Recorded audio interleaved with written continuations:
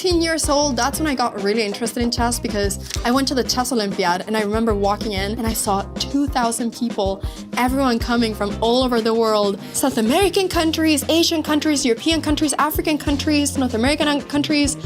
And I was like, I'm seeing so many people that I would never meet in my life if I wouldn't be here. For me, that's one of the coolest things with chess, that you get to meet people from all over the world. I have not noticed any difference in playing style. I think that everyone is just trying to play good chess. So no, I can't tell you if there's any difference. Is the Bond Cloud opening? Why is it a meme? Yeah, I mean, it's a meme because of how bad it is. Like, I think Magnus Carlsen, he always says it, like it shouldn't exist or something like that. I think I saw him say. The Bond Cloud opening is when you, on move number 2, push your king forward.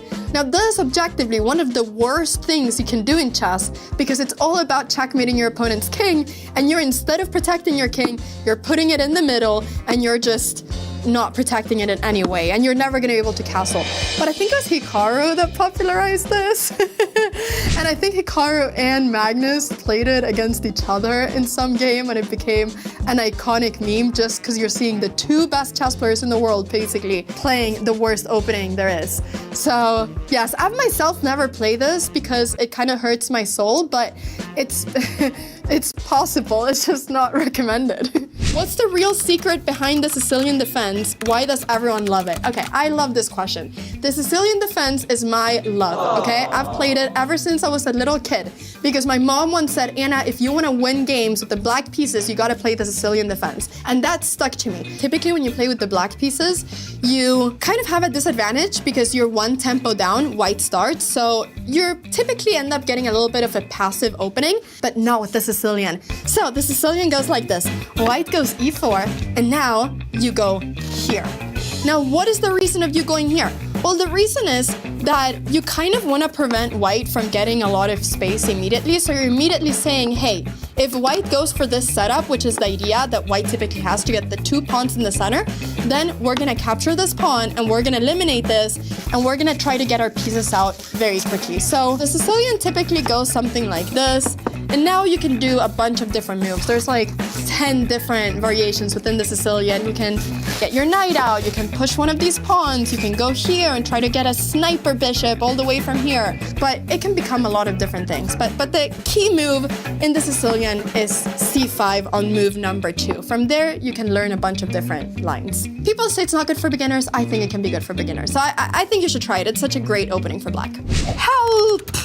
I've been stuck in ELO hell for years. What do I do to escape? I'm very sorry you've been stuck with your ELO. Just watch the videos, improve, play more. I'm sure you'll get out of there. I believe in you. Yeah, that's it. I've been grinding on chess.com for years and I finally got to 1500 ELO. How much longer do you think it'll take me to be a grandmaster? I'm 15, by the way. Hashtag on the grind. Okay, listen, I love the positivity you have, and I love how much you want to become a grandmaster. It's amazing. There's a long way from 1500 to grandmaster, but just keep playing, and we'll see where you go. But it gets exponentially harder. But don't let that stop you from achieving your dreams. If you want to become a grandmaster, keep going, keep grinding. I believe in you. What is one thing I should know/learn to beat most people at chess? I don't want to be the best, just better than most. I feel like I'm seeing a red thread, which is that everyone just wants to improve at chess and everyone is stuck at just not knowing how to improve. But I think that, I mean, in real life, most people are not that great at chess. So if you just reach like 1300 online chess rating, you're gonna be better than all your friends. And already that is a great flex. If you're able to just pull up a chessboard and challenge all your friends and destroy them, who cares if you're 1800 or 1300? You're already flexing on your friends. Just watch master players play, watch games, try to improve from your games, watch a lot of videos, and just become better. Okay, final question. Could a noob beat Magnus Carlsen if they had like 30 queens? You, my friend, are very lucky because the Esports World Cup just tested this. Click here to watch the video. Hello guys, we are here with Team Liquid. We're talking about topics, incredible topics. Today, we speak about hopes and dreams, all right? What did you guys want to do besides esport? And what are you going to do when you quit esports? What is the dream situation? I'm not talking about I'm going to take my winnings and invest them. I'm talking about opening the LAN cafe, you know, starting a little chef place. Ace, you're a man I think is devoid of any hopes or dreams. Prove me wrong. What kind of thing is that? What do you mean? Prove me wrong right now. What do you want to do when you're done? Hopes and dreams. That's what I was talking I don't know, about. like, I think I'll just like move out somewhere, fucking chill with my close like family, and make some big ass like nice ass gamer room. A gamer room. Cellar, yeah, with like a lot of like chill stuff, and just hang out with my bro, play some games. Just a terrible answer. Just absolutely abysmal. Come on, a gamer room? You could do that right now with your family. That's what it does. No, that's but why he like, likes esports. That's what I know. Yeah, why do you think I'm here? I'm a gamer. I'm a gamer, bro. Come on, bro. You could like start a business. You could Yeah, but that's hire like, an assassin. you can start a gaming room business. You could do a gaming room Sure. business. Design people's gaming rooms. Sure, but like, it's not like I'm gonna do business all the time, you know? That's true. Like, there will be some business as well. All right, so just a gaming room. Well, I'll open it up to the floor then. No, You guys have any? But like a big like place, like almost like a farm, like house here, house here, house here. My bro's family, my family. Okay, now like, this is getting interesting. You'd like to make a compound. Yeah, if that's what it's called. Interesting. With many people living together, all sharing gaming rooms. A LAN center, if you will, of your family. Oh. That's pretty based. Where would this be located? What country? Just like Denmark, I think. I like Denmark. Very good. All right, all right. Does anyone have any dreams but after Dota? The floor is open. We're gonna take out slacks. That's our dream. What was that assassin part about? Yeah, we're gonna kidnap him. I was just wondering. I'm gonna put him in the pool cooler. The pool, not the pool cool. Not again. But no, you guys don't have any like big like. I've talked to players in the past and they're like, yeah, I'd love to get a crazy car. Some guys have done that. I'd love to open up my own LAN center in the Philippines, you know.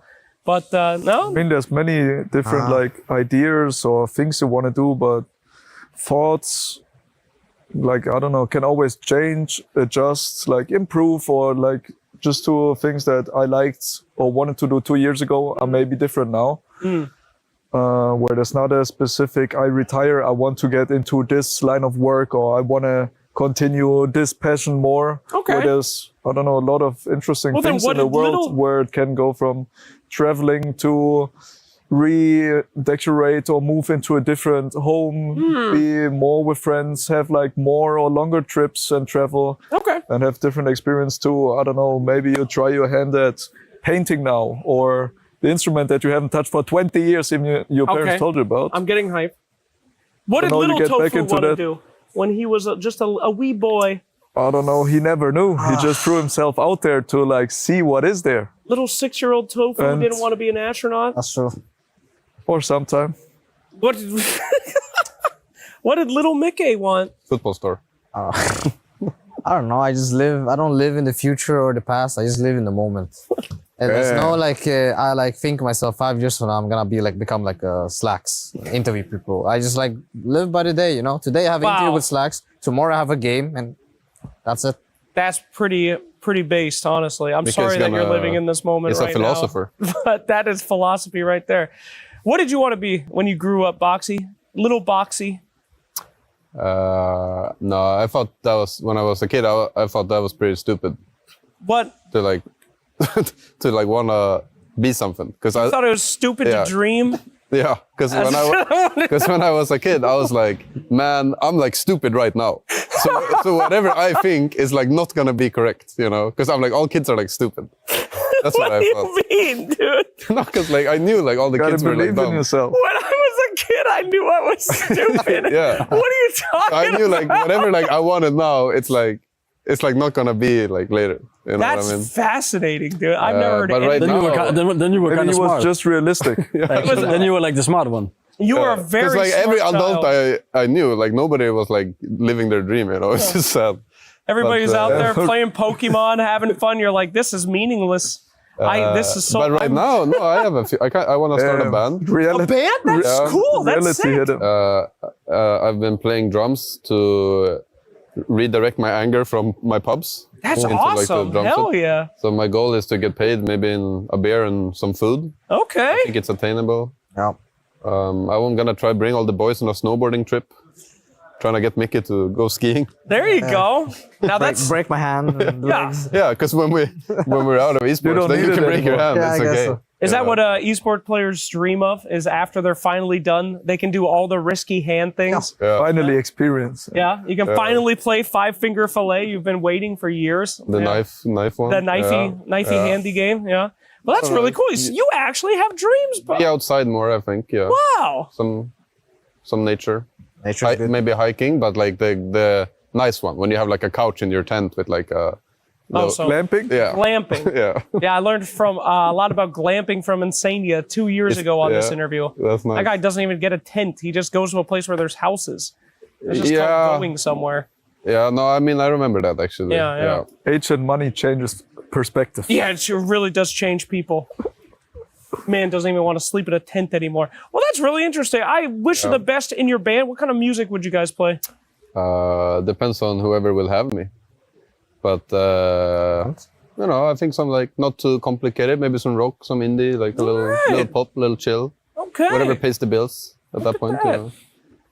Would you join his band, Ace, if you were invited? Oh, I'll be a Don't know. spectator. Spectator. I'll not share sure what one. instrument I would Do be playing. the sorry dance on the Sorry. stage. The what? The what now? What is this? The Justin Bieber sorry dance. You haven't The seen it? Justin Bieber sorry You haven't dance. seen it? You want to show him, Mick? No, I don't Go want to ahead. show it. That's for another time. All right. That's a shame. We just lost a lot of TikTok viewers, but thank you so much. All right, cool. Well, that is good to know that our esports players still have dreams. All your little child versions have now grown up. You have so much more left in your lives. Is retirement close at all for any of you? You guys still kicking? It depends if Liquid kicks me or not. I don't know. Okay, so if Liquid kicks you, you're retiring? You don't want to go for the revenge arc? What is there to revenge? I don't know. You get pissed about something. Because like we'll see how the year goes. Yeah, we'll see. We'll see. All right. Well, I hope you guys don't retire for many, many years. You're carrying the scene. And it's good to know that you guys at home keep your dreams alive too, just like Team Liquid. Stick around here at EWC for some more dank conversations. He thinks he can come in here and play my game. Let's go. He knows nothing. Let's go! Tyler 1, you're done. Raw energy. Half and blow the house down.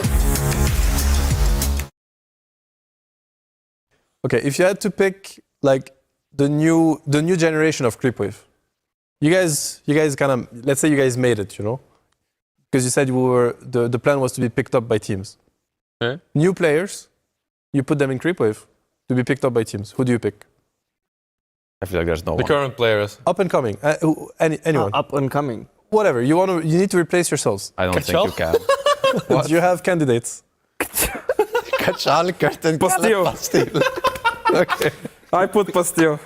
Oh, everyone can put one person. I put You put Bastille, Bastille in Creepwave. Okay. Creepwave 2.0. I will put Curtin Kalle. Curtin Kalle Bastille would be a fucking master combo. Yeah, Curtin Kalle Bastille would be a master combo. All right, that's already strong, very strong foundation. The thing is, We're building Jordan team. the thing is, viewers doesn't know. Only you know. Okay, they don't know. You know what we're talking about. All right, okay. If the names are, it's true, the names are not known. You're right about But this. they're iconic. We have All to right. finish, Amar. Call you. I mean, I would say Nagato. Okay, I'm post 5. I choose the post 5. You choose All the right. post 1. If I have to choose a player, I. We have 3, we have meat, we have 5. Niet remember, je hebt Bastille. I mean, actually, Bastille is universal. Yeah, he can play hardcore. He can play hardcore. The thing is, I don't want to choose new upcoming players. I'll just choose Arteezy. Okay, you put Arteezy. Why do you put Arteezy? Why you put Arteezy in Creepwave? You can. There were no rules about this. You can. What? And on a more serious note, like I'm thinking, like what do you think? Because there is a lot of success in this group, right? Obviously, you guys like all notable players now and made it on big teams and with big results now. So, do you think there's anything special that happened in Creepwave, or like I don't know, a way to look at the game, a way to practice, maybe sharing your experiences or anything that helped you? You think being in this group? Yeah, the For coach. today? Matri. Matri. Matri. Yeah. Without Matri. You're saying this? And Mark can tell you, I was a piece of before I met them. You're saying this seriously? You really You saw my picture. I look like a gangster. I was actually a gangster. I mean, without Coach Mitrim, like this guy was like flaming his ven and flaming my axe in the middle of official, and we were like, we don't know what to do. How young were you when you joined anyway? 15. 15. Oh my god. You weren't much better, Amar. You remember the Thunder Predator loss? Dude, we lost to Thunder. I mean, I am a witness of him playing OD offlane in a game and not talking for the whole game. OD offlane. I still remember that. Yeah, I remember that script. So the coach played a big role in like helping you guys grow and stuff. And what about like, so you guys were like, but because you're more than 5, so how are you playing? You're playing games together, like as in, you know, tier 2 tournaments games, or just playing pubs and queuing pubs at the same time? I mean, we actually like our team, like we have a Discord, we like 9 of us. Like we always try to play this tier 2 when he's like on. When we're all on previous organization, and even now we always try to play this tier 2 tournament, it just never works. With whoever is available or like ready? Yeah, we always try to make team and it just never works. Either the tier 2 team doesn't want to invite us or like one is missing and then we just can't play. Okay. And back then you were playing these tournaments already? Yeah, when we were like a team together, but we never played after we disbanded. Obviously, never worked. Quite more busy. And did you have, and everyone had like the, I guess the ambition to go pro, to join like a tier 1 team? Or some of you guys were just playing casually? I mean, we had so after I did the betraying move on them first. What was the betraying move? Like I just left. I I mean, left he just left and he basically betrayed me. Oh, you just left the group? Yeah, I just said it's not when you joined the team. You just left the group. Yeah, I just we didn't qualify to Division 1 and I was like, this team so I just left. Is this the Tidehunter accident? Tidehunter incident, what is that? What do you mean? It was in Sumbufi show, I saw. He ravaged Ancients. Yeah, ravaged Ancients. Like, who cared? It was like funny. Dude, that's not even the best. I think Amar, you have to tell the story how we actually didn't qualify to Division 1. I feel like... Yeah, how we didn't qualify to Division 1. Was it the IO game? No, it's not about even tiebreakers, it's before. Okay. It's before. So there was a team, I can't remember their name. So it was Brehm, Helber Smashers and us. And we were it's obvious, we're gonna qualify. But what happened is a team got disqualified and that team won a game against Brehm. So suddenly we tied as 3 people, 6-1 scores. Okay. So we played tiebreakers, which was the nightmare of our first creep wave. Why? Because this guy played Void Spirit and bought Witchblade, which is like the worst ever. And this guy played what did you play? IO. This guy played IO carry. You played IO core? Yeah. Okay. And the second game he played Bristol Cottle. We had 2 starts, IO Tusk and Bristol Cottle. And both him and Fishman never played these heroes. And this guy played Void Spirit. I mean, we were owning like the whole game. It was, Wait, so you guys lost the tiebreakers? Yes. Yeah. Yeah, but we lost. The tiebreaker happened because the team got disqualified. Else you were through already? Yes. Yeah, we was already through. Tough one. And then after that you left? Yes. So it was because of the IO? No, because I just said that and I believed I will get better people. Because you didn't want to take any responsibility on the loss back then? No. Okay, fair enough. Yeah, I would say so though. And what is the Tidehunter incident? We played officials against some CIS team back then. It was for Sweet Snow, some tournament. I think I was just because I'm playing that, my keys are C and V on Anchor and Ravage. And I was just farming normally. And then I accidentally clicked B.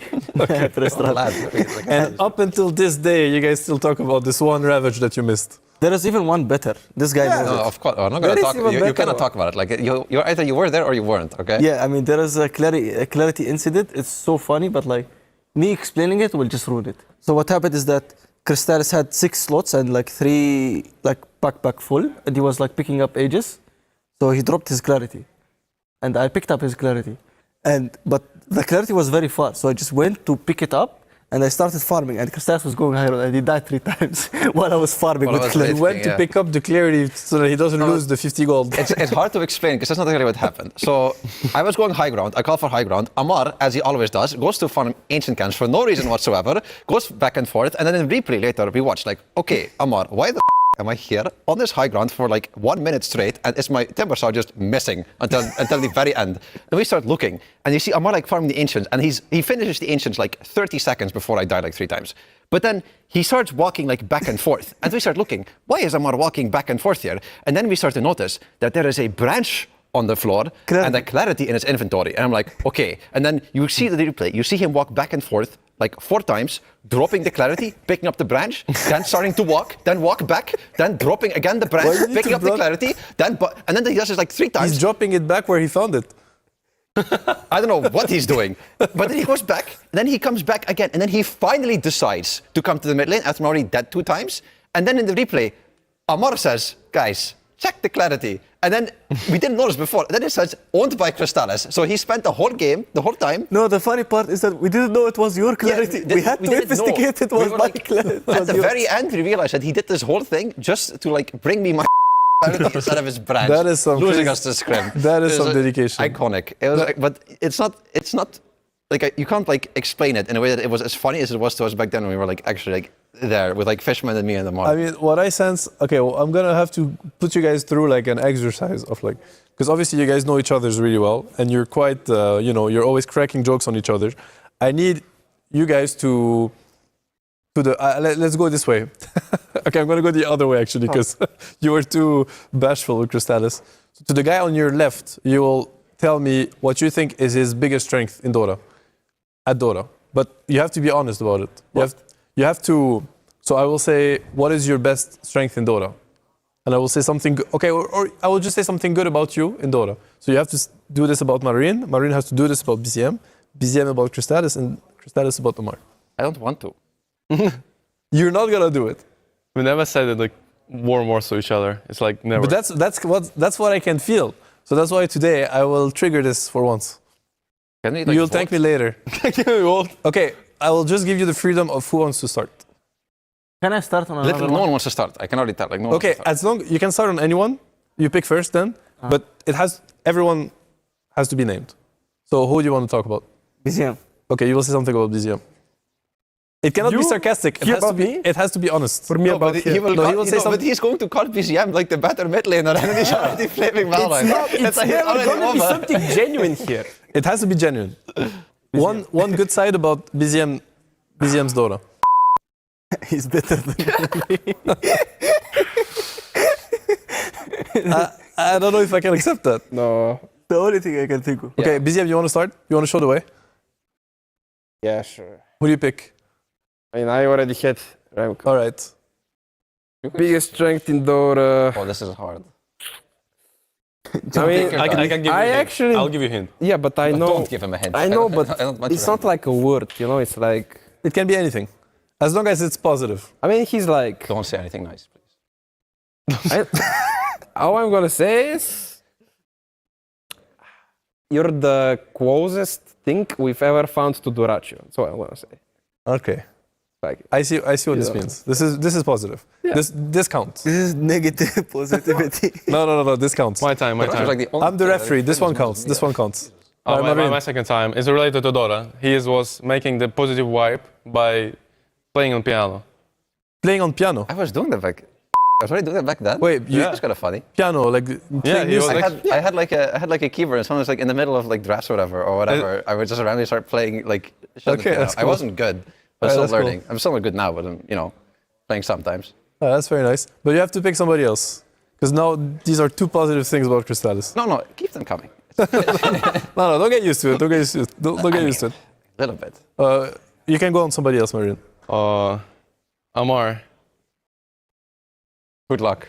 Your biggest strength in Dota, power in Dota will be called as honor. Amar will be always stayed and always gonna fight until his honor is gonna fall down. All right. So resilient. Yeah. Resilient in the game. Okay. That works too. Never tilt, never rage until his success. Okay. Yeah. What? Big strength. I mean, he's gonna rage on you, but not on team. Okay, sure. No, this is validated. This is validated. Amar and Crystales, you're the 2 left. Okay, okay, old first. Wait, didn't you already say something? No. No. I said you is better. No, no, but Yeah, you said that. Yeah. Yeah, but does it count? it didn't count. Can I go first though? Okay. You're pretty funny. Okay. Yeah, you're pretty funny. This is my biggest power in Dota. Yeah, you're pretty Yes, that is true. That is very true. funny. Nice. And now we have Amar about BZM, but genuine. Well, yeah, it was being genuine. He meant it. The thing is, I'm being genuine. This guy always beats me and Manri. Like, what should we do? Okay, so you put him on a pedestal. I told But Manri. that's not the. Do you accept it? The thing. Do you accept it, or do you think? I think you should ask him if he accepts I will it. interrupt. Sorry. He's saying it's better than dinner, but every time, like 90% of matches, I destroying this guy in lane, but I'm still losing, and he's still calling me worse in lane. I'm coming on like most of matchups and just deleting him in the game. Okay, so Amar, you you know have to the find night. something without comparing him. Just BZM, like he's the only Dota player that exists. What? But it's true. He always beats me and Manri. What should I do? He beats you on mid too? No, I mean like no. Lane is bad. Oh, you mean like okay. You guys always go back to something negative. Okay, I will accept it, guys. I think thank you for putting the effort. You know, like I felt a lot of positivity. I don't think he put the effort at all. Okay, He's trying to blame me every time. You will I did figure not it out feel with each other, positivity. but I felt so much positivity and support from you guys to each other. Really, this was very Thank you, wholesome. Amar, for this. This was I will try to become better. this was very wholesome. Honestly, you guys always balance the positive with negative, Yeah. but we're heading in the right direction. I hope to see you in finals again. Nice. Yeah. That's a nice thing to say, guys. Because I want them to lose to me again in finals. And what about you, Omar? Closing statement. Give me something positive, I will give biggest positivity. please. Bujidar, I hope you make it with rank 300 carry. Thank you. Great. That was Creepwave in a nutshell. That was pure Creepwave for you.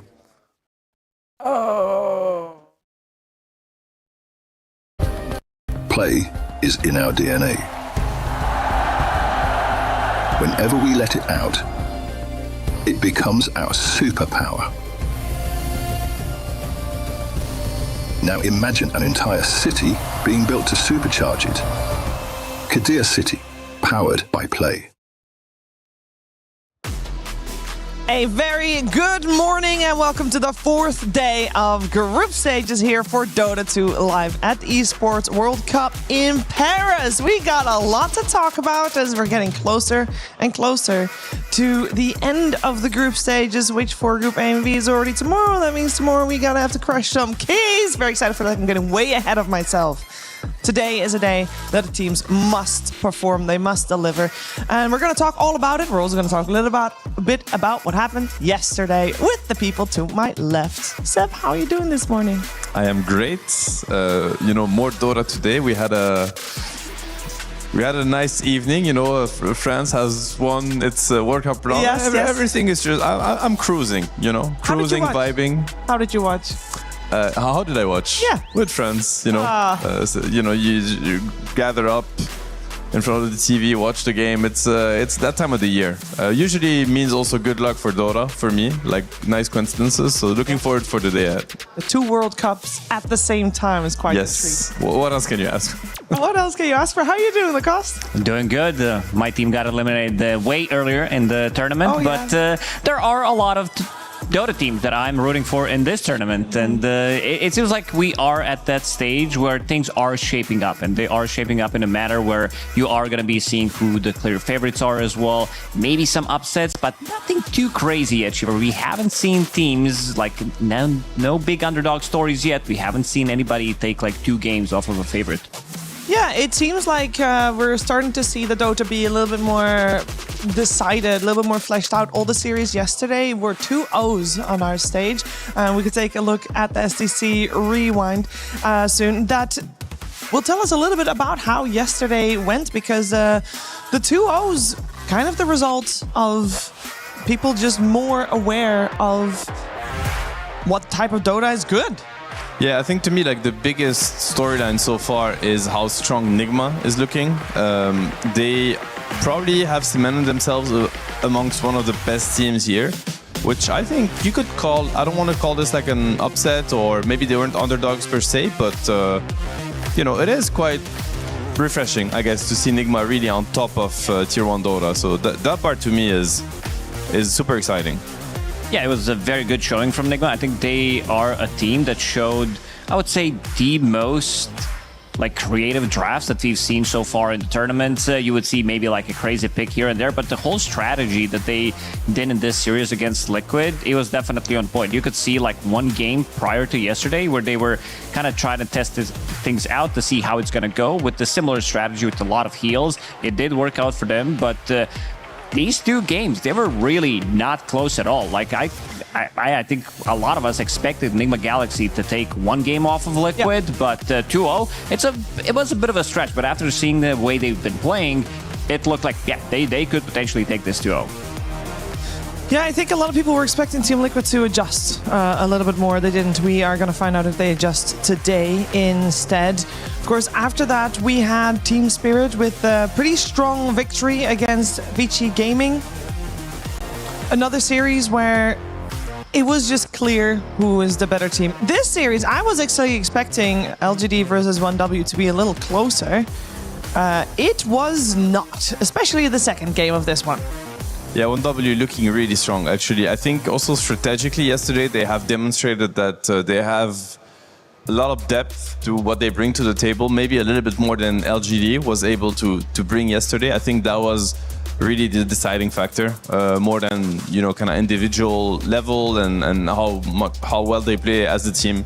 Yeah. So, I mean, we see it here in Group A, like in the first group, right? Falcons are really now starting to dominate where we expect. And then we have like the second tier of the group, which is Extreme and BBT mainly. These teams we know could, obviously they have the same score as Falcons, but I do think that they have a little bit more to prove than Falcons right now. Yeah, I just want to remind people that the top one goes through to our single elimination playoffs directly.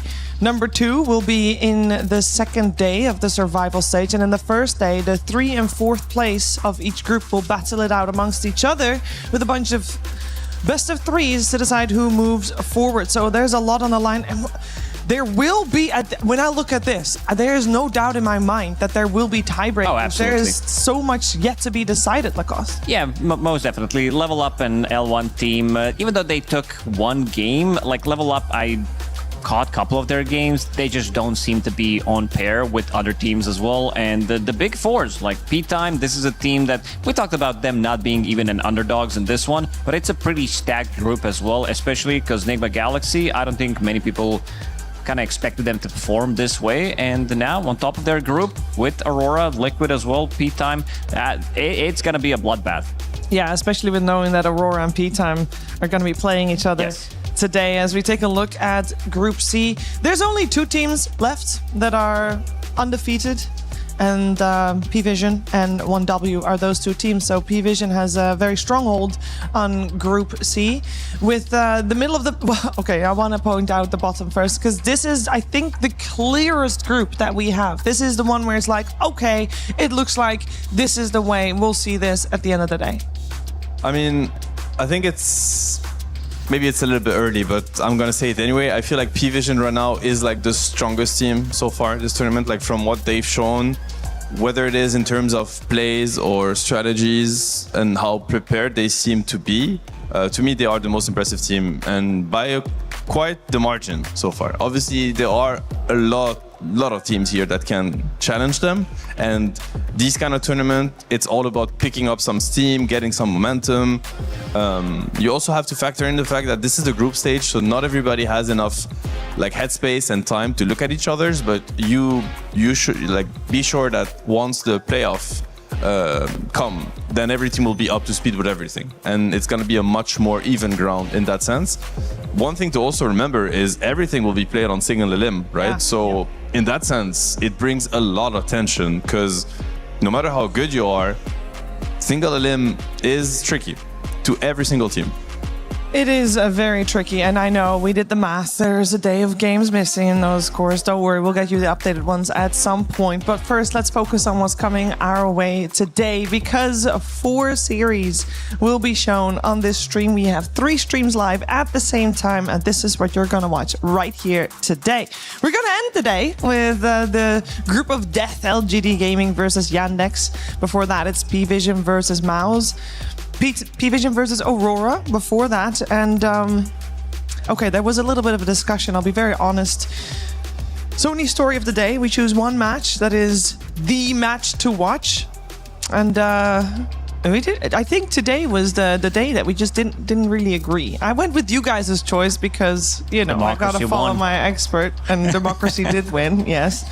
But it is close. So we chose as our Sony story of the day, Extreme Gaming versus BB Team. We also saw it in the standings. These two teams are very close to each other, so this match could be incredibly deciding for what's happening in the next stage of play. But Lacoste, why do you feel that this series was the series? Because they're so close, and like whoever wins this one could potentially challenge the first spot in the group as well. Falcons are going to be playing with slightly easier matchup than what these two teams are facing today, so I feel like it's gonna put us in direction to see how it's gonna go, because you kind of want to get that first spot in the group because it gets you to top 8 immediately. Second place, like you skip the first round of the survival, so it's still like there's still a lot to play for, and you can feel that maybe some nerves are especially kicking in for these like lower caliber teams. In this one, XG against BB, a lot on the line, and both of them, they did lose one game yesterday, so gonna be very close because teams are not on top of their game at the moment. Yeah, they're 4-2 for both of them, so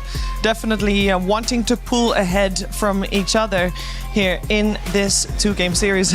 I hope for their sake it's not a tie, because I think that will be I mean, they're actually, you know what, for our sake, maybe there's going to be more matches. It should be a gentleman's agreement to say like whoever wins the first one shouldn't win the second one. Gentleman's agreement. Yes. Let's make it the best of one.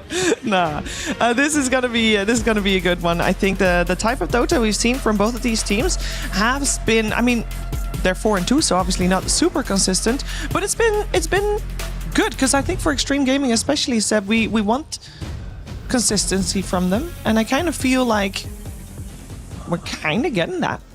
Yeah, we are. I think like everybody is looking at Chinese teams this year, because obviously TI is going to be in Shanghai, and that's like a massive cornerstone, I guess, for the Chinese scene.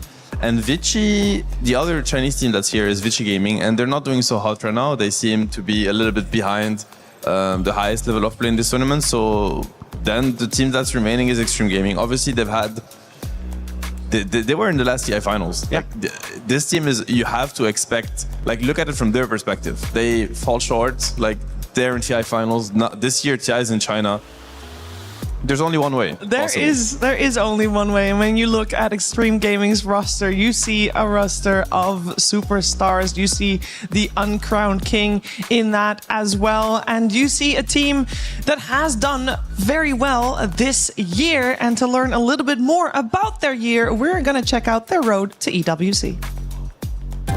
Extreme Gaming has been a powerhouse of Chinese Dota for many years, and they remain that way to this day with their current roster of Ame, Nothing to Say, XXS, FY, and XNova, which was built in the last few months of 2025. While Extreme Gaming is an incredibly strong team, it would be considered by most to be the strongest team in China by a fairly large margin, they do struggle against the top teams on a global scale. Knock them out! Extreme Gaming!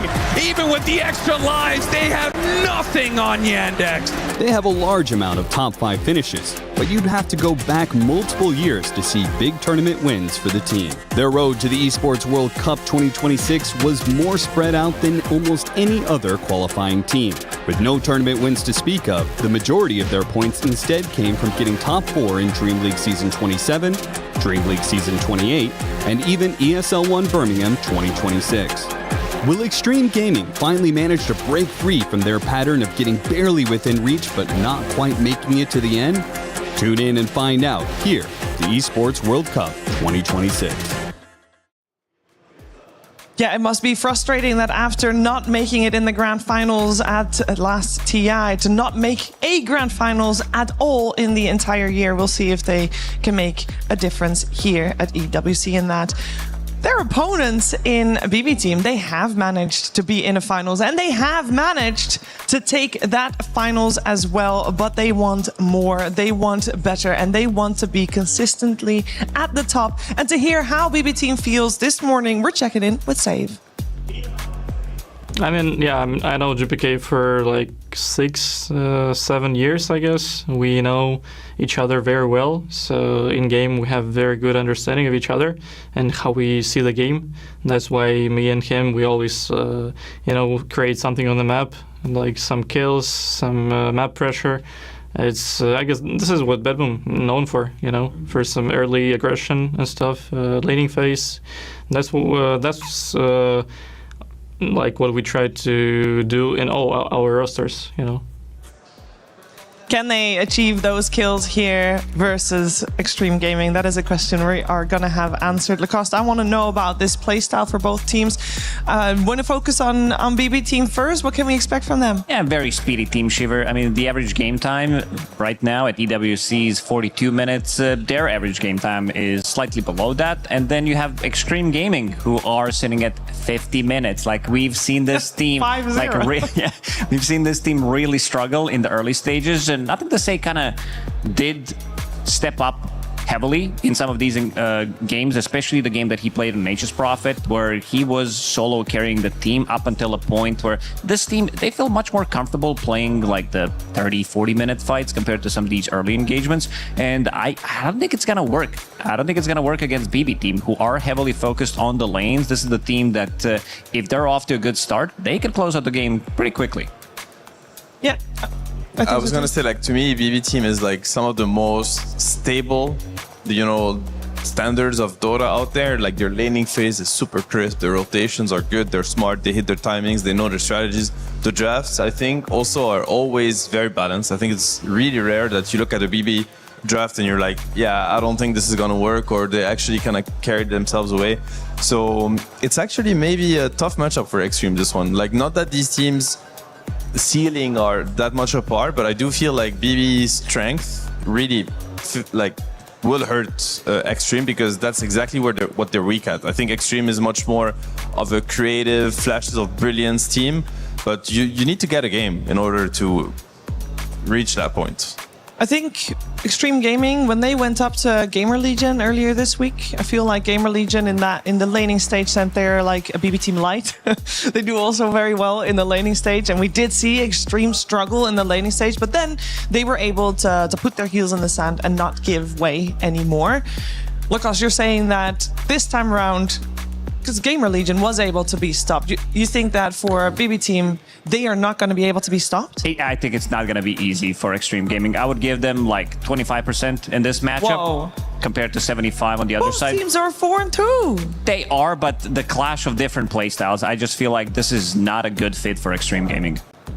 That sounds like a clashing of playstyles that's indeed not very favorable for Extreme Gaming. But as said, they have had the practice against Gamer Legion, so potentially all that practice will be put into work right here in our upcoming series.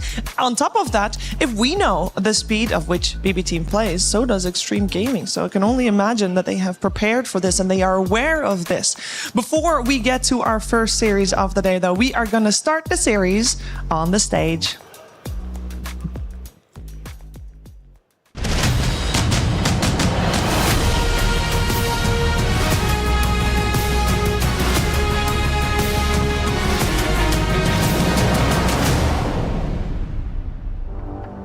Hello out there, world. Yes, it is us here at EWC 2026. It's Sir Action Slash with Milo. So good to see you again, my friend. We have another fantastic day of Dota coming your way. And I gotta say, before we start things off, I get so blue out there sometimes in the morning. I wake up, I'm waiting for something, and then I hear Shiver Gaming's voice, and it makes me so glad to just see her up there and all of our wonderful staff here that we have at EWC to bring you some hype stuff, especially you, Milos. All right, let's reel and get back up. Here we go. We are back into the game, my friends. We are here for another fantastic day. How you doing? Slacks, you're looking grand today, though I have to say, thank you. I am surprised that you made it out of that room. I thought I had you on lock and key, but happy to have you on here with us today. We've been chatting about everything that's been going on so far in our group stage. There's been some surprises, a couple of days that are full of absolute slobber knockers when it comes to how how things really work out in our standings. They're all over the place, and especially our first game today. Oh yeah, there is a big fight for second place in here. Absolutely. Both these teams need to win this one. They need to prove themselves. Now, I'm not trying to be toxic, but in Group A, Falcons came out swinging. They came out strong. We saw the strength of this team. These two teams need to do the exact same thing. You're talking about the TI Grand Finalists from last year. You're talking about a team that has already won a championship this year, but where are they here today? Well, let's find things out. Ladies and gentlemen, let's welcome to the stage our first team of the day. It's going to be Extreme Gaming.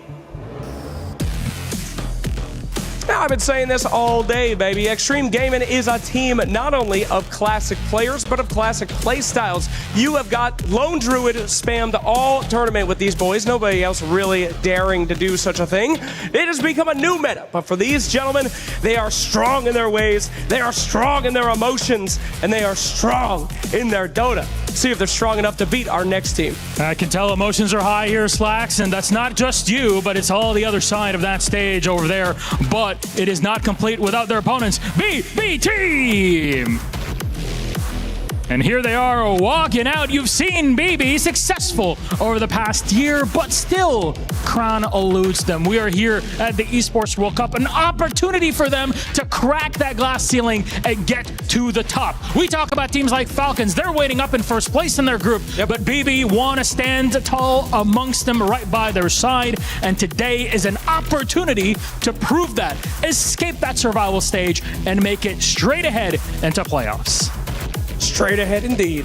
My friends, please BB Team, please Extreme Gaming, take your seats, place your keys. We have our game on the way. Uncrowned Champion is looking to crown himself at some point today. Absolutely. The keys are in, the ignition is starting, and the game's about to roll our way. So let's go ahead and get to that game right now as we head back to the panel.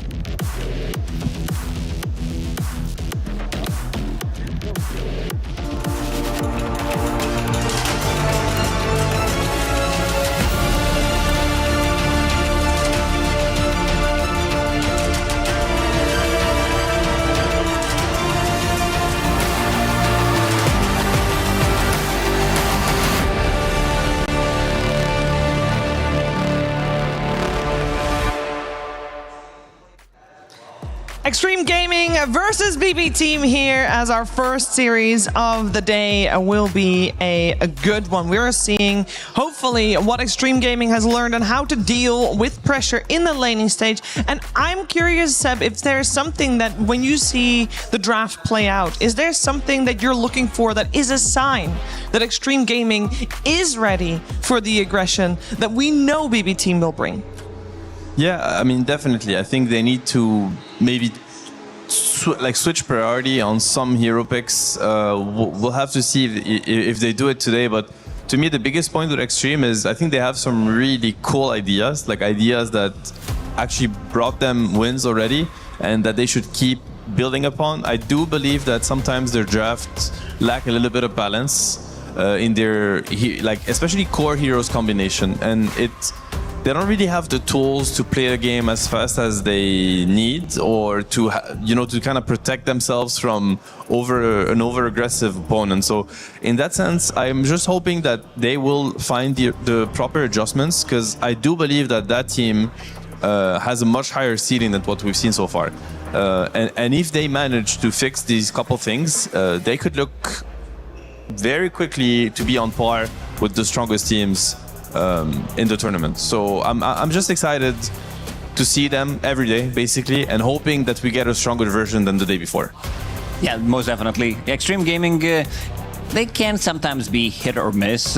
Like yesterday when they were playing against Poor Rangers, they banged out Morphling. First time Morphling of the tournament, probably the last one that we're going to be seeing as well. No. This is the hero that doesn't really fit well in the meta, because this hero is very slow. Like, we are seeing some of these carries getting involved relatively early on, like 20 minutes in. We are seeing quite a lot of twin gate rotations as well. Like, we have seen Shadow Fiend multiple times that we've seen Shadowfiends go for 6-minute rune, go for twin gate rotation, like being the most active hero on the map. Morphling is not that type of a hero, so I want to see Ame on something different. I want to see something that he can contribute early on, because nowadays you also have two of your supports playing with a mid laner. They also try to break the game with that Nature's Prophet pick, which did work out for them because he was playing it from the mid lane. Nothing to say, had some like really great performances so far at EWC, and I want to see him kind of play the same level, because in this series he's gonna need to be on top of his game.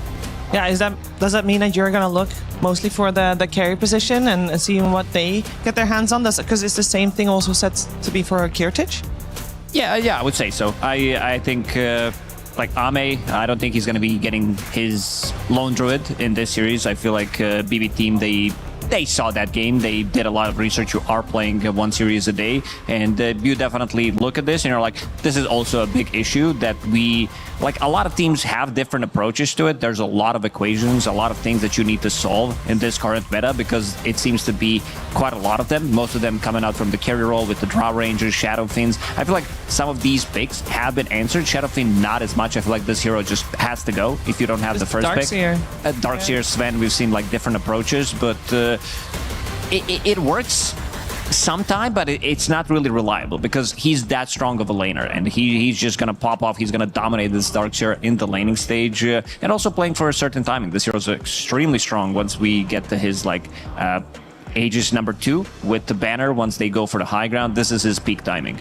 But with that being said, I think it's not impossible that BB try to break the lone druid, because we've seen actually an answer like Arise against Lone Druid. We've seen a bunch of Enigmas. Like I think yesterday 1W beat Lone Druid against LGD.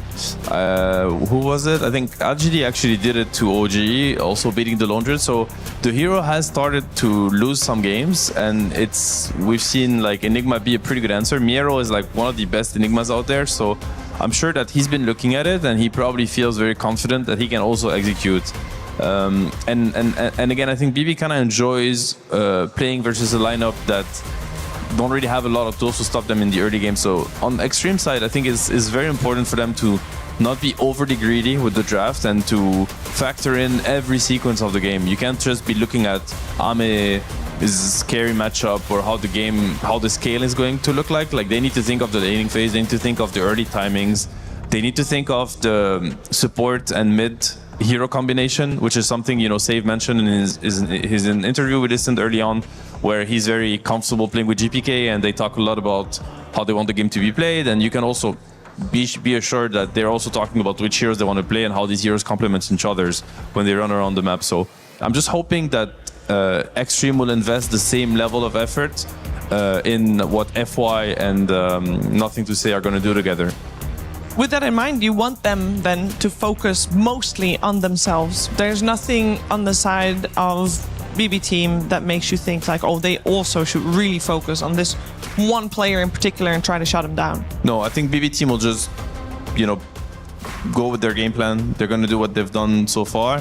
Maybe improve a little bit their strategies, pick up what other teams are doing, because this is a team that's capable of executing anything. That's also good to mention, like in the sense that the players are so good individually that any idea they will see, they can make it theirs the next minute.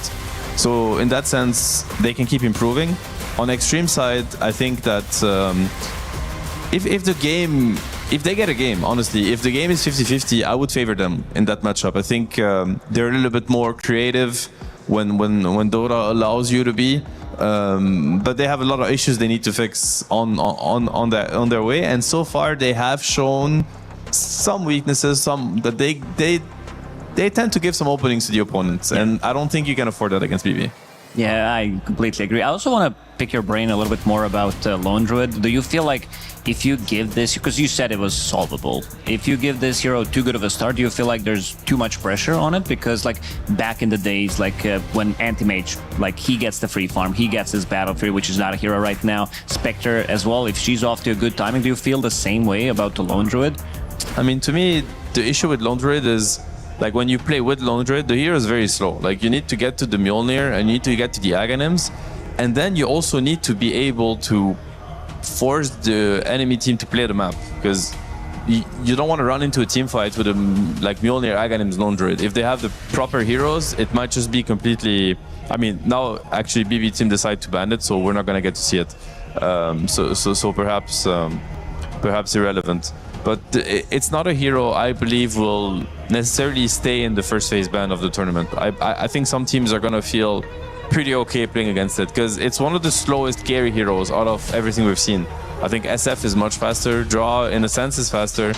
Lone Druid is like the slowest by far. Well, none of these heroes. Ame is not gonna play any of these, so Ame is being heavily targeted by BB team right now. Yeah, before we get to the first picks, I feel we're talking a lot about, because Extreme Gaming in this sense is coming in as a little bit of an underdog, especially based on playstyle as well. But BB team has the same score. Surely they're not invincible. What is their weakness? If they're gonna dominate the early game and then close out games that well, why don't they win every game? To me, I think of BB team's weakness, it's always been the fact that it's like the reverse of their strength. They're so disciplined, they're so perfect that it makes them a little bit scripted. It's like you see their draft and you know what's going to happen. It's really rare that they allow themselves to go outside the script and to try crazy things. You're never gonna see. Yesterday we watched Sumail play and he has his BKB on cooldown and he's playing Alk and he's just running around blinking in the fog. You will never see that from BB team, ever, from any of their players. Like, they are extremely disciplined and they respect timings. If this isn't their timing, they're just not gonna take the fight. They'll punish you the second they see an opening, but that can be a weakness because I think, especially in these kind of, in the highest tier of tournaments, you need a little bit of initiative and risk-taking. Yeah. I think they don't take enough risks, if that makes sense, and some teams can abuse that. Maybe some PTSD back in the days, a couple of TIs ago, when Tormentor was a thing where it was their arch nemesis, which killed them. They were risking too much, sometimes going for the high ground when maybe they shouldn't. So this team did become more tame. And to check some of the openings, Bane picked up by Extreme Gaming, super solid position 5. This is also one of Kataomi's most played heroes, so they definitely know the insides and outs of this hero. He's going to be playing Winter Wyvern on the other side, and I feel like Bane has shown some weaknesses as well. Coming out from the off lane, Miero being the Zoo expert from the off lane, so we could start thinking about potentially maybe getting that Lycan online, because this is one of the hardest matchups for Bane to trade in the lane. They already banned out Beastmaster, so want to see how they're going to approach it, because there was only one Lycan game that we've seen, at least the games that we covered, and it looked, again, unstoppable. There was another game of Lycan yesterday where 33 played it, showing the strengths of the hero. I feel like this hero is going to be heavily bumped up in priority. Maybe once we see these teams that are not top tier, once they get eliminated, it's going to get quite a lot of priority in the drafts. We could definitely see Lycan and Enigma. They have banned the Beastmaster to start protecting the Bane. One thing to mention is that Bane can be played on position 4, so it isn't impossible to see that kind of answer to an early summon hero be picked to, punish the Bane on the lane, and then you get yourself like an Ange, for instance, or something that plays better versus summons. I like the Bane first pick in the sense that maybe this is a sign that Extreme understands that they don't want to fall too much behind during the laning phase. Obviously, Bane, one of the most dominant laners, so maybe this is them starting to secure a solid start to the game and make sure that they don't fall into the typical BB trap where you're losing 3 lanes and you just never get to play the game. Yeah, BB was also making sure that they don't fall into a trap. They took a very long time to think about the Enigma ban that they end up going for. Interesting. They also have the pick out of this, so also that is not coming instantly. So there is a lot to talk about for them. It's a weird ban because Enigma would have been a good pick for them, and Wyvern typically a decent answer against Enigma, both on the lane and in the game. So they must be talking about a carry hero that really hates playing versus Enigma. I think they might be looking for some like Wind Ranger, maybe even Ringmaster out of this phase, because they love to run it as a position 4. It also could be carry. I'm a big fan of Ringmaster in general. It's a hero that gives them quite a lot of team fight, and it's also one of the best, maybe like second best hero in the game when you play against Bane. First one would be Silencer, but he's nowhere as strong as Ringmaster because you can just drop the box, save somebody immediately after the Fiend's Grip, and now you have double saving support, which are sometimes they can be abused in certain situations. So I want to see how Extreme Gaming is going to approach this one. And the reason why Ring is that good against Bane also is because one way for Bane to scale into the game is the Ags. Like we've seen it, we've seen Bane's actually rush it, like either lands into Ags straight, like brown boots. Like they're so excited about getting that item because it has so much impact against Ring, it's never going to be an issue.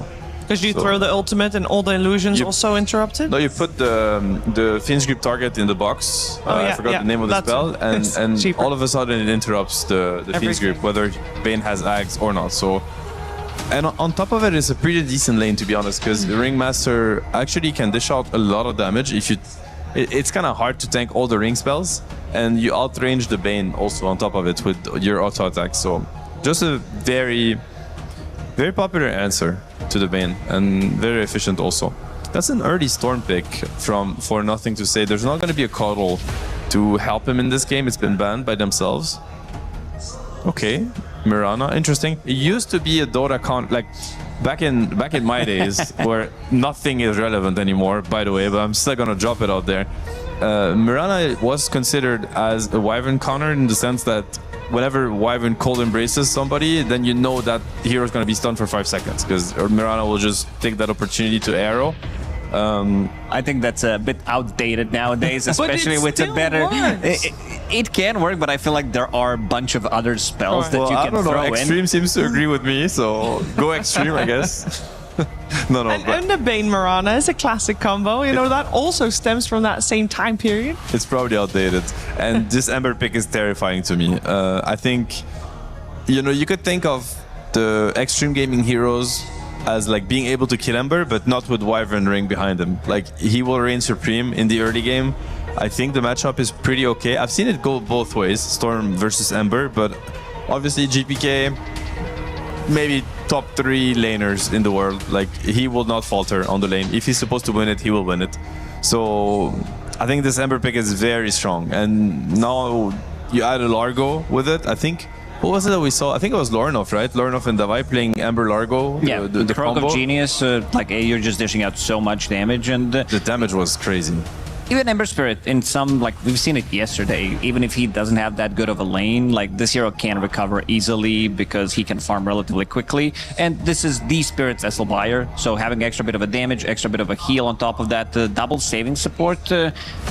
They also picked Mirana into Ringmaster on top of that, which is not the easiest. Like, let's say you land a combo and there's still going to be a box coming through. Right now, it's a very single target oriented lineup from Extreme Gaming, and they're going to be picking up the Doom, seeing that there is good amount of heals on side of BB team, Largo, Winter Wyvern. Good pickup, but I feel like something is lacking right now for XG. I think, again, like, XG is thinking about how the game is going to scale and develop, and I would favor them in that regard. Like, think of Doom versus a Largo, Ringmaster, and Wyvern lineup. Like, whoever gets doomed will die. These heroes cannot save from Doom. So in that sense, they have the team fight condition on their side. Think of Moonlight Shadow, so Bane, you know, Night Vision. So they have vision advantage, and they have Doom. They have clear initiation with Storm. Like, mid-game is easy in a sense, like, if they get there. And that's probably what they're talking about. But you need to get there against BB team. They will make you pay the hard price if you give openings before. And I see a lot of openings before. They lack damage, like Bane, Storm, Mirana, running together, trying to contest runes. They don't have enough damage to cut through an Ember Shield with Cold Embrace behind them. So this might be a game of BB team, you know, dominating the early game, getting all the power runes, GPK, you know, causing a lot of issues. Maybe you have to concede some objectives. And this is exactly what BB team enjoys. This is the position they want to be in. I like the Storm pick in a sense. I think it was cool, like against Wyvern Ringmaster, but the Mirana is to me the big question mark. Even though I like the hero, I think they needed something a little bit more aggressive, like a Skywrath. Like, they needed to bring more damage to the Bane Storm combo, and I'm just a little bit worried about how the first 15 minutes of the game are going to play out for them. Yeah, something that the BB team did extremely well. I was covering some of their games like a month ago, maybe even slightly more, where they were playing Largo, and in 2 of the games they were bringing Largo 6 minutes in, 8 minutes in, understanding that if they bring an extra hero, like even though their support is definitely stronger than what XG can bring in these first 5-6 minutes, Miro, he's the type of a player that will sacrifice himself just to make sure that GPK is also having a good time. So what are the Doom answers? Like one thing we've seen a lot is the Vengeful Spirit. I was yeah, about you mentioned to mention it. Yeah, I like it a lot. It might be the first time that we could actually see it because of the Aghanim Scepter. You're kind of like budget Raid King in a sense. Better version, but because Raid King's not a hero. I think they need that kind of heavy physical objective taking hero. It also stops the Doom from being an issue. Okay, it's actually pretty bad against TB though. The matchup against TB is horrible, so probably not an option anymore. Is it horrible because TB has high base armor? Yeah, it's like Illusion, like Venge, even though she goes for the Hydra's Breath, Illusion hero is still too much. You have Reflection, so you get the Venge aura. And Venge respawning, you die to 3 TB or 4 TB Illus killing you, you respawn, you just die again instantly. Like it just doesn't work. Like the matchup is really tough. Ooh. Okay, they go for PL. That's a win condition for sure. Like besides Storm, they have nothing versus PL. I mean, Doom can buy Radiance. Basically, if you lose the early game really hard as PL, Doom can become good, but the Doom needs to stay ahead for that. If it's a 50-50 or PL is ahead, Doom is probably one of the worst heroes against PL. I'm just very excited to see PL against TB 2026. Some bangers are coming back. It looks very good throughout the whole game. Like you did mention Radiance. Other than that, there really isn't much. He's not afraid of the supports. They can't really itemize in a sense. Neither can Storm Spirit. Very difficult to target the PL as well. With the Doom, there are multiple ways of resetting the fight on their side with the box, with the Winter Wyvern Curse, maybe heal. Not so good against Doom, but he can't Doom everything. So it does feel like BB team, they have an upper hand early, and also don't underestimate how strong of a PL like in the lane is. Like this hero is very in the right hands, and all these Eastern European carries, they know how to utilize PL. I feel like both teams have quite solid lanes, and interestingly enough, I don't favor any team in any lane this game. I think it's a 50-50. It's gonna come down to execution on all 3 lanes. Okay. So interesting, like who outplays who. They both have the possibility to win their lanes. And therefore, in the mid game, we can't say anything useful about that either, because it really depends on who does well on the laning. The trio of supports plus mid laner, I think, heavily favors BB team. So in that sense, they might pick up some pace. Much more than Extreme in the mid game. So ideally for Extreme, they have at least a little bit of a lead to be able to buffer. Yes, if they can secure lead in the laning phase, that would fix all the issues. It would be amazing for them. Random question, does the draft for BB team make sense now with the Enigma ban? A good question actually. No. I would say no. I would say it doesn't. But, you know, it's understandable. Sometimes you ban Enigma because you're planning to pick a carry and then they pick something else and now you just, you know, go somewhere else. We've had so long about that. You know. Just the complexity of drafting in Dota. Yeah, that's why if you have second pick that you only get 1 ban, you have to like 5-head think about anything that might happen. But yeah, there's no Enigma in this game. We got 10 heroes on the board, and it seems like we might have an even game on our hand. If one player is gonna absolutely pop off Lacoste, who is it? Which player is set up for success most? I think it needs to be NTS on side of Extreme Gaming. He needs to be in the driving seat. He needs to be making all the right moves because he does have Doom with him, which is not a hero that makes moves early on. Let's see if nothing to say on his Storm Spirit will pop off as we head over to Cap and SVG for game 1. Thank you, Sheever. That's right. We've got a Phantom Lancer. A Phantom Lancer, this will be the 3rd time it's picked up here at EWC. And the team who has been playing quite a bit of Phantom Lancer is Team Yandex, which is, talking to some of the players, that is the team that everybody is looking at. Everybody's expecting them to end up in the grand finals. They're kind of the front runners, apparently. According to who? According to some of the players that I talked to. I talked to Yatoro, Maureen, Amar. Must have good scrim results. Everyone's getting bodied. They're like, well, we're going to see you there. Just hope you're the other squad. you got to put this PL in an Eastern European carry's hands, right? I mean, this is their hero. I feel I can't even think of a player outside of that region that has had a lot of long-term success on the hero other than Ana. Okay, He's the one player that comes to mind. So this is a very stylistic hero. You need to have a hero specialist for it. You need to kind of understand the timings and know when to adjust those timings. If you're going to fight early, if you're going to fight with an Ags rush or a Diffu rush, you know, depending on what the itemization is in the meta. And you need to know how to micro the illusions in a way that's maximum disruptive. You're gaining an information advantage for your team. You're super confusing in the fights. There's players that do this well. There's players that don't do it at all.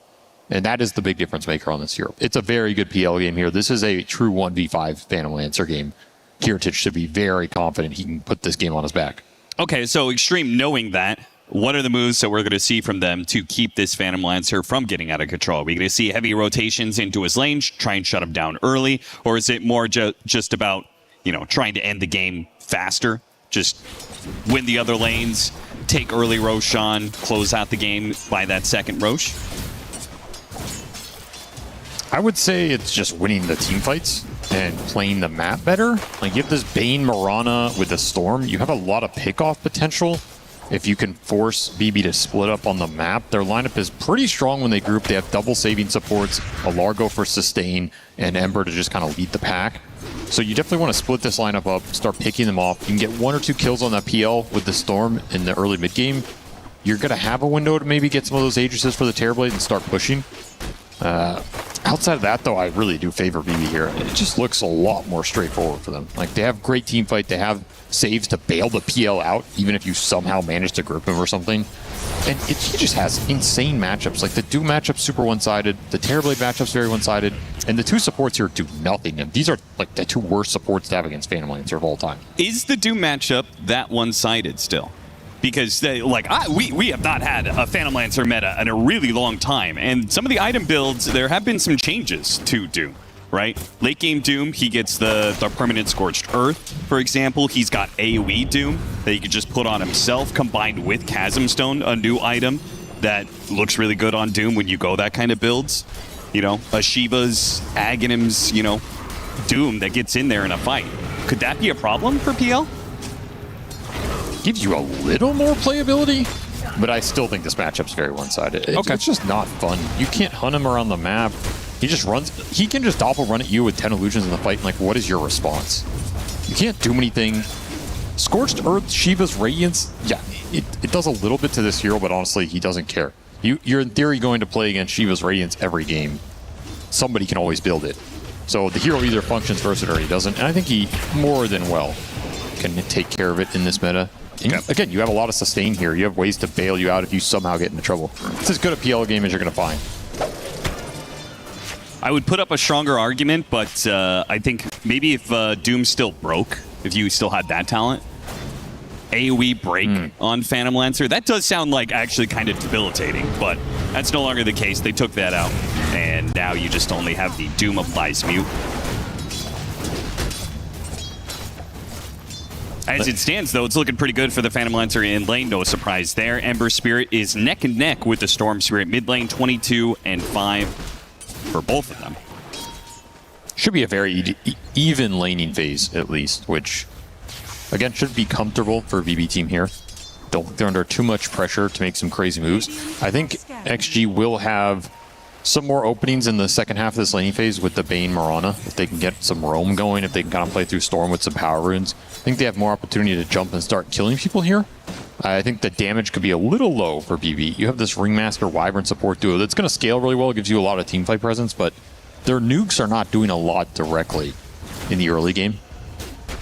So if I'm Xnova, if I'm XFY, I want to get something going here, at least a little bit, you know? Like, find a cheeky support kill, contest a rune against the Ember, maybe get some deep wards out that can set up some kills later for my Storm. Something of this nature. You're not a great stacking team, so again, I think that also pushes you in the aggressive direction. Like, you don't want to just go stack with Mirana here. Who are you really stacking for? You don't want to play that kind of style of game. The more you can find some opportunity, the better this game is going to feel for you.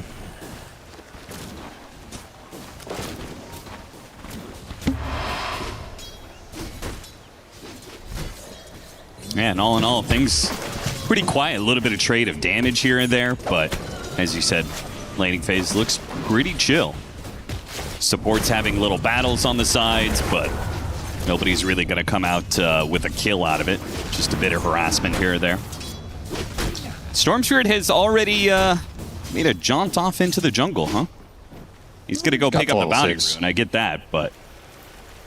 Could surprise with a gank up top if he wants to commit the resources, but that does give a lot of time and freedom to GPK, who's top net worth in this game.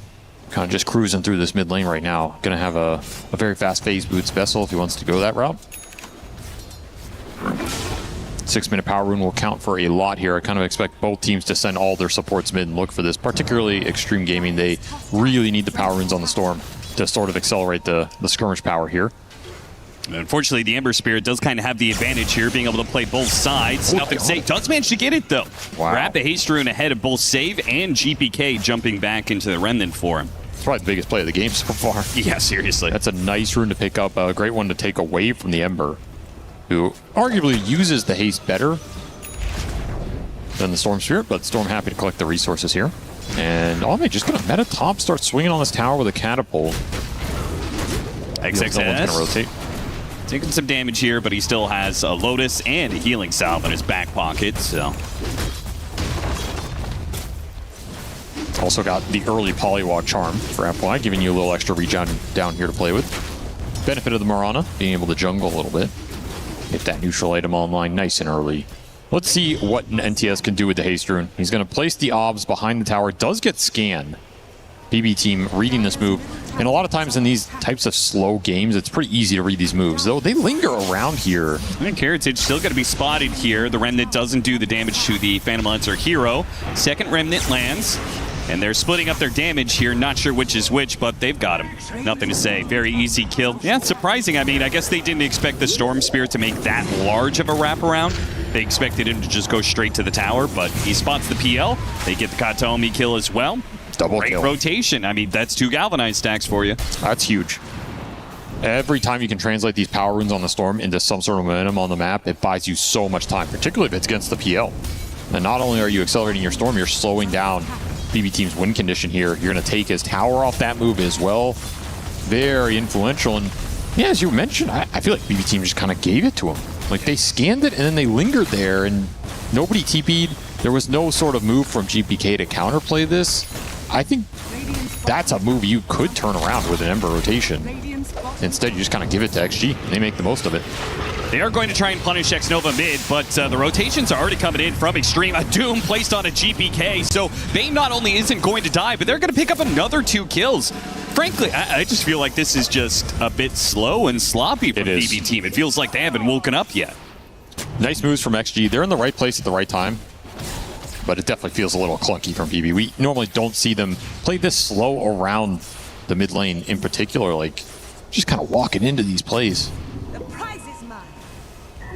Get a D-ward here as well. Nice experience, not denied. Kataomi almost snagged that. GPK coming back in with the Remnant that he placed earlier. Will finally get the kill on X-Nova, so at least he gets a bit of revenge. Some earn charges as well. Pretty nice for him. Yeah, very important. A lot of attention, though, to mid and bottom. And the one who's most happy with that is good old Ame. Hard carry Ame on Terrorblade, 72 CS right now.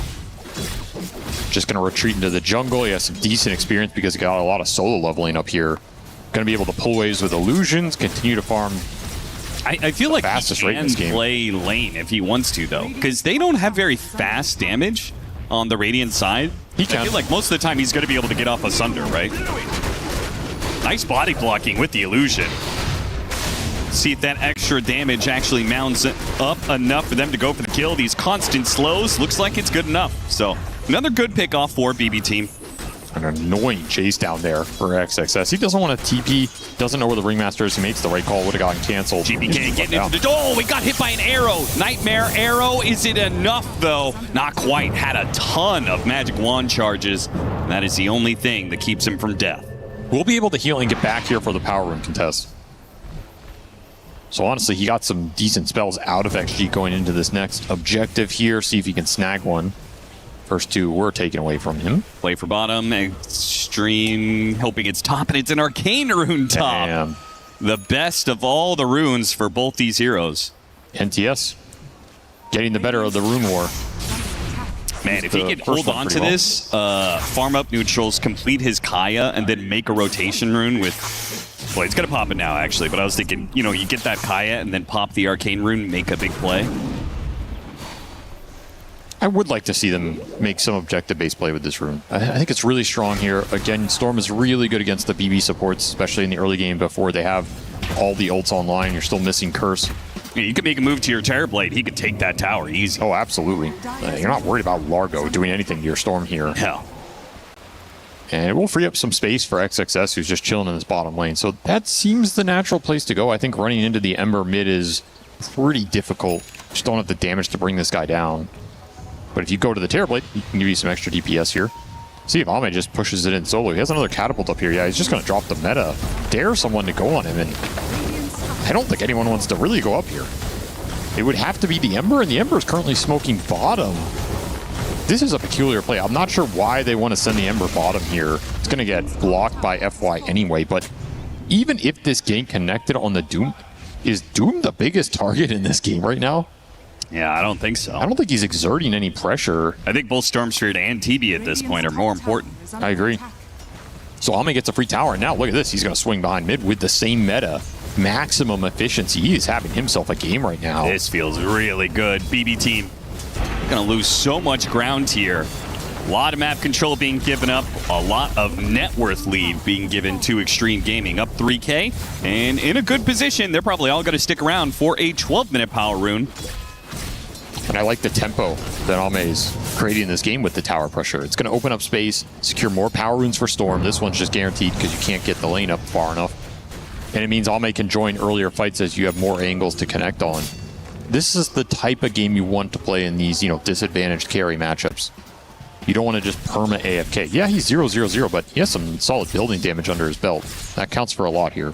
If I'm BB team, I'm already talking about, okay, are we going to defend our Wisdom Shrine in 2 minutes, or are we going to try and take theirs? Because I feel like Extreme Gaming, they're in a good enough position, right, that they've taken all the tier 1 towers. They're going to have another meta up.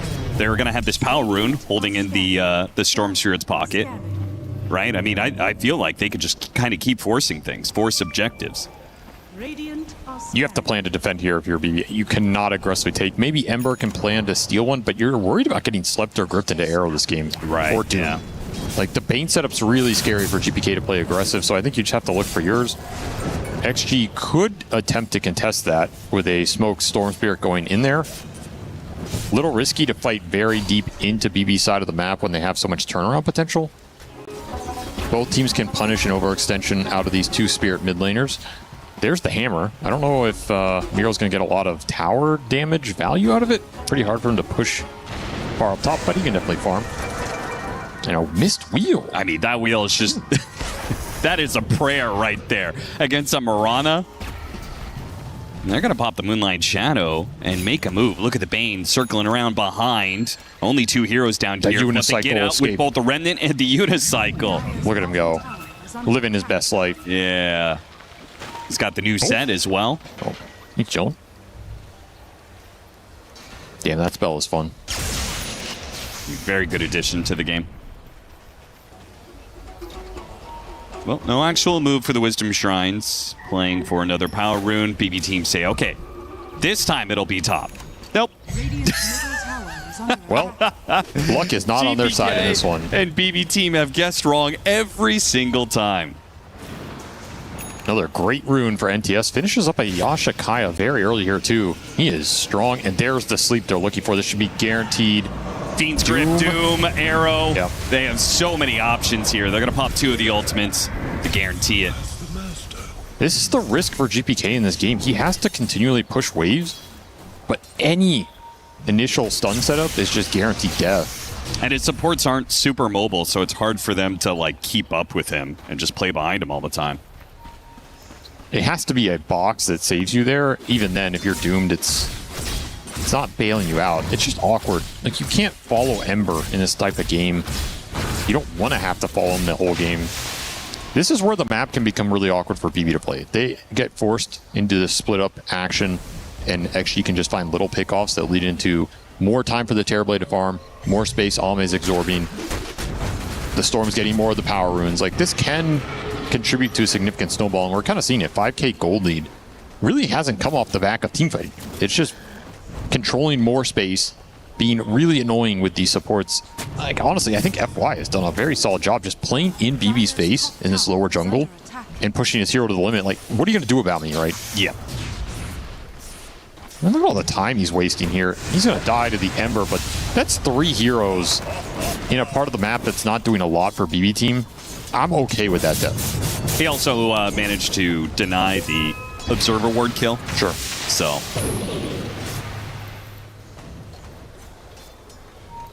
Quick smoke up from BB team. They're going to go through the gate. Head to top, and if they can successfully kill the Terrorblade, they might be able to get the tower, but it's already got scanned. So Ame is heading for the hills here. Very heads up scan. Instantly bailing that. They get another power rune in the river.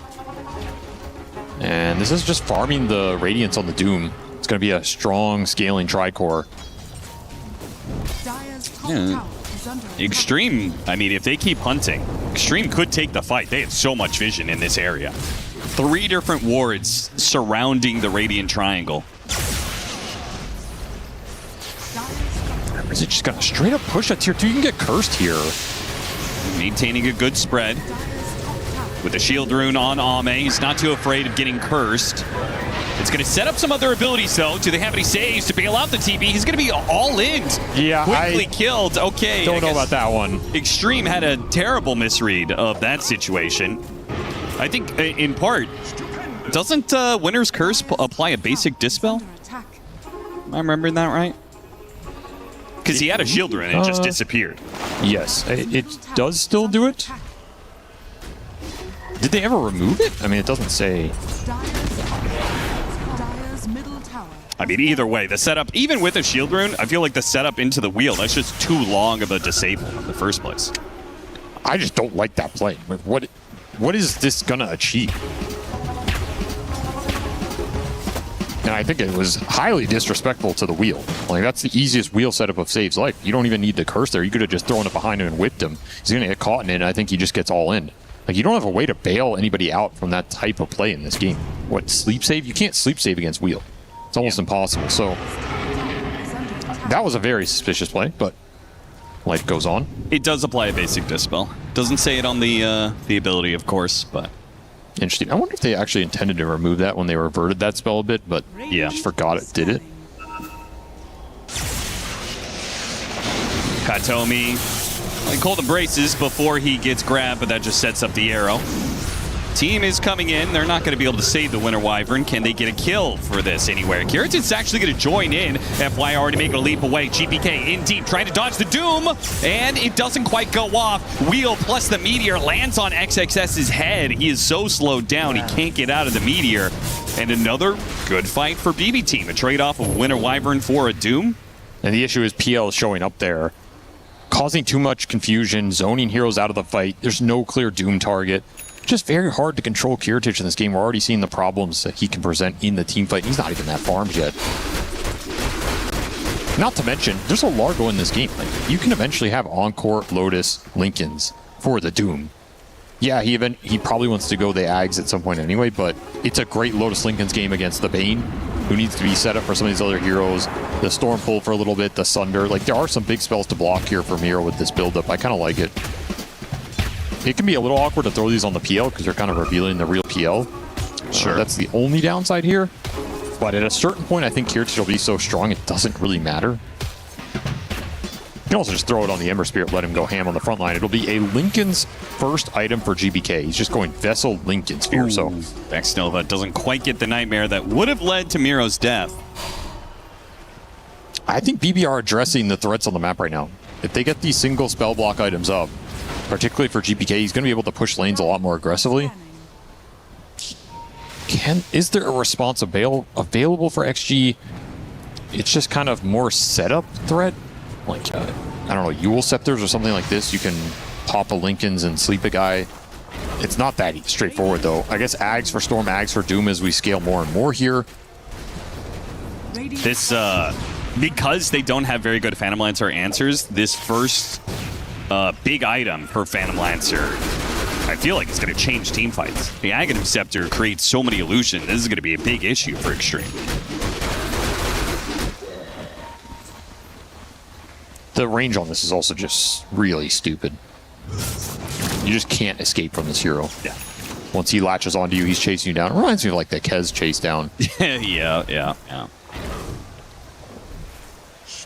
Game is definitely going to be a slow one for XG. There's a nice little pick off with an amp damage storm. NTS still asserting himself on the map, up to 11 galvanized stacks. I mean, he's having a great game here. Yeah, they've had a couple of slip-ups, but they can't afford to let that slow them down, right? No. They got to keep just going for it. Tormentor time. Pretty fast here. I mean, not the greatest shards to get. You're likely going to get one of these support shards, and they're both pretty mediocre here. I feel like getting some AoE off of Brain Sap isn't the worst in this game. Yeah, you can. Yeah, every bit of AoE you can get is good. You can also suck all the illusions. It's a pretty big heal. So in some sense, it's like some sustain for X-Nova. Not the worst. Wouldn't be surprised if XG are thinking about an early Roshan in this game, like earlier than they might do it in the average game with this lineup, just to try and force BB to fight them or lose something on the map, because they're just farming all of their heroes. And they're farming up some great items here. Okay, well, Kiritich is just going to be farming faster and faster now that he's got this Aghanim Scepter done. Simultaneously, it's also going to be a big boon in team fights. Extreme Gaming. Time is on. Unless they really think that they could just go late and, you know, super late where you've got Aghanim Scepter Storm Sphere and Aghanim Scepter Doom. But I highly doubt that's the original game plan.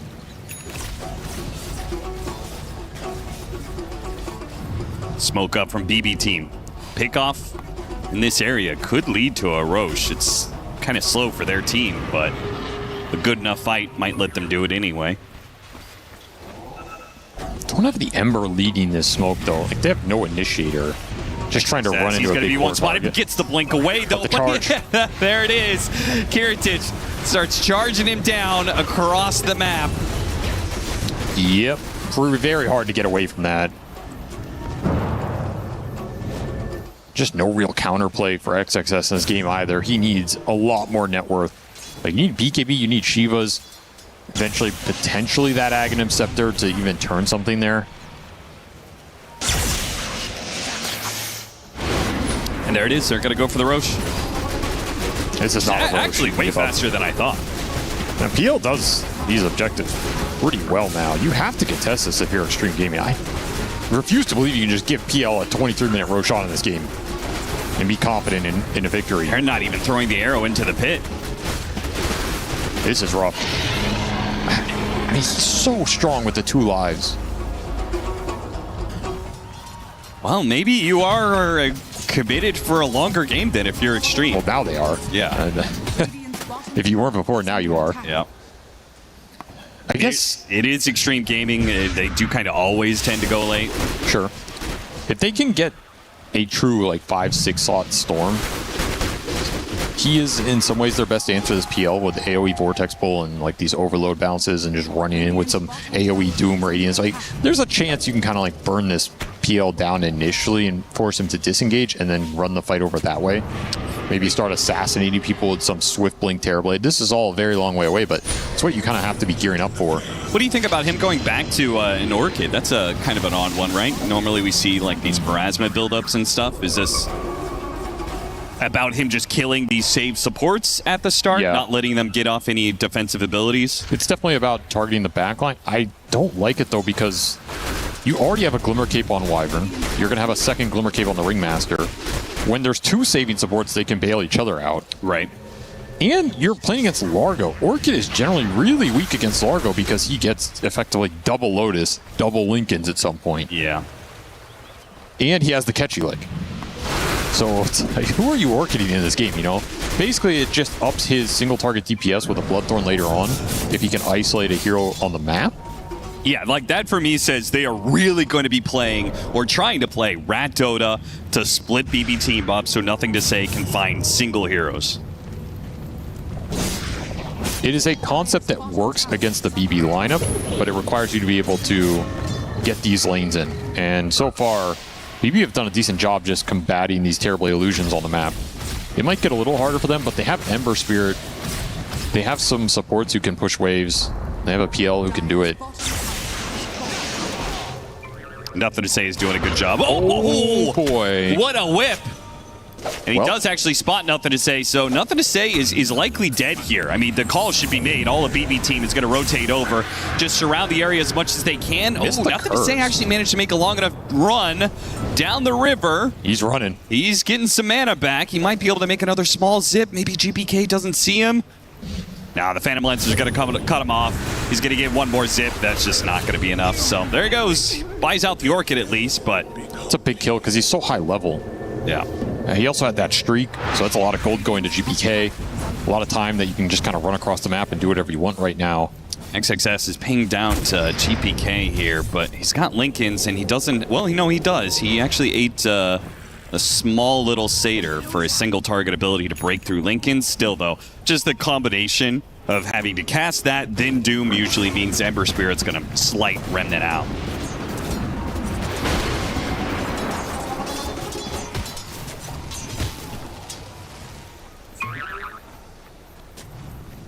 I do like FY. I was just thinking about if you're playing Rat Dota, they do have one of the supports that's really good at it with the Aghanim Scepter Mirana. Where you just arrow down waves with the Starstorm. I guess what else are you really going to go? It still needs the level 20 talent to really get online, to get nerfed a bit. So that's the biggest issue with this build-up, but you do farm pretty fast. You can contribute some extra damage in the fight. It's a little extra AoE for PL, though. I want to say it's kind of negligible. Yeah. But if you can get to the talents, you can become a really annoying late game hero with Octarine cooldown reduction on like the triple arrow plus Moonlight Shadow, really low cooldown. It can be obnoxious in the late game. Yeah, for me, I just feel like they're kind of screwed right now. So anything that can allow them to farm and scale up, just hope that this game draws out another 20 minutes. I agree. You're playing for the late game here. Gonna get some tower damage bottom. Oh man, just walking in the base. Knocking on the door. Anybody home? I love that. I mean, try and force BB team back to their base. That is a lot of map that you get for every single hero that TP's back like this. Both supports can return this to the area. They also have a lot of vision on this side of the map. So as they TP down here and push out, there may be an opportunity for an initiation. They're farming well. And they're not making bad moves. I think it's very easy to potentially force some bad move in a game like this. Like, oh, we need to try and smoke and kill Phantom Lancer or something. Yeah. And then you just get team wiped and the game becomes impossible. So I like those aspects of what XG are doing right now. And we'll see if it pays off in the long run. Butterfly is done for Kiritich, so this is one of his big timings. Just very hard for the Terrorblade to interact with him. Combine that with the Aghanim Scepter on GPK. This is definitely going to be a BB team that's going to start mounting up a lot of pressure now. And we'll see if that results in them clawing back a net worth lead that Extreme currently has at 6 to 5K. And that Ags for the Ember just ruining FY's day. That's some chase down when you need it. They get a tower. Once again, Extreme Gaming trying to force heroes down to this bottom lane. Kiritich will oblige, as he is probably the one hero can push out this lane solo, not be under threat. So you're going to see the PL bottom and try and smoke through the gate, hoping to catch somebody top, but BB are already smoking bottom themselves. Interesting idea. I mean, I bet this is just going to turn into Extreme trying to take tier 2 top, while BB team do the same on the other side. It's so clear BB team really don't want to go back to their own side of the map, and it's very obvious that Extreme Gaming is trying to force them to do so over and over again.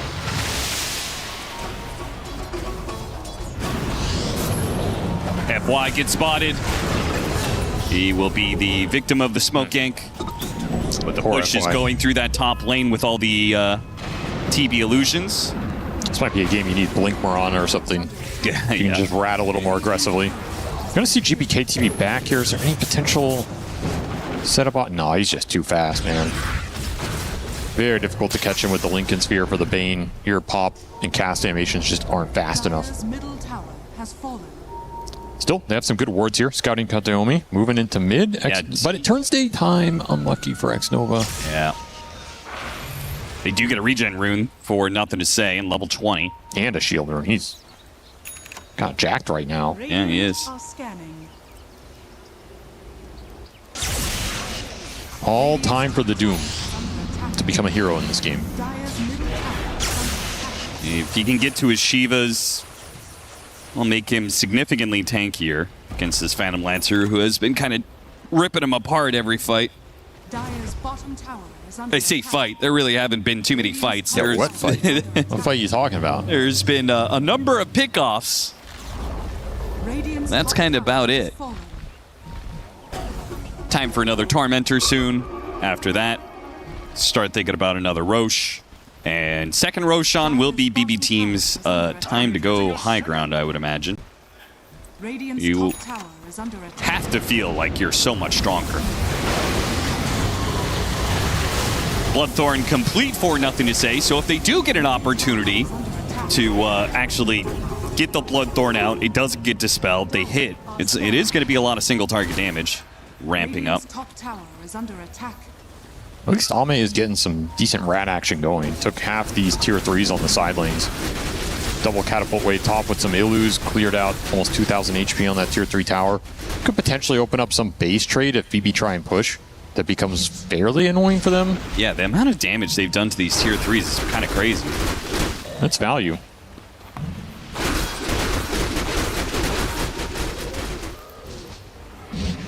You've done 3,400 damage between the two tier 3s. And they're just gonna smoke. Long zip in from the Storm Spirits. What? That was a crazy move. What was that? I don't know, but he's going to zip back out. He's probably going to be chased down by GPK. He needs the team to help him out. The Moonlight Shadow, he gets away. That was a wild play. Because they were smoking to take a fight. So that kind of just ruined your idea of taking a fight, right? Yeah. Okay, very weird sequence for Extreme Gaming. Maybe Nothing to Say was trying to convince the team it's not a good idea to go for a team fight.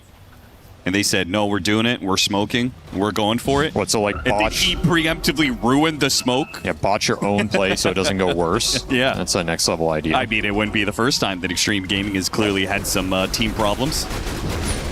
You really had to bring that up, huh? Oh, I'm just saying, it's 32 minutes. Maybe Ame's prepared to GG out. No. He's vibing this game. No, 0-1 and 0, that's Ame in prime territory. That is going to be a second Roshan. It was a very fast Roshan spawn. Unlucky. Almost got the last hit there with the Aghanim's Marana.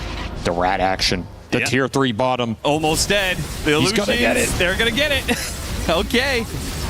Take that, GPK. You can do nothing to defend against the onslaught that is the Ame PvE. Okay, so BB Team very clearly want to try and, end the game if they can, or at least get a significant advantage with this Aegis timing. How do you play the map?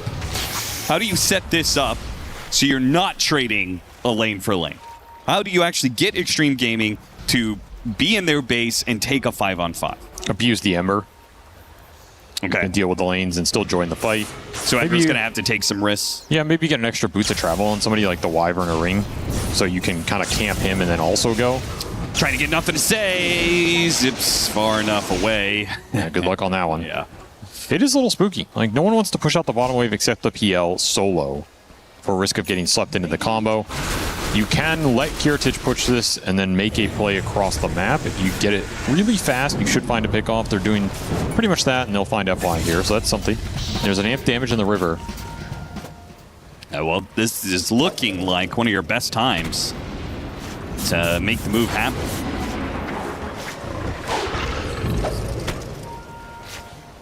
Should have a window here where you can push, potentially hit high ground if you're confident enough. Especially with amp damage on GPK, that's a big moment to just force the fight. I think it's okay to also just trade some buildings here if you're BB. Like, if you just send it down mid, yeah, maybe Ame rats one of your side lanes and takes some buildings in exchange. But if you get buildings plus some kills and he has to come back at some point, like, I don't think it's the worst situation. Banner gets dropped, and the high ground push ensues. So, we have the TB pushing up bottom lane. Top wave is pushing into tier 3s as well. So Extreme Gaming are definitely going to try and trade lanes of barracks here. or force BB Team back, but Kirtic is doing this so quickly, they might be able to take the lane and still get back in time. They have options now. Or they can go for a second lane. Say, okay, you want to take bottom? We're going to take top. I'm just going to back up. Yeah, they make the call to back. Take the safer route, see if XG can find any jump.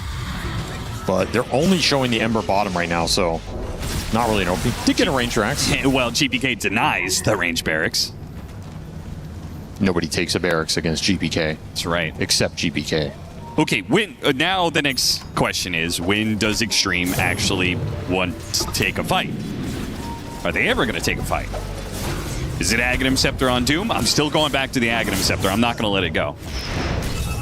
That is probably your best moment. I still think Ags on Storm can be influential in this game. Yeah, he's building a Linken's instead. Really committed to enabling his rat action. I just think the Ag Storm is super beneficial for bypassing some of these Lincoln Lotus buildups. Yeah, it would actually give you like high ground defense. Yeah. Like a very good high ground defense capability. Like So I'm kinda that looking for disable that. setting up the Doom initiation would do wonders for you. I just don't believe in this Ag's Doom.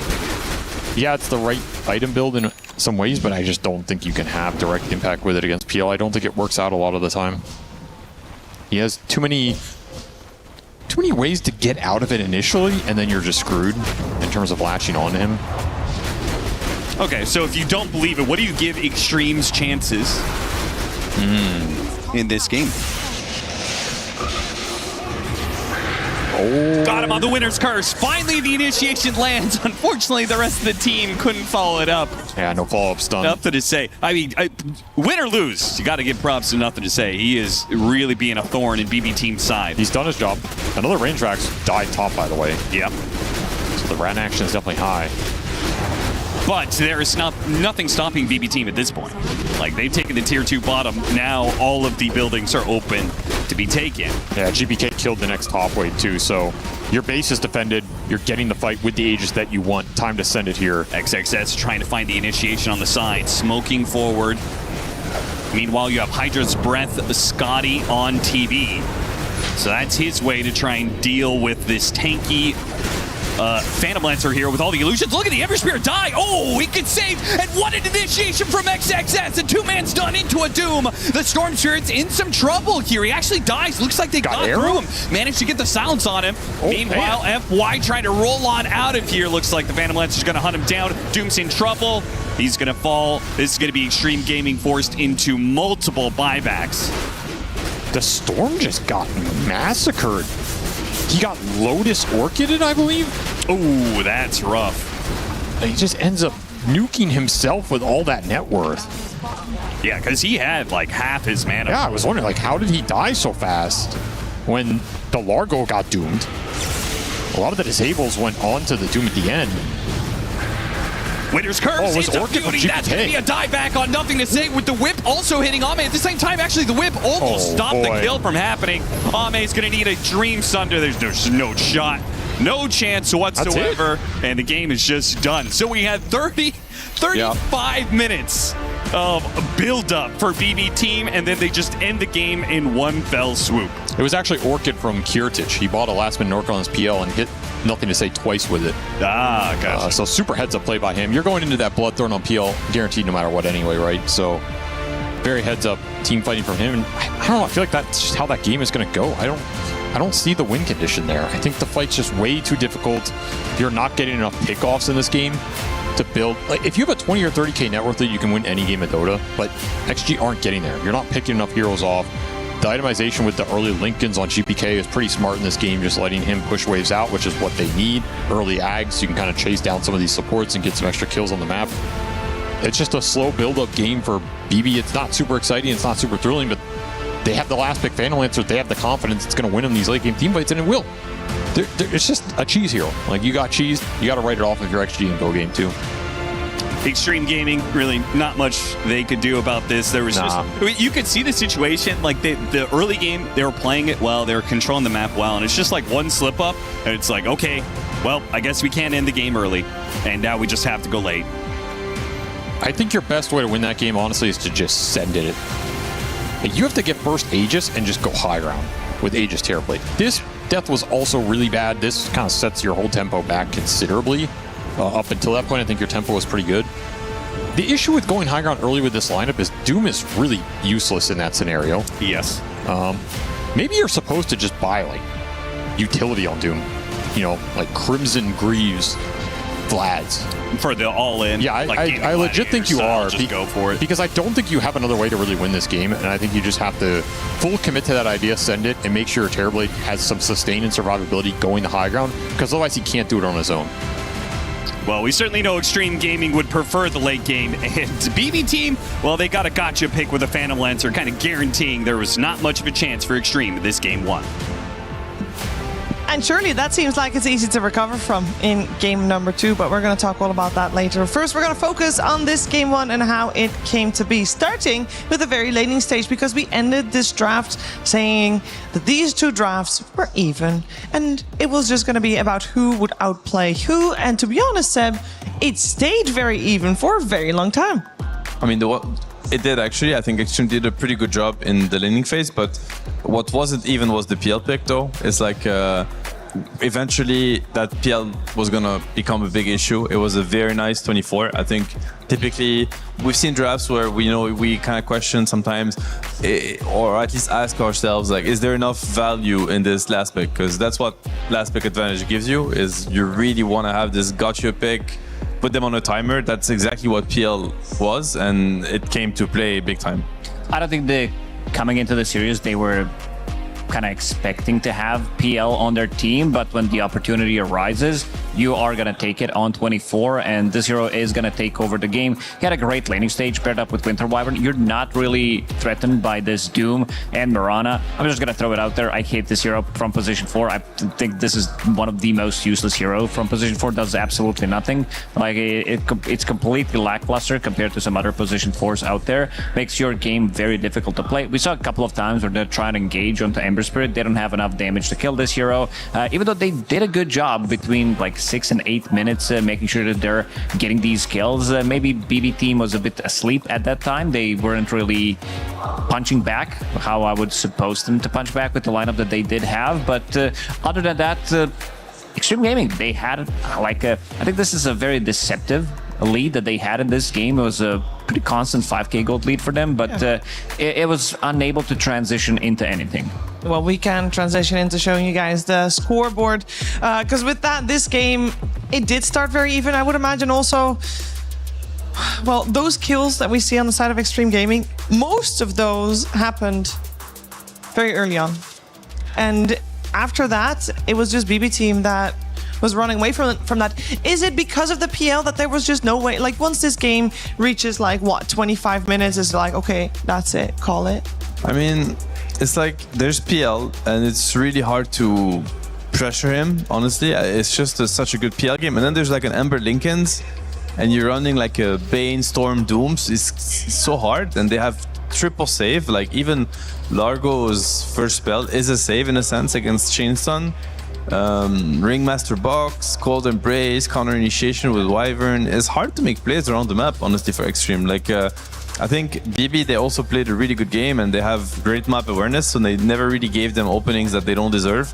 But even like after the early game, Storm was able to get a couple of moves done, and I think he had a lot of impact. They get the PL star pretty early, which secured Doom like a pretty good mid game, because the lane was actually really tough for Doom. And again, that's maybe because of the Mirana. It like you see the Wyvern's impact in the lane. He does everything. Like he protects PL, he harasses both of them, and Mirana's just there ARing range creep.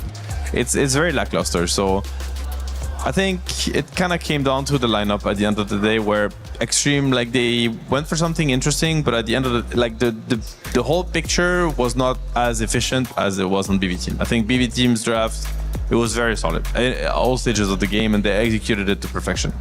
Yeah, they did very well. It felt very smooth.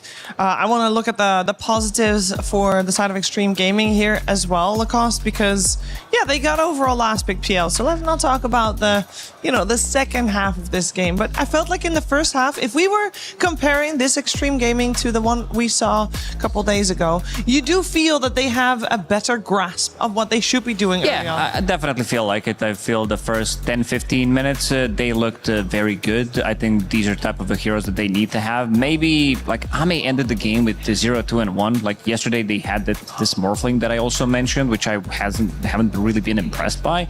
Maybe I would love to see something that joins relatively early on, something that has slightly more impact. Sure, you were farming, but in the bigger picture, like this gold lead, like it didn't really get them anywhere. There was one big attempt for them where they were trying to push the tier 2 tower in the mid lane, and this was their kind of like, we want to test it out, like we want to see how strong we are. Even if they won that fight, I feel like the outcome would still be the same, because he had a shield rune, he's pushing a tier 2 tower, and at that time he feels maybe with the Bane save it's gonna be enough, but he also gets clipped by Wheel, and they just burst him from 100 to 0 because he doesn't have any kind of save behind him. He did not. We talked also during the draft about if someone was going to do very well, it should be nothing to say on his Storm Spirit. Are we happy with his performance in the mid lane? He did well. I really think that game for Extreme is not worrisome in the sense that it was more of a tactical mistake in a sense. Like draft and maybe timings. I don't feel like they were, outclassed by BB in that game. I think it's more of the... There was like a status quo, and they could not really challenge it. They didn't have the tools, hero-wise, and they just had to kind of wait for their fate to come to them. It's like they see this PL and they're like, it's a problem. What can we do about it? Nothing. Oh well, it was that kind of game. I guess I'm just gonna keep on farming. They could have maybe came back in the late game. Like I would have maybe liked them to, especially like the Doom and the Storm, maybe adapt their build to try to contest. Maybe they had a misread, to be honest, because they did give up a lot during the game. Like they gave every second rush. They didn't really ever fight back. So it kind of keeps you, wondering, like, what were they looking at? Like, which timing were they thinking of? Because then BB came knocking on their base, and all of a sudden the game just, collapses. So perhaps they needed to find earlier timings, maybe change their item build, it was mentioned by the casters, get an Aghanims on Storm Spirit a little bit early, maybe skip Shivas on Doom is hard to skip, but whatever, get an earlier Aghs, I don't know, try something. It felt like they didn't try to stop, the kind of the bus that was going on them full speed.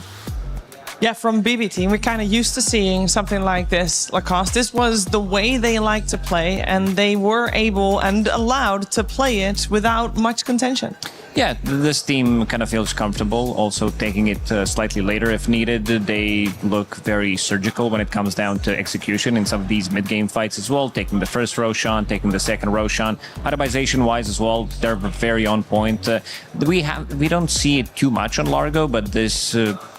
Meteor Hammer that he did go for felt very nice with the combination between him and Ringmaster, making sure that they have a follow-up stun, they have enough damage. On top of that, picking up the Lotus Orb, Lincoln Sphere on Storm Spirit, on Ember Spirit, making sure that all of these single target oriented spells are not going to be doing as much, kind of protecting themselves against the Orchid that did come out from the Storm Spirit, and also having two saving supports makes it so easier for them to just take care of each other. Smooth sailing for BB team in this first game of this 2-game series. We're going to find out if they can repeat that, and we're also going to find out if this level of cruising and confidence was expected by BB team, as we're going to listen to Karatage.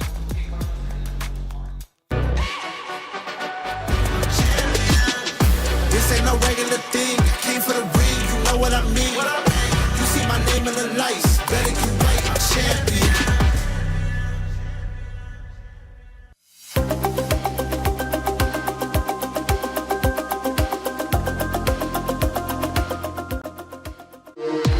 We were there for every click, every clutch, every respawn. We were there for the years of grind, and we're here. Now, the proud founding partner of EWC, powering the biggest event in gaming, shoulder to shoulder with the world's best, making history. Greatness deserves a stage, Lenovo Legion. Reach your impossible.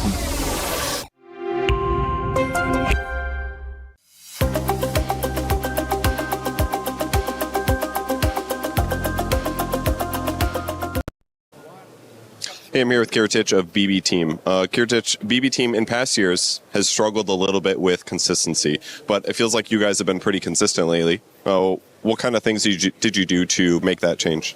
Okay, I think we in this season we improving a lot. Like when I'm enjoying this team,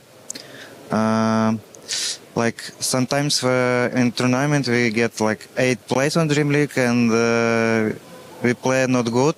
We make good conclusions, and on Blast we almost win this tournament. I think we have a very good form on this tournament, and right now after after Blast we chilling, relaxing, have very good preparing for this tournament. Not on boot camp because Katomi destroy knee. It's sad. We're preparing in online. Of course, on boot camp it will be better, but we have very good preparation and we have very good chance on this tournament. Good. I'm happy it's going well. That's awesome. I feel like there's been a lot of teams that are good lately. I feel like it's never been closer in Dota 2 for top teams. Do you agree with that? I feel like anybody could win. Yeah, it's true. Last I think like 8 teams can win this tournament. Yeah. But for me, very good team right now. Like on scrims, it's Team Yandex. Okay.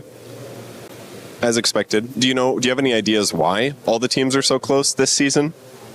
Just everyone's working hard. Everyone's good. Yeah, every team just full try hard. Every team have good synergy in team. Good vibe. I think that's it. Yeah, so a little bit random, I guess. Okay, cool. You played Drow Ranger twice, I believe, yesterday, if I'm not mistaken. Why is Drow so good right now? This hero has unreal good lane. Like it's branded hero. You hit enemy and creep don't aggro on you. It's free, not legal. And also this hero have unreal good win condition. I think only 2 heroes can destroy win condition like Spectre, Naga, PL. To get on top of her. Illusion heroes. And that's it. It's easy to hit towers, right? Yeah, you have easy build like Manta, Pike, Fly, BKB. You destroy any carry matchup. Yeah. Very easy to play, to be honest. If you a lot of play on this hero and watch replays, you can understand what to build, how to stay lane, how fighting. Like you need to more hard on this hero, it's position team fight. You need to understand what hero can focus, what enemy hero can focus you and destroy. That's very important. Gotcha. Well, thank you so much for that knowledge, and good luck in your upcoming match. Okay, thank you.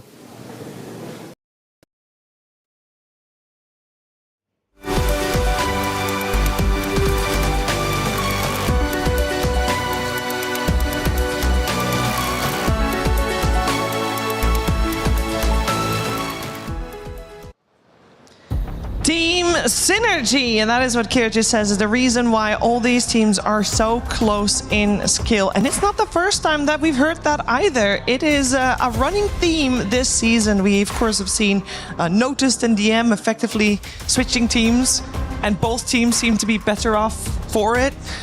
Just works out better. Kiric joins BB at the start of this season, but had also a stint with them as a stand-in before that, where we already noticed the impact of the change in synergy in the squad.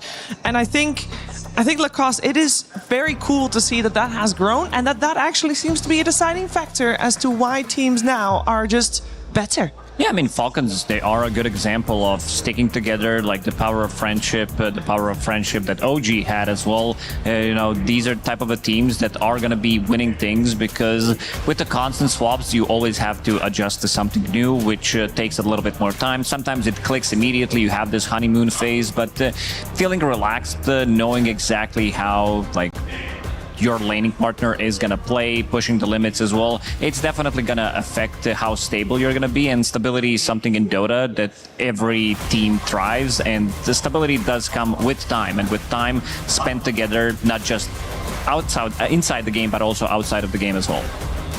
I think Tofu mentioned it yesterday also in an interview where he was asked how is it going in Liquid and whatnot, and he's like, you know, it's going better every day. We're getting to know each other's better, understand each other's better, like learn how to interpret each other's behaviors or reactions. I think that part is really, it's a massive part, like in team dynamics. These players are of different ages, different cultures, different backgrounds, like you name it, like they would never have met each other's if it wasn't for Dota, right? So and they're different in so many ways that they need to understand each other's, like get to know each other's better, especially in high pressure situations. Like being in a Dota team is like being in a constant crisis. Like everything's just falling apart constantly. Like everything's just falling apart constantly. And you add the stakes on top of it, the pressure, the expectations from the fans, from the orgs, you name it. It's a lot to deal with. And I think the teams that have been together for the longest time, well, they went through these highs and these lows, and they now have the proper approach, and yeah, it makes a world of a difference. I was thinking about BB team, and like I think to me the best way to put it is like playing BB team is like going through a Dota exam, like a tier 1 Dota exam. It's like, how good are your basics? You know, did you do your homework? Like, do you know how to lane? Do you know how to check runes? Do you know how to team fight? Do you know how to fight for objectives? Do you know the smoke patterns? And if you don't, you lose. If you do, if you did your homework, you're gonna get a game.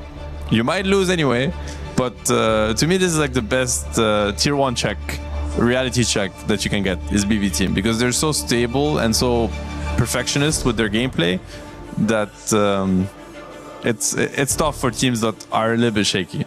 Well, Extreme Gaming failed their first check. They did. They get a second chance to pass their exam, but I've heard there's only 2 chances. If you fail the second time, you're out of the class. Yeah, you're getting sent to principal's office for bad behavior. Yes. Bane now for BB team. This is a kind of Katomi's most played hero. He definitely shines on it. There's also a combination, like something that I really like that 1W did yesterday when they paired it up with the Invoker. It's relatively easy setup for the Sunstrike. It did allow them to get so many kills in a lane where they should not be really winning that lane. So I want to see what the approach for Extreme Gaming is going to be. I see this Bane. I'm just a big fan of Lycan. I feel like this hero, not because of the like specific counter to position 5 in the lane. I feel like this hero just brings so many things to the table. It gives you speed, it gives you ghost push in 2 other lanes once you pick up the shard with the Helm of the Overlord. It gives you timing, it gives you objective taking, all of these things that you did mention that they need to check. Lycan gives them all of these things. Gives you vision also, right? Like scouting abilities. It's true, like the amount of things that Lycan brings to the table. I'm a big fan of the hero too. Okay, they go for the classic Rubik versus Bane. We saw BB team, like their answer to Bane was Ringmaster. Rubik is another approach. It's not so much about countering the Fiend Strip rather than having it yourself. Every like spell that you steal from Bane as Rubik is good. The one difference though is I think Rubik is quite weak against Bane on lane rather than BB team's answer was, in my opinion, more solid because there's also like a laning aspect to it. Is this really an opener you want to see on the 9 to get Rubik? It seems very weak. Not personally not a fan. And you know, I also wanted to mention this is like this opening from BB team is mental damage for Extreme because you know, you first pick Bane, you lose, next game they first pick Bane. It feels really bad. I've been there. It's like the message is Bane was not the problem, my friends. The problem is just that we're better than you. This is why you're losing. Hey. So hopefully for Extreme they're able to bounce back because you lose with first pick Bane, you lose against first pick Bane. There's only one conclusion. And we're in the second ban phase. We've already got the Snapfire removed on the side of BB, and we saw Snapfire in the hands of XSS, and to be honest, I kind of had hopes that we were going to see that again, because that was really fun to watch. He did get very late on in the game, but it's about that late timing again for Extreme Gaming. They need refreshers. They need like all of these things to click together in the late game. There's one hero still left in the pool, and that's Earthspirit, the most pick hero of the tournament. It's very good against Rubik as well, because this is the hero that doesn't really have any good spells to steal against them. I think they're setting up for it. Like, I see the Snap ban, Ember ban. I think these are two pretty decent laners against Earthspirit. And Bane actually, I think, synergizes really well with Earthspirit. Like, the Sleep is an amazing setup for Rolling Boulder. I mean, as far as I'm concerned, I'm not hitting that stun ever without a setup. So 5 second setup. 5 second setup is almost enough. Like, but yeah, I wouldn't be surprised to see an Earthspirit come from BB team. We saw GPK on the hero. He's amazing. He's very comfortable on it, and also very good against Rubik. Yeah, get to the back line, silence him. Don't allow him to cast his spells properly. And an answer we've seen actually for the Earthspirit mid is the Slaughter. I think some teams do that. Yandex, they play a lot of Slaughter mid. They're showing that is very strong. I don't know if they've played against Earthspirit. I have to go back and check, but it's a hero we could start seeing, because it seems like Earthspirit's getting through the draft this time around. I would be really surprised if it's ignored in the second phase also. And also another big hero that is still left in the pool is Beastmaster. It got banned in the previous phase. I don't know, I just feel like we've seen even Beastmaster from LGD yesterday, that they played it from the mid lane. So this is still like some other team, Rune Eaters, I believe they played it from the carry role. So still showing the strength of the hero being played from 3 different roles. Still going for the same item build. Like Helm of the Overlord just feels too OP. Again, we are going back to Ghost Push, BKB piercing abilities, all of these things that make your game so much easier to play.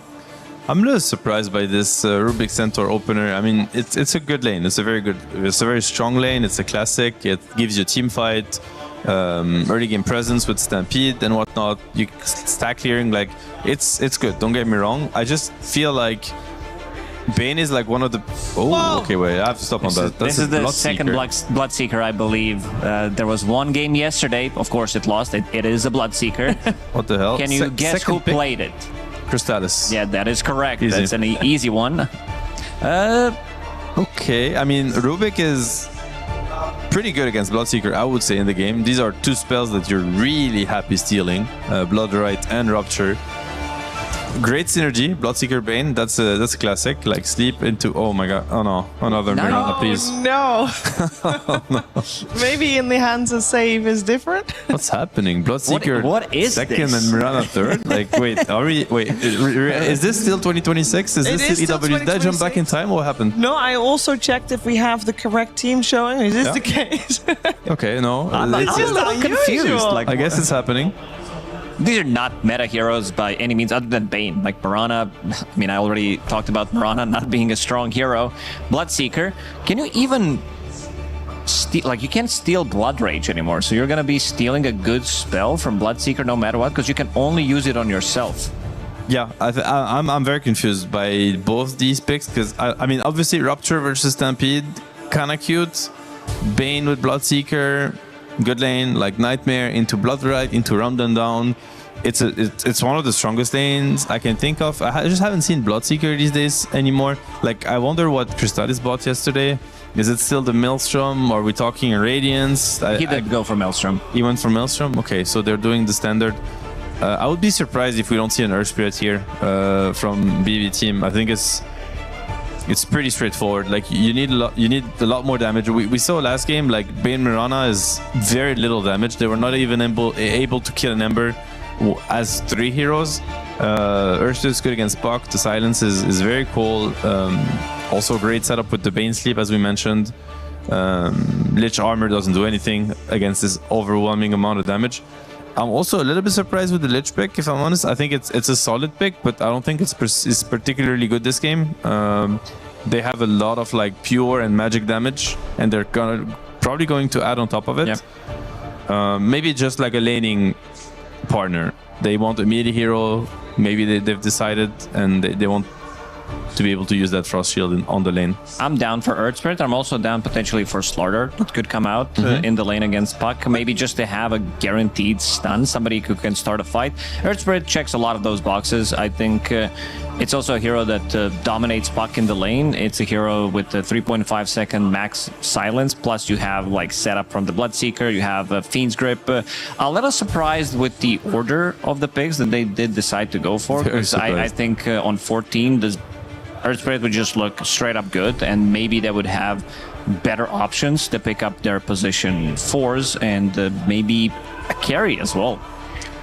Question. If you want to go for a melee carry on the side of Extreme Gaming, why would you want to do that? Because Bloodseeker is really good. He'll just rupture you and then you can't do anything. You just stand there like a dummy. I think it's a Spectre game. If I'm like, the only reason why I could see Lich be good is, I mean, I think of Jug and Spectre for Army, and both of them are amazing with Lich on the lane. I think Lich is a big enabler of these two heroes. That's the only reason I can come up with. I think the other options are very, underwhelming. They're not gonna work against what BB Team has. BB Team have, like, actually, you know, I think Mirana is like a little bit better this game than it was with the Extremes lineup, because they have so much damage with Bloodseeker, Earth Spirit. These are cores that are gonna dish out so much damage in the early game and in the mid game, that Mirana really is just about like setting up, essentially. What Mirana does give you that other supports don't is the ability to scout the map in pretty safely, and Moonlight Shadow also. Like, so you get like a terrain advantage, if you will. And in that sense, when your cores are hitting earlier timings, it can be interesting. I appreciate the PL ban coming out from BB Team. They know that what the weakness was from previous draft for XG, because they have very similar lineup, very same archetype of the heroes and the same weaknesses.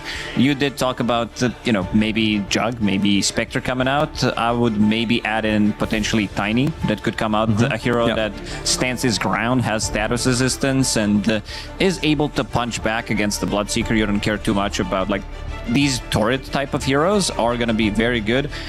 If we're thinking about turret type heroes, I think on 24 for XG, probably the best hero that just stands the ground is Medusa. I feel like this hero could come out for Extreme Gaming potentially.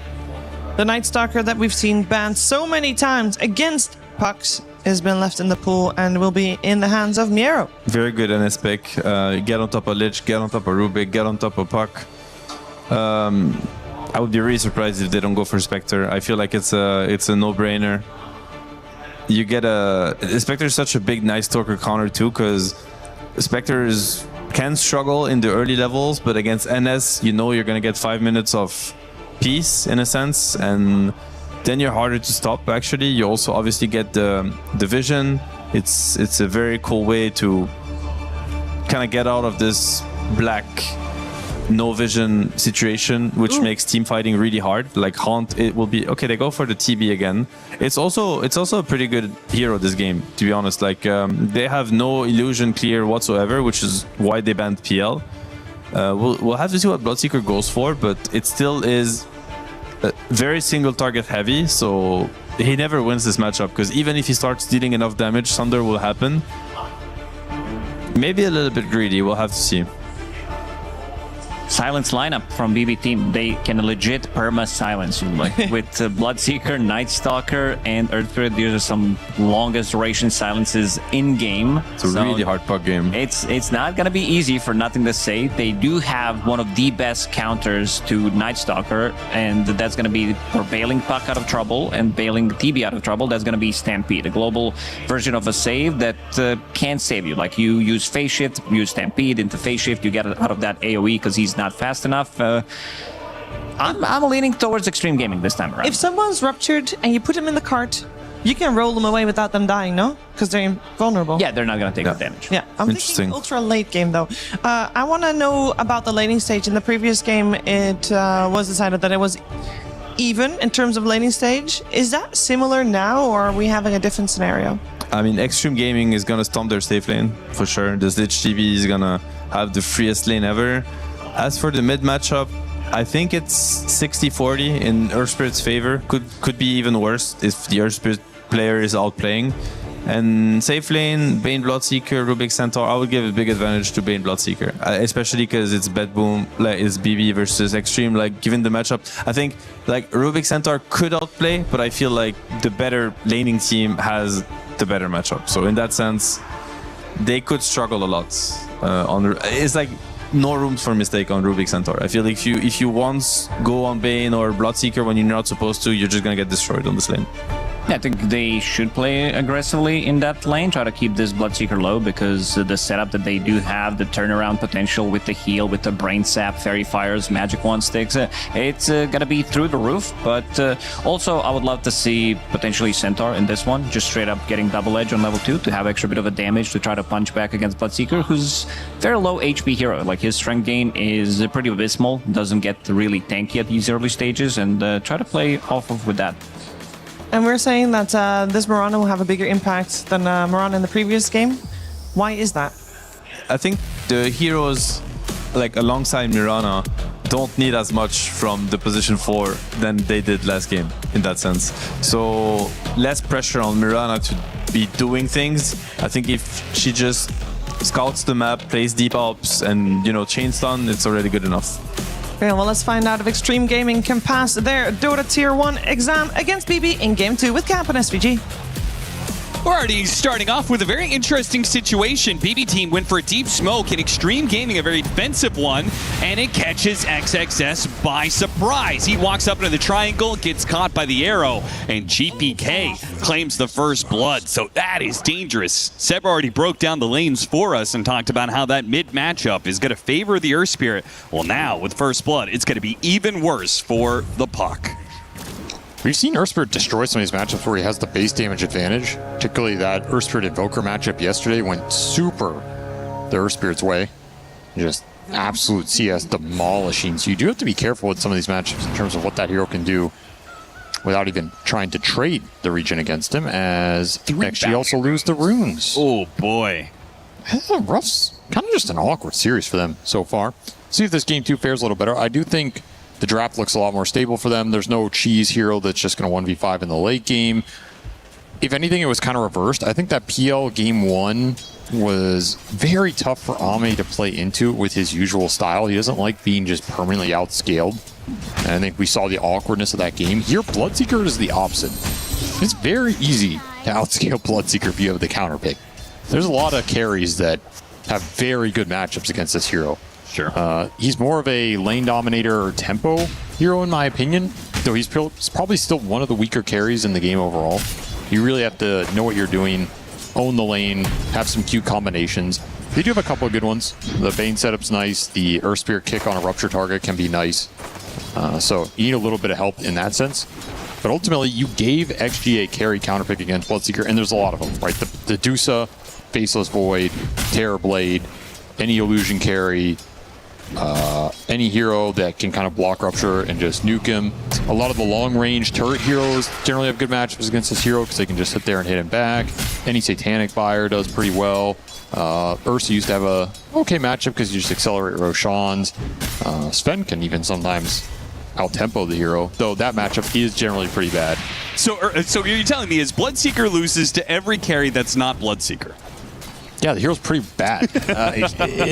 I was really surprised they just busted it out early in this draft, and I think it kind of changed the whole draft. Like all of a sudden, both teams are kind of trying to enable this Bloodseeker and play around it, and XG are just kind of thinking what they want down the road against this hero. And again, you had your choice. I'm surprised that Ame did not win the Medusa, because to me, this struck me as like just a Giga 1v5 Medusa game. This must be a bit of a scrim meta because it is not the only Bloodseeker pickup here at EWC. It was actually drafted by Mouse in their matchup against Nemesis. They did lose that game. It was a 67-minute barn burner. That's Crystallis, right? Yeah, There's that is a definitely big asterisk on that. He'll play it in any meta. He just loves the hero. Kiritich is a Bloodseeker player. I hate picking this hero when you don't see the carry matchup. It feels icky to me, you know?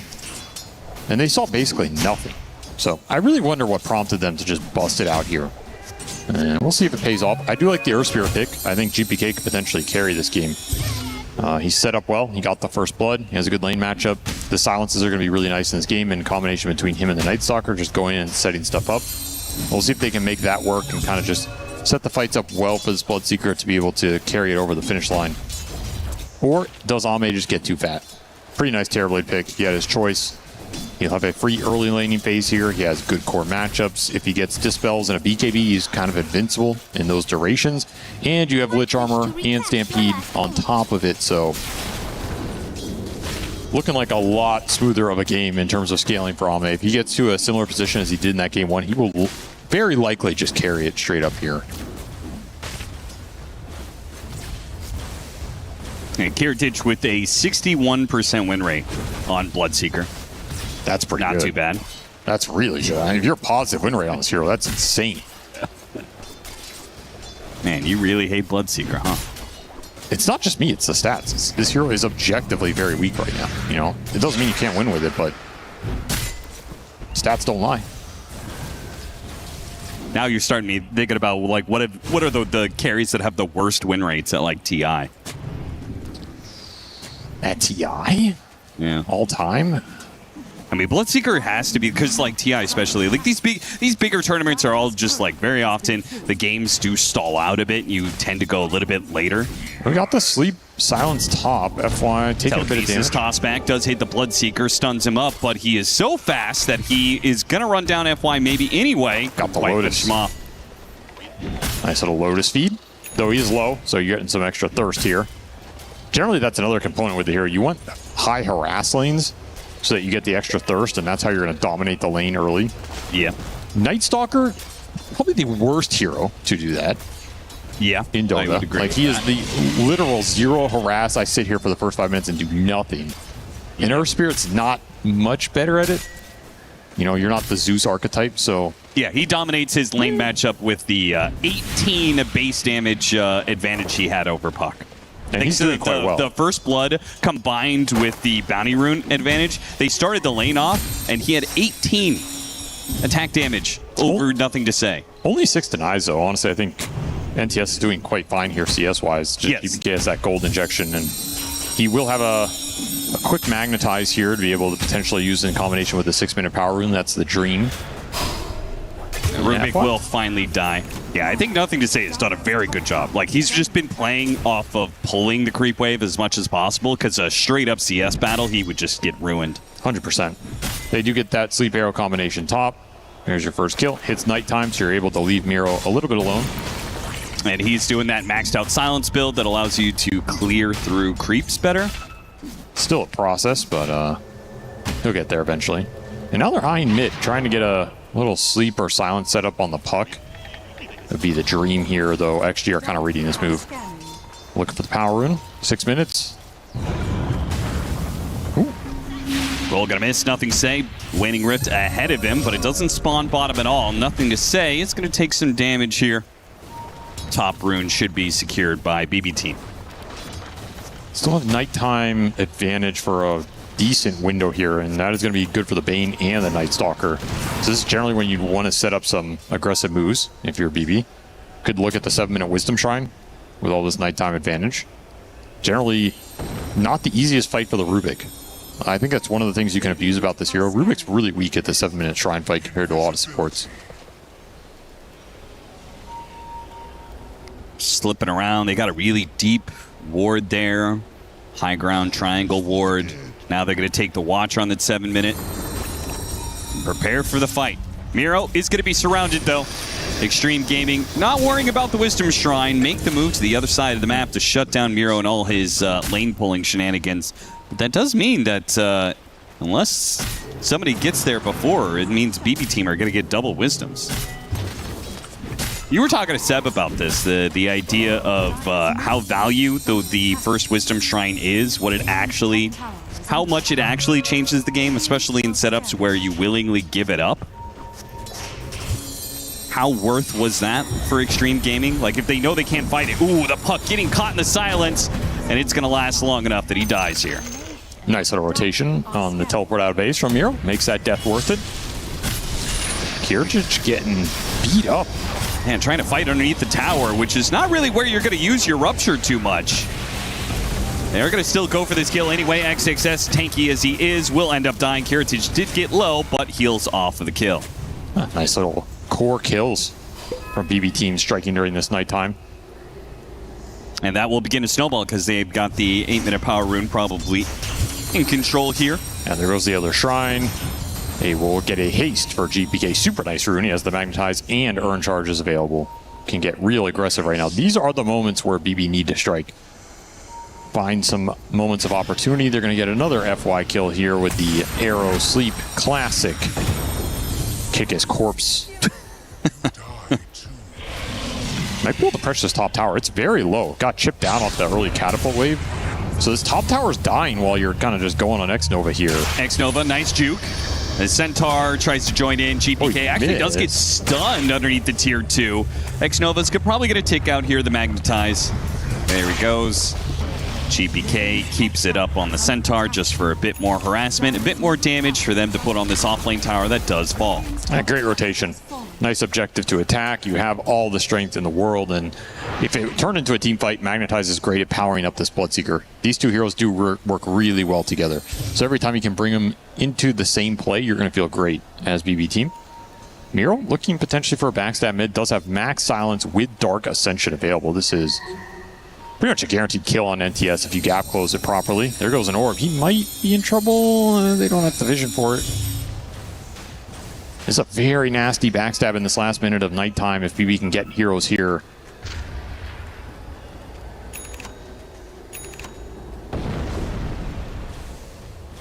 Gonna have to make the move soon. The orb just keeps on pulling. There's the Nightmare to get the Rubik out of position. Another arrow combo. But the creep wave is dead. This is kind of just the whole challenge here for Extreme Gaming, just not to give up this mid tower. Man, FY getting the treatment. 3 deaths in these sleep arrows. He's like, that's what I wanted to be doing last game, man. Yeah, seriously. It's just going to guarantee another power run for GPK. Magnetize coming up again in 10 seconds.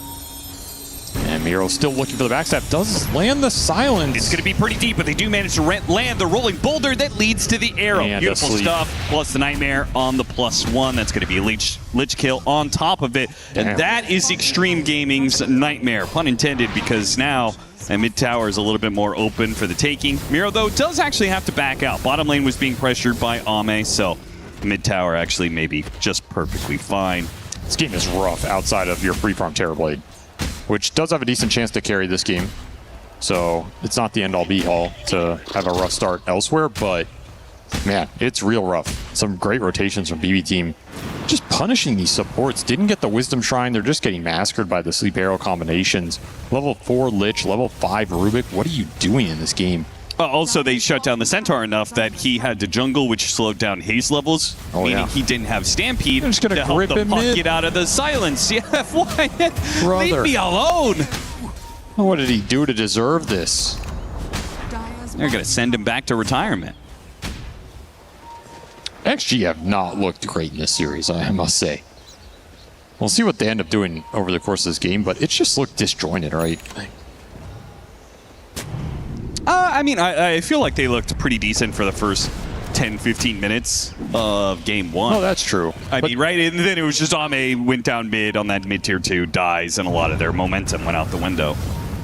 I guess that's fair. The supports were looking pretty strong in that early game. Yeah, I felt like they played that game like pretty decently. It was just a draft that was too much to overcome. I just wish they had committed to an idea of how to win it. Yeah, I felt like they were just kind of waiting to see what happens instead of full sending with some idea and some timing. Here they do have a very clear win condition. It's get Ame fat and let him 1v5. But they are struggling to control the map. You still get arrows. X-Nova didn't dodge the arrow. Doesn't matter, though. The PB team feel like they can't go for it. I mean, at some point, it becomes all too much. And you know Extreme Gaming are going to try and punish you, so. Another great rune for GPK. And Vessel done. He's a monster on the map right now. Almost 2,000 HP, level 10. Has the max nukes, Vessel charges, amp damage. He is ready to cook. That is scary. I love the idea of the Blink Dagger, too. Great way to why not put pressure on this puck. I think you just get double Blink. Blink Earth Spirit, Blink Night Stalker, and you just jump the backline as lineup every time. You guarantee that you get a bunch of damage done, even if you don't get kills. A bunch of damage leads to the Bloodseeker. being super amped up and getting the kills for you. Only counterplay is Stampede, which in theory, Rupture can counterplay a little bit. Don't hit that camp, Ame. Oh, you're going to regret it, Ame. Kicking back with the Rupture Sounds. Beautiful rotation. Again, they're just making all the moves in this game. Even during the daytime, they're putting pressure onto Extreme Gaming here, who are still just wandering around with this support duo, like unsure of what to do. They're not farming. They're not pushing waves. They don't have kill opportunities because their two playmakers got shut down on the lane.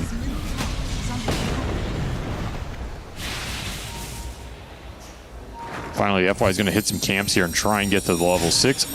Another Sleep mid and another arrow connection. And another Fiend's Grip.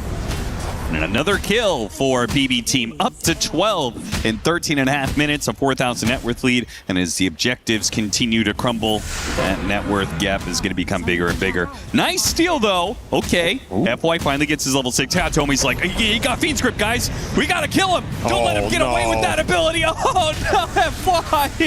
It's not like this. Oh, the one chance he had to do something good in this game, and BB Team rip it away from him. This is a slaughter. And that was your daytime. This is going to be Dark Ascension into a brief day period. Yep. But then you're kind of screwed around the map because no one's going to be able to show on these waves to get it out. Like, look at where they're positioned right now for how early it is in this game. Basically have every hero right outside your base and no wards on the map. I mean, good luck. This Dom creep is pulling some waves top, and that's about the only pressure that exists right now. This lead is gonna balloon very quickly. Yeah, I'm almost getting to the point between game 1 and game 2, like, for the love of God, just go smoke. Go do something. Make a kill happen. I don't even care if the kill is good. Just get it for morale's sake. Trying to do just that mid with the Chain Frost coil. Can land it all in GPK. You probably kill him. He does have an illusion rune. Ame's going to show up, start hitting this tower, try and bait the fight. Roll in is going to whiff. GPK in so deep. That's an easy coil. Telekinesis is going to break it. And the Chain Frost off to the illusion. So the illusion rune actually plays against GPK there, making the kill even easier. Finally, Extreme gets something. Though they are still going to have some trouble here. Immediately, Stampede goes up, but he's been ruptured as well as silent. They do manage to get him far enough away. He gets off a couple of spells. He commits and went for the kill on Night Stalker, but Night Stalker heals up. Ame's dead grip. with the grip, the control. Rubik tried to do what he could, but Kiritich fighting through it all. Got so low, but in the end, they wipe Extreme. That grip was so timely from Kataomi. Completely salvaged that fight. You take away a lot of the damage going into the Bloodseeker. It buys Kiritich time to start healing back up. That was a 4 versus 5. They just massacred him, right? Didn't really lose anything. And this is the power of the Rupture against the Stampede. You have to get out of these silences, but the Rupture's countering your ability to do that. It looks like Kiritich is screwed here. Nope. Just 6 stuns coming out. He also gripped the Bane to try and like cancel the grip. Yeah, Rubik did a really good job. FY reacted quickly. Yeah. But it wasn't enough. Just didn't have damage to put into him. The thing about Bloodseeker is he does have high armor. Okay, well, it goes from bad to worse. Is you go back in real time and immediately Nothing to Say dies. Ex-Nova Couriers gets picked off, and Ame is maybe going to die as well. Sunder? Not even going to try for it, just fleeing the area. Wants none of that. That was a rough fight to lose. No Earth Spirit. You got nothing out of it. This Bane has terrorized this game. Kataomi, 1-0-13. He is just abusing the night vision so well. Arrow coming in. It lands it anyway. Oof. Not even played off of the Nightmare. Just good old shooting save. Proving that his Mirana prowess perhaps matches his Wind Ranger. He's got to find the Centaur here, too. I don't know if anybody can connect to this, though. This one's a little too far out, but it's just so much pressure coming out from a 5 position in this game. It's been everywhere. The Moonlight Shadow. Between that and the Blink Dagger, there are plenty of ways for them to sneak up on this puck. Nothing to say. I mean, I feel like he did pretty well in that Storm Spirit game, but this one, he is being assaulted. Oh, waning rift to the side right as they chose that was lucky to make the jump. That worked out nicely. Still going to be Nightmare on the other side, though, into an arrow. X-Nova does what he can, but the Frost Shield really does nothing against all this magic damage BB team are employing. They just can't go anywhere. They have no vision. Very little mechanisms to gain a vision advantage. Just stuck in Night Stalker jail. Who's rushing Crimson Guard, by the way. It's just going to be utility from Miro. And I think it's smart. Like, you have to play through the Bloodseeker. Just buff him up. Make sure you can enter the 5v5. And you're not going to have issues this game because the rest of the map play is working out beautifully for you.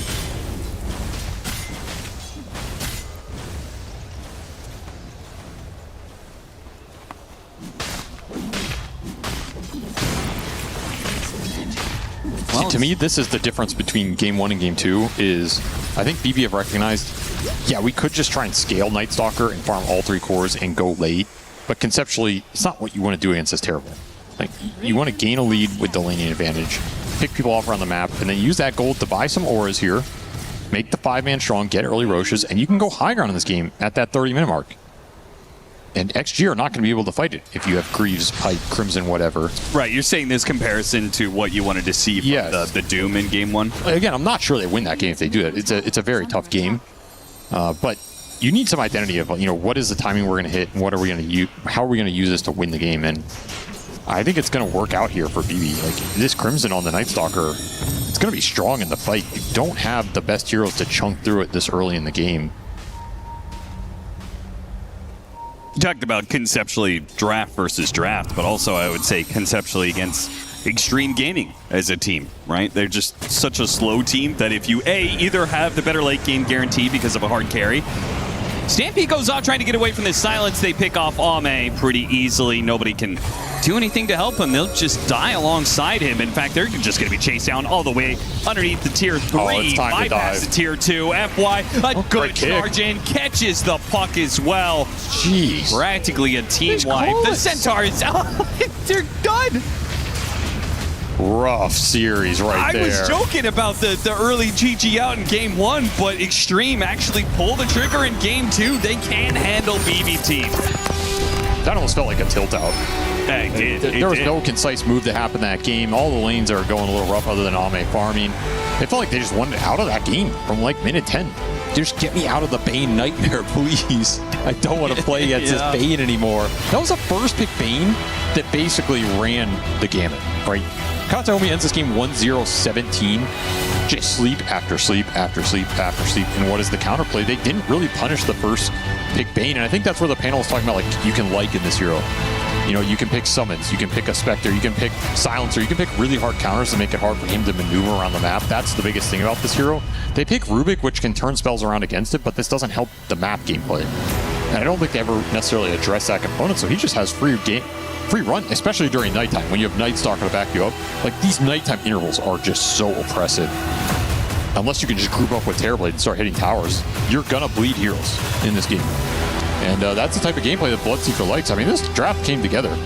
I think there are ways to exploit an early Bloodseeker pick, and I think this Terrorblade can do it, but you never get to the part in the game where we even got to see that interaction. Yep.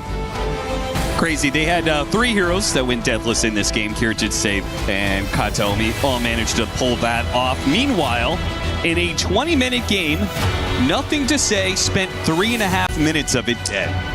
That is insane for how short death timers are. To be fair, I think NTS maybe had the best series of anybody in XG. And I think in this game, too, he has the roughest game. Like, there's a Night Stalker, Bane, Earth Spirit with the arrow follow-up. And you can't stampede the puck out of the AoE silences because there's a rupture. Yeah. This is a super anti-puck draft, right? This is not a draft you can look at and go like, well, NTS should just be unkillable and carry this game. This is a game you expect puck to have a rough one, and maybe you can rat later on and you can come back. Like, he should have an expected 4 or 5 deaths here. That's just light. It has to be the 2 other cores that make up for it.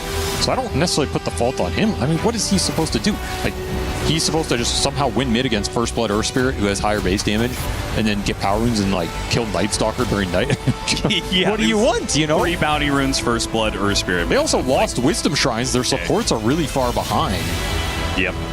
Like the supports weren't able to do anything. Ultimately, like a Centaur who lost lane isn't going to be able to do much, and then you're asking a Terrorblade to try and win the game for you in 10, 20 minutes? That's not really likely. So as a result, BB team, I think they just work Extreme Gaming. They beat them both in draft and in game. We can go to the stage where Slacks is ready to go with a fresh new voice. Absolutely. Thank you so much, Dota Capitalist. I wish my voice could be as beautiful as yours. I am Amir. Good to see you, my friend, on an incredible banger series. That looked easy. Did it feel easy to you guys? Were you surprised by how easy that was? I mean, it is a good opponent for us, so we was confident about our drafts. Yeah. Well, let's talk a little bit about those drafts. We've seen some pretty standard stuff, you know, the Earth Spirit keeps getting picked up over and over again, but some brave stuff coming out in Game 2. You know, Night Stalker, a lot of people experimenting, but Bloodseeker. Let's talk about Night Stalker first. Was that your idea? Yeah, of course mine, but I watched so many players are started to play this hero, and yeah, it seems good. Seems good. Yeah, it doesn't just seem good. We watched it. It was very, very, very good. Why in this game was it good? Why in this game? Yeah. They got Puck, they got Sappers. It's food for Night Stalker. Yeah. All right, fair enough. Can we talk a little bit about the Bloodseeker? Kind of risky. A lot of people think this is not a good hero. You guys used it very well. Who came up with that and why? It is our good strategy. They're adapting their our pos one, and the coach was adapting the build on this hero, so I think it's good. All right. Would you recommend people ban it out against you? Do you think that would be a smart move for them, or should they just keep letting it through? It's your decision. It's your decision. That sounds like a challenge, man. I like that. All right. Coming up next, you guys have had quite a fun time. I believe your next game might be the last one in the groups. How prepared are you for that one? We're gonna play some matchups, I guess. Maybe Clan Wars if we have a time. So and keep discussing about the drafts. Let's see. All right, well, you're killing it so far. Thanks for the unique drafts. It's a pleasure to watch. Thanks for the great gameplay. And we'll see what's up next as we head back to the panel. Thank you very much. BB team now with a 6-2 record, still doing very well in this group, whereas Extreme Gaming now with a 4-4, they've dropped down to the middle of the pack, which is scary town here in group stages for EWC. But we're going to talk about how this game got out of control so fast, because you know, the Terrorblade did well in the lane. We said he should do well in the lane, and he did. Everything else was horrible. Yeah, I mean, I think this is like what's really. I mean, I'm trying to think about something good to say, you know, like for Extreme, but like that game was just complete domination from Bad Boom. And if you think about game 1, you have Bane Mirana, and it feels like it's the problem. And now you have Bane Mirana for BB, and you feel like it's the reason why they were dominating. So the difference is they had an Ember to deal with game 1, and it was not addressed at all. It was like Storm, you know, it's the trio. It has to make sense. Like Storm, Bane, Mirana could not threaten an Ember. Therefore, Bane and Mirana were not allowed to do Bane and Mirana things, like run around in enemy jungles, scout with night vision. You know, you have the leap as a security to get deep wards, get out of troubles, that kind of stuff.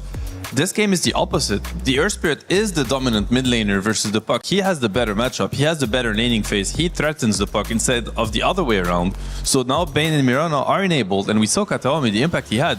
Every sleep is a kill. He's just running around 1 versus 5, terrorizing them. So, you know, it says a lot about the understanding of the heroes and how to enable the heroes and how good they can look versus how bad they can look if you don't put enough respect on Dota heroes. Yeah, the Kataomi Bane for a reason. There is a reason why this is his most played hero, like all over the place. I mean, he ends the game with 1, 0, and 17. He's all over the place. They managed to kill... They managed to get 2 kills. That's 2 core kills. Supports didn't even die in this game. It's just... we said it's gonna be a clash of styles. There's gonna be super fast, super like heavy lane-oriented draft coming on from BB team and Extreme Gaming. They will need to step it up. And 2 times in a row, they picked up Terrorblade as well. He got the farm, but it's also Terrorblade hero that is relatively relying on cooldown. Needs to pick and choose carefully which fights he's going to be joining into. And this Night Stalker pick as well, we are seeing it slightly more now because it just ruins the supports. It ruins Puck. It ruins all of these Spirit Heroes from the mid lane. And if he's off to a good start, like, you can't really pressure him that much out of the lane. And these Night Stalker experts, especially with the newer build, they are going to be able to punish you because this is 4 gauntlets straight into treads, and then you pick up the drums, Blink Dagger, or BKB, depending what you need to have. And like Mira, like, the game ended way too quickly. He wanted to get a Crimson Guard just to make sure that TB is not going to be the factor in the game. Yeah, how many Puck counters would you like? Yes. Yes, that was how we thought about this one. Quick question, we saw the Centaur be very successful in a lot of other games that we've seen. Why couldn't this Centaur do as much, or was it just already over from the laning stage? I think Centaur players also have adapted a little more, like a little greedier approach. So they go for this Helm of Dawn, they play their side of the map. They're very independent because they can pull creep waves themselves. Even if they're left alone, they then go for the heart. You know, it's kind of a slow scaling approach to Centaur.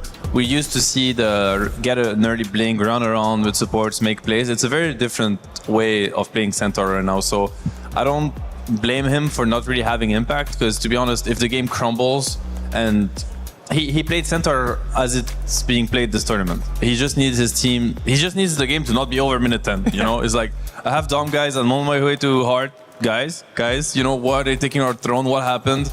And you have to turn to your Puck, you have to turn to your supports. It's like, what is going on? Because you could say the same about TB.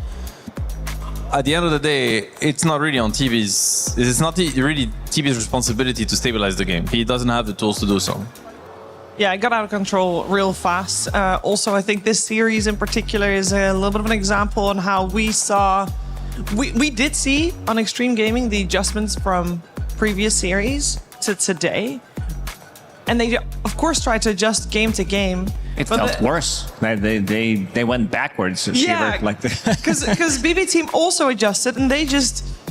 I don't know, they just adjusted way better. And it makes me a little worried that if you can come in with a plan, you prepare for it, and, you know, it's almost... It has some light to it, and then you go for game 2, and then you throw it out the window. This is something that I expected BB Team to do in game number 1, but their first 7-8 minutes, it wasn't really as crisp. Because of the supports that they did have, I would expect them to run over Extreme Gaming, but Extreme Gaming managed to bring like a Doom early on and managed to punch back. This time, it just never really happened. Like, they had no tools to bring to the mid lane to try to salvage it. They had no counterplay against this Bane, and I think this hero needs to be addressed. Like, we've said it before, like, as soon as we saw him game number 1, game number 2, where are the Zoo heroes? Like, you gotta pick something. You gotta bang out some silencer, Ringmaster. You need to have a counter, because this hero can take over the game alone, and he did in this one. Lacoste, you had some very strong words for the Marana, the hero. You didn't like. Yeah, I still don't like the hero. Oh no, it's Bane. Like, but it has a save. It looks okay in a winning game. I think you can replace this Marana with Hero X. The outcome would still be the same. It's just save is just that good. That's why he's our MVP for this match. He was able to shine, and he did so with the biggest handicap by playing Marana. He had a cool set to do it with as well, though. He did. I think his Ringmaster performance really outshined Marana performance in the second game. Like, I'm not saying he played bad. He didn't die. Like, he was setting up the kills, playing with both mid laner and his other support. But Ringmaster, the Wheel of Wonder that he did set it up in the mid lane when TB was trying to push the tier 2 tower, and these daggers, these darts that he's constantly getting his positioning to potentially save from Bane. Like, he didn't... Bane in the previous game, he did not have a game thanks to this Ringmaster that they picked up. Yeah, he really didn't. I feel like BB Team is just more in touch with the meta. Like, I think they just have a better understanding of, you know, the hero interactions, what to pick with them, what to pick against them. To me, like, Save had an amazing series, and I don't really know. I hope Extreme don't get to see the footage we get to see, because, like, he's just laughing and smiling. I hope he's laughing because they're cracking jokes on BB Team, and he's not laughing at what Extreme was doing in the game. But Yeah, they need to go back to the drawing board. I think Extreme. I don't think it's okay to leave Earth Spirit 18 pick when you and then pick puck mid and be surprised. Like it sounds like they have some work to do on okay, what is the meta? What is being played? What is really strong right now? And hopefully they can, reach their potential. I hope so too. We have got Extreme Gaming now on a 4-4, so we know they can get W's out of this as well. Don't worry, this is just it's a very tough opponent. We have focused a lot on Extreme Gaming this series because they are the challengers coming into this series. BB Team is just playing very crisp. I know you're a big fan of this squad, Lacoste.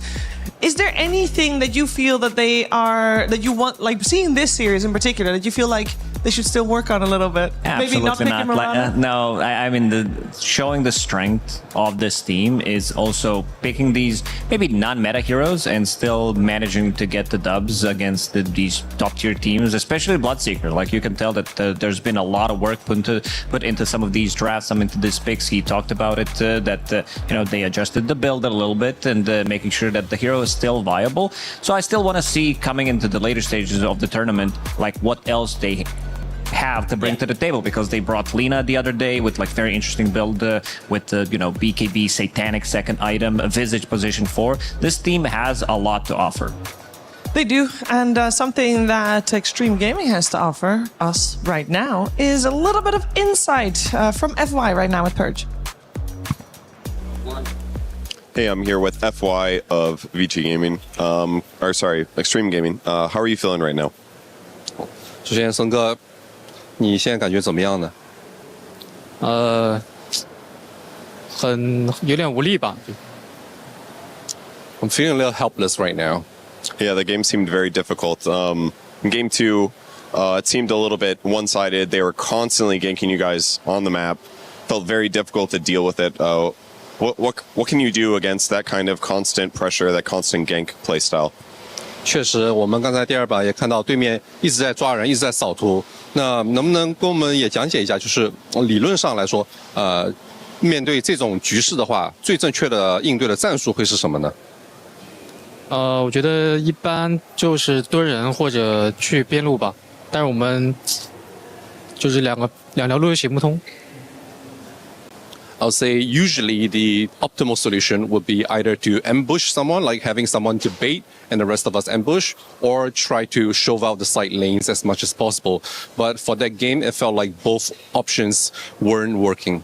I see. I was curious what you think about Bloodseeker as a carry right now. It's not really played very often. 那也能不能听你说讲解一下，就是对血魔这个英雄的看法？因为这个英雄我们确实比较少看到，然后对面也是选出来并且获胜了。这个英雄很少遇见吧？我觉得应该专门利用血魔来打人马吧，就是大招打人马。这个。It is true that we don't get to see Bloodseeker much these days, but in that game, I think that it was pretty effective as a counterpick towards the Centaur Warrunner. He outs someone, and that person can't run away even with a Warrunner out. So. Okay. One more question. What's the process like for recovering after games like this? Just watch replays or take some breaks? 那通常面临这种措施之后呢，就是通常你们会通过什么样的手段去相当于调整恢复自己的心态呢？自己恢复吧。Just deal with it on our own. Gotcha. Well, thank you for joining me for the interview, and good luck in your upcoming matches. Yeah, right now Extreme Gaming is tied, probably, with Gamer Legion. They're still playing against Falcons right now. Falcons did take game 1, but Falcons is still on top of the leaderboard, with now BB Team being a close second there. We'll see what tomorrow brings. Of course, that will be their final series tomorrow. But we are gonna leave Group A for the moment. We are gonna focus our attention of Group B, as we have 3 more series, 1 from each group coming your way here today. Our upcoming series is going to be P-Time versus Aurora. And I think this is also a series where, I mean, okay, maybe this is the case for every single series today, Seb. You got to get the points. You gotta get the points, yes. It's that time of the group stage. I think it's getting more and more tense. Also, I mean, first place. There's challenges for everything when you think about it, but like being knocked out after the group stage is probably the worst feeling. You know, after you have to think of all the preparation that goes into a tournament like this. Like teams have been thinking about this tournament the whole season. They all boot camped for however many weeks, months. So not making it through the group stages, it's very demoralizing. It's a big hit. So everyone right now is starting to feel the heat, the pressure of these games, and you have to get the points. I think it's no map. Like you need to bring the same amount of intensity for every single map you play, basically. Yeah, it's not a best of 3, so you gotta treat them as 2 standalone games. We're gonna move forward with Aurora P-Time, but first we're gonna hear some other voices, starting off with our commentary duo. The human body was built to move, not trapped at a desk in one singular posture for 12 hours a day. It's time your chair evolved. This is Secret Lab Titan Evo. Ergonomically engineered for you, gamers, hybrid workers, artists, backing your every move.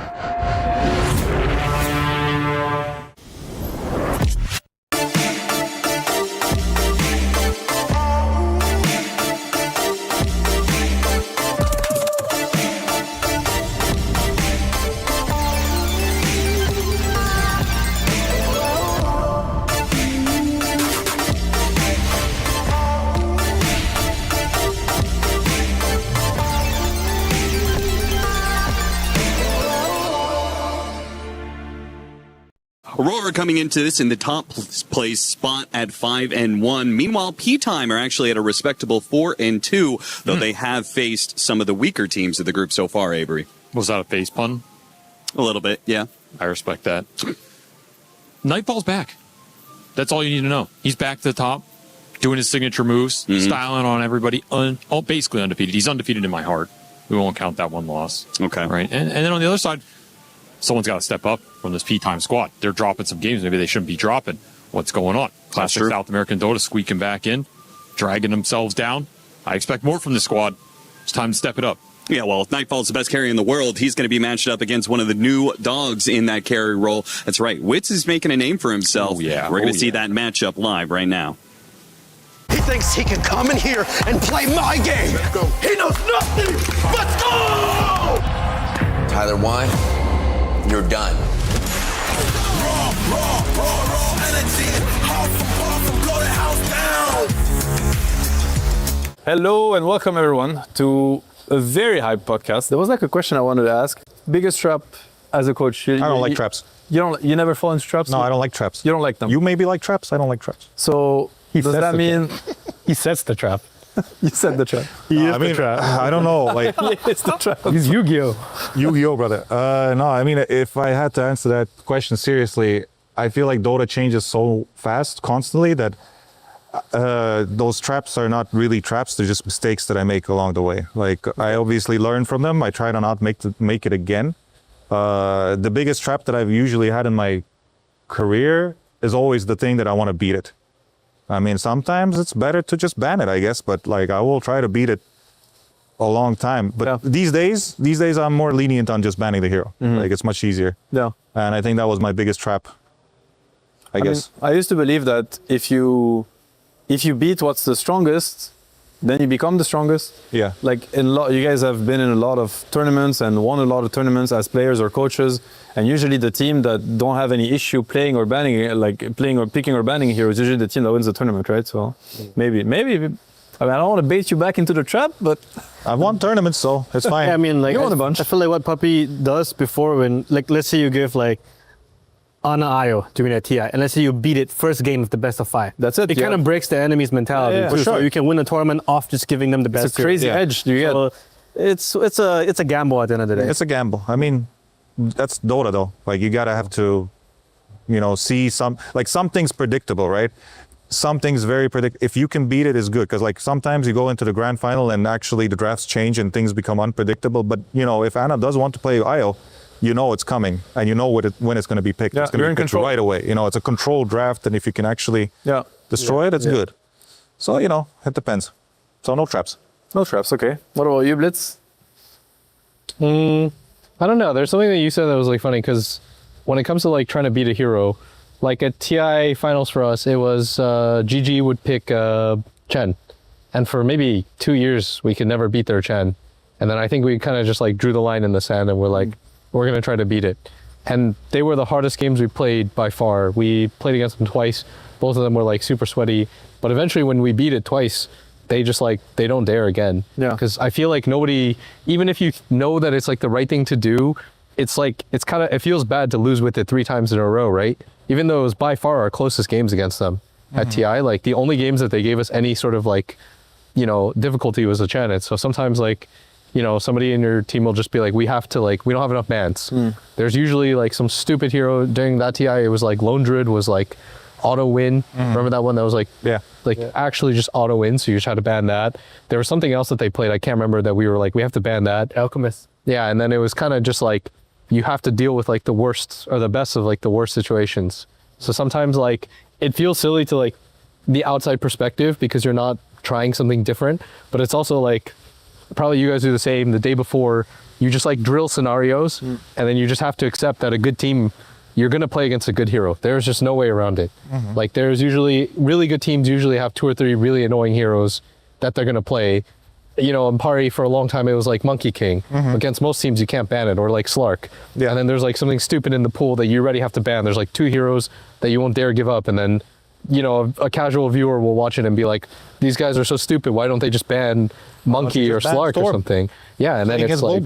Nice one, dude. You know, keep going.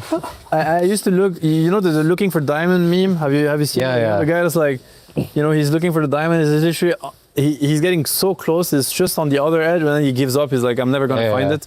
I used to use that a lot with players because it's like, you want to beat something, you're gonna lose against it, right? Or you want to build a strategy. It's gonna look bad, and it's gonna look bad, and then it's only because it looks bad that you start, you know, shaping it, and eventually it's gonna look good. But if you're gonna give up every time something bad happens, I mean, then you're at step 1. You're just looking for another step 1, you know, and never get started.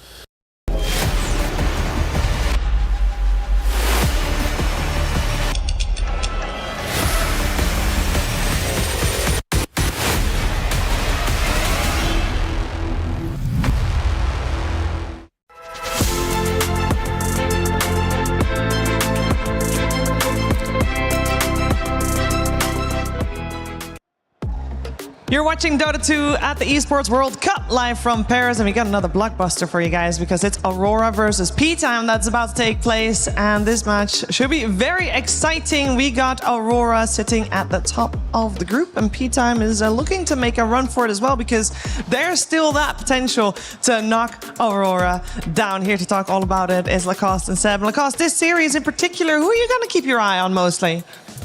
Which lane? No, which team? Which team? Both, Shiver. I think in this one, P-Time definitely an underdog, considering the results that they did have. Aurora just seems so stable, like getting multiple second places throughout the season, almost winning the tournament, still yet to grab a championship, but so far it's looking good for them. P-Time, on the other hand, they looked a little bit shaky considering some of the performances they did have. They did drop the L1 team. They lost 1 game to Liquid, which is no surprise, but also like maybe I would expect them to have 1 extra point on the board, maybe against L1 team, but gonna be super interesting because I feel like from what I've seen at least is 2 best Shadowfin performances that we've seen so far in the tournament, coming out from Wits and coming out from Nightfall. True, actually Wits better than Nightfall, I think, because he was 17-0 and Nightfall was 16-0, so the better SF player is on P-Time side. Nightfall not good enough. But the crazy thing about P-Time to me is like sometimes I watch them play qualifying teams, for instance, and they lose, and I'm not in shock. And then I watch them play Falcons or, you know, like the best teams in the world, and they win, and I'm also okay with it. Like, they're like in a weird state where they can beat anyone and they can lose to anyone, and they kind of got us used to it in a sense. So I'm sure they're not happy with it themselves and they want to find some more stability, but it's better to have it this way than having, you know, this ceiling that you can never break. So it's up to them to really find their footing and maybe fix the little issues that they have been going that are holding them back. But yeah, eyes on Wits for me. I think one of the best breakthrough player this season. He's been amazing. He doesn't seem to feel any sort of pressure here, even though he's at the World Cup. So yeah, let's see how he can match against Aurora. It's going to be a tough one. Yes, and for this group especially as well, it's one of those groups that is not necessarily the group of death, but a group where everything is possible. There are 4 teams that are all fighting for the top, and you can make a case for anybody to take that top spot. The other 2 teams, other than the ones we're watching, of course, are Enigma Galaxy and Team Liquid. But we are focusing our attention on Aurora first. They are the team to beat. They have had a stellar year to get to this point, and to talk about how they're feeling this morning, we're going to head over to Perch, who's talking to WS. Hey, I'm here with WS of Team Aurora. You guys have looked very consistent lately. What kind of improvements have you made to get better success? I would say we make a hero change recently. Like we pick more strong heroes in the patch. I mean, of course, previously we not really, how to say, pick a strong hero. I would say we kind of fall behind the patch, but now we just make a change. How much do you stick to like your heroes versus the patch? Because you just said you fall behind sometimes. I assume you say, I'm comfortable with Timbersaw, I must play him, and then it feels wrong, you lose too much. Like, how do you do what feels good versus what's winning you games? Okay, it's kind of funny because I just went back to Asia, and I play few Timbersaw, like example, few Timbersaw game and few Must game. I feels good. Yep. And I come back, I literally see a different heroes. Like I saw Earth Spirit post 3, I saw Undying post 3. I just like mind blowing. Yeah, because what's normal there is not necessarily normal in Europe, right? Yeah. Just based on hero specs, it must be very hard to balance. What's something that you've improved on as a player in the last year? I would say consistently. Like last year, I'm pretty inconsistent, I would say. Yeah. That's great. That's very important. You're off to a great start. You've only dropped a game to Enigma. What are your thoughts on P time in the upcoming match? I mean, they are good opponents. Like they are not that bad. So we'll still give our all. Like we have game preparation before the game about the draft and about how to play it. Do you think you're going to get a 2-0 or 1-1 minimum? I would say 2-0. 2-0? Okay, very confident 2-0 from WS. Thank you for the interview and good luck in your match. Thank you. And that confidence is obviously grounded in something, because when he talks about consistency, the team has definitely been very consistent. They reached 3 grand finals this year alone.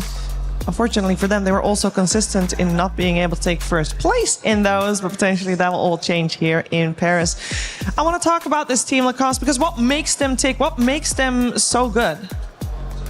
When they were formed, I was like, it's going to be another a bit of a weird mix of players, I would say, because of the countries that they're coming from, not the type of a squad that you would expect to come together. And I think they surprised everybody with the performance, and they immediately started to play really well. You know, a lot of the times you have this honeymoon phase that does fade out relatively quickly for some of the teams, but they've been very consistent. I think it comes down to having stability. Like people, you know, still love to meme it up about the Nightfall and everything, but this guy has looked so stable. Like some of his carry performances, maybe if you go back, like where he wasn't really joining some of these fights, he has become like a driving force of the team, where he is like, he's been always very vocal as a player. Like some teams that he played on, it was too many voices, because this time around, like, he is the voice of the team as well. He is leading the charge. Like you can always, like whenever you talk to them in the interviews, you can tell that they respect him a lot for a good reason, and his in-game leadership, because I think a lot of the time is like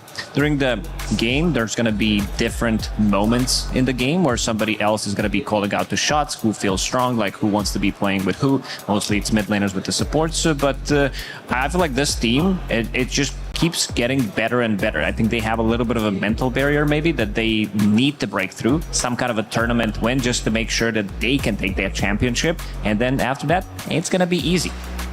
Yeah, for P-Time, the road here has been not super easy, because they have done very well, of course, in a lot of tournaments that we saw them in, but they also failed to qualify for quite a few tournaments, because the region is very competitive with LGD there as well. Of course, LGD did put a stop to their road to playing in Shanghai later down the line. So I'm sure that P-Time has got a lot of focus into this tournament. The last 2 tournaments they played in, they came top 6. This is a squad that people respect.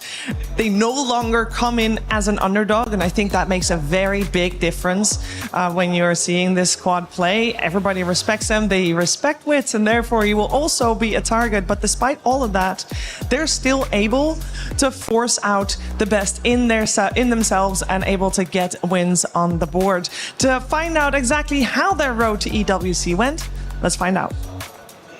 P-Time is a very new team in the world of Dota, formed when this fresh organization picked up the fully Peruvian Pain Gaming roster of Wits, Dark Mago, Frank, Schofield, and El Micho, and quickly became a force to be reckoned with. Together, this roster is undoubtedly one of the best South American teams around. There you go, sit down, Baboom!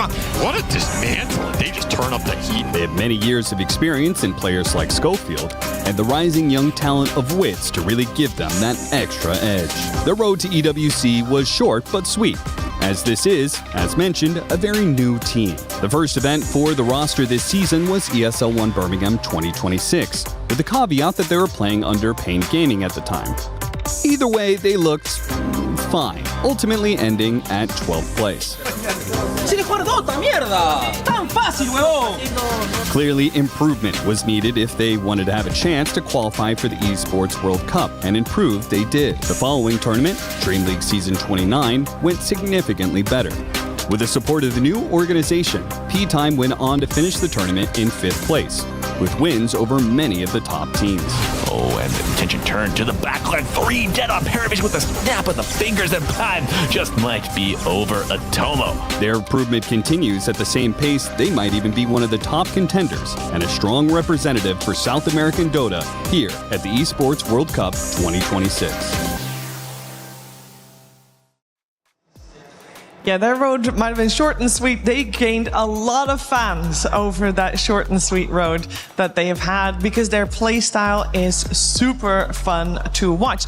And we already touched upon Wits, Seb, but it's not just Wits that seems to give life to this squad. No, of course not. I think you have to mention all of the players. I think Dark Mago he's been around for a while, Frank too, and these two have really found like a new life, you know, like new shape. It's kind of amazing to see. I'm sure that they're also able to bring all the valuable experience they've gathered over the years with the less experienced players that they have with them. And you have to mention Schofield, you have to mention, I mean, really all of them. I think, to me, the most interesting about this team is how united they seem when they play. I think you feel it in the way they play. That is it's very fast-paced in the sense that there seem to be no second-guessing, no counter-calling. Like, whatever they do it together, and that's like one of the golden rules of Pro Dota, where it's better to do, you know, take the wrong decision or do the B play, but do it together, do it fast, do it in a strong manner, rather than being there kind of discussing, hesitating, second-guessing each other, slowing down the game, essentially. That's their strongest suit, and I think especially in the LAN environment and in high-pressure games, it matters even more. Do we feel that they're very similar to LGD Lacoste in the sense that they have harnessed the chaos of South America? Yeah, it seems like they've been, you know, molded in that region. It's like they've been reborn as well. Also, because they have a little bit of that, you know, South American flair. But you also need to start thinking what other regions that have been winning tournaments doing, especially the Eastern Europe. So it's a bit of a mix. Like some players talked about, you know, the play styles, like WS. Just now, like he went back to Southeast Asia where different things are being played, so he's getting maybe some info from that region. He comes back to Europe, so he's playing different heroes. So having you know, good grasp on the meta, and I feel like this team, P-Time, because they played so much Dota, they played insane amount of Dota in the last couple of months. It gives them also one thing that you said, that it gives them maybe a little bit of inconsistency in terms of like who they're winning, who they're losing against. Like you will see them drop some games in qualifiers against like literally teams that you never heard of. But a team that seems like to be doing better on international stage, and I love the confidence that they're bringing as well, because he's the one who's doing interview in English on main stage. Like you see him on camera, he looks very confident. He's not gonna back down. Like he's destroying all of these carries as well. I think this is a type of a boost. Kind of reminds me of Sumail when he came into the scene. I'm kind of getting like the similar vibes because this guy is just so talented. Incredible player. I've never heard of him before. Actually, before I saw his name on the news or something, the replacement. Yeah. And I was like, wow, okay, tough luck. You know, like Parker's out for some reason and you need to find a last second replacement.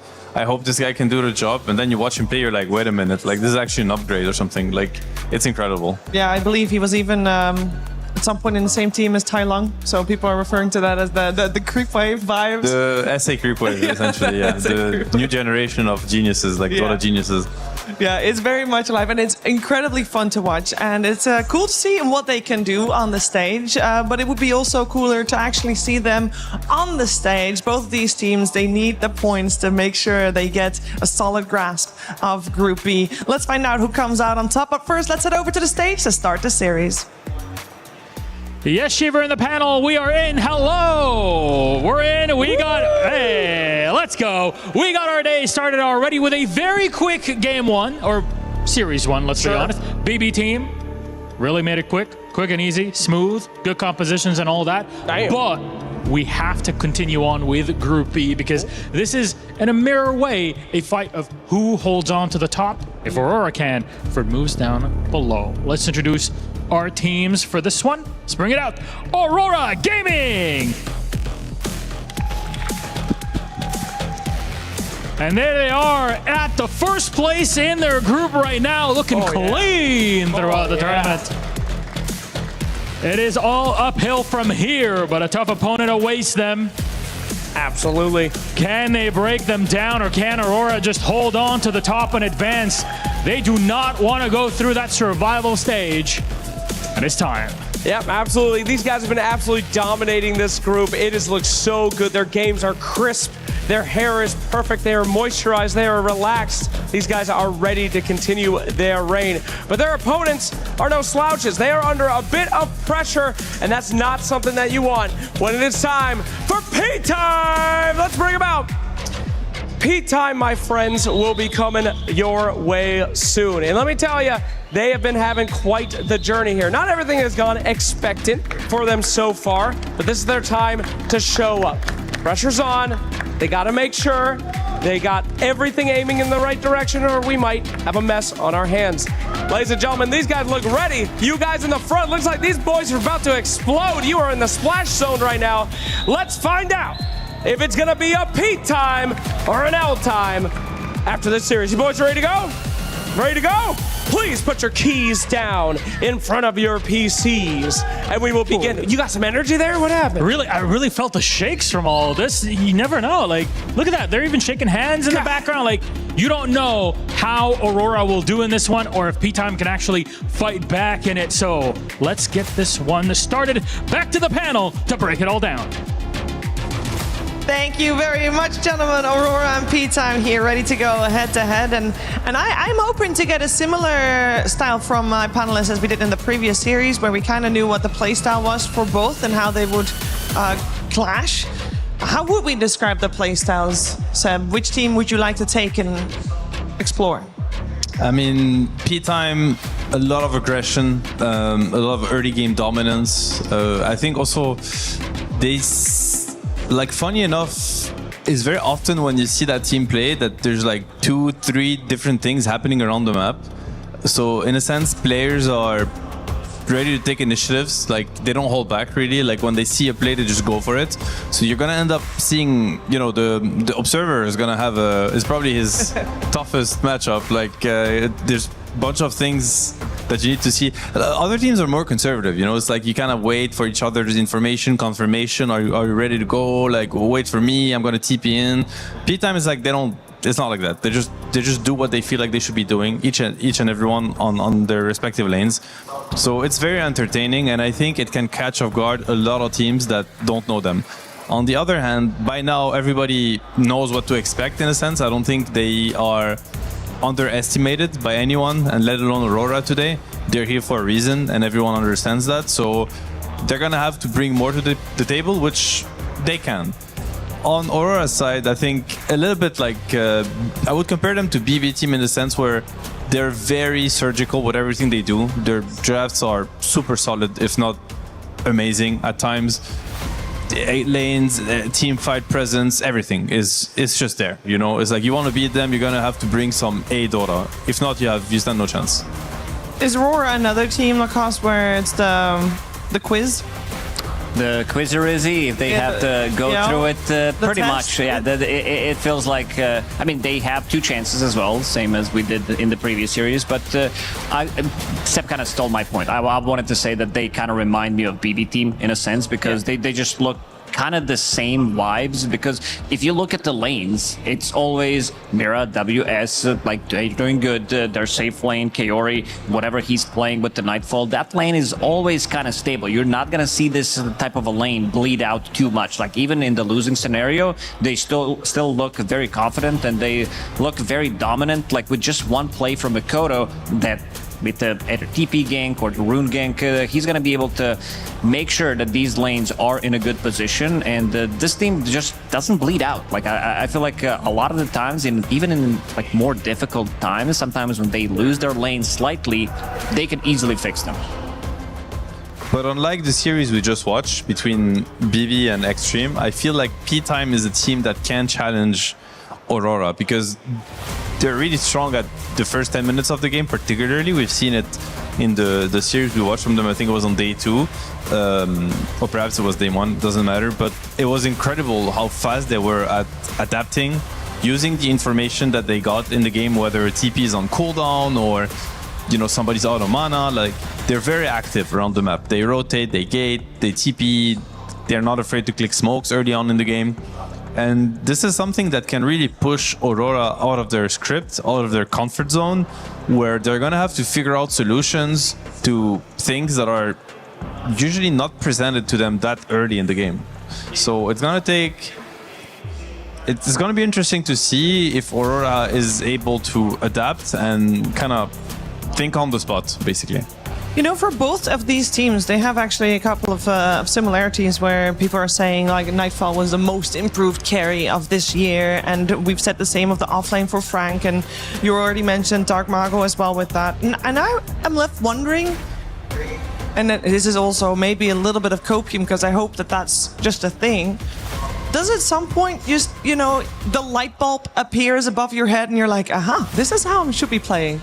And then they're just better? Like, what causes such a drastic shift? Like, okay, this player now, you know, he went from, oh yeah, he's a good carry to, oh my god, he's a great carry. It's a great question. I mean, it has something to do with self-confidence also. I think, like, that's the first thing that comes to my mind is, like, what does the player think about his own, like, state and his own potential?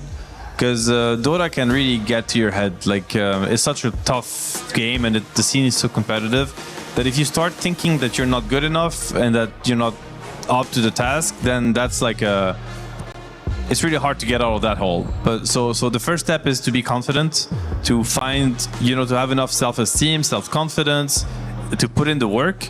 And there is maybe an element of like the meta. Is the meta suiting your style, like how you like to play Dota initially? Are you able to adapt, to understand the meta? Yeah. And then the people around you, you know, do they support you? Do they enable you? Do you get inspired?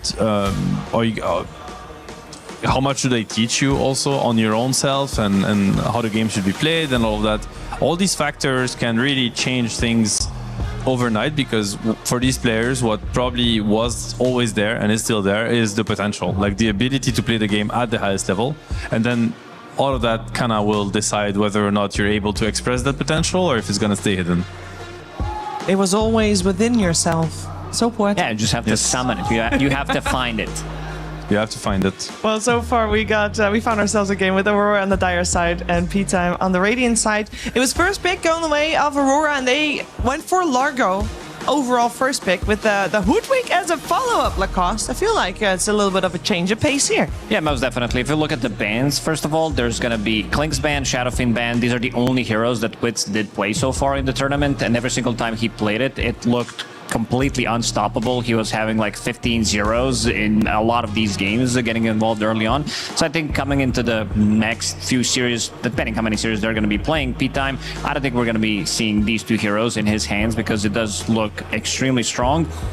However, opener for Aurora, this Largo, it does feel good. Maybe we haven't seen it as much on the first pick straight away. A lot of the times it is picked in the second phase, but overall the hero looks kind of strong. It has an extremely strong laning stage. I'm just wondering if we're going to be seeing maybe some old school counters to Largo. There were a couple of tournaments, I think it started during Birmingham, when people started to realize like this is the hero that needs to be beaten, and everybody was trying to find a solution. So we saw good amount of Marcy. Like this was pretty much the counter in the lane for Largo, because you're a super strong laner, you can bring extra region with your courier because of your innate ability, bring your items and just continue to dominate. So I want to see if maybe there's going to be a bit of a different approach, because in a lot of these games that we've seen Largo, even early on, the hero still feels very good and not punishable in the lane.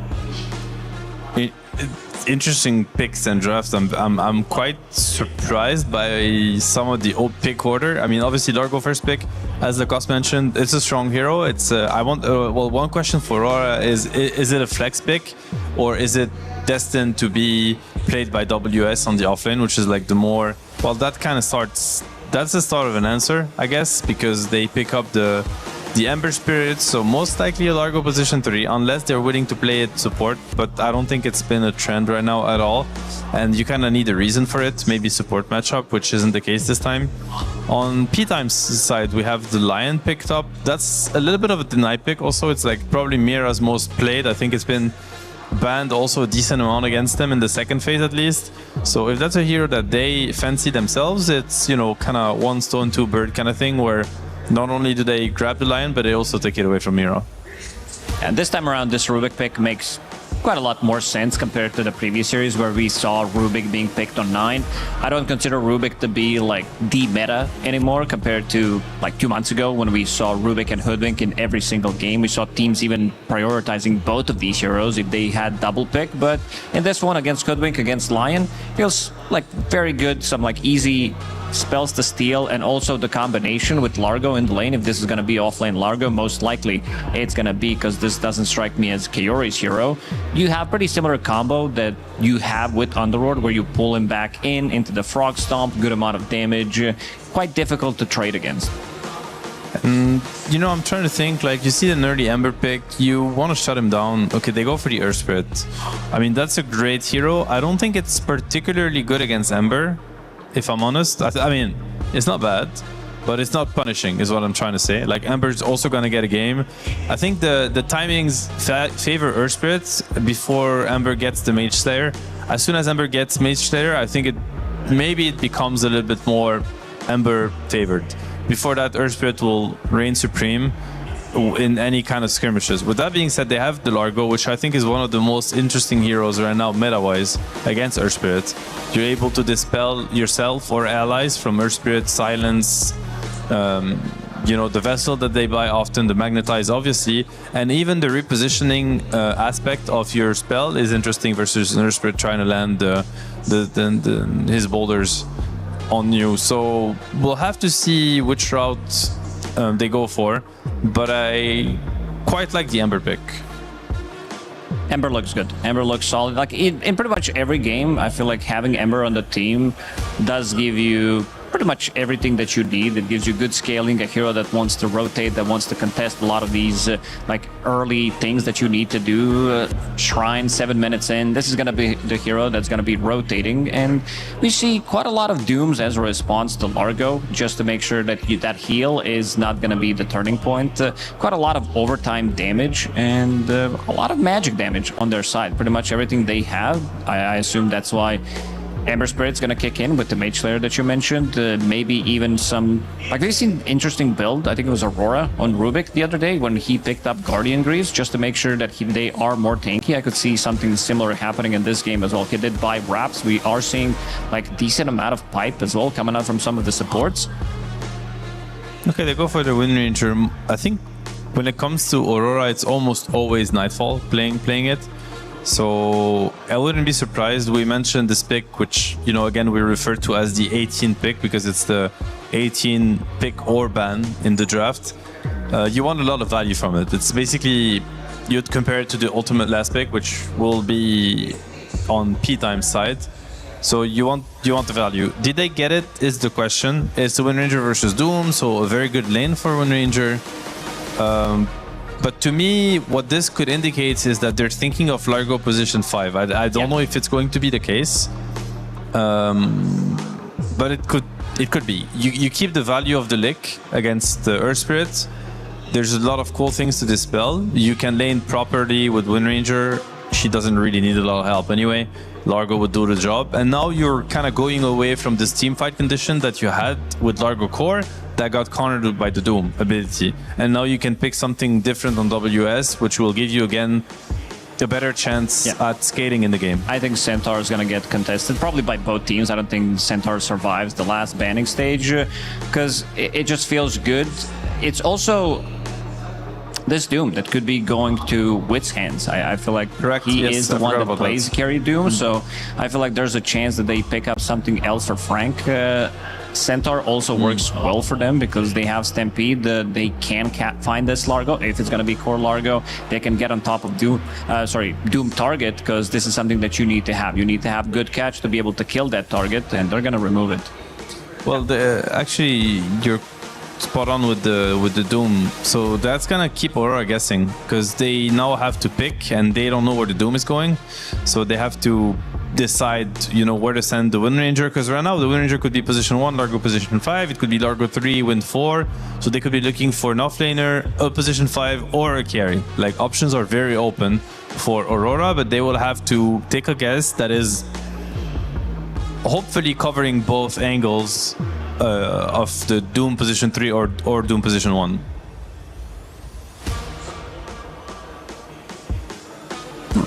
I mean, there's a high chance that we are going to be seeing some Zoo Hero coming out from Frank in the last pick overall.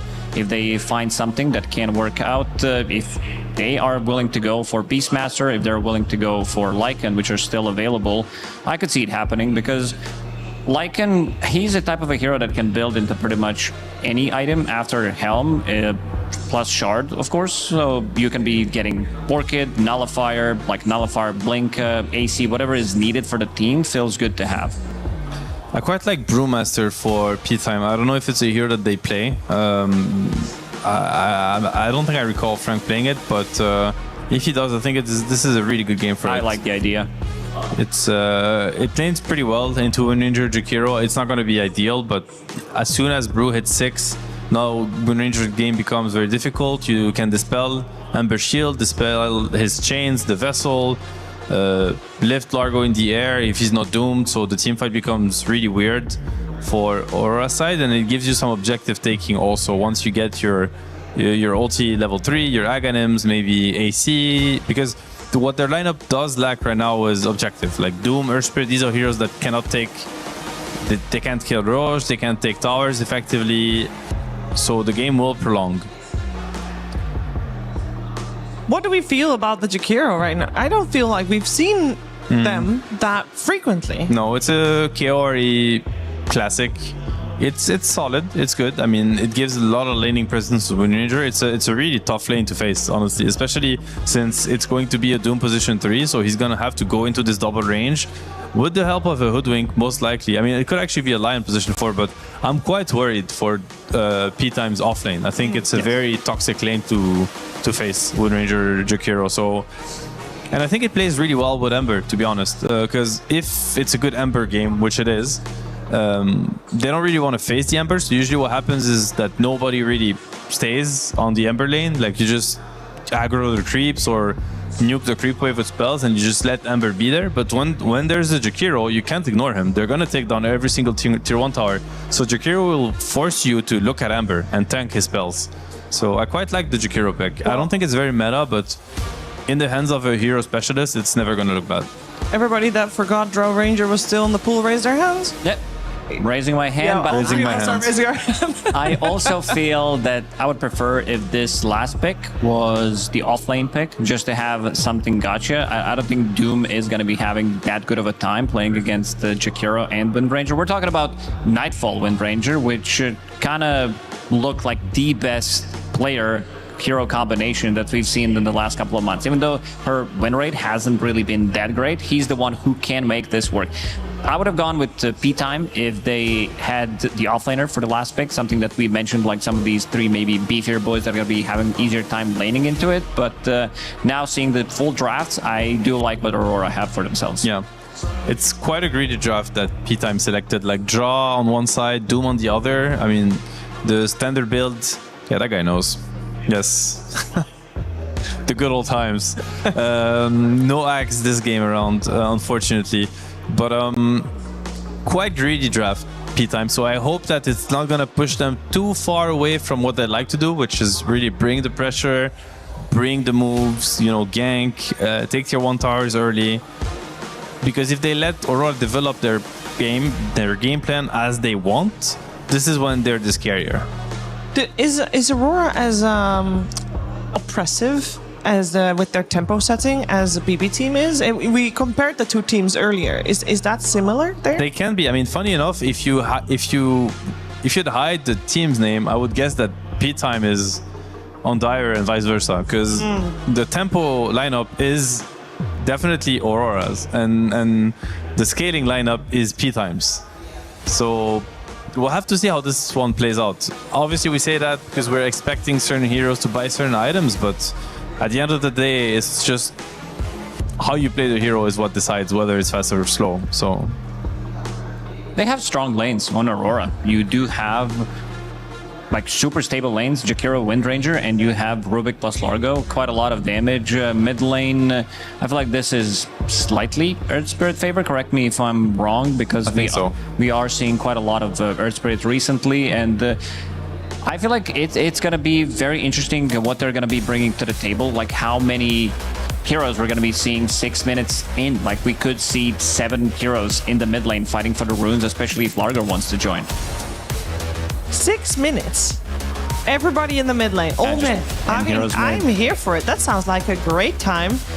Maybe for one team a little bit more so than for the other, if you call one lineup a scaling lineup and the other a tempo lineup. But from a viewer perspective, it should be a fun time for sure, especially with the voices of Cap and SVG.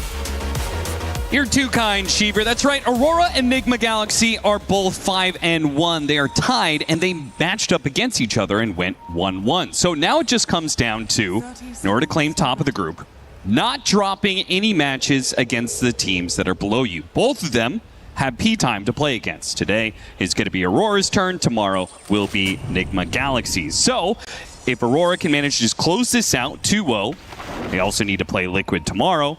And they just hope that Enigma Galaxy will drop a game somewhere. Meanwhile, on the other side of the equation, P-Time are at a very respectable 4-2, but they have to play against the top teams at their group. If they can manage to get the upset, Avery, manage to get a 1-1 or even a 2-0 against Aurora or Enigma Galaxy, maybe they could actually get the top spot. Anything's possible here, especially when you have the underdog status. You know, alleviates a little pressure from you. There's more pressure on Aurora and Enigma Galaxy here to finish out the group strong, sitting at the top there, thinking you're sitting sweet and pretty. But P-Time coming in here to ruin your day. And these guys are used to being the underdogs, right? Sure. They're coming from the underdog region, perennial underdog, South America, just never expected to win the LAN, never expected to maybe even be top 3 until I think like this year on average. Suddenly, they have some solid teams with some very skilled players. And yeah, the key word being teams, right? Because there have been times where there has been a solid team coming out of South America, but now it's actually 2 teams that are putting up fights against the international lineups. And it's a very international match, too. Yeah. I mean, we have the C representatives on this Aurora squad. It's easy to forget that they have two core C players because you just don't see C teams topping the podium too much anymore. But these guys are some solid representatives in Makoto and WS and have looked damn fine on this squad. So a very international match that we've got going on here, and a lot of tempo coming out from Aurora. Like, this is a lineup that can group up pretty well, play very fast, start taking some towers off the back of that liquid fire, and all of a sudden you might be able to like explode the map and just play Ember Spirit Dota, where he just runs the gauntlet. You don't have enough low cooldown disabled to deal with early tank that he might be able to bring here, and could cause the Drow Ranger some issues. A lot of scale for P-Time, kind of an unconventional draft for them. I'm not sure I see their faces on these three cores together. Individually, they all play them well. I'm not sure about the core synergy. And so that's what they will have to prove to me in terms of where that execution comes from. That actually poses an interesting question to me. Wits, you know, new player, a lot of talk about him. He has looked very, very good. But what do you think his style is? If it's if Drow Ranger is not his hero, what is his heroes? I like seeing him on heroes that can have an early game presence. I think the best games we've seen from him have been on heroes like Shadow Fiend or Tiny. Yep. Where you have that scale in your back pocket, but you can go like 8. He went 8-0 in the first 10 minutes of that one SF game or something. Crazy That's stuff. Where I think he will stand out. Schofield is going to be run down for first blood, as indeed the panel called this. This is a toxic lane to match up against. Jakiro Windranger. I mean, for any melee offlaner, it's going to be rough, and the 4 position that is supporting him is probably going to have to die a few times just to ensure his offlaner has an okay game. Very toxic Jakiro pick. And it fits their draft really well, so it's going to do some work here. Pretty hard to pull waves as a Lion. It's just not really what you want to do. Schofield kind of just left to the Wolves, and hopefully he'll be able to either get some stacks up or find some cheeky kills somewhere. Maybe you go to mid. You always have this surprise kill threat with Aerospirit if you do take the point and roll. Like, you can roll, kick this guy under tower, stun him. Can kill anybody if you set it up properly. We just haven't seen teams really playing for it, but that doesn't mean it won't be there. I think you do have to look for some cute stuff here in the laning phase with the supports as P-Time. It's funny, the early CS was terrible for both mid laners because Makoto did such a good block, it ended up going underneath his tower, and then of course it bounced back and went underneath Dark Mago's tower, and they both missed a bunch of CS as a result of that. But now Makoto is really beginning to break away. 20-3 compared to the 15-0 of the Earth Spirit. Makoto is dominating. And is that supposed to happen? I feel like Earth Spirit should be kind of even in CS. He overperformed on the early waves for sure. He was up 6 or 7 CS at one point with the waves going in, so pretty nice performance from Makoto here. And I do kind of favor the Ember, at least in the first 10 or 15 minutes here, finding more reliable impact. I think it might be difficult for Dark Mago to roll in and find connections here into the Largo Dispel, a lift back from the Rubik, some of these tanky boys. Ooh, Elmisho getting pulled out of position there with a blood grenade, slowing him down. He is probably going to die here. Does manage to get off one more Acorn shot. That leaves Wits open to maybe get the double here, using the multi-shot to kill the Rubik. And now the final hits on to WS, a double for Wits. Why did WS go back in there? If you had a Fairy Fire each or something, I can see you manning up there and maybe dodge the multi-shot and kill him, but that's a Boots Drow. Just running you down. Easy double kill for Wits, and he's having a great time now. The wave's pushing in too, so you won the kills and you won the equilibrium. Still got Fairy Fires in the back pocket, plus the Raindrop and the Fluffy Hat. Very tanky early Drow build going into the Falcon Blade. Tough target to fight. Yeah, I like that, because the only way that you're really going to win this Argo lane is being able to go for the kill, right? And just straight back into WS, lay the harass into this Frog. Don't let the clunky melee hero walk up and get any sort of free CS here. Should be a very strong last Drow pick coming out from P-Time. They can play around and might even get another kill here. Mir did do a good job with the Quelling Blade earlier, cutting down, stopping the bushwhack, but this time, too many trees, and will die to Elmisho. Kodo getting fancy mid, has a massive level advantage. Yeah, pop of the glyph to try and pressure Dark Mago as much as he can. Meanwhile, top lane, there's the blood grenade. Damage over time from Kaori is just so rough to deal with for many offlaners. Too much harass, too much easy harass from this Jakiro, especially when you're in those 2-on-1 situations. It's just free. Makoto trying to get that solo kill. Does manage to get his level 6, hits him with the roll. He's going to turn around Silence with Schofield joining him. Makoto, I mean, you were winning the matchup, but diving into the tier 2s, that was just a bit much. He had Raindrop Wand Fairy. I think he felt he was going to be able to bait a turn and get away with it with the roll block. But there's that Schofield TP that is pretty deadly for his hero. Schofield is going to die. Okay. Kari just running him down. Yeah, nice pickoff for him. He's having himself an early game and free TP out. No. Nice roll in. Dark Mago is there to put a stop to that one. So that is a huge recovery. I mean, both off lanes were suffering massively. But the fact that Aurora was also winning the mid lane so heavily said a lot as the EWS woes continue. Point blank multi-shot gets the job done. Very chaotic game. Lanes are just breaking down pretty quickly as everybody's trying to roam and get some sort of kill advantage. We'll buy some space for Frank in the offlane because that Jakiro was TPing out, so he gets a little breathing room. Mid tower taking a beating though.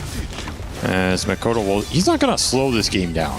Again, this is a pretty nice Ember game, at least until the supports have ultis. You're not worried about getting killed outside of a tower dive, as we saw. You can maybe look towards Wisdom Shrine. P-Time have numbers up here. They're kind of set up to defend it, but it's a level 2 Lion. Yeah, I don't know how scary that is. A level 2 Lion being a part of a mid lane kill. It really goes to show how well this Aurora safe lane went. Makoto almost took it in time. Shackle shot lands on the Lion. They're going to focus down this Ember Spirit. He is going to be forced to jump away. Actually, hits the slight. Wait, he didn't have a Remnant out? What? He went for that play without... I just assumed he had placed a Remnant somewhere, but apparently not. He's just all in. Maybe trying to save the Remnants to fight with, overestimating his strength, but a nice TP from Wits. Oh my god, he just lost his urn for 2 minutes. Oh boy. This is the Wits that this team loves to see, right? When he's involved early, making clutch rotations, finding those pickoffs, he might have one of the scariest early games of any carry at this event. Like, his moves rarely fail. Here's another nice opportunity. Stun with the Doom instantly put onto the Wind Ranger, and the slows will ensure the extra kill as well. This is such an active Drow Ranger, right? You don't expect it from this hero. Maybe they can actually get the Rubik. He's fast enough to get up there, and they're going to try and sandwich Wits here. Okay. Nice two-man ice pad with the deep. double dual breath. That's going to feel really nicely. They do get the Rubik in the end, but if they lose both cores for it, WS, this is going to be great recovery for him. Good bushwhack, holding back these heroes as the Hoodwink joining them through the gate will make the difference. Kaori does end up going down. WS is out of mana to do much here. Yeah, might be screwed. He's got phase boots to be activated, makes a run for his tower. Nightfall now. And one by one, they're all going to run after these heroes that are deep on their side of the map. Power shot hits Schofield, and Schofield will be run down here. The Golems almost snagged him. At least WS survives. Makes that rotation worth it. They're going to send the Drow back bottom. I still like these moves from Wits. Yeah, he died up there, but he's 4-1-3. He salvaged this early game a lot for the supports especially. They got a lot of XP out of those extra kills. Frank is doing a lot better now. Like, those moves help the team a lot. And that is not an obvious idea here. Like, I think a lot of carry players would just sit here and AFK freeform. And their game might look better for it, but their team would be suffering a lot more. Good TP from Frank, but it's not enough. The power shot, just a bit too much damage. Javelin tread's already done for Nightfall. It's a lot of damage on that focus fire. Pretty hard to sit up in this lane anymore. Mira will be run down by Wits and El Misho yet again. Meanwhile, the urn is finally picked up after the courier revives. 9.5 minute urn from Ember Spirit. That doesn't feel good. Nope. He still needs charges. At least he has a couple stacks here to go back to. Nice little level advantage for P-Time in the end here. After this laning phase. Yeah, even in experience, but... I mean, they have a level 4 line and they're up XP, so that's got to be a good sign in some ways. Yeah.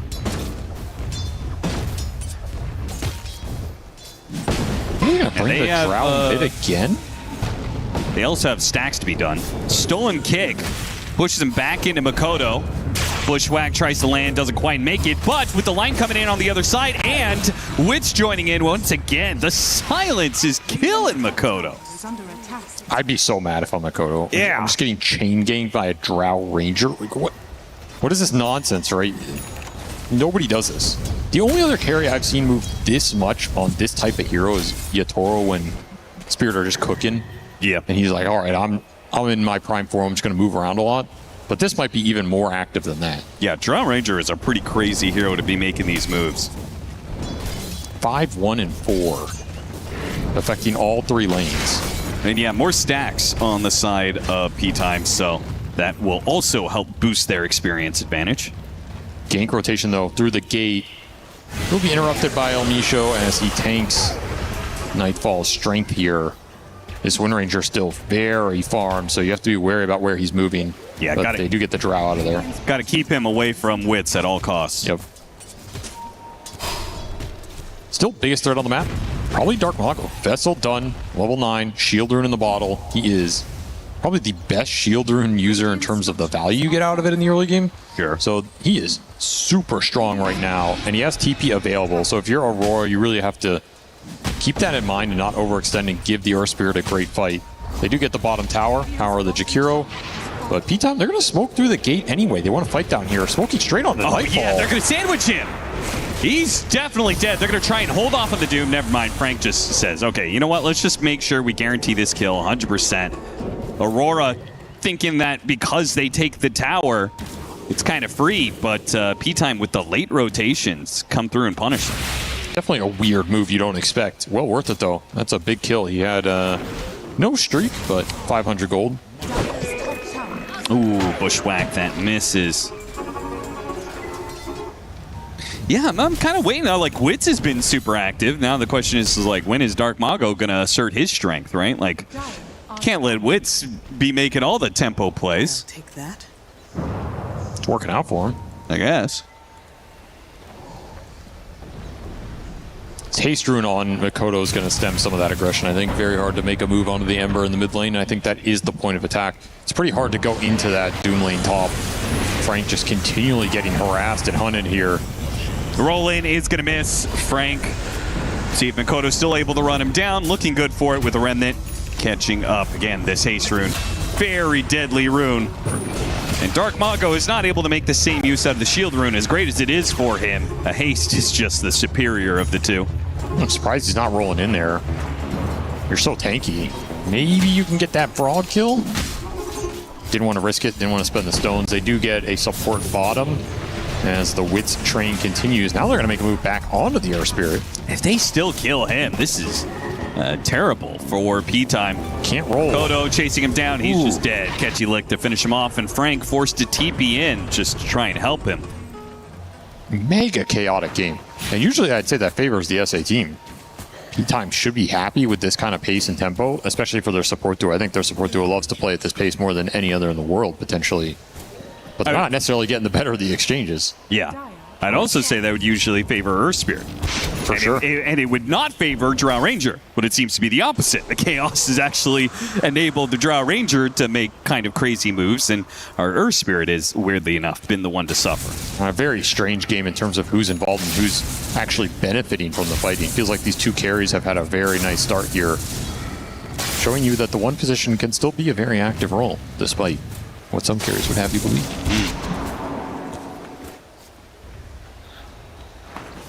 Schofields almost has his Blink Dagger, surprisingly enough.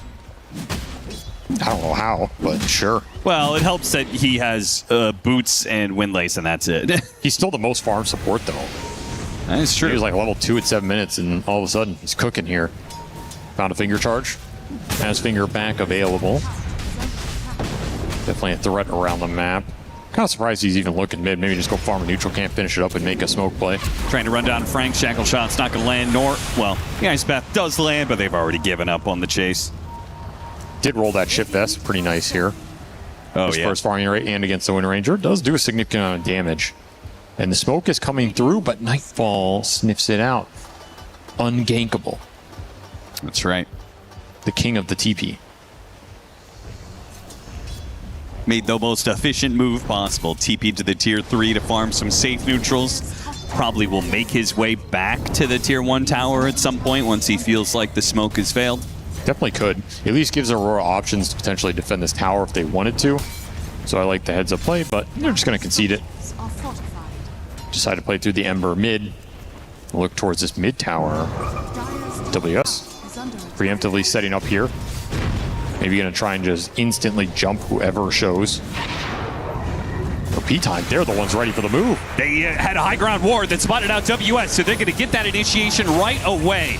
Ember Spirit does some decent damage. Witz is actually going to take a lot here, but they don't have enough to follow through. Power shot almost hit him. Meanwhile, the Ruby's going to die. Dark Mago in some trouble. Nice long-range stun there from Schofield. Oh, Does that he got get Dark out. Mago out? The roll away. Tick, tick, tick, though the Spirit Vessel is going to finish him off.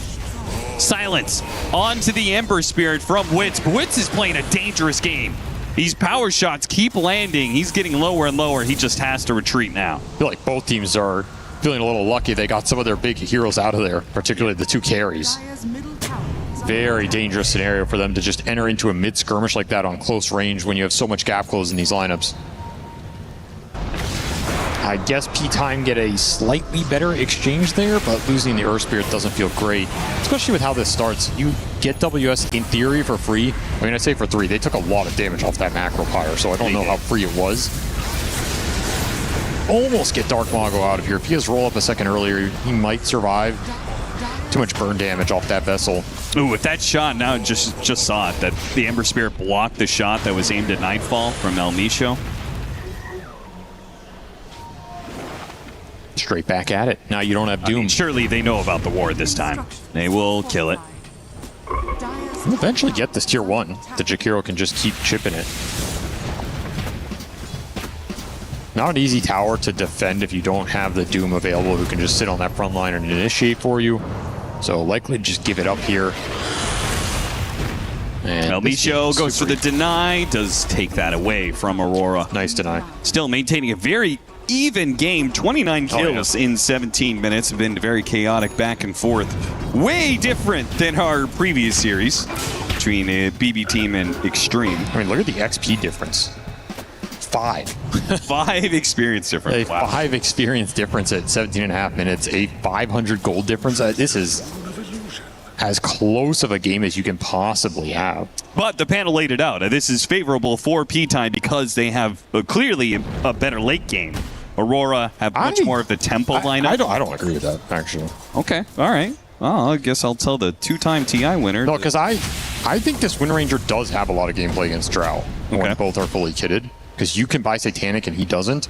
And I also think Largo negates a lot of the Doom scale and kind of forces you to go into that Ags build.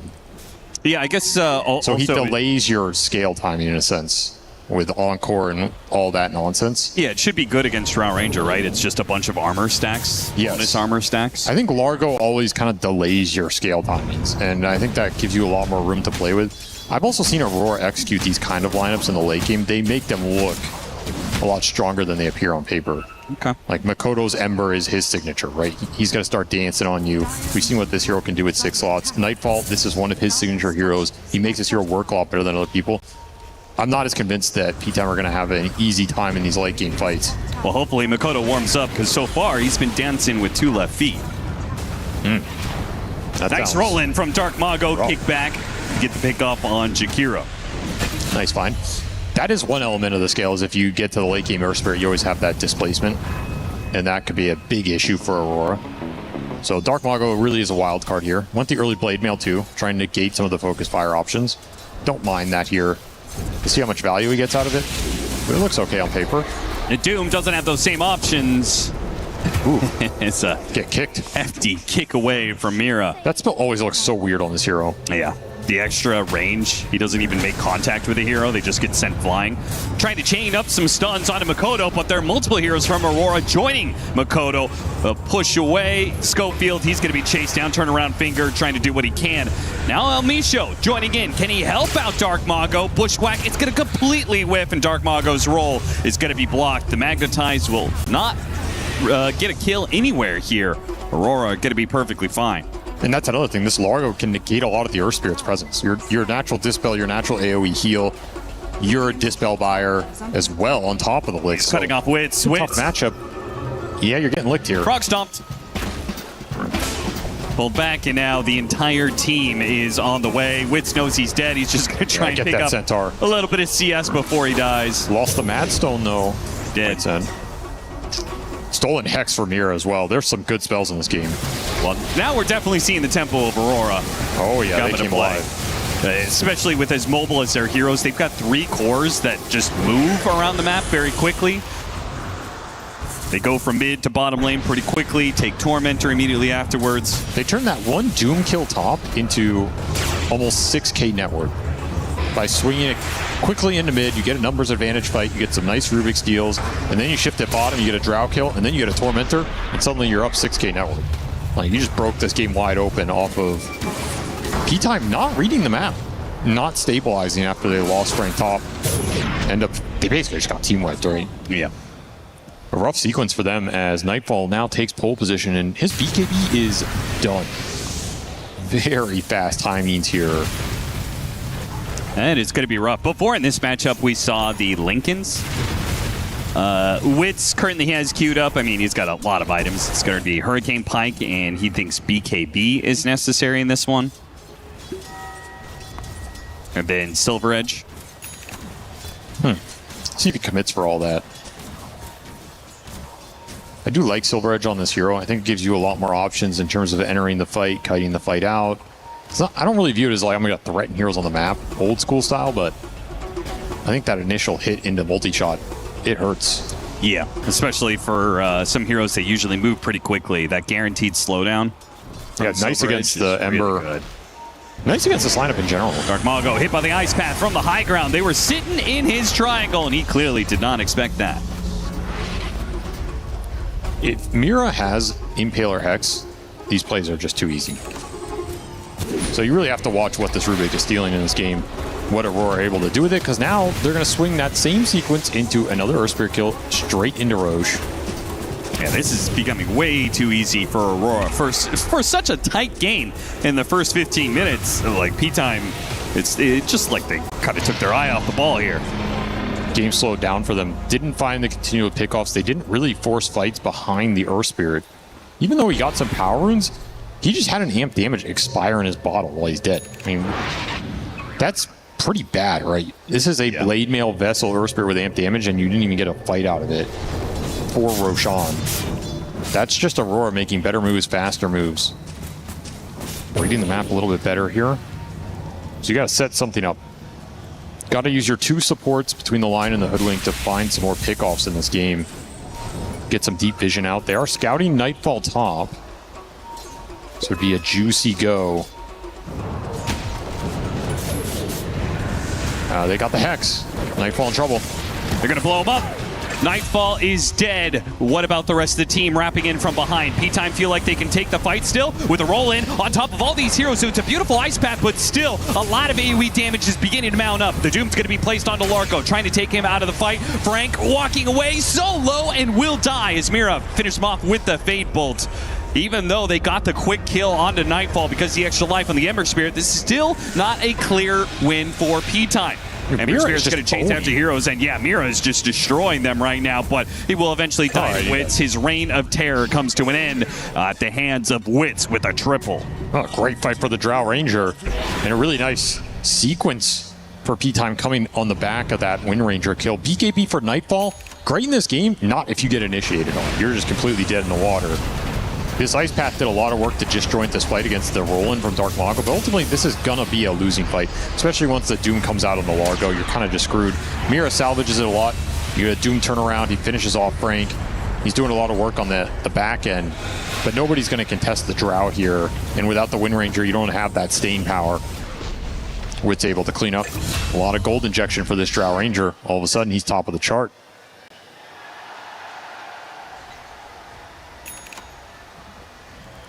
So back to a 5,000 net worth lead. Aurora didn't lose too much off of that, but does stall up their momentum, and they do not want to let this Drow Ranger get too big. At this rate, BKB could be done for Wits. That would make him exceptionally tanky. It's a great BKB game for P-Time in general. Nothing pierces the debuff immunity in this game on the side of Aurora, and they have a lot of spell damage that they've been relying on. You get triple BKB here, you are favored in that fight. It's going to be a nasty window for Aurora to fight into. Your only physical is the Wind Ranger Focus Fire. If that gets kited, what are you really afraid of? Yeah.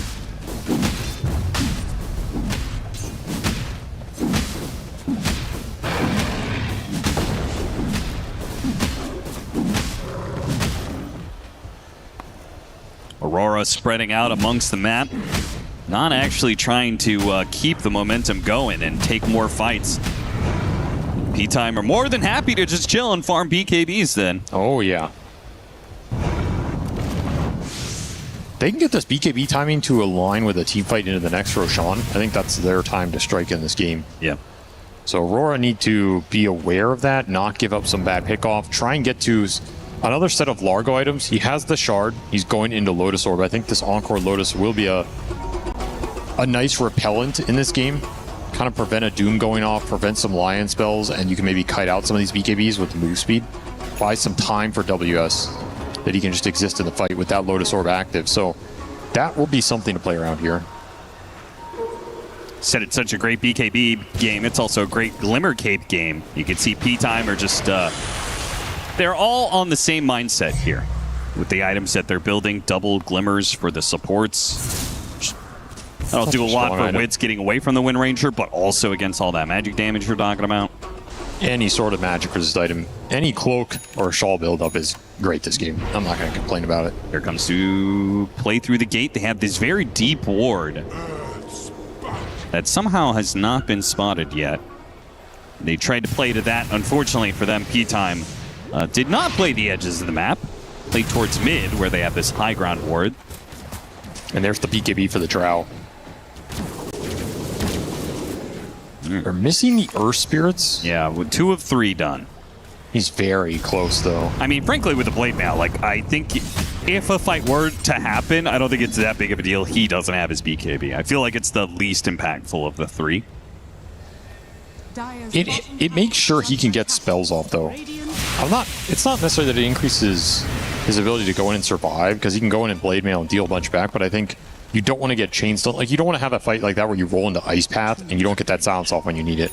I think the BKB is more about Dark Mago being able to play full fight and use his spells rather than I'm going to negate a bunch of theirs, though you do get that benefit as well. It'll be finished up here. So they will have triple BKB going into this fight. Aurora missed their window to take advantage of it. Now they're just going to have to fight it straight up. This could be a difficult one. They don't get a clean initiation. Yeah, they can still bypass the BKBs by getting the better of them in initiation, which they were trying to do with this smoke up triangle play, and it could have worked too because they have this high ground ward sentry combo. P-Time are going to play into it here. It's going to break. They're going to spot the Earth Spirit at least. See some of the other heroes like the Lion pushing forward. And they make a run for it. They're going to turn back around at any point, try and play for this one. Lion gets blown up immediately at the start, but they get the Doom onto the Ember Spirit. A Lotus Doom, but he got off BKB. At the same time, Dark Mago with his own BKB gets away from Nightfall with a Focus Fire. Now playing on the high ground, trying to pull him back down with a Stolen Doom. Okay, now BKB from Wits. Oh, that impale. There is BKB, a beautiful impale, playing up in that high ground. If it wasn't for the fact that Drow Ranger was doomed, that would have been a wipe there. Aurora, a multi-shot would have devastated them. They still lose the fight. It could have been even worse. In fact, maybe it still can be worse. Schofield is hunting. He'll miss out on Nightfall. Almost had him. Very heads-up movement by Schofield in that fight. Immediately started running up, knew the fight was over, was trying to catch more, and he almost got it. I mean, how bad is a fight that you got 2 Dooms for 1 and you don't win it? They got the bounce back Lotus Doom and the Stolen Doom. It's the strength of the BKBs. The issue is that the turnaround Dooms aren't that good because they're just running around BKB. Yeah. It's basically just some damage. And like, Dooming Drow. Drow doesn't care about Doom, right? He just BKBs and he turns. Yeah, you're stopping the multi-shot, but he's still just sitting there pelting you. It doesn't change the setup of this fight. Sure. Great impale from Schofield and a very important buyback. You're also taking this fight near that tier 2 and outpost. Tough position. It didn't really break on that high ground ward. That's the power of the Earth Spirit just being able to run in first. What are you going to do to initiate on Dark Mago in this game if you don't have a Stolen Rubik spell? Like, you just shackle him? I mean, that's not... You can't ask that. You can't ask Nightfall to run in first and shackle somebody in this game. Nice pick off on Frank, though. Oh, he gets that one. Nightfall and Aurora bounce right back. Yeah, how do you, like, after that team fight, again, 2 Dooms for 1, you still lost it. You said, like, the BKBs are just too powerful. Aurora, what do you take from that? Like, we need to take a bit of a timeout, get the next round of items. Does that change things? Do you just play for, okay, we can't take team fights straight up, but we need to play pickoffs? Speaking of pickoffs, Jakiro might get picked off here, though Glimmer Cape is going to bail him out alongside WS and Nightfall charging forward. You need your own BKBs for one. Okay. And I think you need Blink on Rubik. I think Mira is going to have to be the initiator a little bit more this game. Be able to Blink lift one of these cores so that you can throw them either into Ice Path or a Shackle. If he goes in first and gives vision, then Nightfall can decide to run in BKB, Shackle someone and commit to the fight. But he can't just run in first. So looking at this lineup, you can also send the Ember in. If you get to Encore Lincoln's Lotus, you can kind of throw all that plus Croca Genius on the Ember and send him in. Kiori's just kind of comes here Spirit. Immediately the Ice Path is going to stop him. And Mira, with the Geomagnetic Grip, will pull the Jakiro to safety. That's a pretty nice spell to have here against the Doom and all this lockdown. It's amazing. It's a guaranteed 4-staff out. With the Aether Lens and extra cast range he's already getting, Blink Dagger as well. This could be a situation where they have found a way to take a team fight, where they poke at them, get P time to use BKBs, and then reset. He also gets the Shard version. Right. Pretty nice on top of it. Yep. Extra range and pull speed. Super value.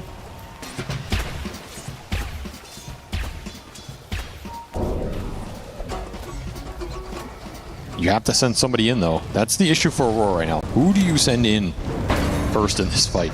It's not so obvious. Frank died pretty quickly to that focus fire, but the next time it'll be a bit different. He'll have a Shiva's, a massive upgrade in armor for him.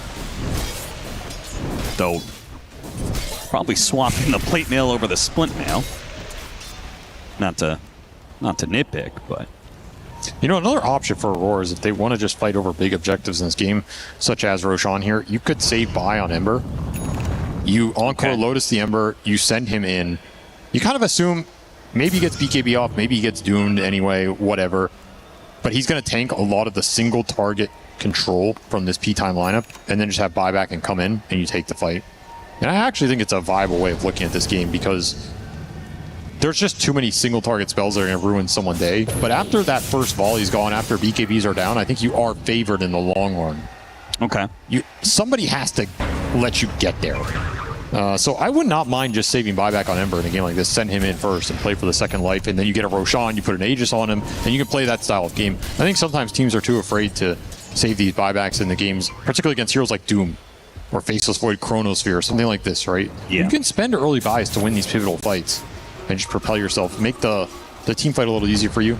If you don't have a clear way to just buy an item and go in off the back of that, you might buy out for Ags here.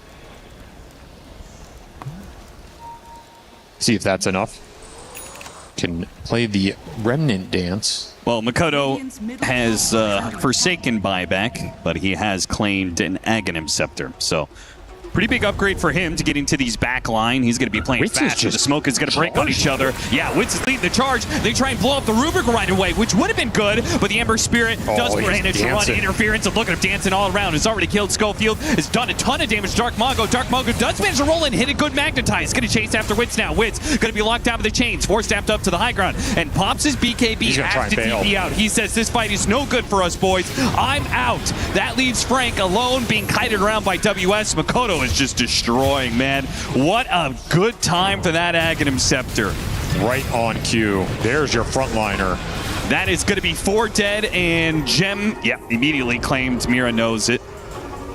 Very well played by Makoto. Exactly what Aurora needs. Someone in there creating space, tanking the support's time. You get some nice connections on Nightfall, but the Drow never got to sit there and hit him. The first multi-shot didn't really connect with anything. Also, that Aghanim Scepter alongside Croak of Genius. A lot of damage. Yeah, it was. Look at the damage, in fact. He dealt 9,000 with December. That doesn't surprise me, really. I mean, That's he was disgusting. all over them with those remnants. Double chains here. Remnant on 2, Remnant on 3, Remnant on 2. Slices them down. He just owned them in the first half of that fight. And then he gets another sick Remnant double chains connection here that forced basically BKB TP the Nightfall out of Wits. Makoto verse 5 gets the job done. Honestly, the rest of the fight didn't even go that well for Aurora. They're kind of just trying to survive. Yep. But the Ember just absolutely decimated. Perfect ags. Who did they doom Timing and in that impact. fight? Did they doom Nightfall and he just ran away? I think he doomed Largo? Well, if Largo didn't die, they were on top of I it. think he assume. just tanked it. Really? I'm not 100% sure. I'd have to watch that again. I do feel like you probably, theoretically speaking, what should you be doing? You want to do It's gotta Ember. I Ember's mean, the best okay, doom target. if you can, but Yes, it's unlikely very to difficult, happen. of Right. course. So, in that case, is it Largo or is it Wind Ranger? I feel like it's Largo, right? It's probably Largo. Stop the heal. Stop the songs. See if they can pop Nightfall here. I mean, they're not going to get him. Nightfall, not only does he have the Aegis, but they also still have the geomagnetic grip, so it is. I think it's actually impossible for them to kill him. What if you roll kick him in? If you kick him after the grip starts, then yeah. Like he starts being pulled back and then you kick, which breaks it. Well, any pull mechanism breaks the pull. So I think Bushwhack can stop the pull. Okay, yeah, maybe that too. Unless Geomagnetic Grip has alpha status, which it might, I don't know. It's a very weird spell. Alpha status. You know exactly what I mean by that. I do. There are I certain do. It's a spells good in way to describe Dota it. that just have alpha status. You can't do anything about it. Yeah, like among the duels, Legion Commander duel was the Yes. alpha. I that has since changed. I don't know who's the alpha now. It's definitely not Axe Call. No, that's the Axe Call is not an alpha. Axe Call is the Sigma spell. Yeah, for sure. Which is kind of I mean, weird. it makes sense for him for his innate. He likes to play alone.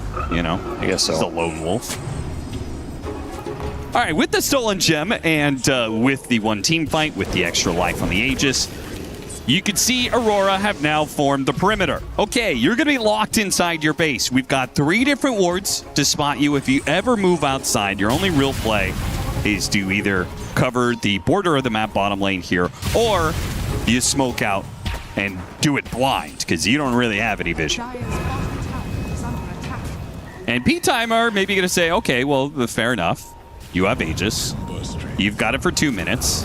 Do something about it. We're going to sit high ground with Drow Ranger. Nightfall tries to do something about it with its focus fire, but he tried to make that a solo play.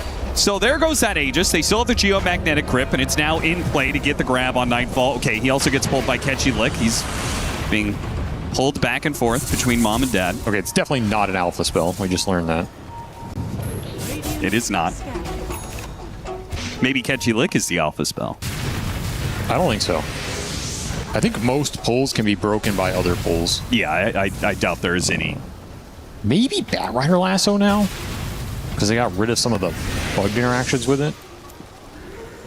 Well, just like the idea of the alpha wolf, this is just a term that has been made up and doesn't actually apply anywhere. It sounds cool, though. It does sound cool. I think Batrider Lasso is an alpha spell. I don't think you could do anything about someone like, you can't stop the guy in the lasso, you know? Yeah, but yeah. I would just say that's different, though. That's a leash. Well, I like using this term, and I'm going to apply it to whatever I can. Okay, fair enough. Satanic done for wits, by the way. I said at the beginning of this game, I feel like Wind Ranger can go Satanic and the Drow can't. Instead, we got the reverse. It's not that amazing of an item on Drow, but he gets an extra Dispel here. Right, Schofield's just going to kill himself trying to get some vision down for the team. Actually doesn't die. Shackle. Meanwhile, beautiful shackle shot, and Frank tries to stop it, but Nightfall's already popped his BKB, ignores the Centaur Stomp of the Doom. See if they can get Frank. At least force him to use his BKB. No shackle. Very difficult to find an entry into the fight blind like that for P-Time. Yeah, Largo is just causing them a lot of issues. I just can't believe they tried. Oh, Frank still went in there. Maybe just a soft poke. Yeah. He can't doom anybody in Well, this now game. there's no BKB. Oh, managed to get the grab. Telekinesis. Okay, wait, there's way too many saves here on Mir. This is actually just too difficult. They also have Refresher on Makoto, who just hit 25. So he has the charge restore time plus the double, the Deca Remnant. Yeah. He is incredibly terrifying. Nowhere Spirit. This is kind of a free clearance for Aurora to take some buildings here. Schofield actually comes in, stuns. There it is. Telekinesis save. Every bit of poke you have, there is a, I don't know, what's the opposite of a poke?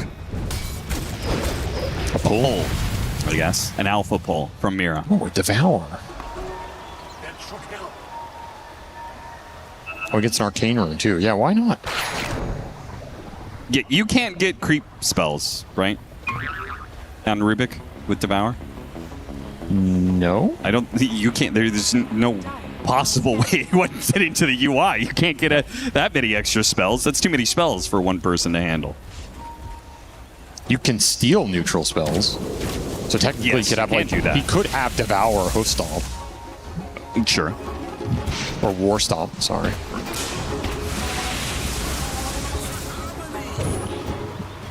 Aurora building up an 18,000 net worth lead, and if they feel like, I mean, I thought it was perfectly fine with, okay, I guess they no longer have geomagnetic grip, so maybe it's not the same, but I thought the poke that they're doing was a good idea. Just continue it until you P-time feel broken and they feel like they have to go outside the base and do something about it. They still have the telekinesis lift save, which is kind of the equivalent.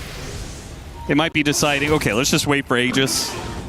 We watched Falcons Dota play earlier. They seem to be in pretty good form right now. Let's just secure the victory at all costs. And this is the Largo Doom matchup. I don't have faith that Doom can scale, because now you're forced to go Ags, and then even by the time you get this Ags, he has double lick. So then when you go in, you Doom yourself, you have this AoE, he can double lick people out of the AoE and they can get BKB off or whatever. He has counterplay to both options. It's just tough. There's the Largo Ags. WS fully online. And they're just going to smoke with it. I think you need an Ags on Dark Mago. Right? Like Might that, be getting there, yeah. The ball of Aurora and all these saves, like, I feel like you need to find a way to dismantle that. Or just play the high ground forever. Hope they throw. It's always an option. It hasn't worked out for the team so far today. Oh, he got Hex. Managed to get the Hex off. How? What a great reaction. It's a two-man stun, and maybe it's the Largo who will die for his sins. Impale. Oh no, the Impale! It catches Frank. Frank went in without popping his BKB, and Schofield will die all the same. Wits just can't do anything about this. Some incredibly clutch spellcasting ends up getting P-time killed. And again, it's such a good Rubik game. He has all these frontliners to go in for him. He just sits in the back, wait for those Lion spells. And they are great this game.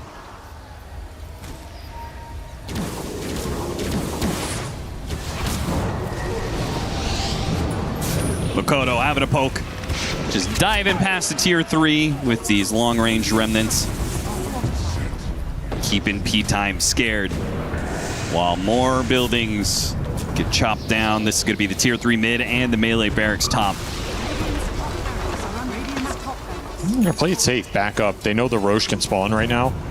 So that last barracks is not worth risking a lost fight into the Roshan spawn. Especially when you have this Impale on Rubik. Fights look way easier when Mira has pre-stolen spells going into it. It's going to force P-time to contest this. I don't think you can just give up Roche. And yeah, they're going to smoke. Try and make something happen here. You got to find supports or some clutch Hex into Doom on one of the core targets. Those are your only options here. Division on the high ground, the ping. They could ping these creeps mid. Ooh, they baited know. by Nilu. Yeah, they know they're here. There was Drum Aura on the creeps mid if they were looking at it. Roshan is going to swap over to the other side. Aurora, they could try and jam it real quick.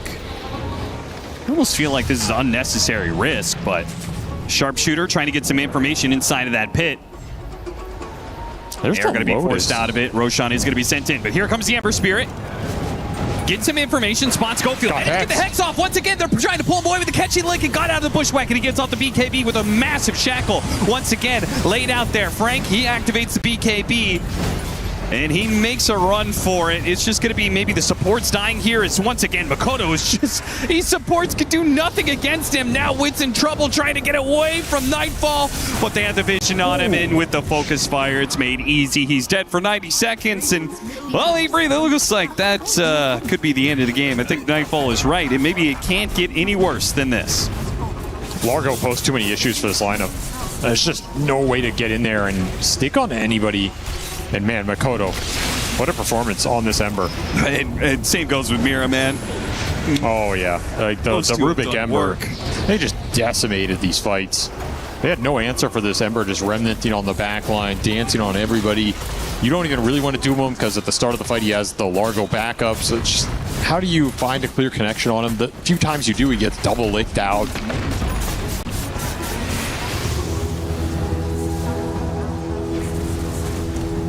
Very solid performance here from Aurora in game one. What we come to expect from them. They just don't make a lot of mistakes. They force you to beat them. And they have a lot of comfortable picks that they know how to use pretty damn well. Nightfall will kill Throne with the focus fire. B-time. Just taking the extra time, I guess, to talk about what went wrong, what they can do going into game two. I mean, if you were sitting there on P-Time's side, what would you be saying? We didn't use our mid hero as well. I think that's the biggest factor. Like, I just don't think they used this Earth Spirit at any point in this game. When did we see a gank or a fight or a skirmish, even with some of the power runes going Dark Mogul's way, where he did anything with it, right? And it's not on him, but it's the game has to flow through him. I mean, what is even... He ended up with, let's see, 5,000 damage done off the Blade Mail. 2,000 of that was into Jakiro. I just don't think he really got value out of the Blade Mail. We didn't see great Vessel fights. One of those amp damages expired. This game has to flow through the Earth Spirit a lot more. He can do some work in this game, but he missed a lot of those early windows to do it. Yeah, I just don't think he looked that comfortable. No. Weirdly enough, even though that everything was kind of going P-Time's way in that early game, largely off of Wits and the momentum he was able to secure. Yeah, sick early game from him. And that is something that, while Dark Mogul is an Earth Spirit player, this is really going to be the first time that he's played up against Tier 1 teams with it. He's played up against plenty of the South American teams in some of these smaller matches, but when it comes to being on the main stage, he's only had this tournament. He's played it twice already, a win against Liquid, a win against Level Up, but this third match did not work out for him. I also say, I think teams need to be wary of this Largo Doom matchup. Yeah. We've seen this a lot this year, and we see some people pick the Doom into Largo because, like, I can Doom the Frog and I'm anti-healing, yada yada, but he has a lot of counterplay against you. He hits really nice timings with the Encore Lotus Lincolns, and then he can have the double lick for the AoE Doom in the late game. I just feel it's super Largo favorite. The more and more we've watched this, it doesn't mean you can't play this matchup, but I want to see teams think about it more when they end up in this situation, right?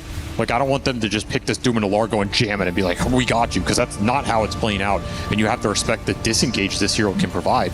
And I think even in some of the fights where you connect the Doom on the Largo, I think a lot of times, like, the teams are fine with that because you're doing this Frog who's your offlaner.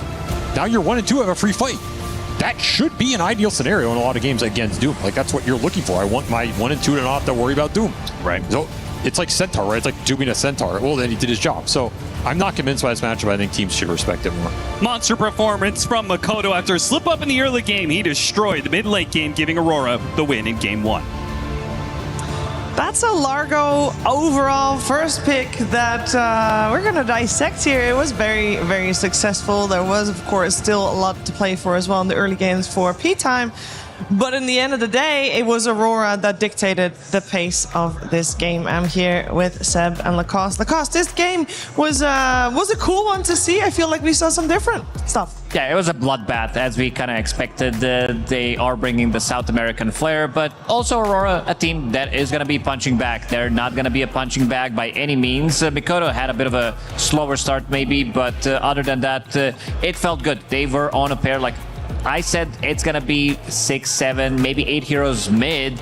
It did transition to the top lane. Yeah, it did transition to the gate. Like it's a crazy way of thinking how this team plays, because Wits, he TPs in 7 minutes, making sure that there's gonna be, extra hero to secure the XP rune, then he goes to the twin gates. He's kind of all over the place. This is one of the most aggressive safe laners that we have seen, and it also brings a lot of heat, it brings a lot of attention, and this time around Aurora, they were ready to bring in numbers every single time, making sure that they can punch back.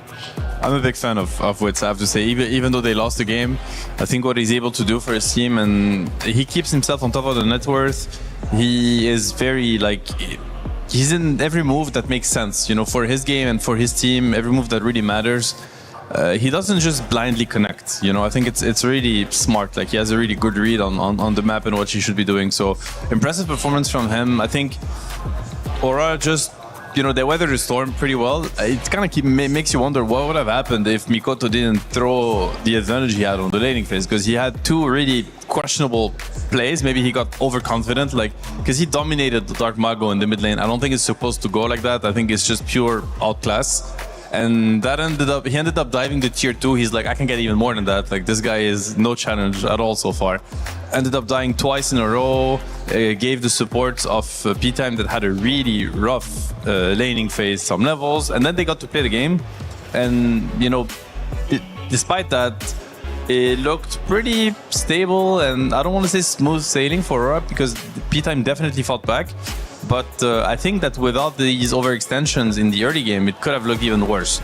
So, I wasn't super convinced with P-Time's approach, tactical approach to this game. I think that these aren't necessarily heroes that allow them to be as aggressive as they would want to. And the casters mentioned it. You kind of wonder, is Dark Mago comfortable on Earth Spirit? Because it didn't really feel this way. It could also have been, a million things. Watching the game and playing the game is very different. Maybe it's miscommunication, maybe, a bunch of stuff. But definitely not the Earth Spirit impact you expect him to have. Yeah, on the other side, in this Mikoto, as you mentioned, there's a reason he was the MVP of EWC 2023 for Dota 2, and he's showing here again that he is still very much on top and very comfortable on the Ember Spirit, which was a little bit of a sad time for P-Time in this first game. I also think that seeing the Jakiro in action looked good. Kaori specialty as well. He might be back. Jakiro has been the most picked, most contested heroes for 8 tournaments in a row for a really long time. He was really up there. They did nerf the hero, but some other heroes became more popular. But we're also seeing this is the reason why we didn't really like the switch that they did. I still think they could have played Doom from the safe lane and pick an offlaner that's not going to be as threatened with this Windranger plus Jakiro, because you saw Doom from 100% HP just straight up dying because his position 4 is missing. He's TPing to a mid lane to help out the diving Mikoto, who's going in super deep tier 2 tower, and then Doom just straight up dies. I feel like Jakiro kind of fits the playstyle, and if you look at the damage numbers, he was also owning that game. There was a blade mail attempt coming up from the Earth Spirit, but it didn't really do as much because this is Jakiro we're talking about, and also the Ice Path, the follow-up stun, playing with Ember Spirit. It feels really nice. This is a bit of an old school combo as well, where you have the damage with the Searing Chains, the Macro Pyre into Ice Path. It's just so much damage, and it also allows you to scale extremely well into the mid and late game.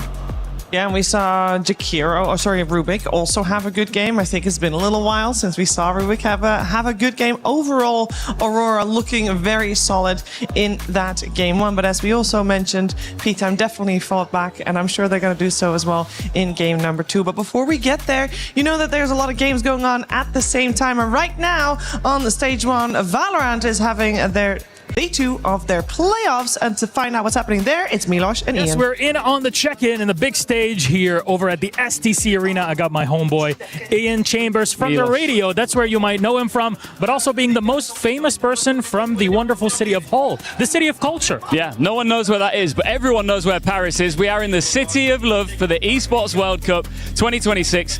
I'm having the time of my life. How are you doing? It's been great. Now better that I get to see you. Of course, we're on different sides. We're at the Lenovo Legion Gauntlet. Yes. You're over here at the STC Arena. But I wanted to check in with you because yesterday was your first big day, the opener here. How was that? Because I was watching it away like, ooh, this is sick. Oh, I will not forget when I walked in on rehearsals day, just up here at the back of the stage, and I looked down and I was like, okay, that's big. That's a big old stage. So I was really excited to get started, and day one did not disappoint. Valorant here at the Esports World Cup, the STC Arena. It was a day of shock, really, and a bit of trauma for some of the French fans. Gentlemates are out. The Gentlemates are out. The fan favourites. The crowd was just electric. It was the first time I'd seen the Gentlemates fans live and in living colour. They did not disappoint. And of course, Team Heretics, the title defenders that came into this looking for the back-to-back. They had their key crushed as well to start things off. So Heretics out, Gentlemates out. It's all to play for.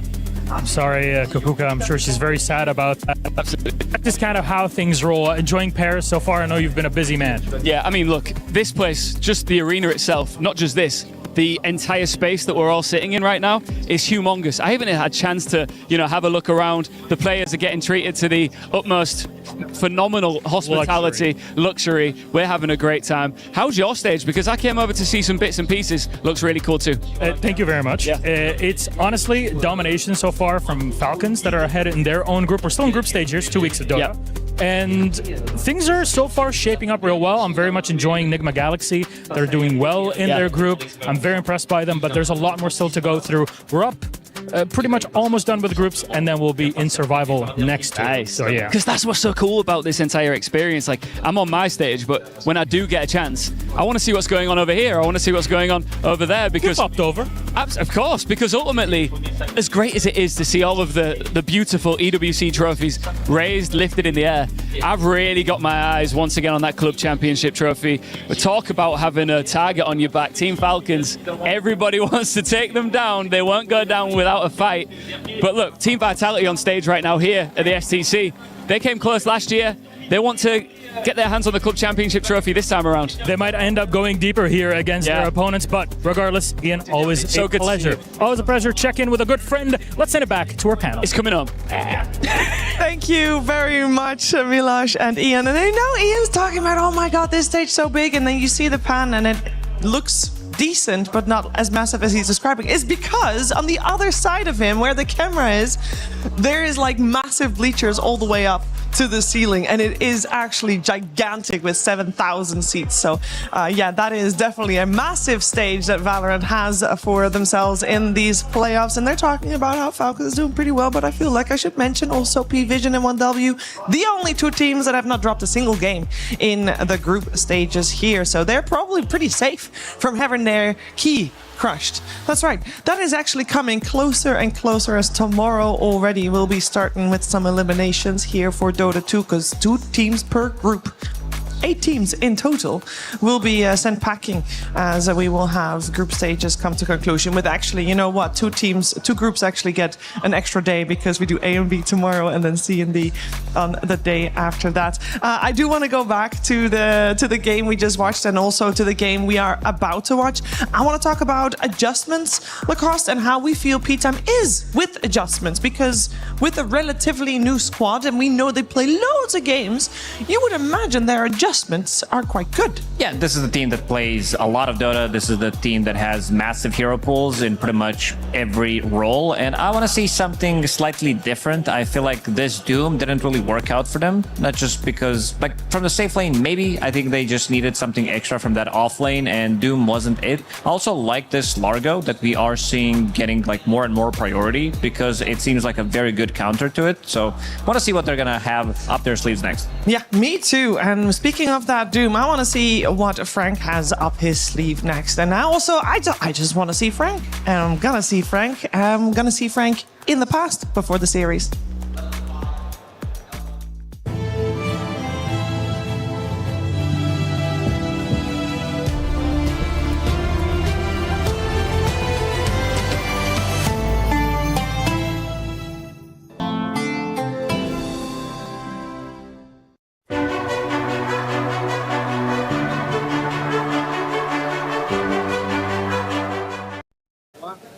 Hey, I'm here with Frank of P-Time. You guys have been playing so far in the groups. You've had a pretty good result so far. But you've played against the weakest teams now. Everyone going forward is kind of difficult. You've got Aurora and Liquid coming up.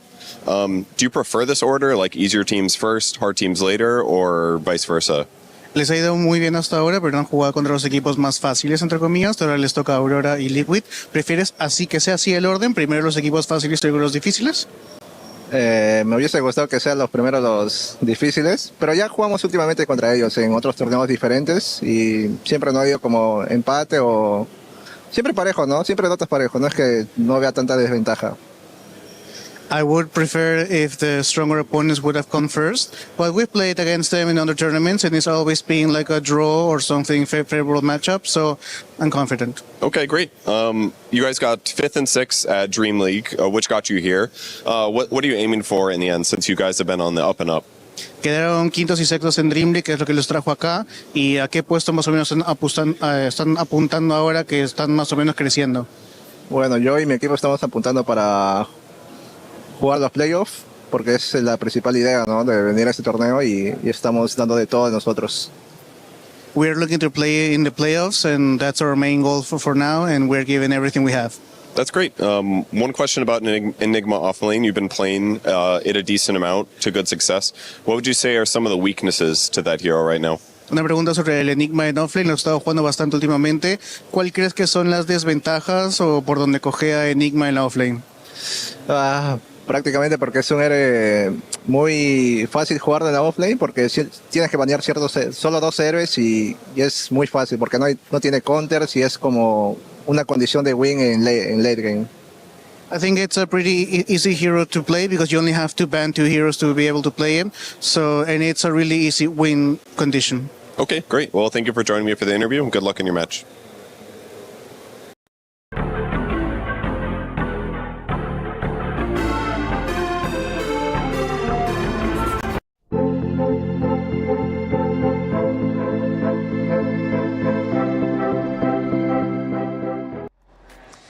Yeah, Frank wants to face his strongest opponents first and then less strong opponents later, which is very difficult to do in Group B because there's a lot of strong opponents in this group.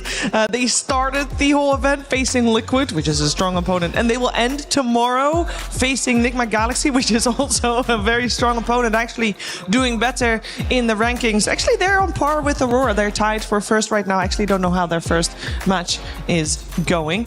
But yeah, strong opponents all around. Let me say that. One of the strong ones is also Aurora, who took game 1 of this 2-game series. Frank says that he ties with strong teams at least. Can only hope for him that he will get the same result here. Seb, what would you like to see them change in game number 2? Because we were critical on the Earth Spirit, but was that just because the hero didn't feel right? Or is there somewhere else you would change things? I mean, I think it was not that bad of an Earth Spirit game, if I'm honest. I don't think it was the best Earth Spirit game out there. I think, Ember and Largo are pretty decent heroes against them. But besides that, it was an okay Earth Spirit. So I think it might have been Dark Mago, just having an off game, or maybe him not being comfortable on the hero, or just the team not being super used to play with Earth Spirit. Either way, only they have the answer to that. They could just very well pick it up again or decide not to pick it. But the issue is that since it's such a highly contested, and I don't want to say broken hero, but it's definitely one of the best meta heroes right now, I don't think you can really afford to not be able to play the hero. So this is something they're going to have to be working on eventually. I think for today they can just put it to rest if they wanted to, and it would be totally fine. Adjustments, I like the Hoodwink for them. They actually first picked it again. I think it's good.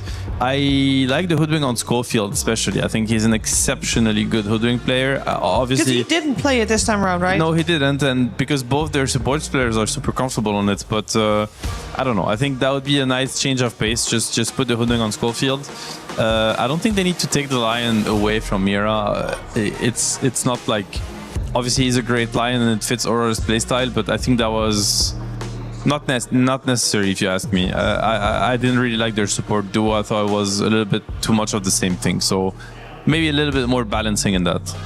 Yeah, I agree. Sometimes you do fall into a trap where you feel like, we're going to take this away, but not trying to take it away from Schofield because he is a menace. This is not a hero that kind of fits the playstyle that he wants to play. This is not his Clockwork, his Tusks, Batrider. Like even position 4 Undying, like it needs to be something slightly more crazy other than, you know, Blink Hex. He needs to be able to be annoying. Yes. You know, like elusive, annoying.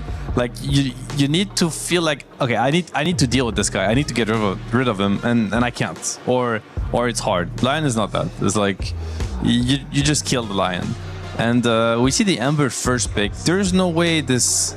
I want to see some punish, you know? Like yesterday, obviously this option is out of the equation here. Necro is out. But yesterday we saw Enigma answer the Embers. Like, you're going to pick Ember like this, you will suffer. And this Ember, like me, and it was Nisha Ember, probably one of the best in the world. He had a really slow game. Lorenov completely popped off on his Necrophos. There are other answers. It's not just Necro. You know, a classic one would be Huskar. Like, there's like a bunch of heroes that will punish this Ember mid. I think it really deserves to be punished when it's being...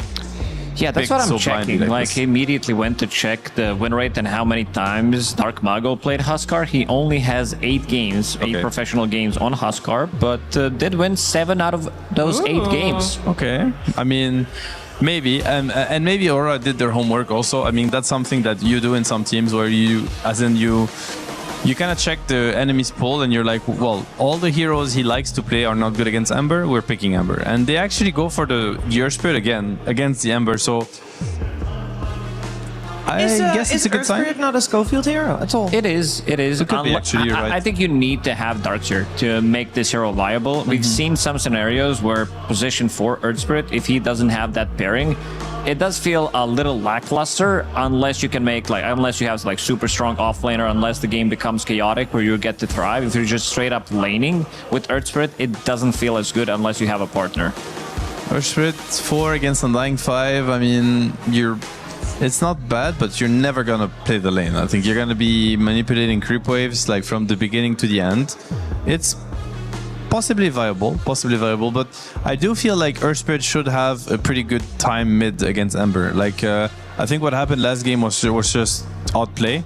And, you know, Earth Spirit has so high base damage. He has, like, 2 nukes to secure the last hits that he's not able to secure with last hits, like, as in with the auto attacks. So there's no way Earth Spirit struggles against Ember. Like, I just don't see it. So this is just Dark Mago saying, like, yeah, give me. Like, I had a bad game. I'll make up for it, and I see it. I think it makes sense. I'm not worried at all about the fact that they go for the same hero matchup on the mid lane. I think it's fine. Well, Rubik joins the mix. Rubik has been played as position 4 so far, I believe, a majority of the games when he is picked in this EWC. It is also not a hero that I'd say, oh, a typical Schofield hero. No, but it's also, again, I feel like both of these heroes fulfill the same role. Like having Hoodwink and Rubik, they're kind of the same hero. There's a reason why 2-3 months ago we've seen both of these heroes in every single game. Like one team gets Rubik, the other one gets Hoodwink. They've been rarely paired up in the same team. Quite a lot of damage between the 3 of them, but again, you are playing against Mage Slayer Ember Spirit, which is going to be pretty much the same build. You go for Vessel, you get Mage Slayer afterwards, reducing all of that damage, and with the Flame Guard on, again, I feel like we might be seeing the same issue as we did in that first series that we've seen BB team play against Extreme Gaming, where Extreme Gaming couldn't really take down Ember Spirit. No, I think this is the remake of Draft 1 now. I mean, I was fine with the mid matchup, but I don't think I'm as big of a fan of the support plus mid combination. I think this is a little bit troublesome, if I'm honest. Like, this is a first pick Ember, and this is it's an amazing Ember game. Both these supports really hate to play against Ember. Like, they don't really threaten him, and they are very susceptible to the Ember spells. So in that sense, there's going to be a lot of pressure on Earth Spirit to get to a good start. Because if he doesn't, this Ember is going to be completely out of control. And now it's an Ember that's running around with Warlock. So you have to think of, you know, Warlock clicking Shadow Word on Ember. It's devastating combo. I'm afraid that Mikoto's going to go uncontested once again. Oof. With Warlock being picked, of course, this being Kaori's hero, I feel like it opens up so many different heroes that you can have a strong lane with. Like, we might be, like, I think Spectre needs to go in this one, because this Nature's Prophet is going to be core. It is a carry Nature's Prophet. We've seen NP being a hero that kind of, it has a pretty high win rate so far at EWC. It brings out quite a lot of aggression. We've seen it from different roles. It's very good against Shadowfiend, good against Raw Ranger, just a TP honor, kind of kill the momentum. And also another Nightfall classic that could have potentially came is this Ursa. Could have been very, very good Battle Fury buyer like we've seen in the super late stages of the game. Some of the carries struggle because they can't get out of the Sprout. Like we've seen like 6-slotted Necro being stuck in the Sprout. Ursa with the Battle Fury. Plus, of course, being super strong lane with Warlock feels really good. Big fan of Prophet. I think it's one of the heroes that I thought we were going to see a little bit more, so I'm happy to see it on carry position also. It is the first one I see myself. Like their bans, yeah, as you mentioned, Ursa, a really good ban. Spectre, no-brainer, one of the hardest counters to Prophet +1. I guess it's actually pretty good against Undying position 3, so interesting way to counter the Undying on the lane. Also will help them with having a little bit more map presence, because as we've tackled already, like this trio of Warlock, Willow, Ember is going to beat, in my opinion, P times trio. So, but with the help of Prophet, it might be a game changer, and all of a sudden the dynamic of the game might be completely different. But I have to say, I still like what Aurora is working with. They have very solid lanes, amazing teamfight presence, good timings, and they're yet to pick the win condition, which again should be a win condition because Nightfall sees the carry matchup. I'm still down for some maybe casual Centaur that could come out for them, where you can disengage against Warlock, against Undying. Not the best against Dark Willow, unless you can't click between the brambles, but should potentially be a very good pickup for them. No, banned. Never mind. No Centaur. What else is there potentially? I mean, I like Underlord versus these heroes, but Prophet Underlord is cringe. Okay, they go for the Brew. That's a classic answer to the Warlock team fight. I think it's pretty okay against Undying too, in a sense. Brew has always been like the team fight breaker. It's like they have a 5-man lineup that you can't fight into. Well, you click Brew ulti, you left one of the key team fight heroes in the air, and all of a sudden the fight turns from a 5v5 versus like a very skirmishy kind of team fight. So I like the pick. I think it's pretty solid. Like they have a very fast-paced lineup. On live, this is very different from first game, I'll be honest. Like you go from a Draw Ranger Doom like side lane combo to a Prophet Brew.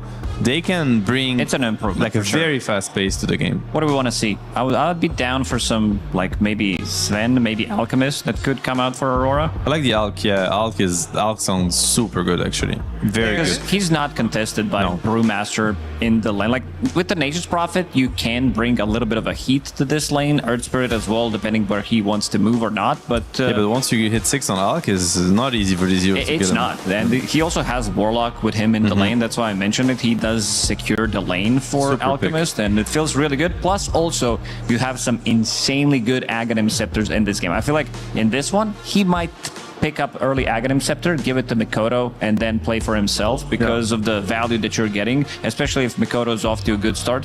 There really isn't that much control on their side other than like Rubik's Lift. There's Bushwhack. There is relatively long duration silence from Earth Spirit, but also ways to split it because you have Warlock, you have Terrorize behind you. Quite a lot of ways to reset the fight. Super good last pick. Amazing. I think it's also one of Nightfall's like absolute signature hero. He's had a lot of success on Alch. He kept playing it when it went out of meta, and again with great success. It's a well-balanced draft on both sides. I'd give a slight edge to Aurora, but P-Time, they have many tools to accelerate the game and find a really strong start and keep snowballing. Their heroes also scale through the game, so they're not necessarily on a timer. They have the tools to win the game if they play well enough, so that's cool to see. I don't think it was the case in game 1. And we said that Wits on the Drow Ranger, which normally is a pretty static hero, was one of the most active carries. Now imagine that guy on a Nature's global Prophet. teleport. Yeah, that might be out of control. They might need to put him on a leash because he might be way too active. I want to see how much active he's actually going to be. Also, good approach against Undying in the lane because, this is the hero that doesn't deal well that well with summon. So that's got to be the lane for me to see how much Undying can actually get from that lane. And on top of that, I think it's a great Rubik game. You know, if Schofield is going to be the one playing it, which is not 100%, I think their 5 also really enjoys Rubik, and it's a Prophet safe lane, so you could get away with any kind of support, like Prophet is self-sufficient. Either way, it's a really good Rubik game. Like, you know, Undying spells, Widow spells, Alchemist spells, all of these are amazing to steal. Warlock as well. So the Rubik player could just pop off. Like Rubik Prophet, in the right hands, in the right game, can... I feel like these are heroes that can win any Dota game. How much help are we expecting Dark Mago to get on this Earth Spirit in the mid lane to help with the Ember Spirit matchup that didn't go too well in the previous game? Or shouldn't he not need any help whatsoever? I would imagine maybe it's nice to have He some should not need any help, in my opinion. I think... I wouldn't be surprised if the matchup goes completely different this time around. I don't think he's gonna dominate the lane, but I don't think he's gonna, you know, tank 15 denies again. It is Schofield playing the Rubik, by the way, just answering your question. As I think this time around, maybe with the Nature's Prophet for Wits, we're gonna see all the action that P-Time has lead to a big lead for them. And let's find out what's gonna happen in game number 2 with Cap and SVG. Mira had a sick Rubik game, and now Schofield gets a chance to prove that he is the better Rubik player. The Grandmaster tier Rubik ready to go, while Makoto had a sick Ember Spirit game, and they're looking for a repeat performance in game 2. The thing is, he's a Grandmaster tier, so he's capped out. Can't gain any more levels on the Ember. It's kind of sad. Maybe they need to up that. You know, they need to have like a level 35 and a level 40. So you can get even. Where do we end? Maybe we never end. How did Nightfall end up here? What the heck? Worked out super well. That it's going to be a first blood on Frank. Makoto is sure to take it with the slight. So, all right, Makoto starts off with a first blood. Dark Mago is probably groaning. He's like, great. Not the way he wanted round 2 to start. An uphill battle for sure. And he was getting worked in the laning phase of game 1 until Makoto decided to dive to tier 2. But now with a first blood on Makoto's side, and we'll see what happens. A lot of team fight in this game, that's for sure. Yep. Warlock, Willow, Undying on one side. You have Brew, Earth Spirit, Rubik on the other. I expect some significant 5-on-5 clashes. Usually that's where the Brewmaster shines. I think it's also where P-Time shines, Yeah, right? for sure. I mean, again, this should be a game that's in their wheelhouse. I think game 1 was the type of game they like to play, as Wits scores early here, just running them down. I don't think they're too upset about the tempo of that game or anything. I think they just didn't have the right heroes to make those team fights work. Here it looks a bit better for them. Unstable Concoction is going to land another kill here. Schofield easily cleaned up. The action already at a fast pace. This out pick's really strong. I liked a lot of the last picks in these drafts. I liked the Furion against the Undying and the rotational pressure it can put on these kind of static supports. I like the Brew. Dispel for the bonds, a classic Warlock counter, and then you can kind of just enter the team fight against like this triumvirate of AoE spells and not care. Yeah, and then just throw up the big Undying up in the air. Yeah. He's no longer a threat. And then this Alc pick kind of just like threw that on its head. Now you have a mega sustain hero going into a lineup that doesn't have a lot of single target focus damage, so it's taking advantage of this big AoE team fight oriented game. Very cool picks from both sides. It'll come down to who can make these little intricacies work more. Maybe with better synergy in the 5-on-5s. Schofield getting run down again. Yeah, it might come down to lanes here with Aurora continuing to find kills in this bottom lane. Though Mira may also die here, so it seems like both the safe lanes. It's a trend we've been seeing here. Safe lanes just kind of dominating. Those are some rough deaths for Schofield. Sometimes he can play a little loose, but dying on the side to Warlock should not happen. And we got him. No low ground miss here. Nice XP for El Nisho as Furion Treants putting in work up here.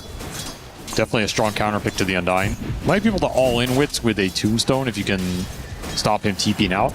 But that's about your only counterplay. And he already has boots online, so pretty tough hero to chase down. Of course, the most interesting part about this is going to be seeing how aggro Wits is with his teleports. once he does get it. Another unstable concoction. Please, another kill Schofield. on Schofield. Please. Nope, no matter what you say. Oh my brother. How do you die 3 times in 3 minutes to Warlock? Frank is like, what do I even do about Is he this, dead man? too? Now he's going to die as well. No, he might live. Evasion, he got bonzed. Oh, hey, it's Curry who's going to die. Oh. Schofield comes back for revenge. And Gets he the got his faithful courier. kill. Got a courier. Wait a minute. Everything's coming up Schofield. Might get Nightfall here. Give him the blood grenade. Do it. Ah. They go for the tombstone play, and it works. They got the kill on Wits. Meanwhile, El Micho, the reason it works is because El Micho was going through the gate to punish Nightfall. They do manage to get that kill, but cost Wits his life.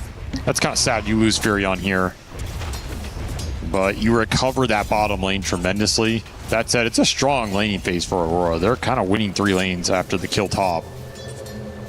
And when you win lanes with Alchemist, you have a decent shot to just tempo into that mid-game in prime position to win the fights. At 30 CS for the Ember Spirit mid, 24-2 for Dark Mago's first Spirit. He's very far ahead, given the early gold injection from the first blood. Now, Misho going to take a little pause here and be like, yo, Schofield, please stop the feast. Thank you. I mean, I think part of this is the fact that Schofield is so sacrificial experience-wise with the way he plays lanes that he got stagnated on level 1. Didn't have telekinesis ever. So it meant Nightfall could always hold Unstable Concoction to the last second for maximum damage, maximum stun time. He also isn't able to get himself away from the Alchemist in any way. Now that he's level 2, it might be different. Try and make a move here. A little rebuttal kill. Yeah, Nightfall is going to die.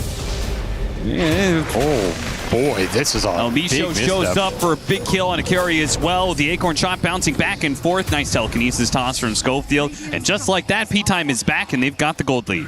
Had some time to think about what they wanted to do there, and they made the most of it. Phase boots delivered to this Alchemist, but no teleport for 30 seconds. So he's going to have to walk out from base, and that is pretty much the worst thing that can happen to Alec, honestly. Yeah. Dying doesn't matter too much if you're getting stacks and you're just coming back and farming creeps. It's the slow walk out from base, missing early game. Rolling XP. underneath tower, and with the teleport into the Sprout. There it is, the first rotation from Wits. I like Perfect time. all this aggro from P-Time, like forcing the 3-on-3. Okay, well, Furion's 1v1 against an Undying. That feels great. Oh, yeah. And then he's also able to make rotations like this. Right before that Ember hit level 6. You had a very limited window to hit that gank. They hit it perfectly. P-Time making some stuff happen here, despite a rough early start to this laning phase. Definitely striking back. And should have a very fast Brewmaster ulti. He's already almost level 6 Here compared comes to El Nightfall Micho with the level 3. Bushwhack. Only gets the Warlock quickly cut down. Nightfall using the Quelling Blade, but it will not save Kiori's life. And maybe the burnout on Schofield. No, he had stick charges. Nightfall might just die down here. I don't think he's going to expect this Brewmaster ult to be coming out after one more creep. Yeah, especially with the teleport in. Furion could rotate as well. 13 seconds till teleports back up. He But looks a like, little where is he screwed. supposed to go? He can't jungle already. No. This is problematic. Frank just got so much of the solo XP. Those Schofield deaths kind of worked out. In this dive, this was very forced. This is where I think it's rare we see Aurora make a move like that, because to me that's a uncontrolled move. Like, you have won this lane. Yes. And the way you win lanes is not by killing opponents. The way you win lanes is by out-CSing them, out-regenning them. Yeah, and they die as a right. product. So you're playing for the kill. Not something we see Nightfall go for a lot of the time. Like, he's a very disciplined safe laner. So to me, that's a weird play for them to force like that. There's level 6 for the Brew bottom. That threat is fully online. Nightfall's going to have to be careful down here. Yeah, he throws down the acid spray and then runs. He better run. This did not work out for him in the long run. He is really suffering. He has 27 CS. He's basically lowest CS as an Alchemist in the lane phase. That is a big success for P-Time. And Wits does teleport, but he doesn't try and make a move on Nightfall. He just makes the move to secure the tower. Right, drops Treants. They tank up between waves. Now the next wave has come in. Still a Wagon is going to take this safe lane tower, and there's nothing Aurora can do about it. Gotta look towards Wisdom Shrines, but otherwise this is a nice objective victory for P-Time here. Ooh, didn't get the last hit on the tower. That's a bit of a shame. Mikoto's sneaking in. Invis Ember making his way towards this shrine. Schofield, they know about it because of the scan. We got netted. And the neutral creep also lets you know that Mikoto is here. And Mikoto says, I don't care if you know. Meanwhile, Witt's actually going to die in the top lane. The Undying may get traded out. Face Boots gets him past the Treants, hits a Decay, heals up a little bit more, loses Courier. And Mikoto is playing like Lone Druid gaming. He's doing the thing where he has a way to sit on the Wisdom Shrine and just make it so you can't get it for a significant period of time. Is this worth it? I don't think it's really worth it for Mikoto. Okay, well, he's now going. I guess you can't split here, so yeah, this is split won't really take, awkward. but Witz can come in and maybe do it. Oh, okay, cancels the teleport, gets the shrine's still kill, there, though. and gets out. The Wisdom Shrine can still be taken, I guess. Well, I guess that's worth it. I don't know if that's how it should have ended, but that was so bizarre. Really weird. That's a situation you're just never going to see again. No. One way to use that rune. Well, he's having himself an early game. It's going to be a fast vessel here for the Ember as he gets the 8-minute power rune as well. Nice little shield rune on top of it. So maybe you can go fight top with the Ember Strength plus Max Decay already online for WS. Very strong if these two heroes combine anywhere on the map. Do not want to get caught in that whirlwind of death. Yeah, if they could kill Witz again, stall up his level 6th. And the Midas. He's going Midas on this Furion. Greedy investment right now when it's potentially a fast tempo game. I don't know if I like the Midas here.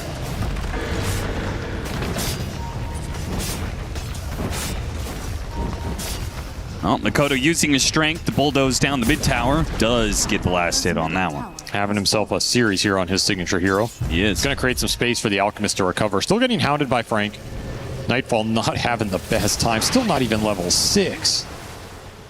It's rough for him out here, man. That cannot be understated. So this is going to give P-Time a lot of extra space to look for fights, have a nice advantage in those fights if they can bring the Furion in. Hopefully they can use that, translate it into something. You gotta do it through this really strong Ember Spirit, though. Tough hero for them to interact with. Makoto's already showing that. Fiercely playing on P-Time's side of the map. Deep into their jungle. Will kind of carve out some space in this top lane. And likely to be a tower taken for free. I would want to see P-Time defend this tower.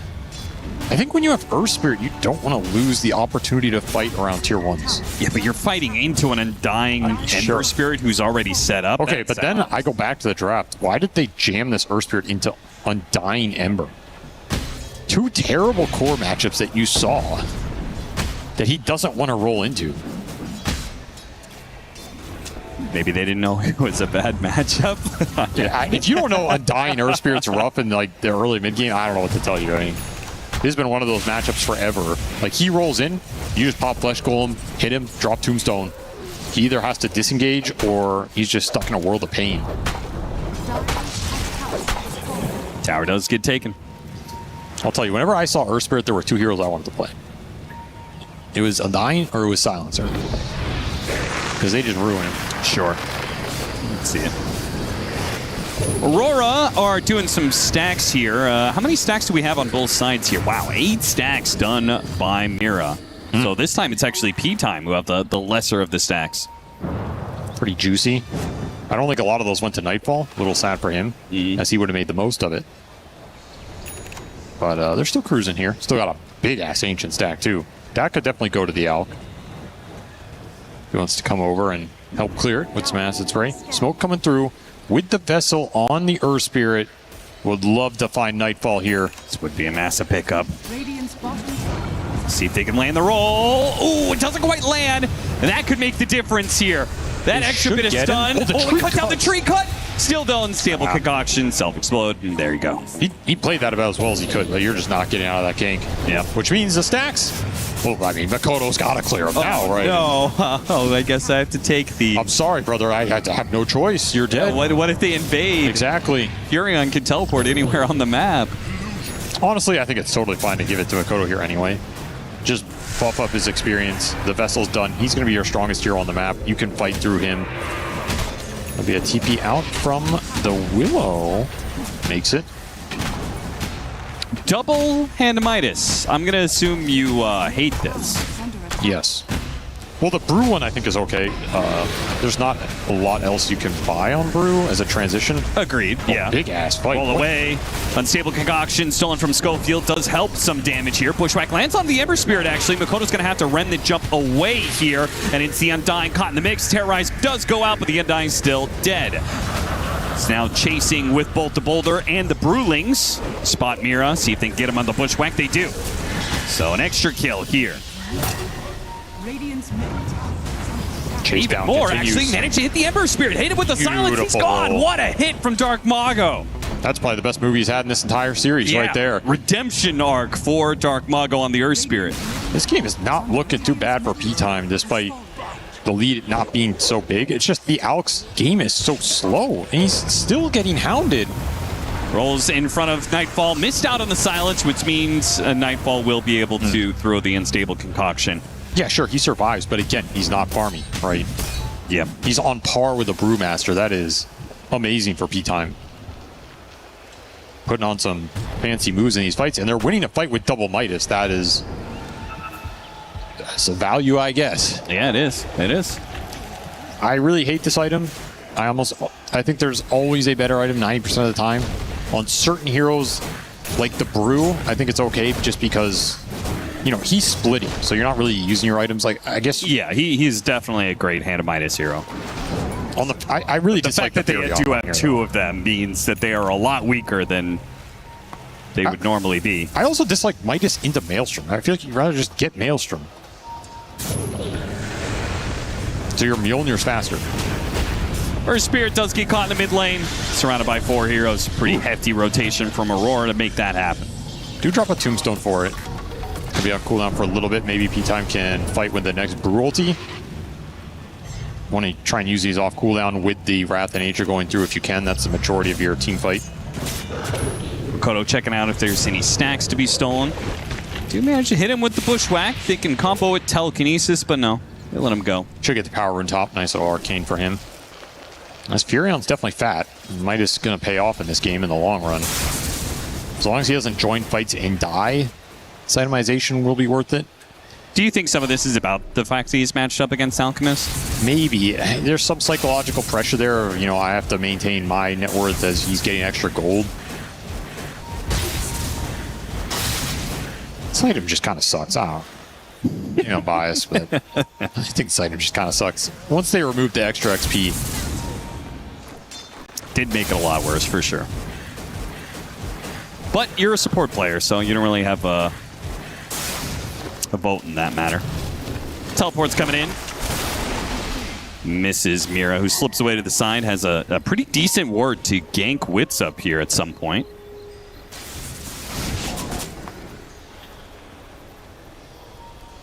Game's slowing down a little bit for P-Time. Your next window is Brewmaster Ags, which is 2,000 away. So I don't know if you really want to just wait for that to come out. You also have Schofield just rushing an Ag, so these are going to be some slow build-ups for P-Time. Radiant's top tower is under attack. Maybe just recognizing that they have a minor lead and they're going to try and just farm into some powerhouse items. Aurora's lineup is a little clunky. It's not that easy for them to just force the action this game. Radiant's done at 16 minutes for an Alchemist. That is a pretty bad timing. It's slow. This game's real slow. Radiant's top tower is under attack.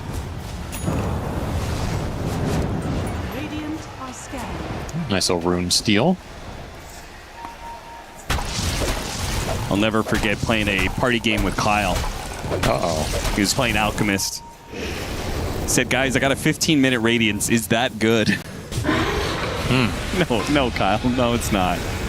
Tombstone for Tombstone. Bushwhack lands on the Undying. He's already at half HP.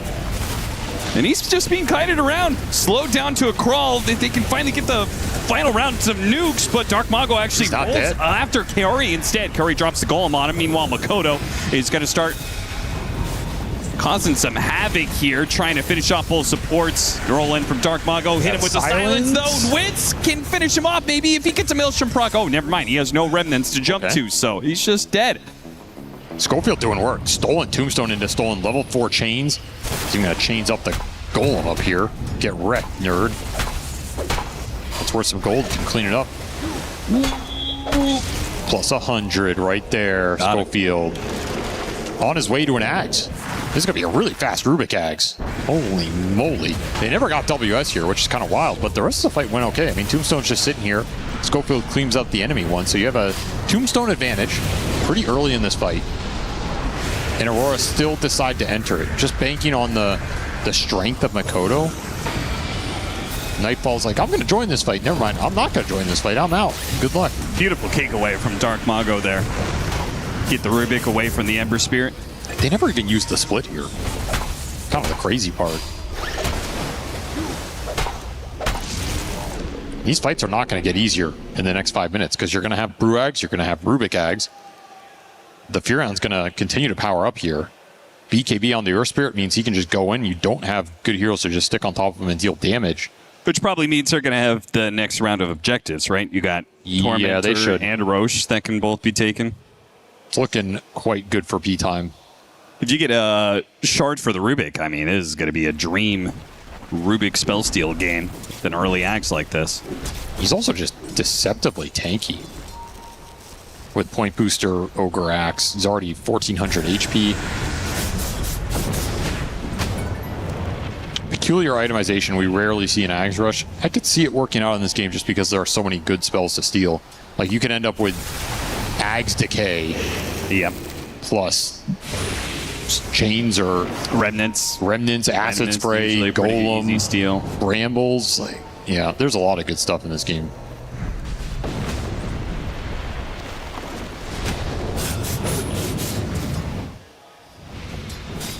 Radiant's top tower is under No Blade Mail this time around. A Vessel into straight BKB for Dark Mago.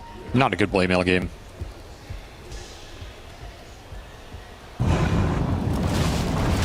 You ever think you can go Harpoon on this hero? I think it does work. I never see anybody try it. Yeah, it's kind of cool like, when you can roll in and then like Harpoon onto someone while your rolls on cooldown and hit him, slow him, and then roll on him again. And he has really high base damage. I feel like it would increase your farming rate. We need someone to try these kind of builds, you know. I want someone to play with Harpoon or Spirit. Remember he had the was it the Facet or Innate? Where he was like... Oh, he did more to hit right-click damage. He lost that. I do think Earth Spirit does do a decent amount in right clicks. Oh, he hits hard. Well, Ag's done for the Brewmaster. Ag's done for the Rubik. They are ready to cook. Radiant are scanning. And Wits is cruising along to a Hurricane Pike. Well, Nightfall, he's gonna get BKB Blink Dagger. I didn't hate the suggestion from Lacoste there of a faster Ags for Makoto. Well, I hated it because Lacoste said it. Okay, well. But it could be good here. Well, apparently Nightfall kind of disagrees. I did expect BKB because it is a free BKB TP out game at all times, and it's Nightfall. What a terrorize. That's going to hit on 3. That's a beauty with WS having free reign to smack people and build up these zombies. Staying in front of Dark Mago. Don't let him get the roll away, and he's dead as well. Schofield trying to kill the zombies that are on him, but here comes Makoto. Hit him with slight chains. He's going to die. WS will end up dying to the Magnetize. The big, strong heroes of Nature's Prophet and Brewmaster show up, but they have to retreat just as fast, getting 2 kills and now getting out. Makoto might still be able to catch one. Slight chains. Has to be careful of this tier 2. Here comes Nightfall, though, with his BKB. Unstable concoction. Nothing Wits can do about this one. He's dead. Frank get anything here? Not really. Man, what a terrible team fight for P-time. A lot of Atos El Micho. They had all this strength. They had the initiation, but they clumped so much on that Tombstone Terrorize. It's an amazing fight for the Undying Dark Willow combination. That's supposed to be their fight to take with the Brewmaster power. You have an Ags Rubik who's going to get some good spell steals here. Like, he survives because he has the Ember Fire Shield, but the damage is kind of already done. You don't have BKB on the Earth Spirit. You're missing it by 200 gold. He just gets locked into a world of pain with the zombies and the Flesh Golem. This is the Undying Earth Spirit match, unless you have BKB. Yep. It's just a nightmare. Wits get some decent right clicks in here. This is kind of an even trade at this point, but you get to chase some heroes down. Yeah, Nightfall. They kind of won the fight without Nightfall. Nightfall shows up to clean house. +6 from the Greevil's Greed on that Furion kill. Extra value. Thank you. Very important. Somehow he's still top net worth. I guess that's just the early Midas plus Wrath and Nature. Wits, use your hand of Midas. Brother. Sitting on 2 charges. Brother, you're sitting on 2 charges. What? Bro! What's he doing? I don't know. He just doesn't see it? Too busy looking at the map right now because his team is making moves. He's trying to figure out, okay, am I needed for this play? Do I need to teleport in? No. I mean, he's straight up not even like, he's not moving his hero sometimes. So he was definitely looking around the map anywhere else. But this is sacrilege. I mean, Avery, if you don't like Hand of Midas because of how slow it takes to pay it back, I mean, this only makes it slower. Is this some alpha energy, though? It's like, look at me, I'm not even going to use the charges. Yeah, this is an alpha Midas. You know, the only time this is acceptable is when the neutral item shifts tiers. Okay. I think it is worth saving it. He's going to pop them both now, but it is worth saving it for like 30 seconds to get the double insta Madstone bundle pop. But we're not close to a tier shift, so no. He wasted about an extra charge. Somebody keep track of the math here. Yeah, legitimately, that was like 90 seconds. They did get the better shard, though, the Rubik shard. When you have the Ags, he's kind of fully kitted now. Yeah. Pretty nice. So now if he steals Tombstone, there's a potential save there. Curse Crown is a little bit more value as a steal. Upheaval. Yeah, maybe. Oh, poor Brewmaster. They really drop everything on him because they did not want to risk him getting off the Primal Split. He gets off the Primal Split, maybe he lives, and that means Aurora can't do Roshan. But with the kill, straight to the Roshan pit with the Undying Flesh Golem, making it a lot easier for them. P-Time have definitely given up some big pickoffs in this series at rough times. Just not disciplined enough. They're going to still try and fight this. This is a very risky fight. Dark Mago does have BKB. He can just roll in here and cause some chaos. Oh, this is going to be nasty. Rolls right into the middle of all these heroes. Pops BKB. And he got the Aegis! That's huge. Dark Mago! Grand Theft Aegis. Rolls onto Nightfall. Couldn't finish him off, unfortunately. The BKB TP out from Nightfall. Maybe a roll. Oh, he slipped right past Gary, but they do have the Rod of Atos. They got 1 kill. But the biggest prize was the Aegis steal. For sure, exactly what you want there. But I cannot believe they got nobody else. They just all Nightfalled out of there. Yeah, they did. They really did. Like Team Nightfall, assemble. They all just team warped out of the situation. The play was called. Transform in the form of BKB.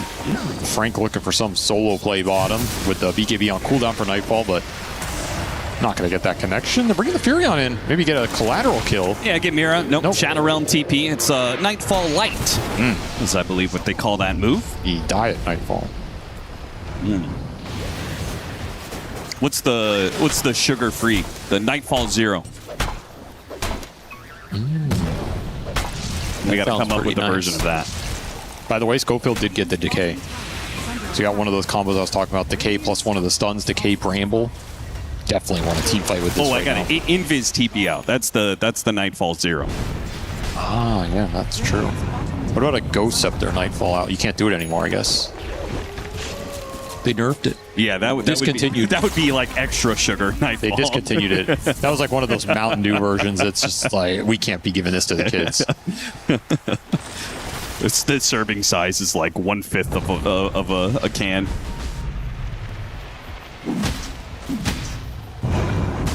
Amp damage for Dark Mago leaves plenty of opportunities. Brewmaster split top lane. Nightfall. But the Nightfall, the signature. What can you do to stop it? Nothing. We need more signature moves for players. We really do. I've been saying this for a long time. Oh. Okay, well, that I don't think Dark Mago wants that to be his signature. No. The old misroll BKB. It's not the greatest move we've seen. That's the equivalent of Magikarp splash. It's not very effective.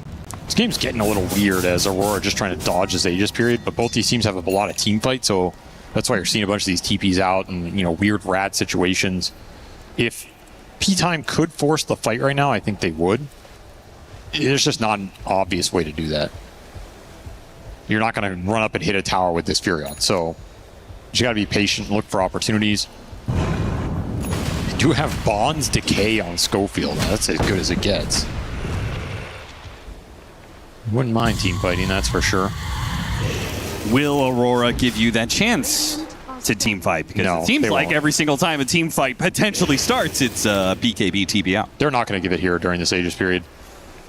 Again, you could force it by hitting a tier 2, but the Aegis is on the Earth Spear, not the Furion. I think P-Time might have done it if Wits had been able to get it. Of course, you're snatching it there, you got to take what comes to you. You're not sad about it, it just changes what you can do during this Aegis period. And you have very limited capabilities to pick this Ember off across the map. It's just not going to happen unless somebody wants to buy a Hex. We get a replay of the Aegis Snatch. Very cool. Strength of the Ember, the Earth Spear BKB this game. There's nothing that goes through it until Alec has an Abyssal later on. And look at the TPs out. 1 Nightfall, 2 Nightfall, 3 Nightfall. Oh, wow. It's us. Look at us go. You were really happy about that play. I didn't know we could have... got the Aegis. That wasn't the Nightfall, to be clear. That reaction was not for the Nightfall. I didn't know we could have replays of casters. What's a new meta? I'm going to have to put my water bottles down. Don't want another incident. 28-minute Wisdom Shrine is about to spawn on Nightfall. The Nightfall! What is that, round 4? Oh, he stunned him on the way out.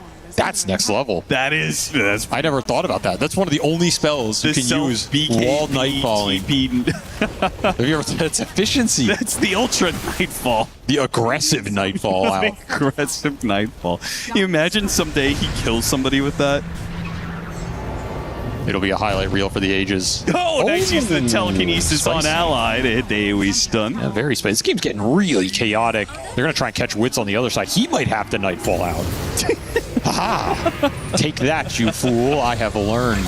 Yeah, but he's got the double Nightfall because he TP'd out, but now he can TP in. That's true. That's just badass right there. Nightfall take 2. The refresher nerf really hurt Nightfall the most, didn't it? I was going to say, we can't double Nightfall. Oh, man. Have to work on that. I guess you could play Lifestealer. Yeah. You could Rage TP out, buy bots. Well, that doesn't work. That doesn't work. You can... Back to the drawing board. Rage Infest Furion TP out. Okay. BKB TP back in. This game's getting a little silly. We've got, I want to point this one. We got triple greedy enchantments on Aurora. The Undying also took greedy. Hell yeah, he knows what kind of game this one is. Yeah, they saw Hand of Midas's and they said, okay, the only way to combat that is greedy enchantments. Same goes with Dark Mago. Dark Mago also got one, as did Hoodwink. Quickened for the Brewmaster. I thought for a second there, surely Brewmaster would take it. Rubik also in. What? He's in. He's out. Telekinesis toss away. This will give him a chance to BKB. Will he survive, though? Ruby's going to die for this. He does manage to get the roll away. Meanwhile, Wits, whoa, wow, how did he get here? No BKB, no TP. No frontline either. You're trying to bail that out. Here comes Makoto bouncing all over the map to find that extra kill. Hit the slight, spotted El Micho. Dips into the trees. Another slight, up in a second. They're going to try and spot him. Don't hit him with the decay. Teleport away, the Bramble. Wow. What a hit from Mira. Can't believe he hit that. Sick turnaround from Aurora, though. Very forced play from Dark Mago. He has just looked a little off on this Earth Spirit in terms of how these fights are starting.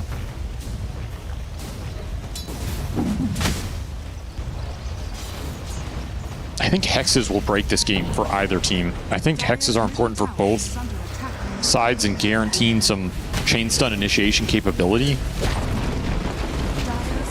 And I think Aurora are going to get to him. I don't even know if P-Time are aiming to go that route.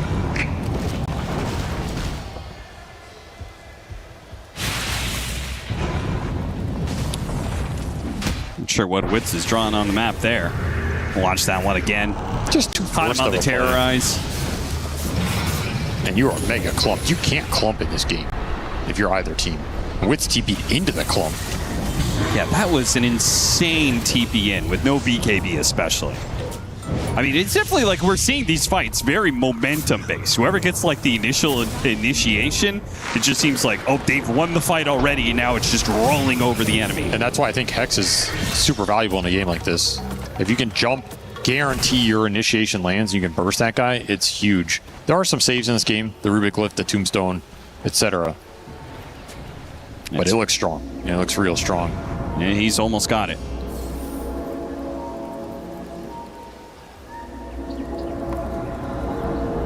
On disc AC for the Brewmaster, just really tanking up. Bloodstone for the Earth Spirit. Once again, if he rolls in, hits his successful roll in, starts that Magnetize, he'll be pretty untouchable. Just all comes down to who's getting who at the start of the fight. Shadow Realm TP out, but the AoE stuns are there. Bushwhack and roll. I feel like that's the first kill we've seen P-Time get in a long time that's going to open any sort of opportunity up. Right, yeah, right next to the Roshan pit. Yeah, because they've gotten some random pickoffs. Yeah, he's going to have to buy here because they do not want to give up this Roshan. Yeah, they have such a good Roche fighting team. Golem is about to be back up for the Warlock. And there's Hex delivered for Undying right before this fight, as well as Abyssal for the out. Could be super huge here. MKB done for the Furion. Schofield has already been picked off. No buyback there. Meanwhile, Furion's in some trouble. He has to BKB TP away. Makoto just does too much magic damage to him. Frank, is he going to be able to get off the Primal Split? Good time on the Golem. There's that Scythe. The follow-up stuns were there, and with no Brewmaster, well, that's a Roshan for Aurora. P-Time are not. Oh my god, they're going to go for another steal, I think. They've smoked up. Yeah, they have to. They're going to buy the buyback on Frank. Oh, they have the outpost. Oh, you do? That's really awkward. He's going to blink and immediately pop the split and go into it. They've already got the Aegis on Makoto, though. Terrorize goes out. Now the roll in. It whiffs. Full retreat maybe from Nightfall? No, they're going to turn back around. Scythe into Unstable Concoction. The chain stuns are there. Dark Mongo is just dead. Wits teleported in, and once again, Ember Spirit runs straight to him. And this time, he doesn't have the BKB teleport away. You might have the damage from MKB, but if you have to spend all your time running away from Ember Spirit, what does it matter? There's just no way to hold the front line. These fights are way too disconnected for Sight Device is destroyed. Yeah. Frank dies again because of that. It is a really good Scythe game. Very solid itemization from WS. Again, Aurora, they're playing for their timings. When they hit them, they're taking coordinated fights, going on the same target. These fights are just all over the place for P-Time. Too chaotic. I never thought I'd see the day where there was too much chaos for a South American team to handle it. We've arrived. And too much aggression from Wits. These teleports not working out. The thing is, damage build also he has to go if the team goes, right? I don't disagree, but you're just not finding anything on these initiations. And I don't think we've seen a fight where there's a Brew Split and an Earth Spirit roll together. And then Fury on TPs. Yeah. And that's kind of what the lineup is designed to do. And then your Rubik will get some spells, but it's just Aurora running their front line over so quickly, you don't get a chance to set up any sort of formation. Schofield's never going to get anything off. And now this game is just kind of spiraling out of control. This Ember Spirit has really done some work. And they first picked it. Yeah, I was going to say, I feel like the rest of the teams in the groups are just going to ban Ember away from Makoto. You have to remember, this is one of the things you can do against P-Time because Dark Mago's hero pool is super limited. Yeah, that's He's true. not going to cheese you that hard. If you ban out the 1 or 2 heroes that he plays, you can first pick Ember against this team. That's the downside of him as a player. You can't do this against everything. Like, you're not going to do this against Falcons or something, right? But of course, yeah. Against P-Time, I think it is perfectly viable. I mean, it's something we discussed when we used to play against Dark Mago back in the day. Yeah. Is like, this guy will never beat you in lane. So you can just first pick whatever mid hero you want. If it's some stupid hero like Ember Spirit, you get away with it.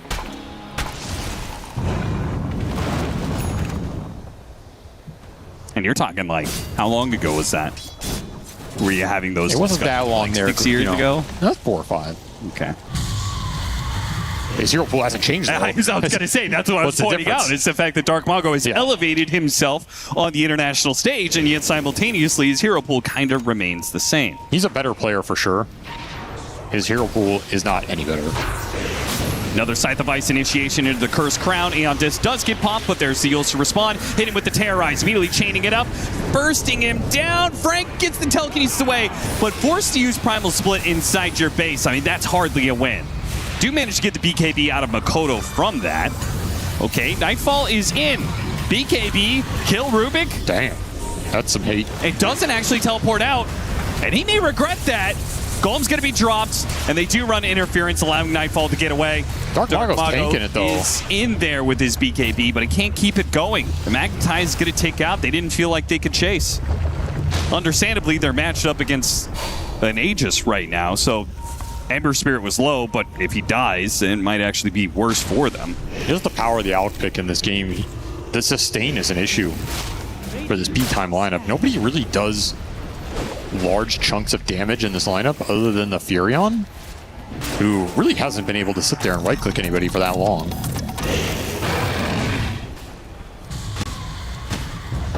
A lot of sustain to get through. And we are seeing Aurora abuse it to perfection here. Octarine now for the Undying, even more HP.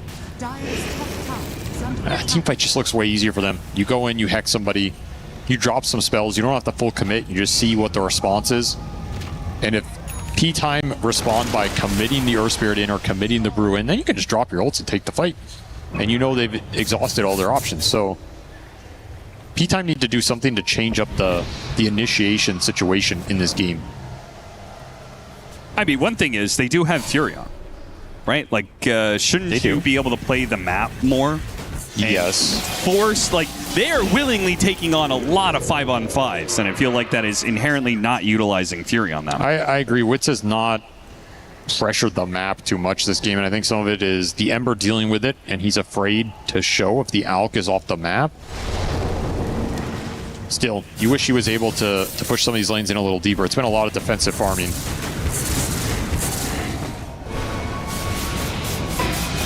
Split gets used, and a kill on the Warlock will likely be the result of that.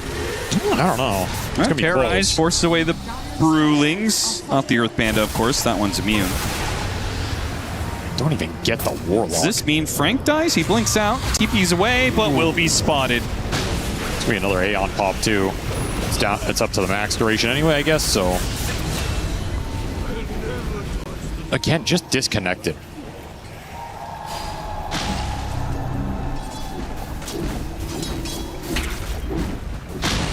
Satanic for Wits definitely helps. You can stand your ground a little bit better. There's an Ags for the Alk, though.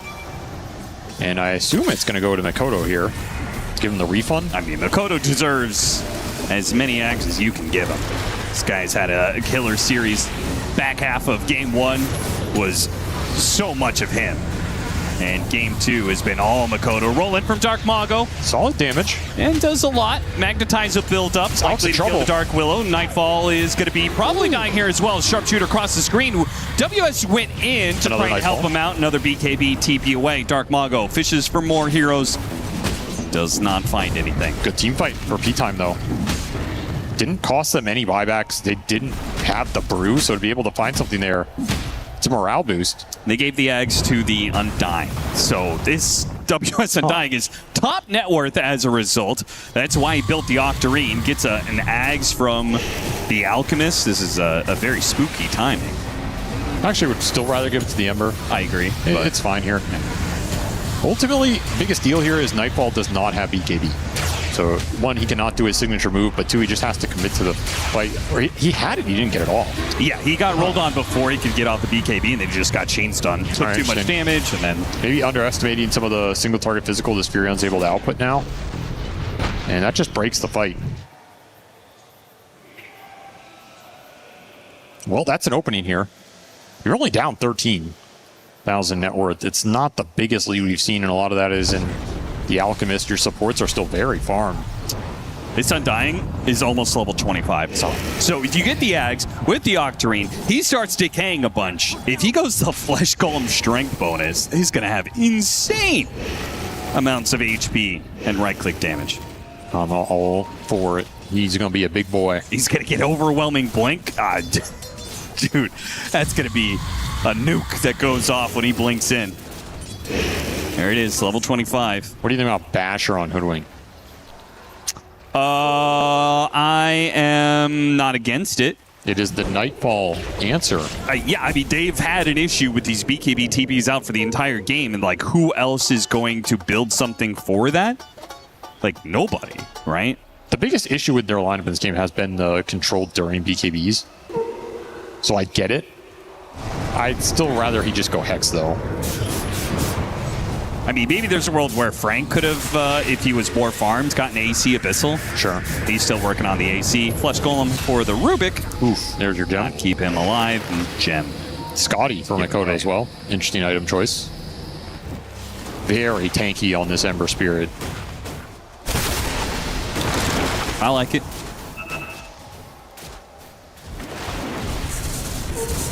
Certainly makes the Furion a lot worse. For sure. Anti-satanic item.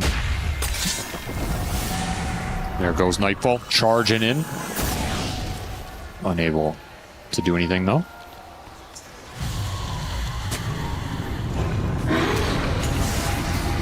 Abyssal Blade. Initiation on Dark Mago. And he is surrounded by heroes. He's going to have a hard time getting a roll away. He is healing off of the Bloodstone, but they're doing too much damage. They do overwhelm him. Jeez. He's a tanky boy, but not against all that. Yeah, and he had no help whatsoever. I mean, no Rubik telekinesis or anything. They did, again, it feels like P-Time's biggest problem has been map read. I agree. Frank, he blinks in, activates the ultimate. Rubik trying to get the telekinesis away. Does manage to stun up Makoto, but he dies, the Ember Spirit. WS has already gotten a bit low. Low means 2,500 HP, and he turns around decays for even more. So not an easy kill. Does manage to get the blink away. The Brewlings running over Mira. They will get one kill out of this situation. Here. Makoto is maybe thinking about going back in, managing the roll on him. Abyssal Blade into the unstable concoction stun onto Dark Mago. Good force gas. Get out to the high ground. Witz is in trouble. Satanic activates, and he's fighting onto these golems underneath Makoto, and he's actually winning it for now. The heal is keeping him alive. Makoto, as tanky as is, might have to jump away. WS jumps in with decay, and Witz ends up dying to the golems ultimately. Kaori just holding that upheaval, keeping him in place, and now Dark Mago on the left-hand side with a stolen Rubik. He's trying to get at least Mira out of this. Makoto's quite low. They can finish him off with the buyback of Witz coming back into play. It looks like P-Time can win this fight. WS stuck inside the Sprout, but another buyback going to be used. Makoto knows that this could be the end of the game with the Abyssal Blade stunned onto Witz. That's 2 diebacks on the side of P-Time, and the game is over. So many lives to work with in the end there. Maybe not the fight they expected to end it on, but they'll just jam the buys, make it work. Undying stands tall. So much damage coming out from these decays over the long run. And they just don't have an answer for Makoto. It takes way too much damage to bring this guy down. Yeah, the fact that Nightfall did almost the least damage in that fight, Makoto and WS carrying a large share of it, says a lot. I almost feel they didn't want to kill him at the end there. I think there was a minor call made of like, yo, leave the Ember on no HP, no mana and kill everybody else so he can't buyback come in again. Yeah, right. It almost looked like, I don't want this Ember round 2, please. Yeah, because one life, he was already doing so much with it. A second life, it's game too over. Much. Way too much. Convincing Alchemist lineup. I think that outpick was super nice here. It's very good against these kind of weak damage AoE lineups, and then it gives you some extra scale with your other cores, pulling these ags, just going in. A very annoying hero for Furion to fight too. Like, this matchup is not that great for Furion because he's an Abyssal buyer, he's a Swift Blink buyer. He just jumps on you, starts smacking you. You don't really win that man fight as a Furion. You have like one hurt chance to Hurricane Pike and that's it. Very rough game for Witz. I think this is one of the rougher games we've seen for him. And I don't think it's necessarily a hero player issue. I think this game just felt very disconnected. Like, the fights aren't being set up in a way where the Furion can come in naturally, find a good target, and hit the formations being maintained. So back to the drawing board here for P-Time as they continue to try and find momentum against the big dogs. I think that's been their struggle this season. And as we talked about at the start of the series, this is important for both teams, obviously. This now puts P-Time farther down the rankings. They came into this 4-2. Now they jumped down to 4-4, kind of a neutral scoring for them. Top of the group is out of the question for them, while Aurora keep it in contention. They're looking strong. This is a team where they get momentum and they know what heroes they want to play in a meta. You can't really outdraft them. I think that's what I like the most about this team. It's really difficult to outdraft them. I think KB does a tremendous job here, and you just have to outplay them. And if you're a team that's in that spot where you know every game you go into, like, we're going to get our heroes, our lineup's going to be solid, we know our win condition, they have to outplay us. There's so much confidence behind that, and they have some very skilled players, right? Particularly, I look at WS. I think that is where he shines. Like, mechanically, he's so damn gifted. Makoto's up there, too. These are two of the guys that I think are arguably the two most mechanically gifted players to ever come out of C. They're at least in the top 5, right? Sure. I'm not saying they're the best players ever. Like, they're making an argument for that, too. But I think if you just look at the raw mechanics, the button pressing, them on some of their signature heroes, they're in the top 5 for sure. And I think that is something that Aurora can just go back to time and time again. Like, we're going to scale, we're going to go into the late game, we're going to make you outplay us because our drafts are very well rounded and have no weaknesses. What are you going to do about it? 9 times out of 10, we're going to beat you. It takes a top team to defeat them later on in these events. I don't know why they threw that in there. Nobody wanted to see that, Austin. But you got a highlight reel, and you should be proud of it. Thank you, Avery. I mean, let's not forget that this game went this way with Dark Mago getting that 6th steal, right? True. I feel like things to learn. If you're matched up against Aurora, first of all, you got to beware of the Ember and Makoto. 100%. All right. 100%. If you don't have an answer to that, well, you better find one or you better ban it away. And 2, you got to beware of the Nightfall move, right? Well, we're here with Kaori from Aurora, and we're going to have a little chat between us because there's been a lot to talk about in this game between Aurora and P-Time on the other side. First one, the elephant in the room, which is your Warlock pick. It's actually the most successful, the only one that we've seen so far in the tournament. How do you feel about it? Why? What's the decision behind it? I just saw my lane, that I'm going to lane against Rubik, and Warlock one of the best heroes against Rubik, so I pick it. It works out. Do you think we're going to get to see it more often than in the tournament, or is it more of a niche pick? I would say it's more, I just like to play this hero, so I pick it, yeah. It's a very good comfort pick. Yeah. Looked like it. Well, there's been a lot of chaos in this game, especially in game 2. Double Midas on P-Time on the other side. Don't know if you noticed that. Lots of split pushing. Did it feel odd to play in situations like this, or were you all as Aurora on the same page? I felt like we won lanes, and then like we kind of throw it all away, and it kind of was scary to play because I thought we give them all advantage, and yeah. But after we come back somehow, so yeah, it's nice to win. It's nice to win. It puts you higher up in the placements already. Are you happy with your results so far here in the groups? Yeah, we lost only 1 game, so it's quite good result. What do you think about that one loss, the tie-up between you and Nigma? I'm not sure. I feel like we just stayed lanes really bad, and yeah, game was just hard from start. From your experience perspective, how do you see the placement so far? Liquid are actually way lower in the group itself. Were you expecting that? No, I thought Liquid is like best after us in this group. So yeah, I thought they're gonna do better. Fair enough. Thank you very much, Kaori. Congratulations to you and to Aurora. A 2-0 victory. Let's all break it down then on the panel. Thank you very much, Miloš. And of course, Miloš talks about the chaos that we saw in that game.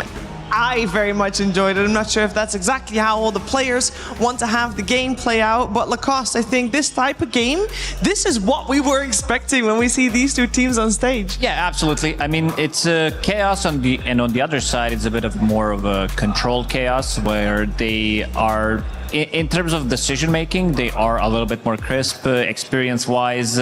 On the other side, P-Time, it's like they're trying to put them out of their comfort zone, I would say, with some of these picks, the way they've been playing, put pressure on different parts of the map early on. But every single time, Aurora, they were ready to strike back. I mean, I think it's fair to say that they were the better team today. Aurora, I think it's a little bit of an outclass in a sense. Like, you see the flashes of brilliance in P-Time. I think there's many situations where you're like, I just don't know how they get out of this chokehold. And then they figure out a way. So there's a lot of resources in that team, but it's just not enough. I think Aurora, in order to actually shake them, you need to be more stable. You need to be more precise and more surgical with how you play Dota. And it starts with the draft. I do think that we saw for the second time the Earth Spirit coming out from the mid lane, Lacoste.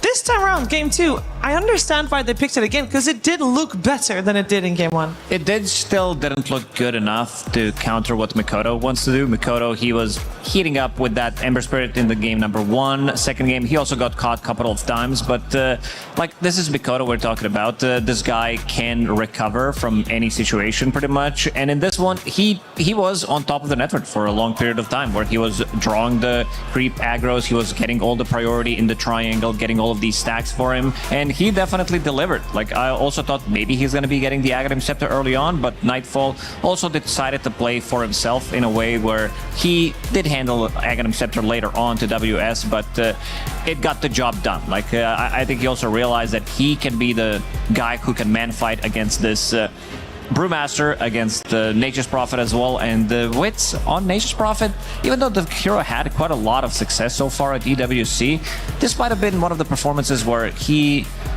kind of got shut down completely. I don't know if this is like Midas related. I also wanted to see how much WS on Undying is going to be able to get out of the stage, and he got a lot. I mean, my biggest issue with the draft, I guess, and how the game played out is you look at the lineup, and for someone who would not have seen the draft unfold, they could easily guess that, oh, this is the last pick Ember, you know, like this is a very late pick Ember and it's a gotcha pick.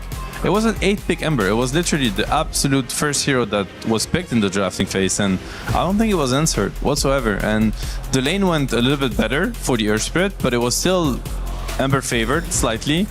And either way, like, the Ember was completely uncontested. Like, he was running around, pressuring, you know, pushing waves, aggroing the creeps to neutral camps, checking runes, making moves. I don't think it's okay. Like, it happened twice in a row, and this is definitely something that P-Time's gonna go back to and kind of reconsider. Yeah, because we kind of feel like they had what it takes. Like, other than the draft and letting the Ember have a free game, they should have been able to do better, and for a little while they did. It was just a little sloppy. Is that fair to say? There's a lot of sequences where P-Time is outplaying, you know, they're playing on par with Aurora. I don't think they walk away from this saying like, oh, these guys are too good, you know, like we stand no chance against them. Not at all. I think but it does come down to certain things that you need to get right. You know, it starts with the draft, it starts with the hero dynamics, like the timings, how is it going to unfold. I feel like Aurora, you know, Lacoste was mentioning it, like they're very, very established as a team. It's really hard to push them out of their system, essentially. Like, they have a system on how they want to play the game, what they want to draft, what they want to do, which heroes they like, and how to complement these heroes, set them up for success. And I don't think P-Time got even close at, you know, challenging that today. Yeah, and we mentioned the Ember Spirit, which was their first pick. We haven't even mentioned the MVP of this series yet. We haven't even mentioned the Undying, the second pick. WS had an outstanding series here, Lacoste. Yeah, WS is just on another level. He's been on another level for quite some time. I did talk about Dark Mago being one of the most improved players of the season. WS definitely up there. Might have been challenged him to be like for that first spot, because he looked so stable. He has a very interesting hero pool that he does bring to the table. And also the way he itemizes. Okay, that's a lot of clicking, shaking the whole table. And Avery also praised him because of his mechanical skills for a good reason. I really love the itemization in this one, understanding what needs to be done, picking up the Blink Dagger, BKB being the frontliner as well, knowing that the two supports as well are gonna back him up, either with Terrorize, either with Golem if he's in trouble. And we saw him multiple times where he is like getting into trouble. Like, this might have been this fight where he drops extremely low and he just, you know, uses Soul Rip multiple times, Decay, really pushing the limits on the hero.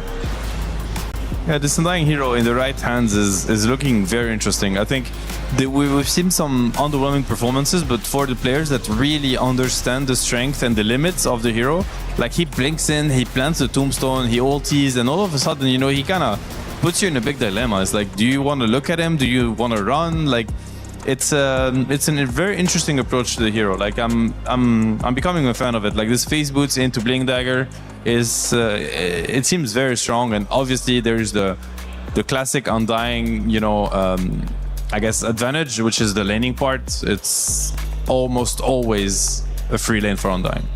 Yeah, regardless if he is support or core as well. It's just a very strong laner. And in the hands of WS, a very strong hero overall.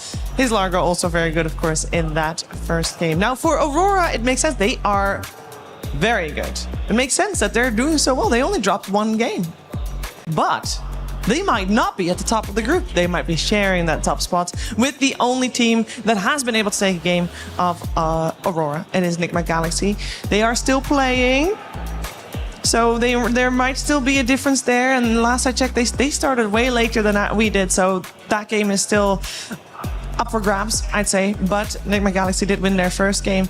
And it is against L1, I believe. And in Group B, this is good news for Playtime, for example. Not so good news for L1 or Level Up.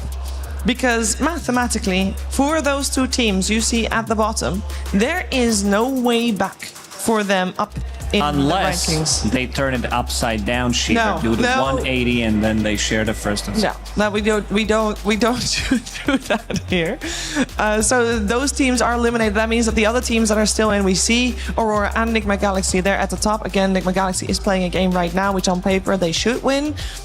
But there's still a lot possible with the last two matches that this group has for the teams that are still relevant. Let me just quickly tell you that Aurora will play up against Team Liquid tomorrow, and P-Time will play up against Nigma Galaxy tomorrow.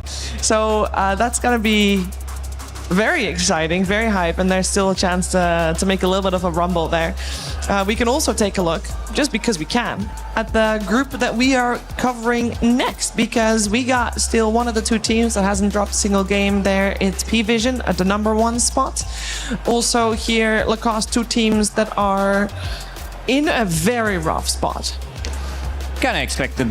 Mechanics 0 and 6, Team Nemesis 1 and 5. They're still not mathematically out, but after today, they have also another rough series that they need to play. P-Vision 6 and 0, kind of already cementing themselves, and I think this is the team that showed the best Dota that we've seen so far at the tournament.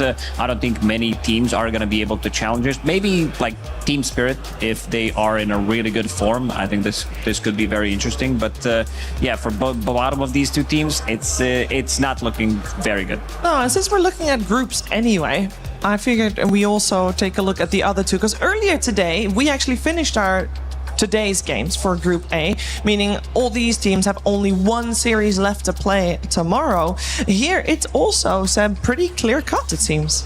Yeah, Falcons, dominating that group, and again, they have the mandatory loss because they have to play a first game. It's always like that. You can't start with the second. Maybe they should just pretend it's the second game. I don't know. Find a way to have them play something off stage or something. But so obviously, the typical Falcon loss. But besides that, it's been pretty easy. Yeah, an easy road for them. They're making it easy. Obviously, it's not easy at all because the competition is super intense.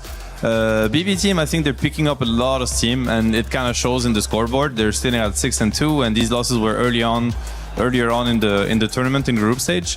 It's going to be between Extreme Gaming, Rune Eaters, and Gamer Legion. I think these three teams are, showing the most potential right now. Poor Rangers, we might not have seen them on Stream A, but they are struggling a little bit. They're the less experienced team by far, by a big margin. So I think they're just happy to be able to face these teams on the international stage. You never know. Yeah. I guess they're still in reach of, getting one of the contesting one of these placements, right? Because they have 1 point and they can get to 3, but it's going to be extremely difficult for them.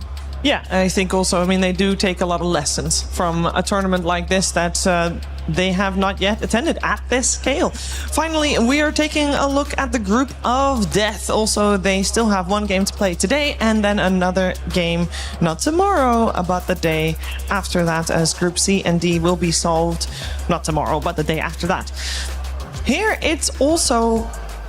Actually, you know what? It's more clear-cut, Lacoste, than I thought it would be. Yeah, kind of expected, I would say, considering the performance that Virtus.pro did have in TI qualifiers as well. They looked kind of in shambles, I gotta say. They looked all over the place, and playing against some of these higher caliber teams, it's gonna be very difficult. One dub. They had a bit of maybe a calm time. coming into this, but right now you could tell that this team, they came to play, and Yandex as well, after winning a couple of tournaments, kind of expected it's gonna be LGD against Yandex and 1W against OG. So for Yandex, I feel like this could be potentially like maybe a 1-1, but I don't think I can see LGD taking 2 games with Yandex. Well, that of course will be at the final series of the day, but we're first going to our Group C match, which is P-Vision versus Mouse. Before we get there though, we are gonna have our Sony Media Day tour coming your way with Slacks.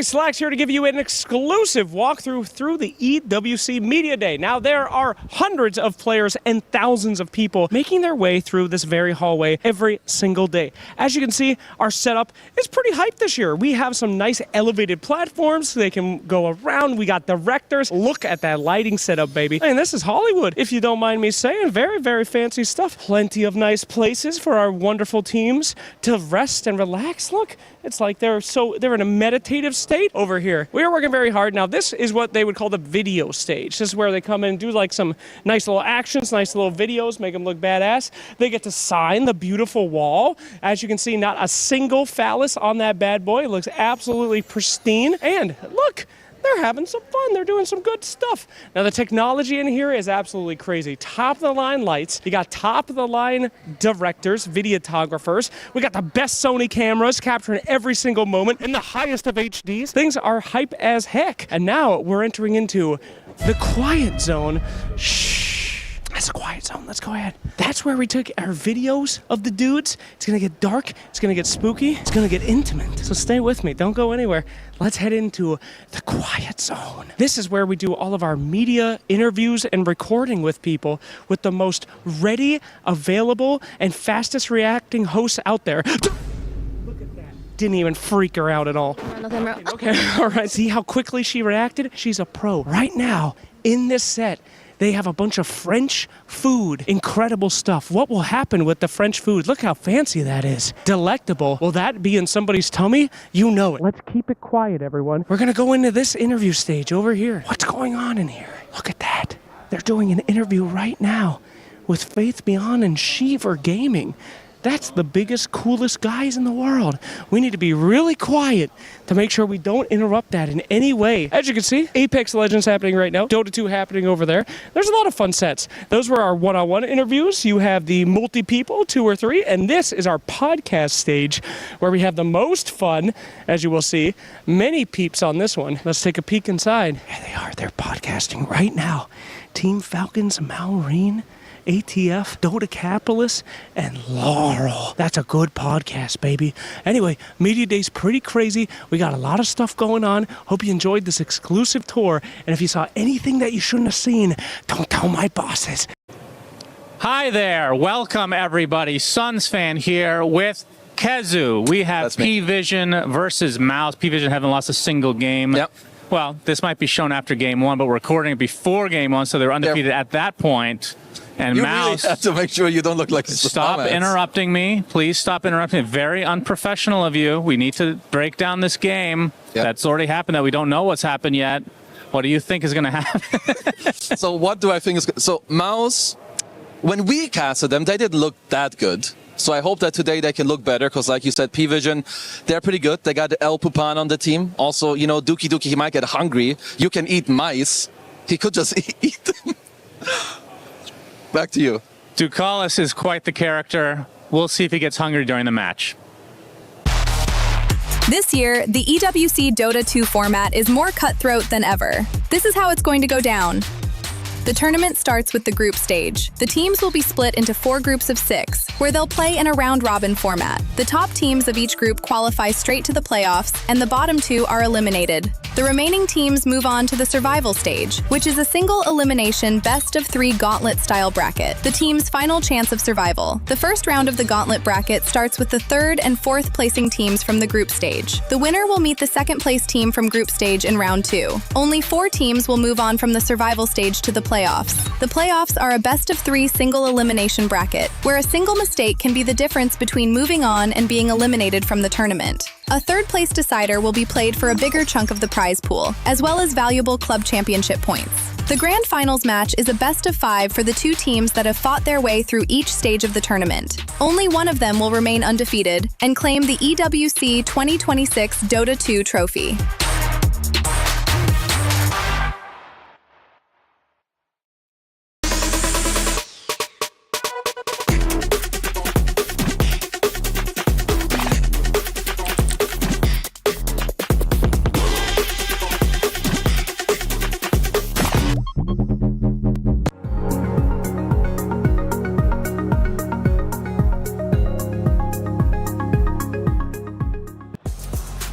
We are getting ready for our 3rd series of the day. You're watching Dota 2 at the Esports World Cup. We're live from Paris, and it is already day 4 of the group stages. And the group stages, they are 6 days long, but actually per group, only 5 days long. That means for these teams, this is their penultimate match coming your way. And in this group, it means that a lot will be decided today already, or potentially in Group C.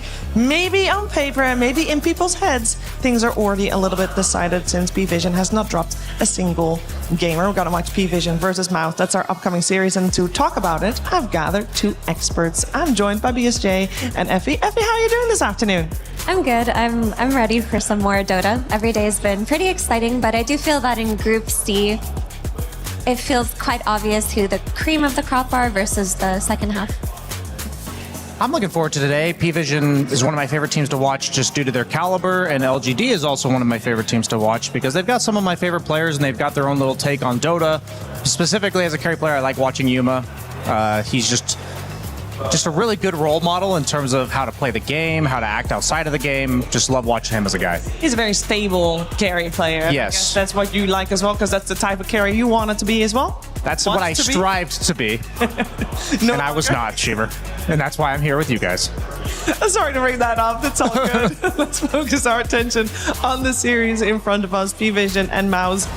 We got P-Vision, as mentioned, 6-0 coming into this. Mouse, no slouch, 4-2 coming into this as well. So this is a team that people were a little bit hesitant about because they didn't do too well. Let's just say that. They didn't do too well in the most recent qualifiers they played, and we didn't really know what to expect. But it seems like Effie, they have definitely got a good grip on what they should be doing. Yeah, I mean, they haven't really, to me, looked like one of the best teams at this tournament, but Maus do have a tendency to do very well during group stages. This is usually where they can catch a lot of teams off guard, and there has been improvement. They haven't had the cleanest series compared to their opponents in P-Vision, who seem to just be steamrolling everything, but the potential is there, and I do believe it's going to be exciting. Yeah, Maus for me is a team that prioritizes the laning phase more than pretty much anyone else, and I think that's why they tend to do well in group stages, because the fact is that against the weaker teams, when you get off to that early lead, it's very difficult to know what to do to like stall the game out and manage to make that comeback play that a lot of teams like Team Spirit will tend to make. For Maus though, my problem is that sometimes they overdo it a little bit. Like they have an option to secure the lanes with their last pick, or they have an option to like give themselves that scaling option and maybe counteract a puck, for instance, earlier on in this tournament. But they'll always go for that laning strategy, and against the teams that manage to stall the game at all, they do tend to flounder a little bit once it gets there. But it shows with Crystallis as a carry player, like his hero pool of Razor, Monkey King, Bloodseeker. I kind of memed on it earlier on in the tournament, thinking like none of these heroes are particularly meta. Maybe he'll pick them, but then he's picked all of them. Yeah. So no shocker there. Sometimes you just got to do what feels right and what you're comfortable on, and I think that's what Maus is trying to achieve also with the games that they are playing. This is a roster that's been together for a little while with various degrees of success. Of course, starting very well at the start of this season while taking a title, and then slowly but steadily having lesser and lesser results, and they're looking to pick everything back up, and so far so good with a 4-2 score. I'm sure they're feeling quite good. Let's find out how they're actually feeling today with Boom. Hey, I'm here with Boom from Team Mouse. I gotta say, I love your Tide Hunter. I feel like it's one of your iconic heroes. You did lose with it the last game you played. Happens sometimes. I was curious what happened that game. I mean, I think we lost both games that we played with it in this tournament so far, right? Or not? I don't think so. I think you won. I think you won the first one. Really? You Okay. lost the second one. It was a 63-minute game against Nemesis. Oh, yeah. I mean, it was just kind of a hard game to play. Like, we messed up in lanes somehow, and then the enemy had a very annoying draft to play against. Like, they had this Invoker, Darkseer, they just pushing every wave. And it was hard for us to, like, find the right team fight. So, and also late game, like, this Tide against the Invoker is kind of hard, because he just can EMP you whenever, and I had no mana. Like, yeah, it was just a hard game for Tide, but felt like we could have still won that game. Like, we're in a good spot in a few times. We just messed up some fights. Yeah, your KDAs looked really good. I was surprised you guys lost in the end, but it happens sometimes. You guys have been on a bit of a cold period over the last few months. This tournament has been going pretty good so far. You guys are, I think, 1 win, 2 draws. How are you feeling about it at this point? I mean, obviously we feel happy. I think we're even surprised that we're doing kind of well. We know how to win games. We feel good while playing, which before we kind of didn't know how to win. We just were lost as a team, like completely. Kind of. Where did you get that solution from? Was it a coach or just practice or? I'm not sure. We didn't even practice much before this tournament, to be honest. So we just played pubs, and like everyone is ready, like individually, and that's it. Like we just. Coming with our own ideas, our own heroes. Okay. Whoever wants to play whatever, he gets it, so. Okay, the perfect magic. Less pressure, vibes are good, you'll win, I guess. Yeah. Great. The P-Vision's looking really strong right now, though. You guys have to play against them next. What score do you think you're going to achieve today? Probably 0-2. You think so? Come on, you can win one game. They're really good, but still. According to stats, probably 0-2, but I mean, I believe that we can beat them even 2-0 if we draft well, if we play well, we definitely can win them. But All right, well, we'll see what happens. Hopefully, you get to play Tide against them and have a good game. Thank you for joining me, and good luck in your match. Thank you. Hey, Mouse hasn't lost a single series yet. They tied and they won. So on paper, everyone's talking about the stats. They should at least tie the series. It just depends which stats you're looking at. I know P-Vision is a top dog in the group, but if you're going to go by stats, choose the one that favor you. That's definitely how the world works. It is kind of interesting to hear him talk about how the team has found their way to win and has found their groove while not scrimming. That's always so interesting to me when it happens, because typically if you're not scrimming against a certain tier of opponent consistently, you can develop a lot of really bad habits, right? We've seen that with Vici, for example, who haven't necessarily played against a lot of the international tier 1 teams in a while, and then they just mess up in places they shouldn't. I haven't really seen anything like that out of Mouse, so that is really impressive, all things considering. Honestly, I have no idea why it ends up like that, Brian. I think there's also like two sides to this coin. Like there's two extremes. One extreme is you don't scrim at all, and then you think, how can you learn anything if you're not scrimming at all? The other thing is you scrim too much and you try to do too many things at once, and you actually develop bad habits trying to solve a bunch of different problems at once and not really having like rhyme or reason to what you're doing. So I think there is an element of go back to your roots, go back to your specialty heroes, rather than how do we adjust to the meta. It's like, okay, we know Crystallis loves the Bloodseekers, Razors, and Monkey Kings. How can we make this work, rather than how can we find our identity as a team or something like this? It seems like along the way they have found their identity as a team a little bit, or at least have found their own identity, which when you put all 5 parts together, it turns into something bigger than that. That's definitely the case what happened to their opponent. If we're looking at P-Vision, this team is really strong. One to watch, one of the strongest. I think we're going to see them on the podium at the end of this 2-week marathon.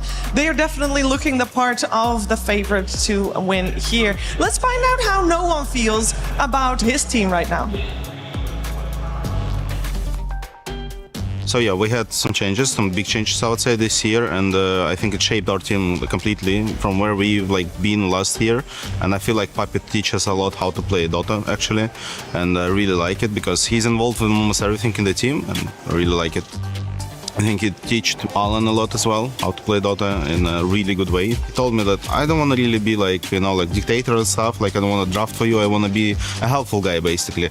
But I said to him, we actually need a guy who will draft for us because like we are noobs at it. And like I was asking him, and when we started, it was firstly DOTA was on the button with him, and then I was like 3 months later, I was not convincing, but like I said, like please just sit on the PC already, like and do this for us. And he's like, yeah, fine. There was an online tournament when we just tried, and I just like first game against Tundra, as I remember, we played like I already like felt like this is it. Like from first game, I knew it's fit for the team. I don't know what's gonna happen. Maybe we get good on the TI and the EWC. Maybe not. We'll see. But I feel like this is the best what we can get this year for sure for the whole team picture. We now do the things much faster than we used to do. We know what to do in the game right now to get the gold lead on almost every game, basically. Duke, I think he changed in a way that he maybe now gets more responsible on his shoulders in the games, and he likes this as well. I think so. Like Papi calling him a captain, so I think that's the synergy between them.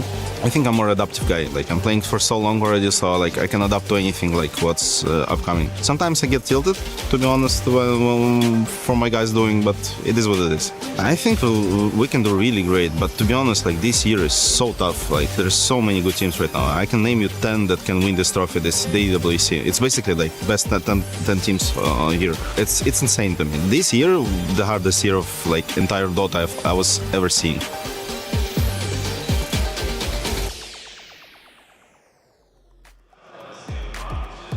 If this year is the hardest field of Dota that no one's ever seen, and he's seen a lot of Dota, he's been a veteran in the scene, that just means we have some incredible teams here, Brian, because 10 teams that could take the trophy. I mean, okay, P-Vision is also very humble as well, but overall it is crazy that there's so many teams that have the trophy within reach. Yeah, I mean, basically what that says to me is he knows that every team can potentially surprise you any day of the week. And if you're not at the absolute top of your game, you will drop the series. And I think having a coach like Puppy will help them remain a lot of consistency throughout the course of the tournament. And yeah, I liked his mindset overall listening to that, Mira. Yeah, for sure. We've seen it in results as well in Tier 1 tournaments, how a team that can win one Tier 1 tournament suddenly does poorly in the next with 1W, but then they show up to EWC, for example, and they're incredible again. It's just incredibly competitive right now, and it's really hard to maintain the level where you can win when everyone is slowly improving. And I think that's where little things come into play. If every team is top caliber and can win, then it is actually stuff like how well does your coach mesh with you? What is it that your players are doing for each other outside of Dota that's making you better inside of Dota? Because everybody's playing at a Tier 1 level. With that in mind, the way we just heard Boom and No One talk about their team and about how, for example, the drafts come to be. We heard No One say, Poppy does the work and he's a great drafter. Lots of experience, decades of experience. And on the other side, Boom's like, yeah, everybody's just saying what they want to play and then they get it. That's so funny, though. I love that. I mean, Mouse just kind of seem happy to be here. They're here for the vibes. They're going to play as well as they can, but they don't want to set themselves up for any unrealistic expectations either. Like when Boom was just like, we're probably going to get to vote, but that's fine. And he didn't seem too upset about it. I think that's actually a really great mentality to come in with, because if you are going up against the tournament favorite and you don't expect much, you can actually then own. You're like, wait, am I good? Are our heroes good? We can do this. So I'm really curious to see if that works out for them today. Curious about that too. Let's focus in on some of the players here on both squads, because I do want to focus on the mid lane here. This is No One versus Mid One, and it feels like a little bit of an unfair matchup in terms of caliber of player. I want to know what kind of style they're playing and how well they mesh against each other, Brian. I'm definitely going to fumble this as I'm thinking about Mid One and No One. There's just very confusing names so here. many names to make.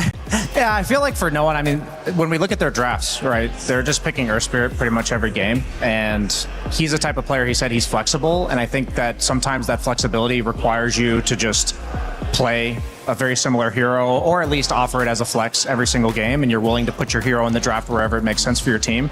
I feel like for him, his veteranship shows up by being able to play a matchup from any situation, while for Mid One, I feel like he's much more of a polarizing mid player, where he'll either take over the game or he'll feel relatively lackluster. And so what I'm looking for in this draft is, we know no one's just ready for whatever scenario he's put in. Is mid one put in that situation that he can thrive?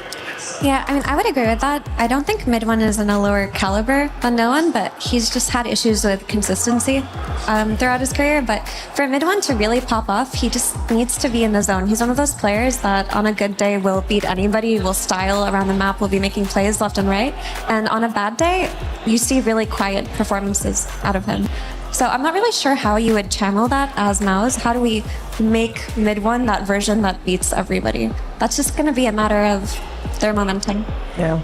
We're also going to see how Puppy does against his former teammates, because a lot of the people on the side of Mouse are his former teammates. So let's see if that causes any potential, not friction, but any interesting situations on the stage. Speaking of the stage, it's time. We're going to head over there to get this series properly started. Thank you so much, Shiver, in the panel. Yes, it is Sir Action Selection Miloshi yet again. Thank you. That was a very good bet. Thank you very much for that. Yes, an incredible series that we just got to watch. I love a good, I would not say beat down, personally, but I do like to see a nice 2-0, and they put up a lot of fight, though. P-Time, especially in Game 2, were really giving it their all. At some point in the first half of the game, you were like, okay, this is possible, and then very quickly went the way where you would have expected it, where Aurora were able to claim things. I mean, double Midas, though, is that, I haven't seen that in a pub. I haven't seen that in a pro game in a long time. That's messed up, guys. If you're watching at home, Midas is not a good item. Do not listen to Purge gamers, even on Ogre Magi. Do not buy it, okay? Let their suffering be your guide. Anyway, we have a fantastic match coming up here today. In fact, our next one is super exciting. This team has lived up to all the hype before the tournament. They are on that path in the tournament, and we will see if they will continue it. Let's bring out P-Vision. All right, P-Vision is unstoppable so far. Many people that have come into this tournament, Falcons, Liquid, everyone's like, oh yeah, they've got this. They're very, very good. Only these boys have lived up to the not losing a single game yet. It's been extremely powerful performance, and we will see if their opponents will be able to rock the boys. We'll see if they can do it on the other side. It's Mouse!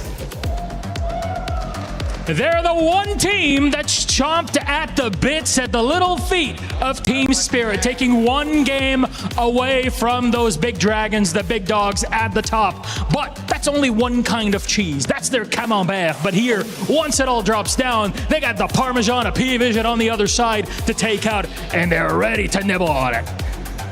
I hope they do more than a nibbling. I love the underdogs. I hope they take a big-ass bite and we see some good ones. These guys are not rats. These are mouses, dude. That is prideful. All right. You guys ready to roll?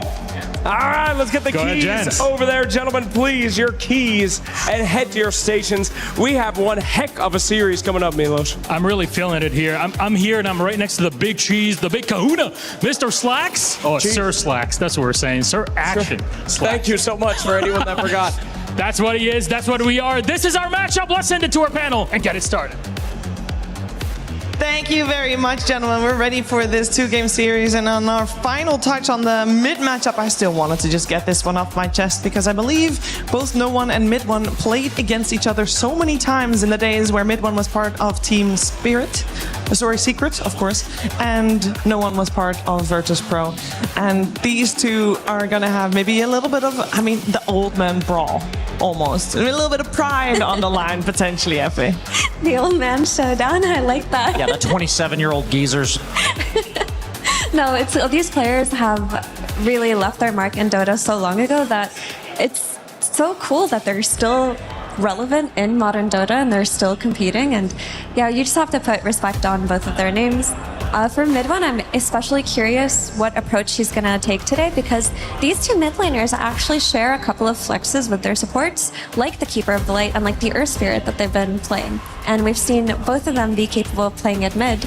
I wonder if Earth Spirit will be let through at all in the series even. Yeah, P-Vision's picked it 4 times in a row, first pick. So if they allow it on Mouse, then they definitely know what's coming. And the fact that you were glazing the 9 class Earth Spirit, rightfully so, with the fact that he's only silver tier. But I think having a mid laner like No One, I'm almost certain that he gave him some pointers about like, here's the little mechanic thing you guys can use. Probably saved him 10 to 20 games worth of learning. But when I look at these two mid laners, I think the most impressive thing about their career as a whole is the fact that it's very uncommon to see two players kind of, I don't want to say fall off, but they kind of like took a break. They took like a break in the middle of their careers. There was like a year or two where you didn't really hear from either of these guys, and then they came back. And that's something that we've seen, but it's usually like a core player coming back as a support or coming back as a coach or kind of struggling to find their team or their role. But these guys were mid laners through and through, and they came back, and here they are again. Yeah, they found their form again, and that is incredibly impressive considering everything you have to do right in order to get to that level to begin with. And to be able to do that twice, this requires a lot of personal strength, I think, from both of these players. But enough about the mid lane. I want to talk about other roles. We already mentioned 9 class. I wonder if Yamich plays as good of an Earth Spirit. Effie, do you have any judgment on that? Is it in his wheelhouse? Well, I believe he played it yesterday because they had this Keeper of the Light Earth Spirit flex that I was mentioning, and Mid1 ended up playing the Coddle in their game 1 versus Nemesis, so it had to have been Yamich. Yes, it was him. And to be honest, I couldn't really watch the intricacies of that early game because I did end up just quickly clicking through it. They didn't win that one, where they ended up doing that flex, but it was a really close game. And Boom in the interview mentioned that he thinks they messed up on the lanes, and that's what made the game so hard. But it does seem like Yamich can do it. I mean, he is a melee support type of player. He's famous for his Tusk, he's famous for his Pudge. Earth Spirit feels like a natural fit into that archetype of support. Yeah, I do think it's funny how mid or 4-position players tend to heavily lean towards ranged or melee from player to player, and Yamich is definitely I'd much more likely to see him on the Earth Spirits, the Tusks, the Clockworks, and as opposed to like I think Mira from Aurora is like the opposite end of that spectrum, for instance. Yeah, would you say that 9 class also melee mostly? I feel like 9 class. Okay, so he's the everything. He's the everything type of player, but he had a distinct playstyle when he joined professional Dota, and we talked about it on our previous panels because he talked about it in his interview that Puppies kind of reeled him in and said, like, for our game plan to work, we need you to be stable. Be the Dark Willows, be the Hoodwinks, just give Noticed a good lane. And the fact is, like, I'm very impressed with 9 class because it's easier said than done to just embrace a different play style. And he said, he's like, as long as we're winning, I'm happy. And at the end of the day, putting the team's success ahead of like your own preference. We all have our heroes we prefer not to play. We all have our play style that we mesh with, and stepping outside of that with an open mind, I think speaks a lot to his mentality as a player.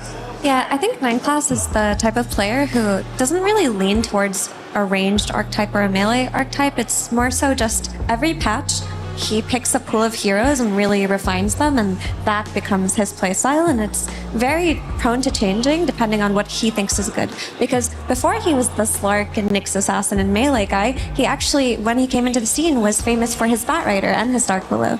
And those were the heroes that he kind of perfected laning on. And then he just had a natural shift to, now that I've learned the intricacies of laning, how do I annoy the enemy team as much as possible? Yeah, and he's definitely an IO player, and that is why we see Mouse remove it from the pool. We've seen a couple of IOs already come out, and 9 class talked about it in an interview, and I think that, on hindsight, might have been a mistake. So that, we are going to see that banned out against them probably quite frequently. Got Earth Spirit also removed from the pool. It is by Mouse themselves, so we got that one solved as well. It is Mouse that gets first pick, and because they remove Earth Spirit from the pool, and Io and Kez, we've got so many heroes left in the pool. Lone Druid, Drow Ranger, Shadow Fiend, Treant Protector. Treant Protector. That's crazy. We got 4 of the heroes that people rather normally see removed. Yeah, it's curious. I do feel like of those heroes mentioned, Lone Druid is the big one. So to see a team prioritize Treant Protector over it tells me that they don't even like to play Lone Druid that much. I think it might honestly have to do with the fact that Lone Druid's one counter is Enigma in the laning stage, and that was still in. I think that's kind of the rock, paper, scissors. Now it's on P-Vision to say, okay, are we willing to just pick Lone Druid here and then ban Enigma? Is that because you're at that point you don't know exactly which one they're going to choose. So this is where the permutations of the draft kind of start to branch out from the predictability. And it's really important to note that even though Lone Druid's not picked, he's being strongly considered and factored into every single ban and every single pick that is happening. So I do think it's fascinating that when you have 4 traditionally broken heroes, Lone Druid arguably the most broken out of all of them, when they're all available, there's a reason that they're choosing these over the others. I think in this case, like, Drow is the best lane pairing with Treant. So maybe if you pick Drow, ban Lone Druid, you feel like maybe the Treant's not going to be full potential. You're almost assuming they're going to pick SF at that point. And then a lot of times these tier 1 teams will say, know thy enemy. You know that at the end of the day, the best heroes are going to get through sometimes. And if it's predictable, then we can at least have planned for it. Or you call their bluff and not ban out Lone Druid, think they're going to pick Shadow Fiend anyway, and just ignore Lone Druid the whole draft. That's an option as well. That's totally an option. I think there's big potential for that because Drow Ranger is a good carry against Lone Druid, and she opens up a lot of pairings, like the Slardar, for example, to just constantly kill that bear whenever you see it. And maybe the Drow Ranger is enough to offset that. And I really just don't think it's a comfort here for Mouse. I have to emphasize that of all the teams in this tournament, I do feel this is one that you can get away with dangling the Lone Druid. Yeah, and they also displayed that they can beat the Lone Druid yesterday. I know Rakonix isn't... It could just be a skill diff at the end of the day, but Underlord being another hero that really does that. So every time we see these heroes being considered, it's like, okay, maybe they thought Underlord and Enigma are too much. And if we don't want it, but if you take it, we've still got both of those options. You haven't shown that you can ban those out based on the fact that you've left all of them in. And in that case, I mean, I think Treant, in my opinion, is like the generically best hero in the game, in the sense that I just don't care what his matchups are. He's going to be useful in every single game. The cores, while broken, are like, they are situational, and cores inherently have counters that can nullify their game to some degree. So I'm not too surprised that Mouse ended up going with Treant Protector out of everything. And then once they chose Treant Protector, I think you take the best pairing away from Drow. So yeah, now we're in the spot where, do you ban the Lone Druid like we talked about? Do you leave the bluff and call it like you mentioned, Sheaves? I think they're going to ignore it on both sides now. Yeah. Like, I think with the Drow, you are not looking to integrate it into your own draft, and by having the Drow also, you've essentially solved it by opening up the pairings that can counter Lone Druid. I was going to mention the Keeper of the Light as a very contested hero this series because it's a 2-4 flex, and I do believe the 2-4 flexes are important for both teams. With P-Vision, 9 Class is such a specialty Coddle player that we kind of know it's gonna be him, but if the potential for a good mid-keeper game comes out, no one can absolutely play it. I would generally lean away from it this particular game, just because you've heard me be the biggest skeptic of ranged carry plus non-stunning ranged mid. It's like, it's always going to be an option, but then that's a hole in your draft you'll have to patch with the other heroes. So they go for the Darkseer. This has been like the tradition. There's been a couple offlaners that have really popped up because of the ranged carry meta. Like Centaur, specifically very good against the likes of Windranger especially. Darkseer, especially good against the likes of Shadow Fiend and Drow, because in the later, like their illusion does do something useful in the fights, and then also they're prone to getting dove underneath their tower. Like, these heroes are very hard to boot out of lane, and then on top of that, you also want a hero that can cut creeps or retreat to the jungle, because these heroes are so oppressive in their safe lanes. The Darkseer does all of that. So a lot of the time, the Darkseer is not expected to win the lane, but it's expected to have a game and then eventually make Drow's life difficult moving forward. Yeah, I do think Drow does better versus Darkseer than a lot of the other ranged carries, though, throughout the game. Her illusion doesn't seem as impactful as an SF illusion, for example, but everything you mentioned is absolutely correct. The issue of picking Treant plus Darkseer, 2 heroes who are both countered by Dispel, now opens the option for just a very strong Dispel hero for P-Vision. Like, both your first 2 picks can be solved by the same thing. You could go for like an offlane Largo, you could go for an Oracle, you could go for an Enchantress. There are a lot of routes P-Vision can take now. I would lean towards Ducalis Enchantress, I think. I think the other one, okay, they actually steal it. Block pick it. I like that a lot, honestly, because out of all the other ones, the problem is you don't want any more backliners, I think. Like, with the Oracle, now you've got 3 squishy ranged heroes. Enchantress, yes, ranged hero, but she plays the map in a way where she's walking around aggressively. And at this point, what P-Vision, and I know they're thinking about this kind of stuff at a higher level than I'm even mentioning, but like you don't have anybody that is aggressive on the map right now. So if you're not, since you don't have Enchantress, I like the Largo. You mentioned that. Almost certainly going to be off lane. Yeah, the one thing about the Largo, though, is you're not throwing it into the Darkseer lane unless you are going to do some shenanigans. True. So you just have to, whatever support you take here, just make sure that it can out-sustain any of the poke happening to Drow with the Ion Shell and the waves always pushing into her tower. Now, what is left? Like a lot of the Premier, since all the cores were left in, or sorry, banned out, then the 5s were left in. Or sorry, all the cores were left in, so all the 5s were banned out. Like the Banes, I know Undying's usually a 3, but like he's a melee 5. Clockworks, like a lot of the heroes you would traditionally pick with Drow here. Are we going to see a weird one like Ogre or something, just some budget treant? You could break the idea of melee plus range and just go for a healing hero as well, like Wyvern or Warlock. Oh, Wyvern could be decent. I think you need a hero that deters the aggression in some way. So like if you were to pick like a CM, for instance, you're just going to get dove. But something like a Wyvern does make it difficult to dive, so I wouldn't mind that. But I also wouldn't mind just conceptually if they take a suboptimal hero for the sake of dealing with this one problem. With that aside as well, there is another problem, is that there's this strong, really strong puck pick on 18 that you kind of have to address with the support that you're going to pick, and maybe they just thought picking the techies early on could make it so that they have the damage to fight into Mouse. But the puck on 18, it's always something to think about versus players like Mid1 who love it. I know the taser dispels when they attack you. Does it also dispel when you activate it? I believe so. Okay, I would imagine it works that way, yes. Yeah, maybe they're thinking like double dispel on both side lanes because of how powerful dispels are here. But then, like you said, they almost certainly knew puck was an option, but they've chosen to address the problems in front of them already.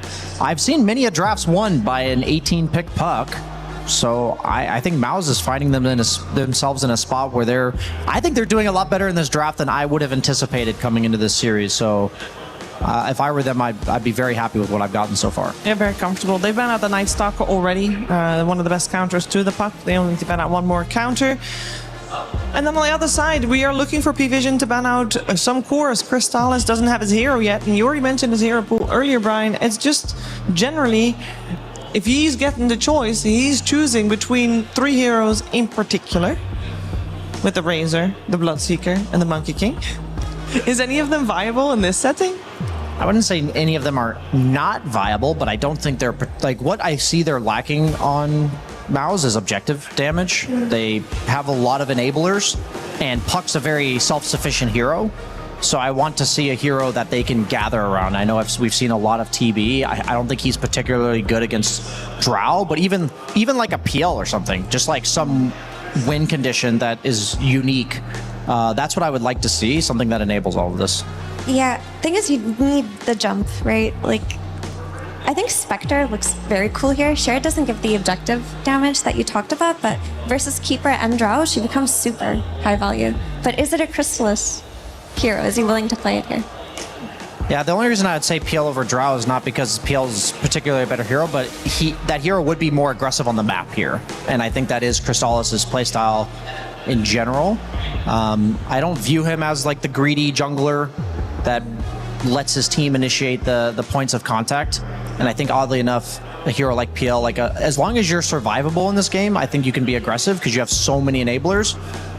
So I think all I want to see from his hero is that it's survivable against the techies. Like it can dodge techie stuff. That's like what I'm thinking, because that's the only way they can kill you right now. Okay.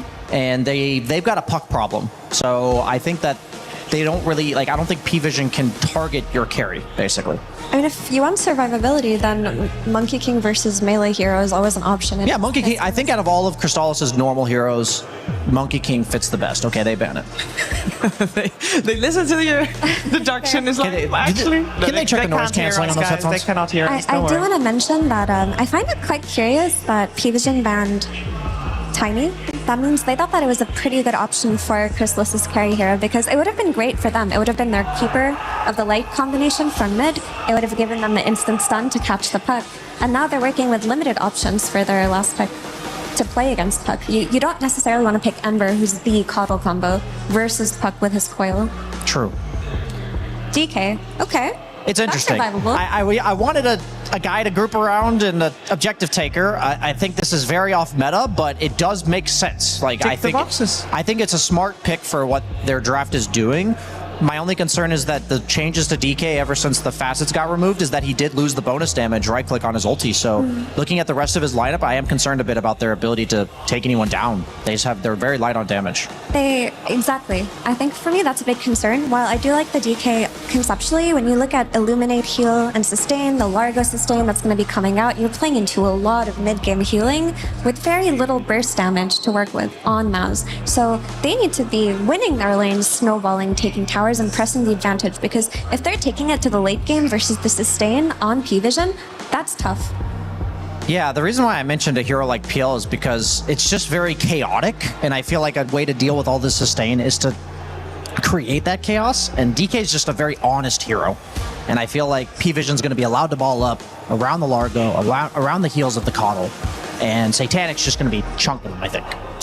Yeah, they go for Ember Spirit at the very end. That is the Keeper of the Light combination. Honestly, it's not the easiest Ember game. You're playing into Enchantress, who's going to dispel your Flame Guard early on early rotations. You've got the instant stun and the DK, and you've got, of course, the Coil and the Overgrowth that you have to play against. Definitely not an easy Ember game, but no one is a specialist. This is one of their specialty Keeper of the Light combinations. It's going to be tough for him, but I believe he can pull it off. So it looks like on the side of Mouse, we're really looking at mid one. We are actually also coincidentally looking at it to have a great game, because it seems like this is a good puck game.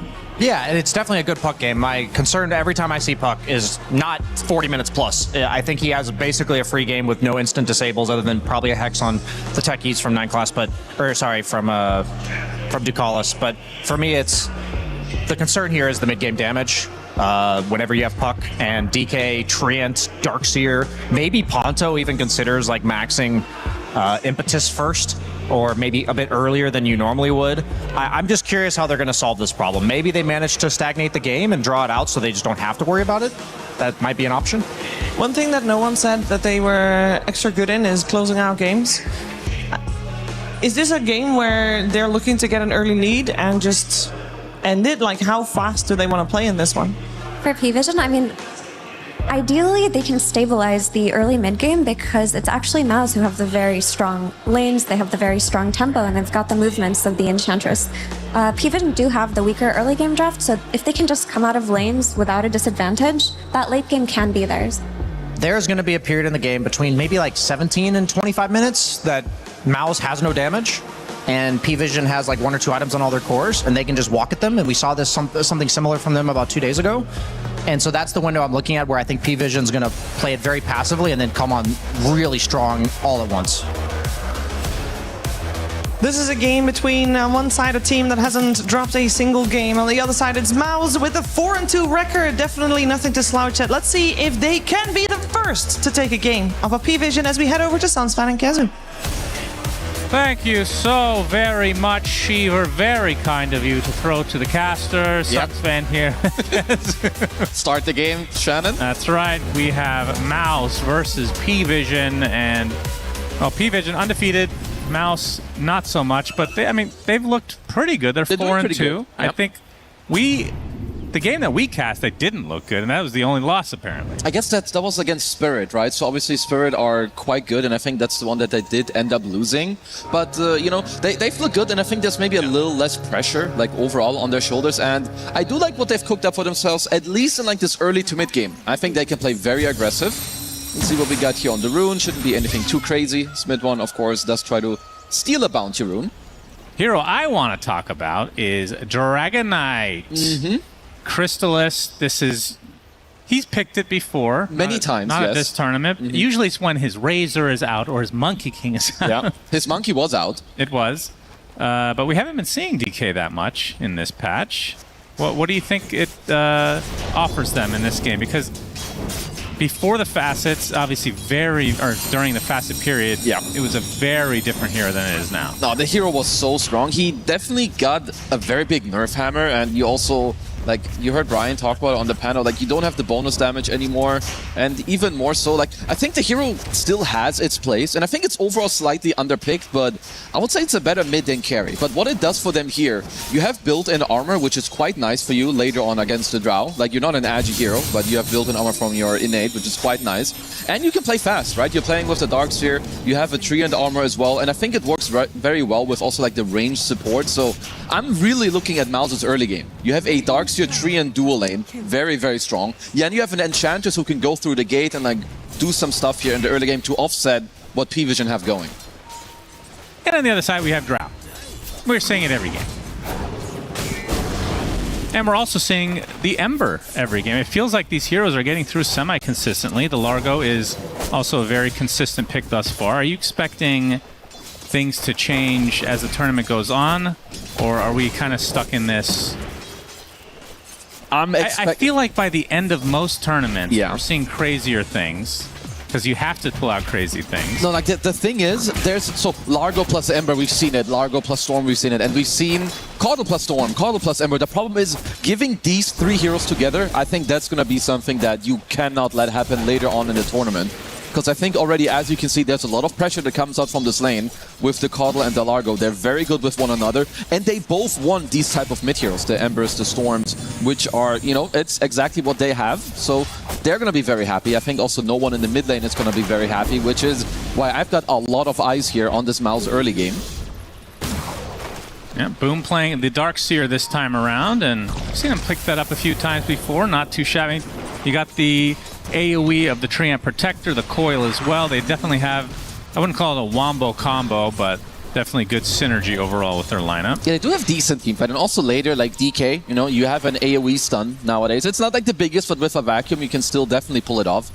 I'm a little concerned for their offlane dual lane, if I'm gonna be honest. Like, it's a double melee against double range, and Techies is very, very good in this lane. You can obviously outrange both of them. You can dispel the Shell, you can dispel the Surge as well. So definitely want to see if Panto can maybe, you know, be the difference maker down here later on, because if we look at the CS right now, it is not pretty. Oh, wow, you're right. So Drow at the top of the net worth for the P-Vision side. Yeah. And, I mean, mid lane, how is this supposed to go exactly? Kind of how it is going right now. Maybe the, you know, living armor can make a little bit of a difference, but generally, Ember does just free farm. You can't really do all that much with the puck. You will farm yourself, but you don't really pressure. And even if you get the Coil, it's going to be against a max Flame Guard. But, so, it's, I think for me, it's more about how mid one can go around the side lanes later, because the mid lane, you do end up slightly losing. And like you're referring to, Boom, only with the 5 CS. We're going to see the Searing Chains on the mid one. We'll be able to get out just barely.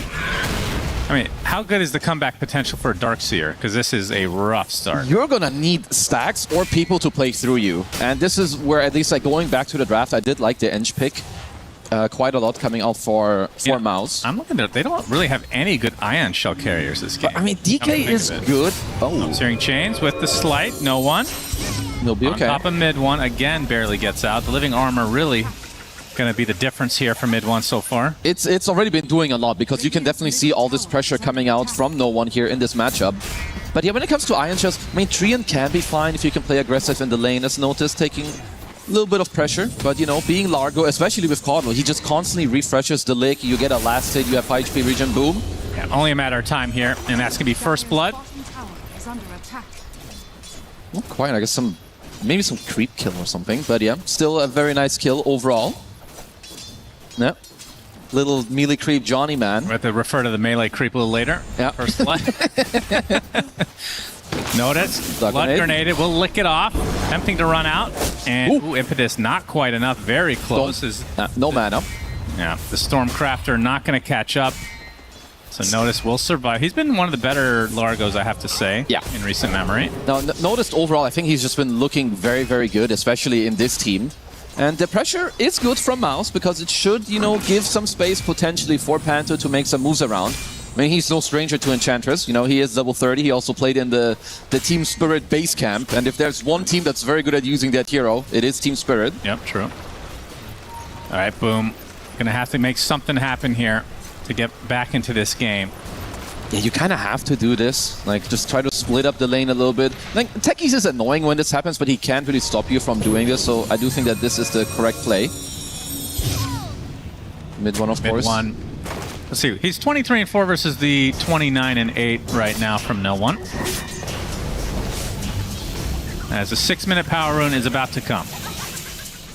Yamich making his way over with the slow now. No One repositioning a bit. Looking for the Searing Chain. They get the blast off. It's not going to miss, or it's not going to hit rather, because the phase shift comes out. But the Invis ends up getting bottled by No One. That's exactly what he came for. He's going to go on top of Panto. Despite having low HP, the Sleight of Fist into the Searing Chains is enough.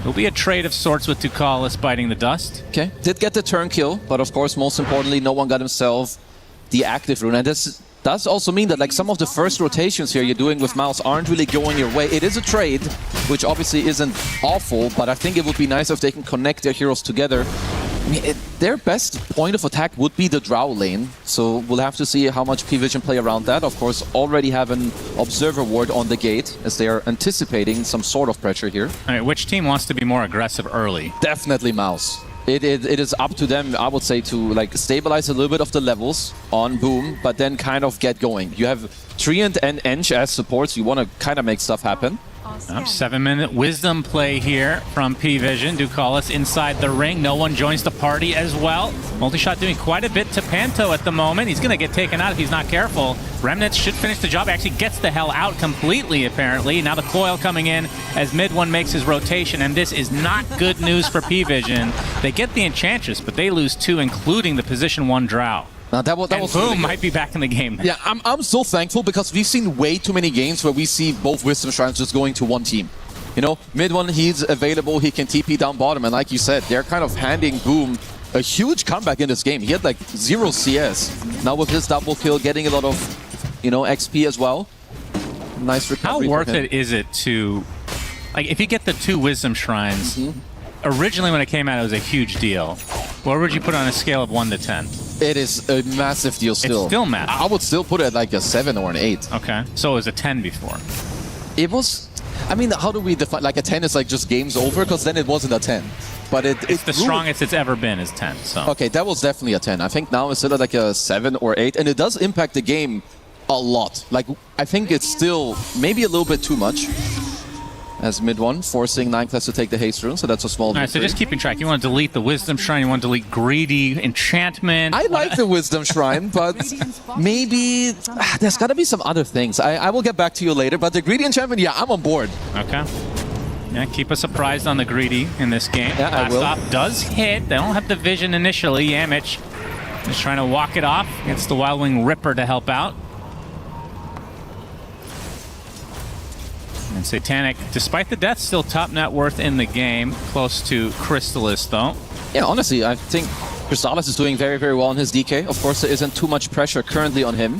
What's the actual way to pronounce his name? Is it? I like Crystallis. See the slow with the wall coming out on Satanic. Under the tier 1 tower, Yamich trying to commit. Ducalis is the only one in the area. Crystallis making his way over as well with the Breathe Fire. So second death for Satanic, and now Crystallis in dragon form. They might be able to get this tower straight up. Oh, they're absolutely going to get it. Like, unless you counterplay this play initially, like, you don't really have any defense now. So I do like what Mouse are doing here. So how do you pronounce the mini crit? Crystallis. Crystallis. So I feel like he should just be Crystallis. Why? So you can differentiate the two. And they're also spelled different. So what about Satanic? Should be Satanic? No, because they're spelled the same way, but Crystallis and Crystallis are not spelled the same way. How do you know he just didn't misspell it? Because he's not stupid. I mean, have you met pro players? Yes, I am. I've been one. Point taken. Thank you. Okay, shut up. Back to the game we go. Just casually insulting Coke. No wonder Cinder didn't show up for this one.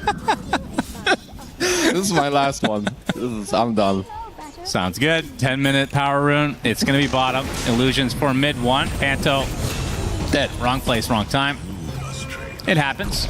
It does. Gotta, you know, give your body. It did mean that Mid One got the illusion rune, which is quite nice, of course, because now no silence, no chains, you can dispel some stuff. Now let's see also, because 10-minute siege creep, we've been seeing people use this a lot more than I would say in the past, especially for the mid-tier 1.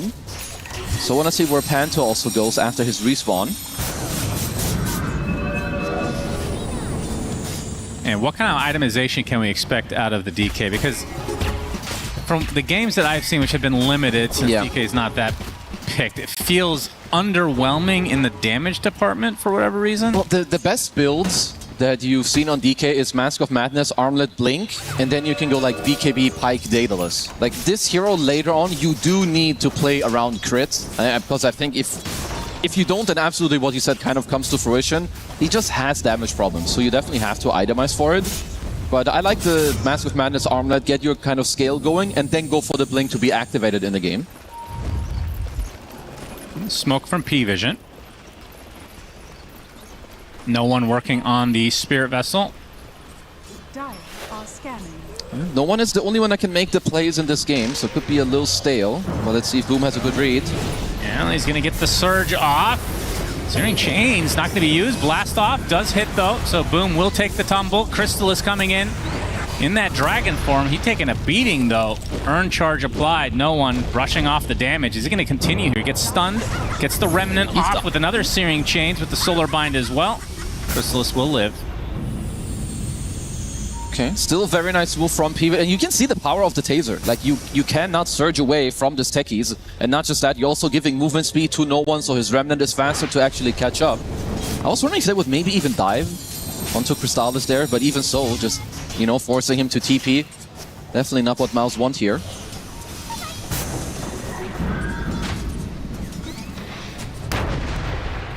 I'll take that.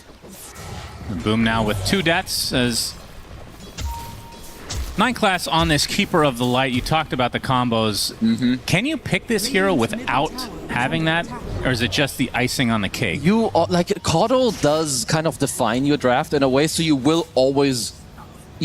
need to always have a combo with him. Like you can reduce them. I think if you're Mouse and you potentially see this hero come out, or you can like pre-pick and like pick against it, because you know it's gonna be a Caudle Ember or Caudle Storm and whatnot. So you either need to be aware in the same phase if they pick them that that's what's coming out, and you like preemptively have heroes against it.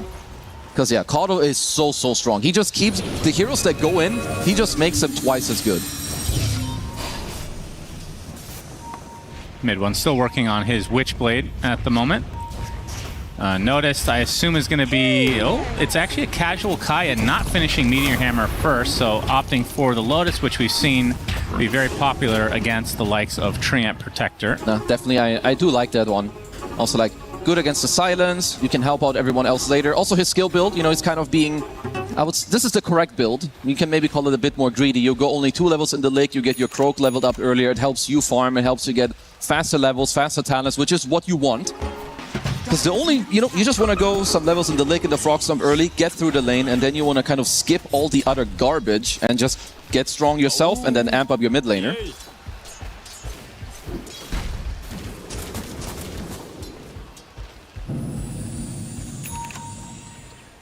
There's a Spirit Vessel for no one. Feels like both teams kind of content to just... mid one? Okay, I was going to say farm, but they're going to farm heroes instead. No one. Despite getting coiled, will take out mid one. That is a huge solo kill. Yeah, I mean, he had to amplify damage, and I think maybe mid one just not fully respecting the damage that can come out of this. And here's the move we talked about earlier. You know, we get some collapse onto the mid tier 1 around. Because, yeah, mid one's already just so low to start of the move. That was, I mean, that's absolutely just a misplay. Yeah. And he's gonna, no one's gonna connect with the smoke. Head towards top. Panto looks to be the one getting killed off. Spirit Vessel already getting some nice value for the P-Vision side. And they're owning on some of the heroes before they're even just like combining their power. Because even if you look at DK, like, yeah, you've got the built-in armor against the Drow Ranger, but you're playing against 2 heroes that give spell amplification. You're going to play into Solar Bind, you're going to play against the Croak, a Spirit Vessel, as well on the Ember. And even on top of that, you're playing against Techie's Mind, so even more reduction and spell amp.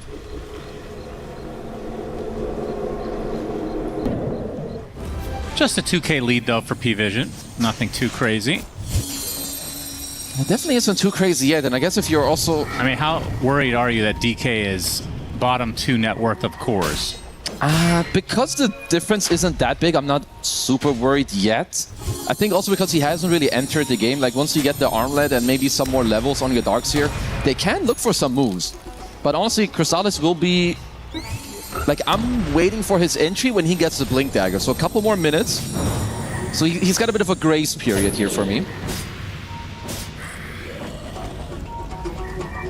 They are pinging out no one, but he's not an easy kill. You would definitely have to dispel the Flame Guard, but even then, he's going to be backed up by Largo heals, a Dispel, and Illuminate heals.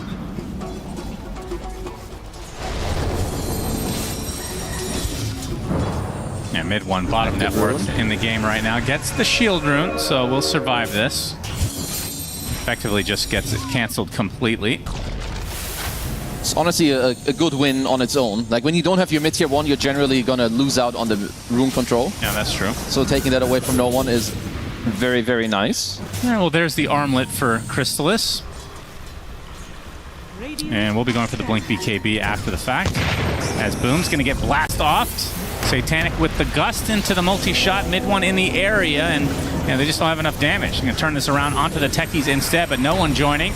Gets the Searing Chains, nice back wall onto 2. Illuminate comes in, absolutely deletes Boom. But you can see the Drow taking a beating now from the Illusion. So we'll get the kill from the grave as P-Vision have lost 3 heroes here. As no one looking to at least get a second kill for the P-Vision side. As he's getting healed up by Notice. Mid one, not gonna be able to finish the job here. But still, pretty damn good fight from Mouse. No, that was huge for them. Like, even so, like, Panto and Crystallis weren't really in this play. So just getting like all these kills and just showing off the power of Boom. You know, he had a very horrendous early laning stage, but he's got a pretty good timing on the back. Mid one also connecting nicely to this play and taking down Satanic. Even with this staff, he's top network, so it just goes to show you that they can do it at the moment.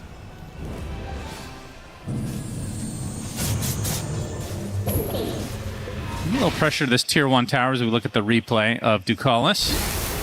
Very nice. He is playing tech. He's got to be hyper-focused. Just overplayed perhaps a little bit like towards the start there, but yeah, nice back wall into the overgrowth there. There was some very nice patience by Yamage. The Coddle illusion that gets the kill, actually. Did have several illusions hitting, though. I mean, you definitely cannot underestimate. Like, you know, the Darkseer illusion and just other heroes getting their spells and some right clicks off. Not really that tanky on your heroes, at least not yet. I mean, based on the pacing of the game, obviously there's a 3k lead for P-Vision, but are Mouse relatively happy with this exchange? Because I feel like Ducalis, or he's really on my mind, but Crystallis has not really gotten involved yet. He has not, but honestly, so they are down 3k gold. Well, now it's 2k, but I think it's still fine because their bigger timings that, you know, allow them to play the game properly, they're coming out next. You know, it's like the Blink and the Shard on the Puck. It's the Blink on Crystallis. It's now Greaves are completed on Boom as well, and honestly, this is where their draft can start to play the map more properly. So we'll have to wait like another 1 or 2 minutes, and I think they'll be very happy to look for some skirmishes. Satanic's just going to get a freebie in top. Fortification delays it a bit. Has the Dragonlance Manta style, and looks like Silver Edge is next on the list, so good break against the DK. Very good. Against Darkseer with the movement interaction. Yeah, I don't know what to call that. It's just a slow... It's what do you call it? Like uncounterable slow. Yeah, you just cap their move speed at 200 and call it a day. So super good against the Surge. Very good against the Ench, not that you really need it. So it's very good against the DK and just for your own movement.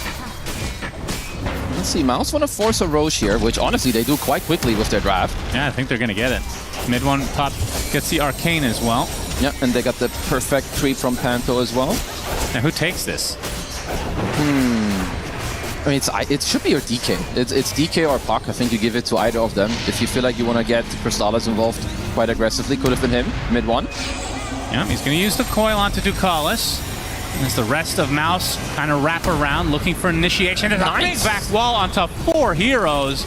No follow-up. Right, fake hype. Yep, sorry about that. Hold on, though, it's not done yet. Many illusions. Crystallis at half health, though. As that armlet popped, and yeah, we'll just go back to farming. Well, if they get that play again, in one of the next team fights, Yamage will absolutely have a Blink Dagger available, and you could just have a vacuum into a big overgrowth, or even a DK stun. But still very nice of them. They do get themselves the Aegis, and I think it was good that they did kill Roche during this nighttime. Otherwise now, when it goes to the top area, very likely could have been belonging to P-Vision instead. Yeah, they will get the Tormentor. So first two main objectives of the game go to Mouse. Let's see if they get Sproink or not. There it is. Do you think that's better than the Eyes? I would have liked the one on Treant a bit more, because the game should be a bit more about what you see rather than... Because they don't have damage problems anymore at this point. I think you have all the timings available. P-Vision shouldn't really be looking to go for a fight. Stu Colors will be fine. He's got a Glimmer Cape, so a lot of tankability as well now on that draft. I have to say, Old Man still has some good reflexes. Oh, very old. Still dead, though. Very nice. Mid one with the kill. Is Yamich. Spear Vestal applied. No one. He's going to get Overgrowth, but he has that shield rune. And a Dispel. Yeah, he is more than fine. As there is the Blink Dagger for Yamich, but obviously no ult to work with now. Yeah, we've seen this so many times. Like, the Treant matchup into Largo is just honestly so sad to play. Like, in this mid-game's way too many ways of just dispelling him. Do you remember the order? I mean, Tree was picked early, right? I assume. The Tree was first picked, I think, maybe even in this draft. Usually Largo is like always a second stage hero, and Treant is a hero that you usually get like very early in the first stage or very early in the second stage. Oh, another back wall. This one onto two. No one. Trying to help out Noticed. Healing up a decent amount. Uses the Lotus as well. Gets to the high ground. They're going to turn this around to Chrysalis instead. The DK dead just like that. As Noticed back to a respectable amount of HP. Panto now on the run, but not for long.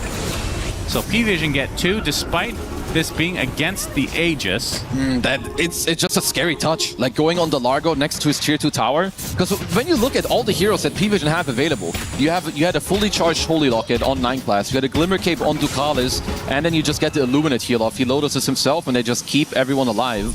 And once you're at the tier 2, I mean, you're committed. The mid one. Looking for a little pick off here onto the old Keeper of the Light. Although no one may have something to say about that. The coil expended. You can see the damage on the Yamich is way too much. They do find 9 class, so it's a trade. Parasma looks to be next on the menu for mid one. It does seem like it is somewhat needed. Still waiting for Chrysalis, feels like. Yeah, he was part of that last play, but like when you just overreach like that, some pressure onto no one, but you don't have coil available. Just trying to push him out of this area. I suppose once the DK gets BKB, that's when they're going to start truly fighting. I mean, they're not really getting much out of this Aegis right now. That's true. I mean, I still got my eyes on mid one. He does have very good scaling throughout the game, but this is one of the moments where I would say, if you're Mouse, you want to get some stuff done. Maybe shut down the map a little bit more, perhaps the top tier 1 or a tier 2 if you can. Doesn't look like it's too easy though. Because I do feel like when it comes to overall team fighting right now, if you are to meet P-Vision in like a 4v4 or a 5-on-5, they do have the upper hand here on Mouse.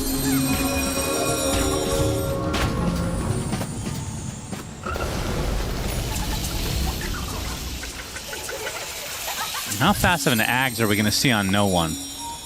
I mean, we consider this to be, we talked about it yesterday, top Ags in the game, of course, unanimous decision between the two of us. Very much so. But it's rarely rushed. You can't, because the mana capacity just isn't realistic. Like, it's not that good early on. You need other items to then actually just be a threat, or that you need more remnants to actually make use of it. Usually it's like your 3rd, maybe 4th item. So I think like you have your Vessel, BKB, Kaya, Sanj, and I think then you can consider it. Satanic being hounded a bit here from Yamich. Gonna steal some XP. And he is trailing him, but unless you bring other heroes, honestly, this doesn't really do anything. Like, knowing that Drow is here doesn't change the game really in any way. They get a block on the Ancients for now, though, at least. Smoke coming out from Mouse now that the Aegis is gone on their side. They're ready to fight. Let's see if they can turn this into something. Obviously, they know where he is, and they are scanning him out. Yeah, this would be big. Satanic waiting for this spawning. He gets gone on. Waning Rift immediately dispelled with the Manta. Gets vacuumed back into the wall as the TP support coming. Impetus finishes the job, though. And that's what they came for. The question is, will they remain? No one wants to fight. Blast off right onto the Enchantress. 1 for 1 to start, but core for support. P-Vision definitely wanting more. They're going to lose their Coddle in the meantime on the backside. And actually the tree attempting to TP out, but the Searing Chains comes out in the end. So successful gank overall from Mouse. No, it's very good. Like, again, another big move onto Satanic. You're killing out the top net worth hero of the game. And like, you've been waiting for Crystallis, and now I'm starting to join you because he is not in these moves and they're killing the enemy carry like over and over again. Yeah. So we gotta be waiting for him to start delivering. Yeah, he's still bottom net worth of the course, despite all that. Yeah. Maybe this hero just sucks. I mean, it's definitely not great, but I do think his net worth should be a bit higher, no? With like how much space he's being given. He's also only died the once. Yeah. No one's still running a very much perfect game. 0 deaths to his name. Okay, there's the BKB for Crystallis. Just has to wait for DK form 40 seconds away. It's because he didn't have a greedy enchantment. Absolutely. That would have helped him. Yeah, trust me, this hero doesn't need that. You can always just farm with the level 2 splash, so I'm a little surprised he doesn't have much more. But, you know, either way, game is fairly even, and I think he's still very much equipped to have a good time here.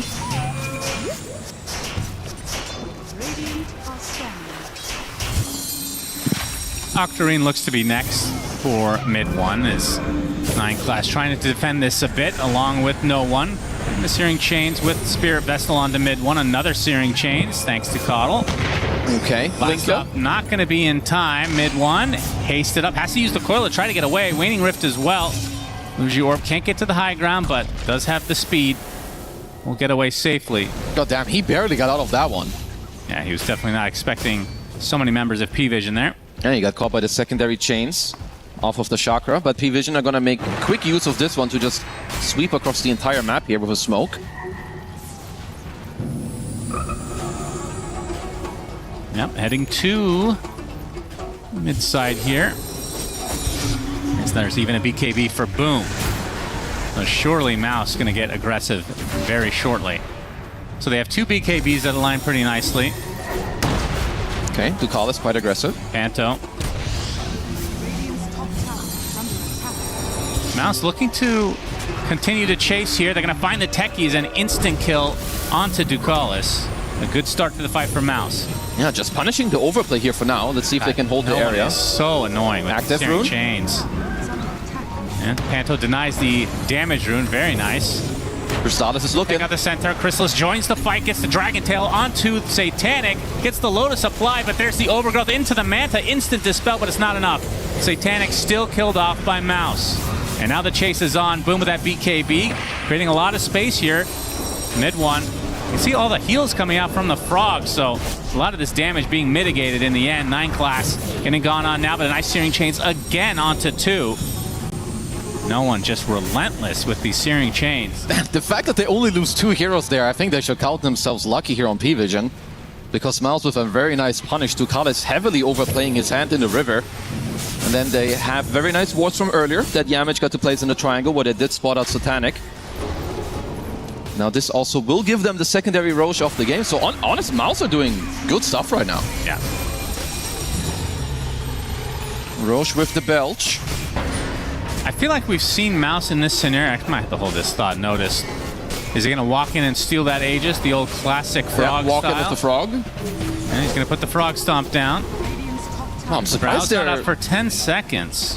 A little bit surprised they didn't just dare like a small go there on the Largo. They had a perfect ward up on the high ground, but they will respect it for now. DK ult is back up, mid 1 with Coil and 5. Satanic is also back up again. He has to walk his way over though. Yeah, Roche defended for the time being. He does have the Shadow Blade. Looks like Mouse are gonna get some farm on the outskirts for the time being. Well, it's in 15 seconds it's gonna move to the top area. It looks like P-Vision wanna be one step ahead here. Maybe start setting up that more top half here. And meanwhile, Mouse smoking up. Are they gonna try to come from behind? See scans coming out. Both dire scans, none of them hitting for now. Techie's Minds will scout him. No one. Yet another Searing Chains. Very tense moment here. This Roche extremely important in this game state. Yeah, he does head to the north. Right on schedule. If only they had the mine set up as Crystallis is going to jump right in. Nice back. Well, onto 3 heroes with the right clicks to survive, but the healing is coming out so nicely from the Frogman. as Satanic on the high ground will be greeted by the rest of his team. No kills as of yet. Boom, extremely low, gets out for now. The TP out from P-Vision, the fight just ends. They did have to use double BKB though on both the Frog and Ember. But if they get Roche for this, they'll be very happy with this exchange. I mean, you could just see both 9 class and Notice with all the heals kind of just counterplaying everything. Yeah. And they do end up getting it for free. So Satanic, Aegis in inventory. You get that banner as well. Mid one also didn't have an opportunity to drop the coil there. Obviously, you know, with the BKB and the heals coming out, they could not keep the fight going. I don't know. Even if they had this Aegis, I mean, obviously it would have helped Mouse a lot, but I feel like we've seen so many games from them where they should be up more, but they're not. They're up like 2-3K, which actually wasn't even the case this game. And then they'll have like one bad fight, and then the game just ends. I feel like I've seen this 1,000 times with Mouse. It is true, but this time around, I would say that they're slightly better equipped, at least with most of their cores, to like keep the game in kind of this state. They're still very strong. Like even against the Aegis, I think Drow is. Oh, but she's a good Aegis carrier. Let's hold that. And we'll get back there. Coil's gonna slow them down a bit. Mid one, taking a lot of damage now from the multi-shot. Gets surged away. As another multi-shot comes out, and the damage now onto Boom is a lot. Boom, he has to pop the BKB. Getting to the high ground's not even gonna be enough. Just gets right-clicked into Oblivion. I mean, maybe you were right. Now suddenly game is quite even, and I think Wildest Darkseer is dead. Okay, so you lose your Darkseer up top. Now Dragon Form is used, BKB is used. This is going to be another 90 seconds of just full map play for P-Vision here. Because Mouse are still strong. But we have seen them in some of the other games where they have some 1x1x1 bleeding. It's now a 5k lead post Tormentor. What do you think of this Techie Shard? The mad? I don't know. I think it's... You know what makes me mad? Techies? They don't explain what that stands for. I feel like that's... I think it's also a Kendrick Lamar song. Doesn't he have it like exactly spelled the same way? You probably wouldn't know that. I would not know that. Yeah. I'm not cultured like you. Yeah. Don't know Kung Fu Panda, don't know Kendrick Lamar. Yeah. This is where you wish you had Syndrome back. Not my favorite genres. Okay. Of their medium. Animation movies slap. So this is an L from you. Yeah. Yep. Back to you. You're the caster. Tier 1 tower taken out. We can all see that on the screen. Thank you so much. How much can they get out of this Aegis? Feels like with Drow, kind of the difference. If you don't have the DK pushing, you're not going to take many objectives. Yeah. Whereas Drow, if she shows up, they will. They have like some soft push more around the map, right? Like Treant is quite annoying. You have the Eng creep all the time that can do something. But when it comes to fully taking down objectives, it will mostly come from people actually just like dying or winning a team fight. Because yeah, now P-Vision. Back-to-back towers. Yeah. Bottom tier 1, bottom tier 2. Now you can take the outpost and they can look to sweep the map. 2 minutes left on this Aegis. Mid one.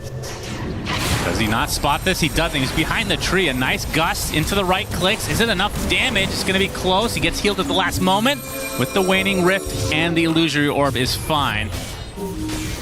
Close call for mid one. Very close. I mean, I was about to call him out for trolling because he saw the Drow TP in, right? I think the tree blocked it. Okay. I hope so. Single tree is now initiation onto Chrysalis, but the instant Dragon Tail is Mouse on the retreat. Lick onto Boom. Searing Chains, though, comes out.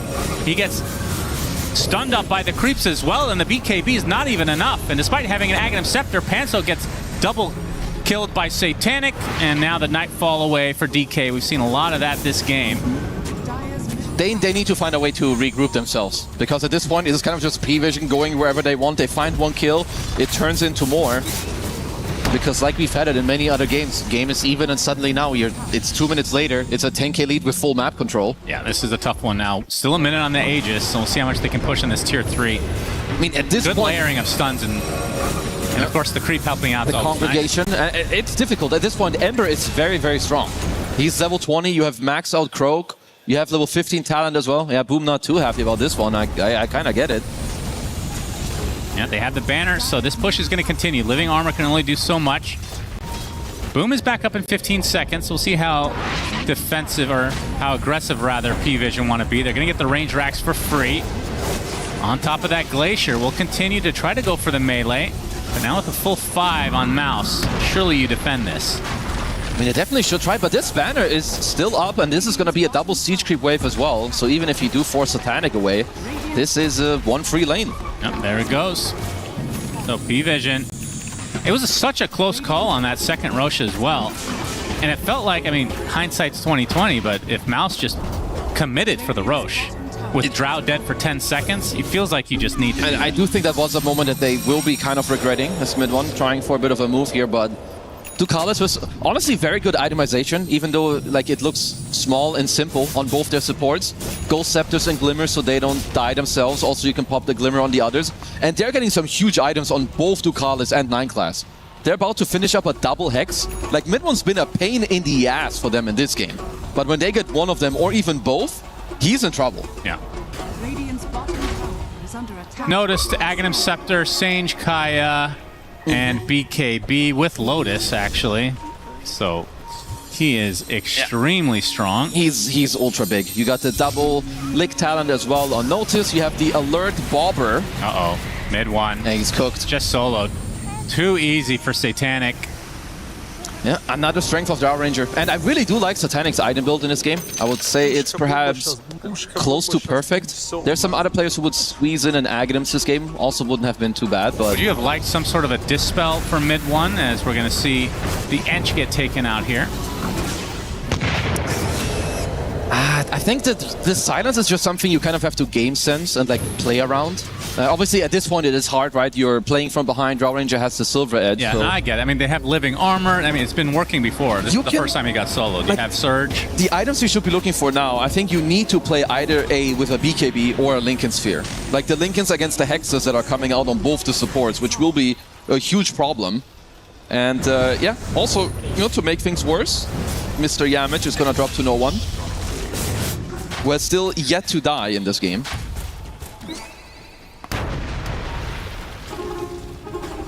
So does P-Vision want to continue this push? Going to force out potentially the fortification? Do they commit, though, after the fact without an Aegis? Honestly, I think you can. You have Caudal Heals to back you up all the time. They've got all the items ready and available. And if... Well, I guess no one doesn't have TP, so he has to walk over from the top side of the map. But 2 guys are dead, so who cares? Yep, very true. They'll get the tower at the very least. And boom, looking for an opening. We've seen some really good vac walls from him, but again, the damage has been lacking. And not to beat a dead horse here, the DK, I mean, we mentioned it earlier. It feels like this, I don't know, this hero needs a buff. Every time I see it, it could just be confirmation bias on my part. I am expecting more from him. Like, I'm not gonna lie. Like, he's been set up for a decent game. His net worth is okay. But like his scoreline 1-1-2, he's got Daedalus completed. He has a lot of teamfight to back him up. I think if they find a way to fight nicely together with like a vacuum into a DK stun or a late overgrowth, maybe you can keep the coil until the BKBs are over. There is a fighting power for them. They're just not real. They're not finding a way to execute it together currently. Smoke from Mouse towards the top side of the map. Not going to find any meaningful connection. Maybe they go through the gate, but you can see a counter smoke now from P-Vision. They're in the mid side of the map anyway. As Rosh will be up in 45 seconds. Whoever wins this fight will likely get that. And if it is P-Vision, you could probably say goodbye to at least a second set of racks. I think so too. This is also where you're gonna have to start talking about buybacks, you know, as well, and like holding the correct areas. Because sure, you know, Rosh will spawn on the bottom side momentarily for like 10 seconds, but then he will make his way to the top area. Well, no one wants to get a bit aggressive. Searing Chain's only onto one here. Gets rooted. This Panto using that Aghanim Scepter, but he's taking the brunt of the damage. He's gonna get licked and killed. No buyback for him. Satanic. See, Crystal's on the high ground. He's already at half health, and Satanic is going to pop right through with the BKB. He just easily takes out the Dragon Knight. And Yamich is next on the list, so just like that, it's 3 dead for Mouse. And even if you buy back on the DK, no ult to work with for quite a while. As mid one going to try to delay as long as possible. But P-Vision, they could go for Rosh if they want. Likely just to go for this bottom set of barracks without a tower to defend. I mean, they just want to force. They know that even if Crystallis goes for a buyback, he doesn't have any Dragon form available. And he was already half HP or maybe even less before the fight started. I guess the Croak on no one who's just going fully ham in this entire game. And they had a really good ward to start out the entire fight where they saw Panto, and I think from that point onwards, it's just too hard to play. I feel a little bit here for Boom. I think he's been having a pretty good game, even with a difficult early laning stage, but they're just not finding any good team fight. Yeah. Boom has the best hairdo in Dota, by the way, in case you're wondering. I thought KJ would trump him for you. No, KJ has the best face. Okay, who's got the best body? Fly. Fly? Yeah, of course. He's got the most ripped body, that's for sure. Yeah, of course. Oh, what else do you want in a body? I mean, I thought like the whole from top to bottom, not just the pecs. Hey, you started this one. Yeah, and I answered it. You don't need to beat a dead horse, as I've said. Okay? As we get into the game again, focus. I'm laser focused. Focus on this 24K lead for P-Vision. Got my eyes on it. And Roche, likely to be taken here relatively shortly from P-Vision. Mouse gonna have to try to contest, but you can see this easier said than done. Let's see. And no, they do have time. Yeah, especially exiting the pit. Oh, there. So insta-hex. And yeah, the Hex instantly on the puck. As mid one surrounded, will be able to get to the high ground. He's going to get licked up as noticed. Look at him, just all alone in a 1 versus 5. You can't touch this frog. And mid one, already at half health, will get licked up. Is he's going to die here? He loses nearly. The illusory orb. Does live, but this means Roche is all P-Visions. Oh yeah, and we got a Moon Shard to boot on Satanic, because why not? Bro's so fat, he can buy whatever he wants. Oh, wow. This is going to be the free Roche. Now another banner and a Refresher Shard. Yeah, and I would think that this seals the deal for P-Vision. They need an absolutely huge vacuum wall in this next fight. Into like a DK stun and a delayed overgrowth into Coil. And maybe also like buybacks on top. Like when you're down 25k gold like this, they have to come up with a plan right now. You have only one side of racks, you have no glyph available, there are no Q things you can do. You have to commit to a plan and make it happen.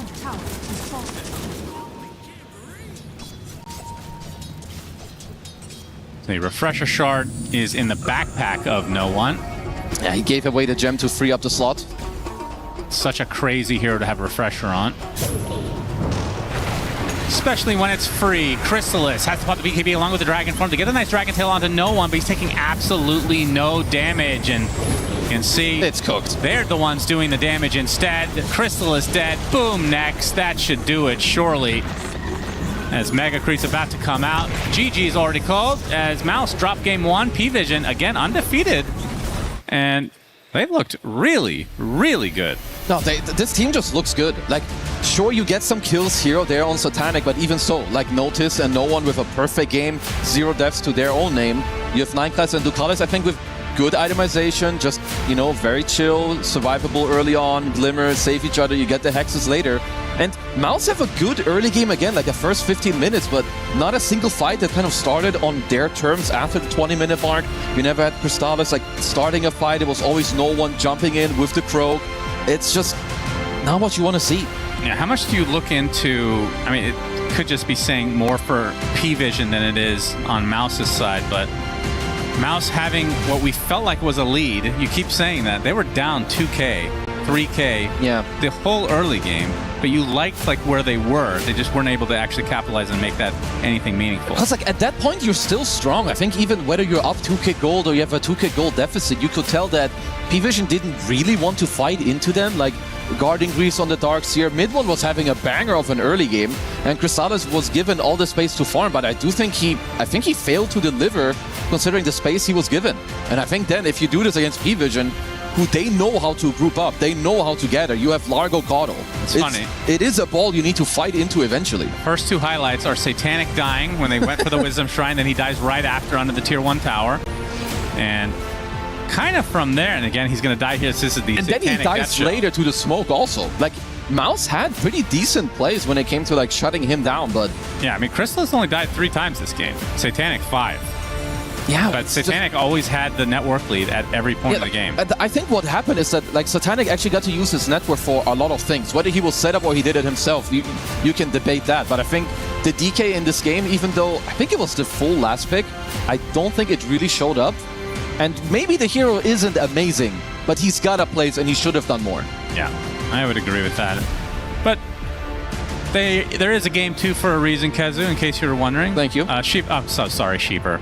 Back to Back to you, Sheeper. I apologize. Our Thank you. mistake. Sounds fun. And Zinran, yes, I mean, you get paid for talk for a living, so they continue talking. As long as we let them, basically. We'll get back to them for game number 2, of course. First game taken by P-Vision against Mouse, and you already heard our commentary team commenting on how the game went, because even though Mouse had a decent, it felt like a decent start, they never really quite got the lead, Ryan.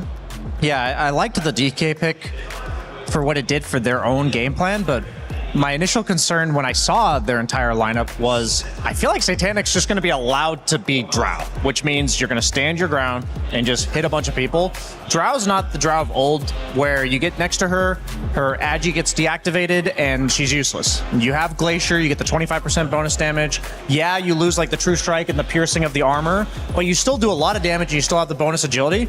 And even though Satanic was dying in the early game and sometimes in the mid game as well, eventually he was allowed to just stand his ground and hit. And that's what makes Drow successful. So I guess going back, I hoped they had picked something like PL that would have made that not an optimal strategy. Mira. Yeah, I mean, for me, this game for Mouse was a bit of a tough one. Like, their draft had to consistently be the playmakers. They had to be the ones setting the tempo and running at P-Vision. Whereas for P-Vision, for them to win this game, they just needed to stabilize the game as much as possible and not lose too much up until they were ready with all of their items to group up and just take objectives. Because at a certain point in this game, it's going to be really hard for Dire Draft to fight into Radiant Draft, right? There's so much sustain coming out of Coddle, so much sustain coming out of Largo, and P-Vision just looked really top class in how they were able to hold that game. Sure, Drow did die, and that's what slowed them down a lot, but all it took was that one mid-game Aegis into Largo finishing his items, into Ember finishing his items, and all of them going together. That made it look impossible for Mouse at some point. Yeah, and this was a draft where we saw Drow coming out very early on, so we would have probably hoped that Mouse had a better plan to deal with it. And potentially also, yes, they were able to kill Satanic off a couple times, but potentially they might have also needed to kill Noticed, and no one, at least once. Yeah, for sure. I guess when I see like the way Mouse approached this game, I really liked the Enchantress pick because we were talking about how good it was going to be for the side of P-Vision, so the deny pick made a lot of sense. But then suddenly you have like a Treant 4. I don't think I've seen Treant 4 this entire tournament. I had only seen it as a 5. It's there's a reason for this. Like they end up in this. Treant's meant to win your lane, and I think Satanic had like 45 CS and 15 denies at 6 minutes or something like this. And instead of winning the lane as Treant, you're kind of like, how do I make Darkseer not useless past the early game? And I guess I feel like they kind of just overcooked a little bit. I think it was cool in theory, and it's hard to know how it's going to play out until it does. To be fair, they're against a very tough opponent, and I think they had some really good moves on Mouse. It's just timing-based drafts feel really horrible when you're playing against these meta heroes like the Drow that we're talking about. But I also just want to talk about Largo's itemization. I thought it was super cool that he went Kaya into Lotus Orb into Ags. A lot of the Largos we see have been shying away from that first item Ags and kind of playing for the state of the game instead of their overall items, and having that early Lotus made the world of a difference because they had to withstand the force of Mouse's heroes running at them, and that Lotus countered Puck's silence, it countered Treant's root, and it allowed them to make it to the point where they were eventually strong. Yeah, at the end of the day, if we look at this game and we continue looking at this game, there's going to be a lot of focus on that Drow Ranger and how she was, or potentially even was not, addressed enough. And that's what we're going to do right now as well. As I believe, Effie, you want to show us exactly how the Drow fell short. Or rather, how Mouse fell short against the Drow. So Mouse did a really great job. We already saw in the highlight clips of her dying in the early game, but they had this fantastic smoke, actually, where they found Satanic and got the kill here. And this is what they needed to do. They needed to constantly run at P-Vision and make it so that Drow was not breathing. And this move here I thought was very effective. They ended up trading 2 for 2, and think to yourself, okay, great job on that, especially mid one on his Puck. In this next clip, we're going to see the same thing. Whenever Chrysalis on his DK was able to get a jump on a hero, they were able to capitalize with damage. At this state of the game, P-Vision wasn't ready to fight. And we can see Satanic on the side here showing, and Mouse are just gonna chase after him. The cool thing that Mouse did here was they split into the fight in two. You had mid one and Chrysalis jumping on Satanic on the side, while the rest of his team were dragging the fight in the other direction. And this is why P-Vision took a while to come online. But as we're going to see in this clip, after they secured the Aegis for Satanic, this is what Drow does. She shows up, presses multi-shot, gets the double kill. She wasn't able to do that in the earlier fights because she was dead, but the second they got her ready, they got sick of it at some point, okay? They said, we're taking this Aegis, just let's go as 5, and the game was history. Yeah, they had like quite the formation lineup on P-Vision, and as you're mentioning, like, once you break the formation, like even taking out just a support, then it all kind of falls apart. But there is just that moment where if you put Aegis on the guy that you're building the formation around, and then you could just put the guy in front, and now there is no obvious target. There was so much utility on the side of P-Vision, and I think, you know, we talk about not having stuns for Puck a lot of the time, but I think the easiest counter to Puck is to basically just ignore the damage and just say, we're going to group around each other. You can 5-man coil us, you can 5-man wall us, you can 5-man treant ulti us. It just doesn't matter because we have so much sustain. Is this something that can be addressed in the draft next game? Like, is this something that is fixable?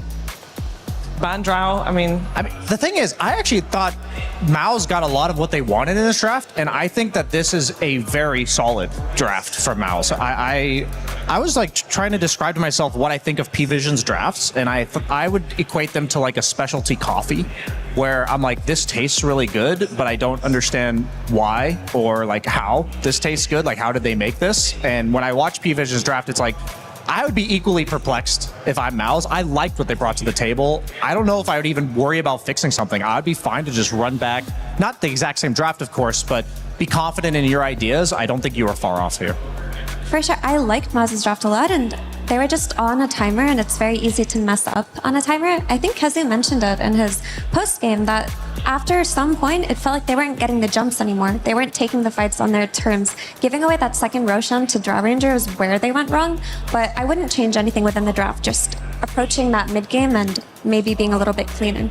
And we talked a lot also before the series started about the mid matchup, because we got no one versus mid one, two mid players that are very familiar with each other all the way back in Dota history. And I wanted to know how we felt how that played out. We got Puck versus Ember there, Brian.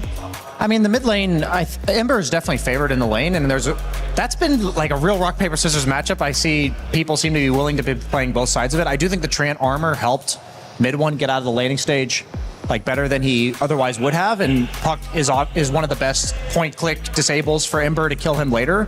But they were lacking a lot of the follow-up damage, and I think that even though it was an ideal Puck game from the standpoint of them being light on disables, if they're getting coiled and not reliably dying, I think it just makes mid one's job difficult, and that means he ends up having to go for the Octarine Core into Parasma with no defensive items. And there are a few times where even if he didn't die, he got like silenced by Satanic on the map and takes 3/4 of his HP and damage, and then kind of has to like reset. And that just means you're not allowed to do Puck things. And so I think there's a reason why no one picked Ember in a game where they technically had the lockdown. But I think he was set up for success more so in the draft than mid one was there. Yeah, we had maybe the DK not bringing enough damage to the table. Then we don't see DK that often. I believe this was our first Dragonite game that we've seen so far. Definitely on this stage over here. There's a lot of games going on at the same time, so who really knows? Because not keeping track of what's happening right now. Vici and Nemesis, they're playing right now.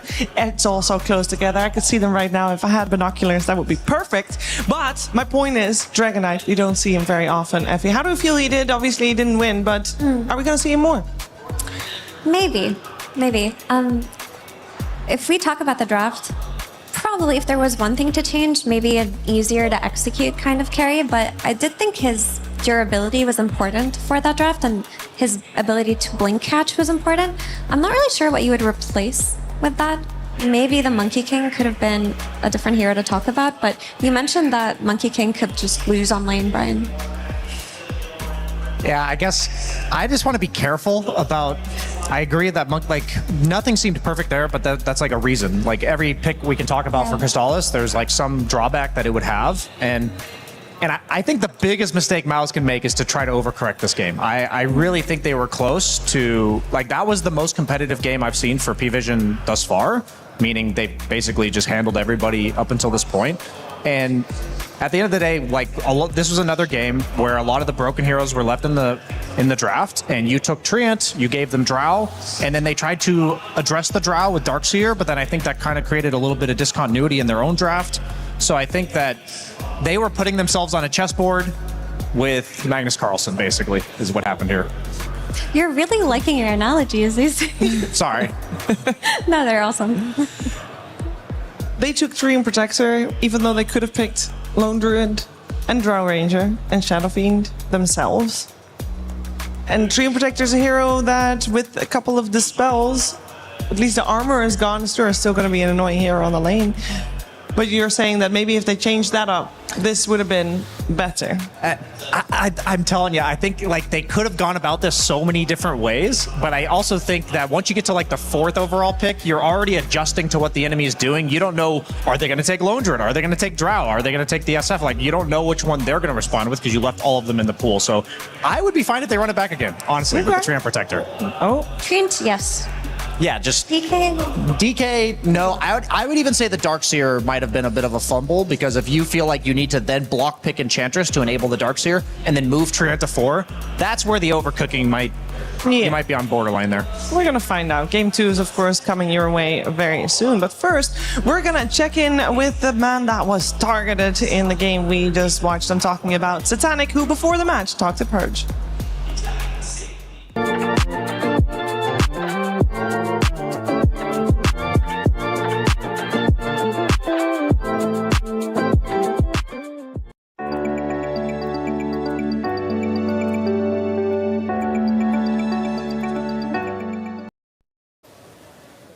Hey, I'm here with Satanic from P Vision. A little bit of a straightforward question. Do you think you're the best player in the world right now? If we will see like yesterday games, I think on draw I didn't play like the best player, but in the world. But on Sven, I think I did.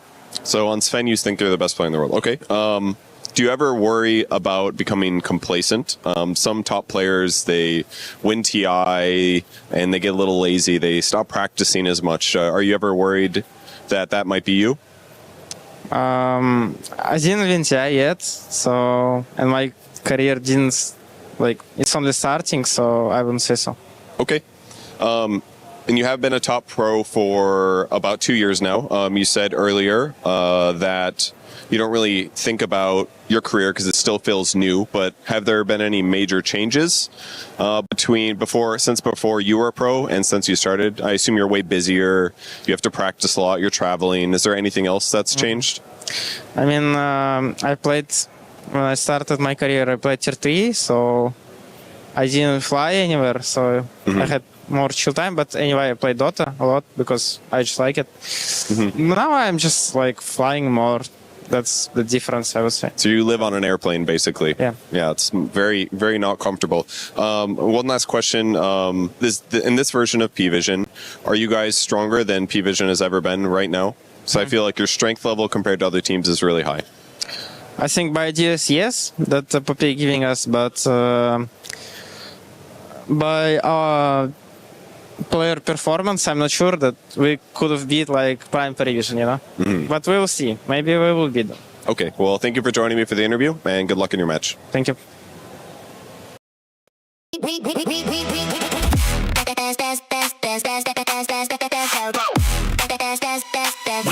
Esports World Cup up.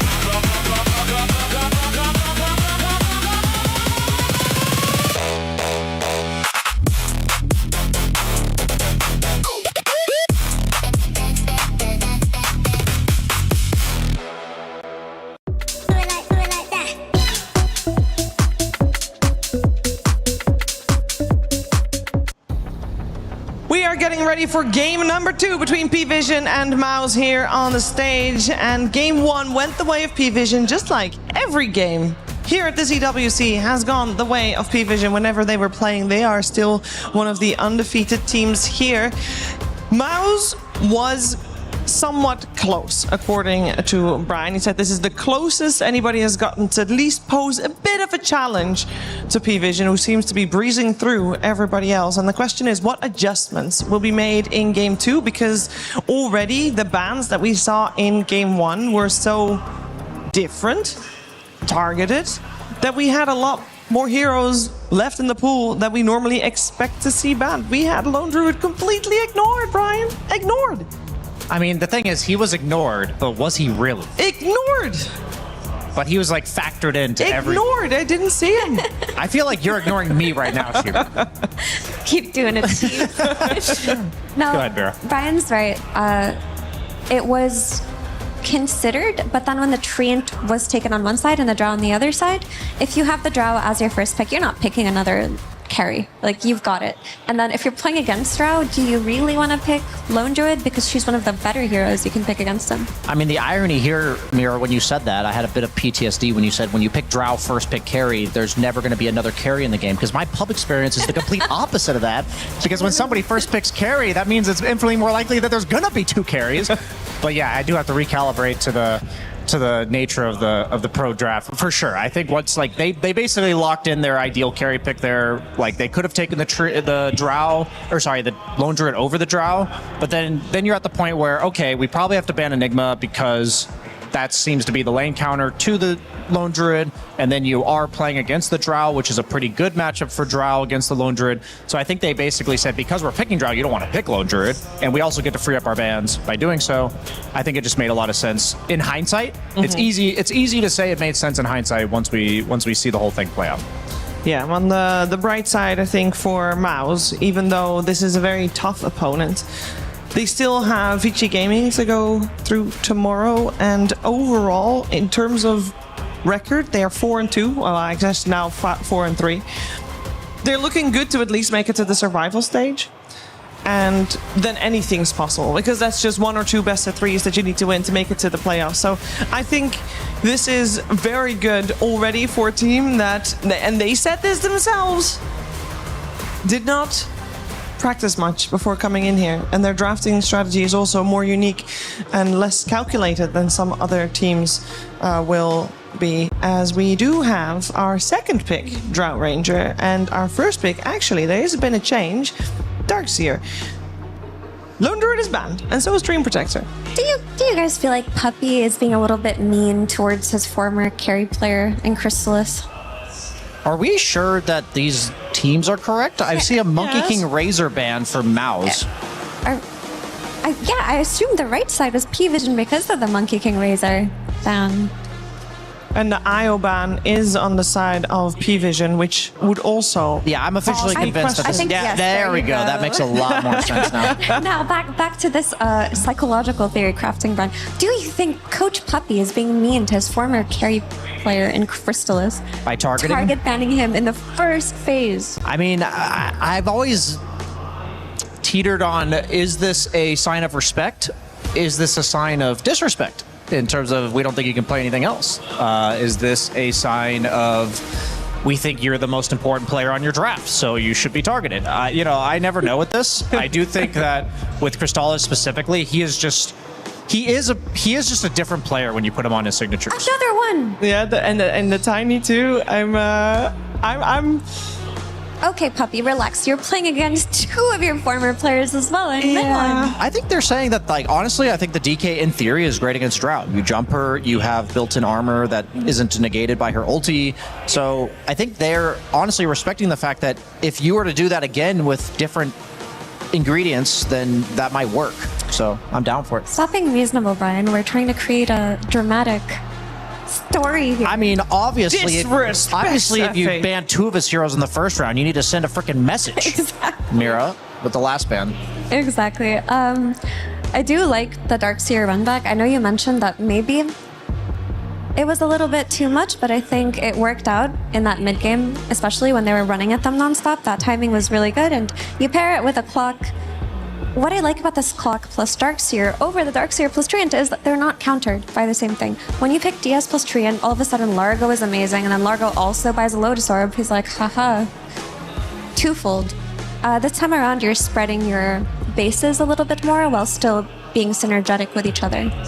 Yeah, I think last draft I just didn't like the Darkseer because it felt forced within the opening that they had, which was the Treant. So I do like the synergy, like you said, a lot more. They go back for the Coddle on the side of P-Vision. No surprise there. I mean, if you just won, if it ain't broke, don't fix it kind of thing, but they've also been picking Keeper of the Light for 9 class a lot this event. I think Keeper of Light's one of those heroes that, yes, you're either a Keeper of Light team or not. Several players have said that, but I also think that it's not only they do go go for the Ogre. I was advocating for this last game. That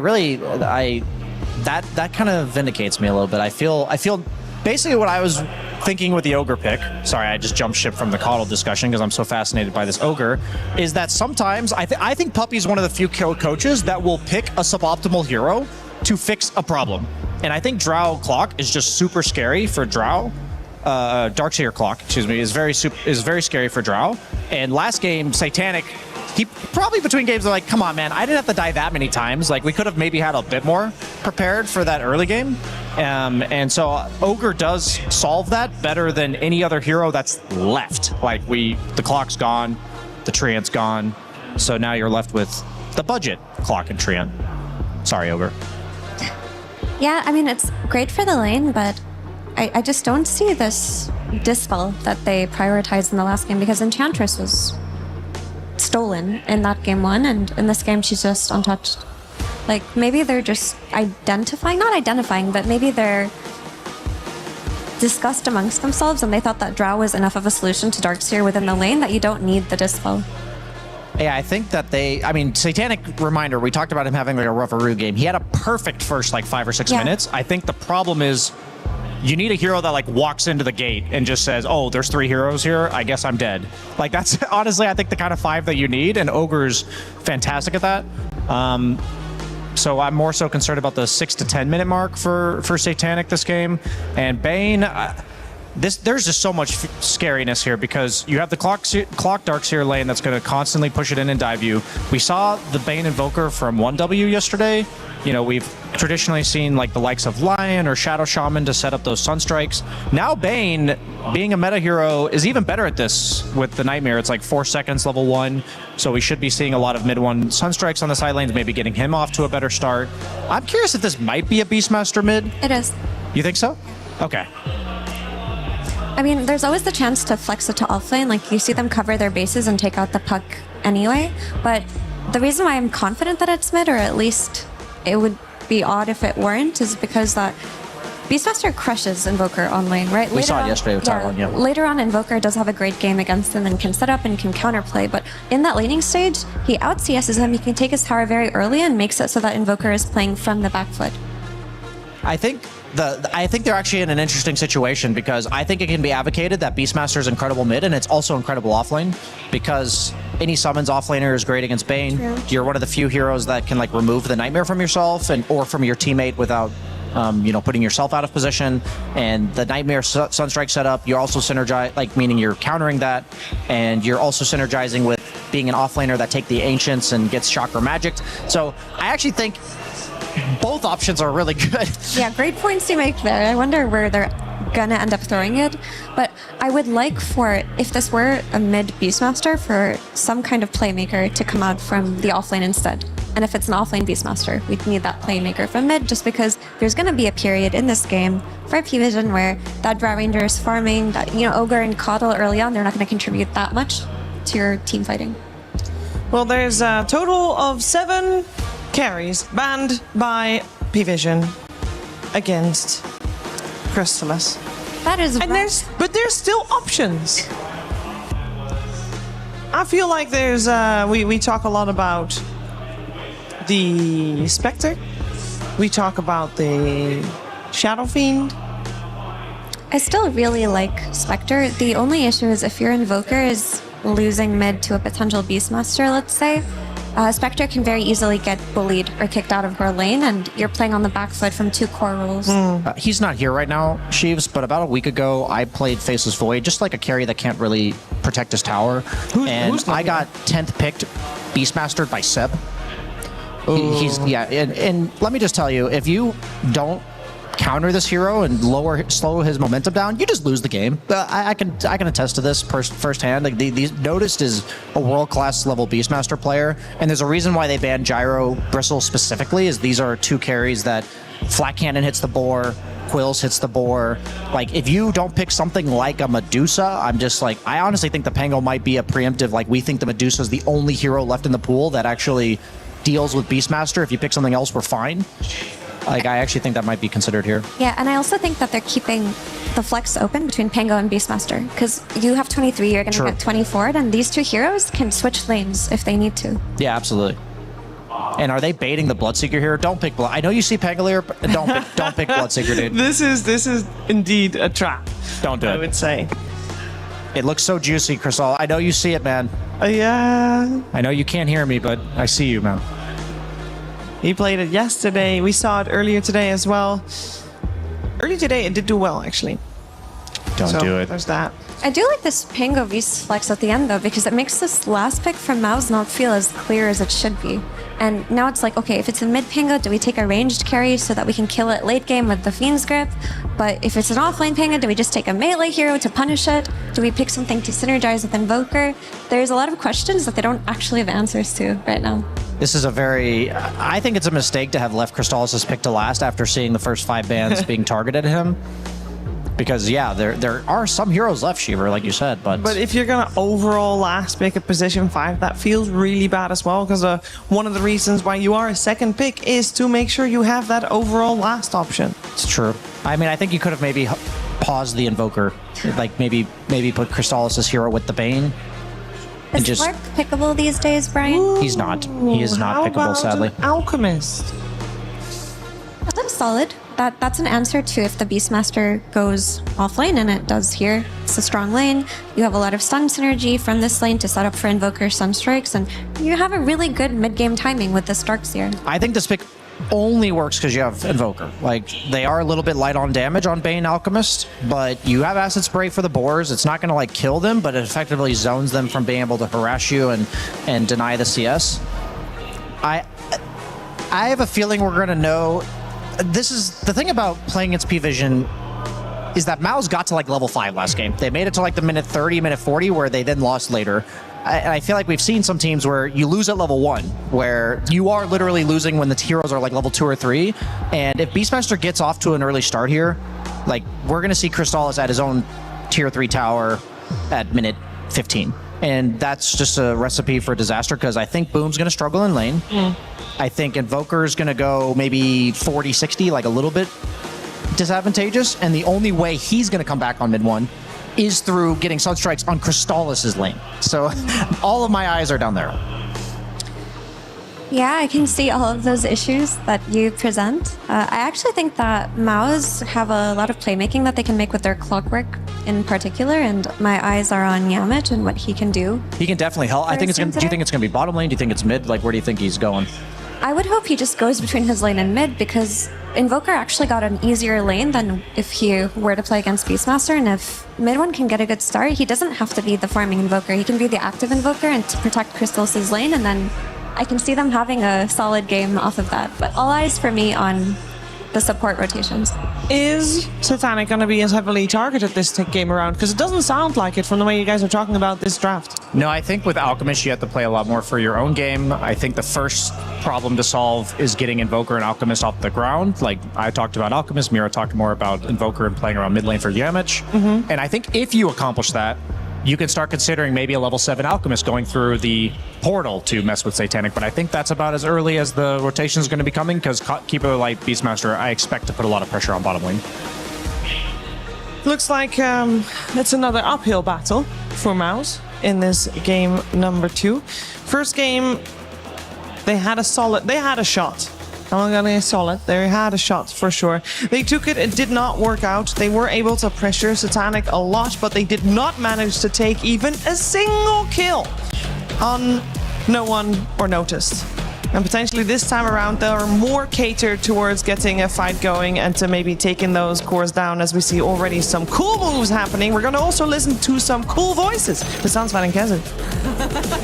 Oh, thanks so much, Shiva. I really like the sound of my own voice, too. Same. But Kezu's is better than mine, of course. But that's how everyone thinks that someone else's voice is better than their own. Oh, yeah, I can't stand my voice, actually. Yeah, no one can stand their own voice. That's not true. I can think of a few. Okay, there's a couple of psychotic people out there that do like it. Yeah, there's sociopaths out there. As we get into game number 2, Mouse versus P-Vision.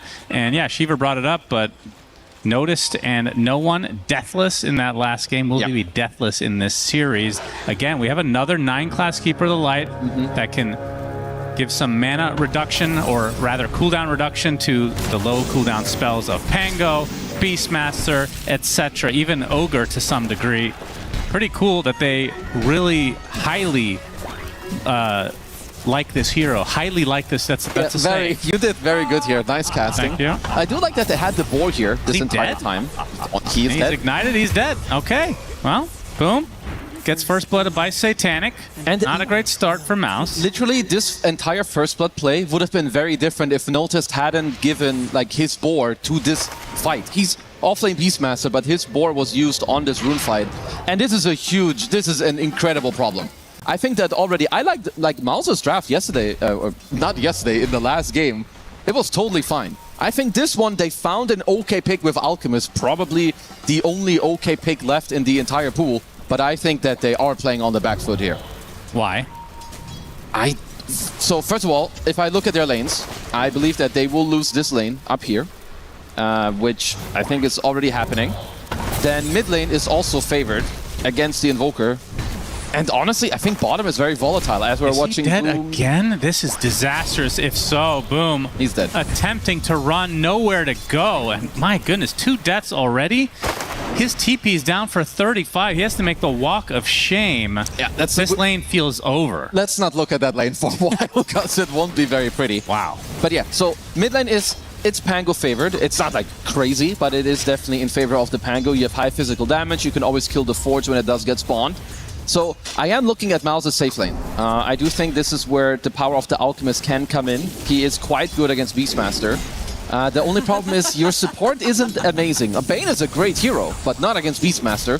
So I do want to see if Crystallis can find a way to have... Honestly, he needs to have more impact in this game than what he did in the last game that we watched. Yep, indeed. And from the Invoker side, mid one of his classics. What do you think about this pick? Honestly, I just like Invoker. I think Invoker is very good in this meta. He is getting punished every now and then, and I think he will in this game also. But of course, you know, Sunstrike is very good. Alacrity, I think the hero has crazy good scaling. And if there's one player I have incredible faith in to carry Mouse, it is absolutely going to be mid one. A lot of good Sunstrike targets. You got the Nightmare setup, you have the Cogs, Vacuum into Cataclysm. We're not really seeing Ags on Invoker. Unfortunately. It's like coming out later, and I feel like even then, like the Cataclysm itself isn't always the best. Boom is back in lane, by the way. That's good. I mean, he might just get a recovery like last game, right? I think that's also that is something that Alchemist can do. Like the hero can go through the gate, but a lot of this has to do with your own laning stage. The biggest worry I have is that Drow Ranger is incredibly good. Again, the hero is good as it is. But she is good against Alchemist unless he temples on you or ganks you. You have over damage if you go Aghanim Scepter. His Chemical Rage is near worthless if you get a couple of clicks on him. I wonder how much of the game plan was revolved around shutting Boom down even more this time, because I mean, I thought they did a really good job early on last game too, and then he just came back thanks to that double kill. So kind of a misstep from P-Vision. Yeah, honestly, I don't know if they could have shut him down much more in the early game. Just don't go for that Wisdom Shrine, I guess. True. Maybe don't give them the suicide play there. No, they don't have techies anyway, so not to worry about that. Oh, well played. No one in this mid lane. 17-4 right now versus mid 1, 15-3. So kind of a wash. Yeah, mid one holding his ground, which is very good. Also making sure to secure some last hits here with a good cold snap. Why are we not seeing Ags? Talk to me more about this, because given 3 options, usually it's Cataclysm, occasionally it's Tornado. I don't even know what the third one does because we don't see it. Is it the Ice Wall? It's the Ice Wall, which honestly, it's pretty good. I just think the thing is that first of all, the hero's quite slow. You need to like get to the stage first, I think. And in some of the games, I think we are still seeing it. Like, I personally think that the Tornado one is kind of the strongest. As didn't quite see what happened there, but he did get to deny a Water Rune. Does cost him the TP. I just think that the Ags is like a nice bonus for later and only good in like very specific games. Like I think even here, if you were to go for like some Cataclysm, as hold that for a moment, no one's being very aggro. He'll crash right on him. There's the Ice Wall. No one. Swashbuckle does hit and does get the kill. So no one with another solo kill onto mid 1, 2 games in a row, I do believe. Yep. There's Yamich. Okay, well he's quite the quick boy. Unfortunately, he doesn't have battery assault, so he's not going to be able to do too much. There's no one just going to stand inside the cogs, get a shield crash, barrier, good to go. I mean, it was a nice try with the Surge and the Shell, but it's good. He needed to TP mid because, remember, mid one died without a TP available. But this also means now that Boom is alone, so now he's going to get a beating. And if I'm looking at the bot lane, if you want to shut down Beastmaster, it's in like the first 3 minutes. And right now, Notice is top on the board as Yamage gets surged up. Yeah, they inside the cogs as well. He's just going to die. All right, so that was the strategy, I guess. Honestly, that was nicely played in the fact that they made sure to stay on top of each other.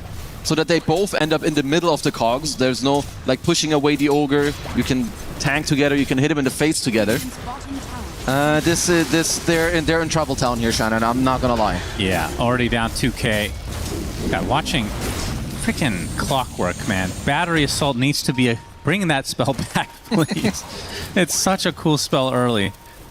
I agree with you. I do think there are some very specific games where you can look for it, but it just generally, it's a big commitment. Because Rocket and Cogs, honestly, there aren't really any situations where those spells aren't good. Yeah. Like, they're always value. So what's the thought process behind the Ogre pick? Obviously, you have the buff for Bloodlust for Drow. As we're going to see a Sunstrike, it will hit fully, and that is enough. Boom. Gets the last hit on Satanic. A much-needed boost for him. That was a good one, too, because Satanic still had a Fairy Fire and some Stick Charges available, but they did get to clutch in the kill. And I think to go back to the Ogre, I think it's a nice melee hero. First of all, when you play against like the Starkseer, Clockwork, you want to fight into them. You don't want to play some double range. If one guy gets caught out, you kill them. And I'm not going to lie, Puppy loves Bloodlust. This guy is a Bloodlust fanatic. And Drow Ranger is really good. Like, it's an amazing Bloodlusted carry. And I think when you first pick your carry like this, you want to help them out. Make their life easy. You have Beastmaster who's going to take some pressure. Pango for the team fighting. You drop him a Bloodlust, and Satanic, he's going to go ham.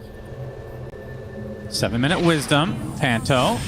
Gonna try for it with the Nightmare play. Ducalis just in time to deny it. So we'll grab it himself. And now Panto in some problem issue thingy here. He's dead. Highly likely dead. Yes, I would say so. Ducalis gets that one. I mean, how does this hero scale, the Ogre? I couldn't really tell you how he scales. So the thing is, you can still buy Midas on him. It's way worse than it used to be. Because back in the day, you got a lot of XP from it, right? So now it's only the gold. I think the way you scale is you buy like Shard and Solar Crest, and you're happy to just buff up your core. I think that's honestly about it. Well, Notice is going to be given a nice, juicy Tier 1 tower now that he has Helm of the Dominator. And this is a 4K lead already for P-Vision. Yeah, and you gotta beg the question, like in 2 games you have these last picks and, well, last game they held the lane a lot better, but here still, even with the last pick, you're losing your lane, or rather your Tier 1 tower at 8 minutes. Yamage is probably falling here. We'll attempt the TP, Ducalis. No, we'll make it out. I mean, let's see what they can do, because the problem is with an oppressive Beastmaster early game like this, he takes your safe lane Tier 1, he's gonna take over your jungle, and he's gonna say hello to your mid Tier 1 tower very, very shortly. Yeah, Boom attempting to bring the lane to another area because he can't deal with the regular lane. And they're gonna get the cancellation on the TP, and yet another death for Boom. They lose Panto as well. Things are just falling apart at the seams for Mouse in this game too. I think we are the bad luck charm. I think so. They were 4-2 coming into this. Their only 2 losses were the games that we cast, and now it's happening again. It's looking and the this same. one is currently looking like a bit of a speed run, if I may say so.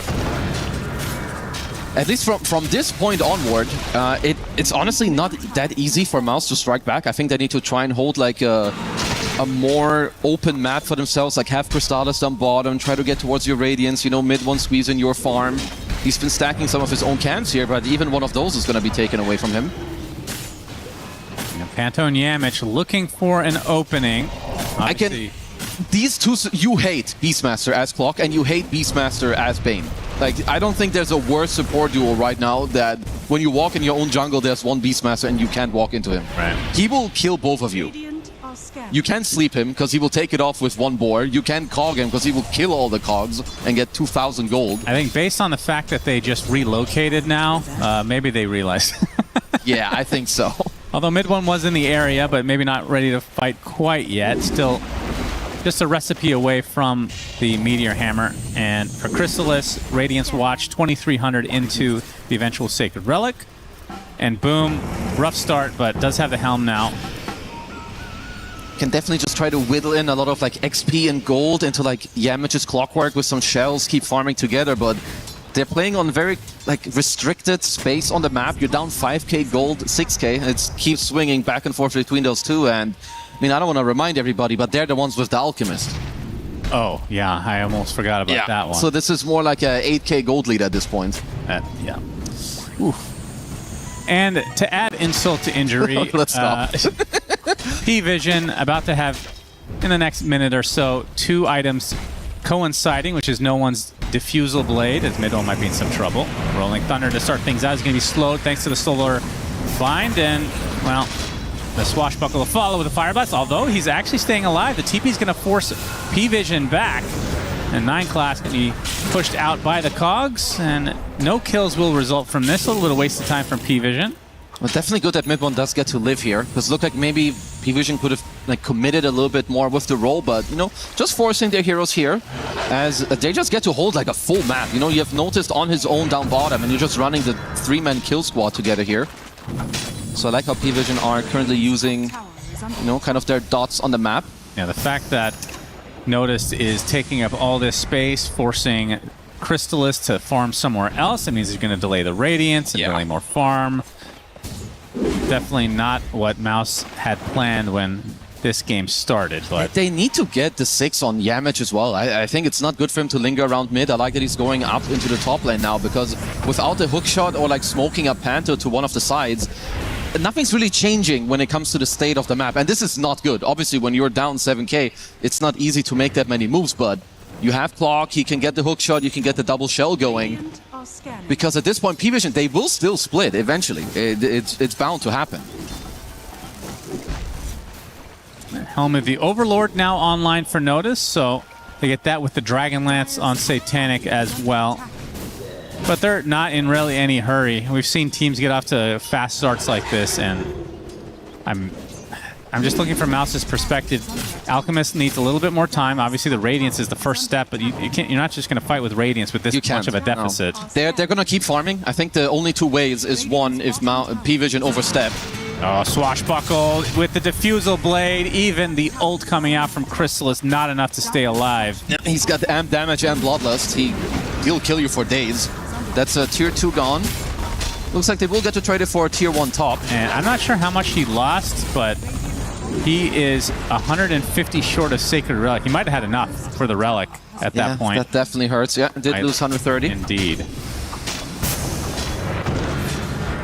I mean, very textbook here for now from P-Vision. Mouse did get to clear up the top tier 1 tower. And it might sound weird, but you know, trading the tier 2 for the tier 1 isn't even that horrible for them. It at least gives them a little bit more access into the top area. You also see that at least for now, Satanic was forced out of this. Doesn't mind too much, but at least it means that Mouse have a bit of breathing space. Oh, he's chilling. Dire's top tower. And okay, so I'm going to ask you now again. Yeah. Notice 0 deaths. No one 0 deaths. Game 1 and Game 2. Will that continue throughout this Game 2? Ooh, I mean, I don't want to be a downer, but I do think it's possible.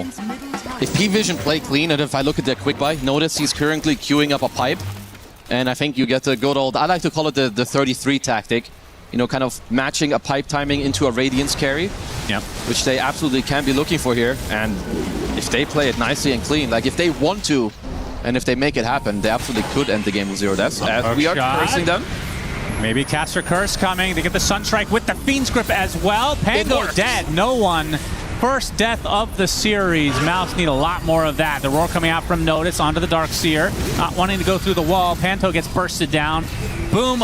On the other side of the wall, there are some arrows coming for you with Satanic's name on it. So they do find 2, but it's probably still worth it for Mouse, I would assume. What do you want to have happen next? What do I want? Yeah, we just cursed the hell out of them. No one just took an instant death. Well, Noticed hasn't died yet. Okay, but no one did. I thought it was about both of them. Oh, I see. I meant either one. Yeah. Okay. Well, what's the over-under on Noticed dying this game? Okay, he will... I don't know, this seems lame. Now I'm just saying he won't die and they just auto-win. But I do think there's a high chance he will not feed. Okay. They will do everything to keep him alive. They're going to give him the Aegis. He's going to buy the pipe. It's easy. Yeah, definitely getting the Aegis here. 11K lead for P-Vision. They can go at whatever pace they want now. I mean, how early do you want to Roche if you're on their side? Honestly, anytime. Like, whenever you feel like you're playing around the area where Roche is, like for now, you can just take, you know, the easy towers, take the outposts, which they did already, clear out the last towers. Because right now what feels nice is you take this top side of the map, you eventually swing to bottom because you know that's where Maus are. Yep, We'll claim a Ducalis kill on Ducalis. takes a full meteor. It's going to be the cost of Yamich as Satanic was still on the outskirts. I always get tripped up when Ghost Walk is activated and he's just so slow. Yeah, he's so giga slow. Oh, Crystallis does get off the stun in time. The gut's a little bit too late. Satanic getting ice walled now, getting beat down as well. The Sunstrike, not quite enough, but they should have the damage to finish the job. This is good. Crystallis getting a much needed kill. No one, though, with the Rolling Thunder might be able to take out Crystallis in tow. Gets off the quick concoction, but no one looking to try to get the kill onto Crystallis, and it's way too easy. Panto follows suit. Noticed, still deathless. Very important. BT dubs. BT dubs. But it is good for Maus. Like, honestly, any trade, even if it's a 1-for-2 trade, I don't know if I really care. Like, perhaps at this point, like, Chrysalis is just going to be bottom net worth, even with an Alchemist. That's holy shit. Yeah, it's not great. But at this point, that is what the game kind of is. He needs to get this Radiance, and they need to give him some of the space on the map. If you're this low on net worth, is there any plan to go Ags for I your don't team? think so. Like, because even then, like, their draft doesn't function if you... I mean, normal punch pretty damn good this game. It's not good enough. And like then Cataclysm, it's a YOLO play, you know? I think even so. Like, it's an all-in that I would hate it, actually. You'd hate it. I would hate it. Well, I think I'm hating this current Alchemist. Something needs to change. Something definitely. Maybe you can play for like the Radiance Blink, BKB, AC. Obviously, that's far away, but I do think that is the highest chance of you winning, because Cataclysm into Beastmaster, into Manta style, like, man, I don't know. it's rough. It's like polishing a turd. Only so much you can do. Still shit after all. Satanic with the Aegis, and we'll see what they opt to do next. I believe there's only one tier 2 remaining. It's in the bot lane. It's in the top lane, I think. Or top lane, rather. I was looking top and I said bot. Top and bottom are difficult concepts. I'm from NA. Math is not our strong Up is down, down is up. Well, it kind of is back home. Yeah. 2 + 2 is 6. Triceratops going to work. Knock, knock, who's there? Nobody, apparently. We'll check in again in 10 seconds. Yeah, Crystallis. So he has Radiance, and he's only 800 into the eventual BKB. I mean, are you just giving this up at this point? Well, it looks like it. No, he's coming. Okay.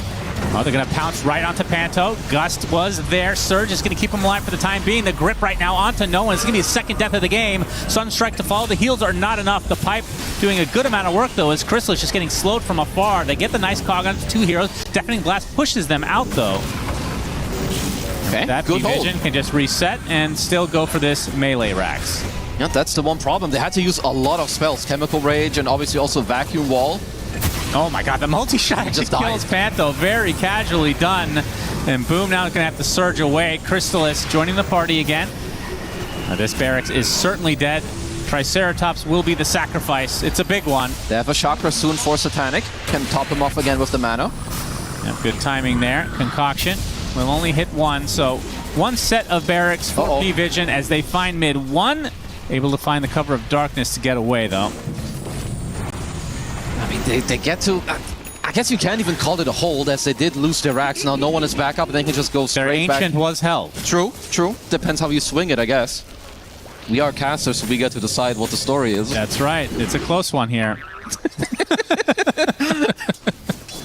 Actually a banger. Yeah, 14k lead at 20 against Alk. You know, maybe Knoxville or some of the bros are watching that know all about the stats, but I would assume that it has been a while that a team had this net worth lead against Alchemist at minute 20. True. That is definitely true. Okay, they're not going to stop now. I mean, there's still 2 minutes on this age. I thought it was about to expire, but not the case. Well, it's a very fast-paced game. Panto did get off a good ward. They might be able to use this because P-Vision, they're a little bit cocky here. Kukala stuck inside the cogs. From below, Satanic. Good wall. Walled up. He's in. That's going to be the first life of him. So Aegis down and out. No more Ogre to work with. Panto gets taken out in the meantime. No one with the rolling thunder. Satanic gets to the other side. And no one. Not going to make any meaningful connections, although the hook shot onto a teammate. Nice going to help get the double roll now from no one.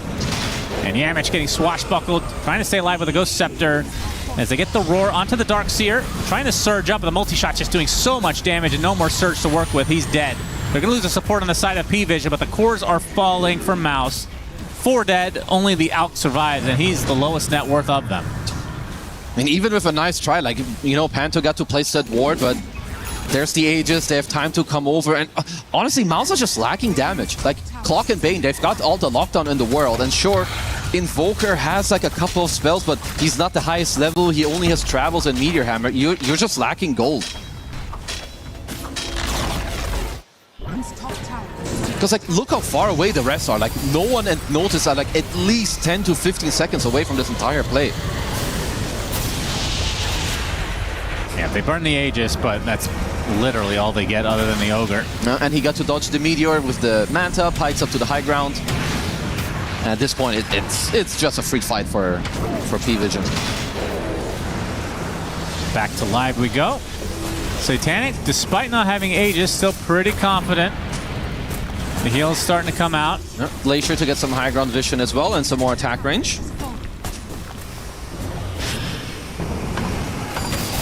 Looks like he'll get the range racks uncontested. Mouse, do they have any defense ready to go? They have vacuum wall again, so you could look for potential play. Of course, there is no Aegis. Concoction's coming. They're going for the big wombo combo. Vac wall into Concoction, but self-stun. They get nothing. Yeah, self-stun by the Alk. He's just into dying. Depression. Primal Roar, dead. 45 seconds, no Crystallis.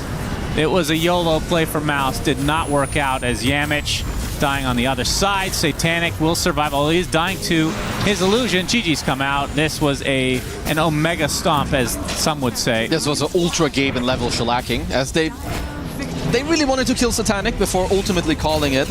But I don't blame them. I think this game got out of control way too fast. Kind of all the lanes are bleeding, none of the moves are working out. Just full-on free game here from P-Vision. Yeah, how many deaths did Notice have? Oh, that's right, 0 in the entire series. What a performance from the Beastmaster. He took over in that bot lane very early. I mean, it's not like he went any crazy items. It's just the cookie cutter Helm of the Overlord. But if you get off to that good of a start, you pressure out Crystallis from... Anytime you pressure out an Alchemist from their own jungle, it's hard to come back. Yeah, and I think already from if you look at it from like a drafting standpoint, you know, they get this beast on 18, all it takes is 2 bans, and then at minute 7, he still kicks you out when you last pick the carry. Your bottom net for the majority, and honestly, it's just difficult. Yeah, also, like, mid-ones Invoker couldn't have the best time in the mid lane.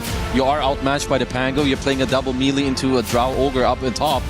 I think they're not set up for success here, and I don't think the gameplay helped them either.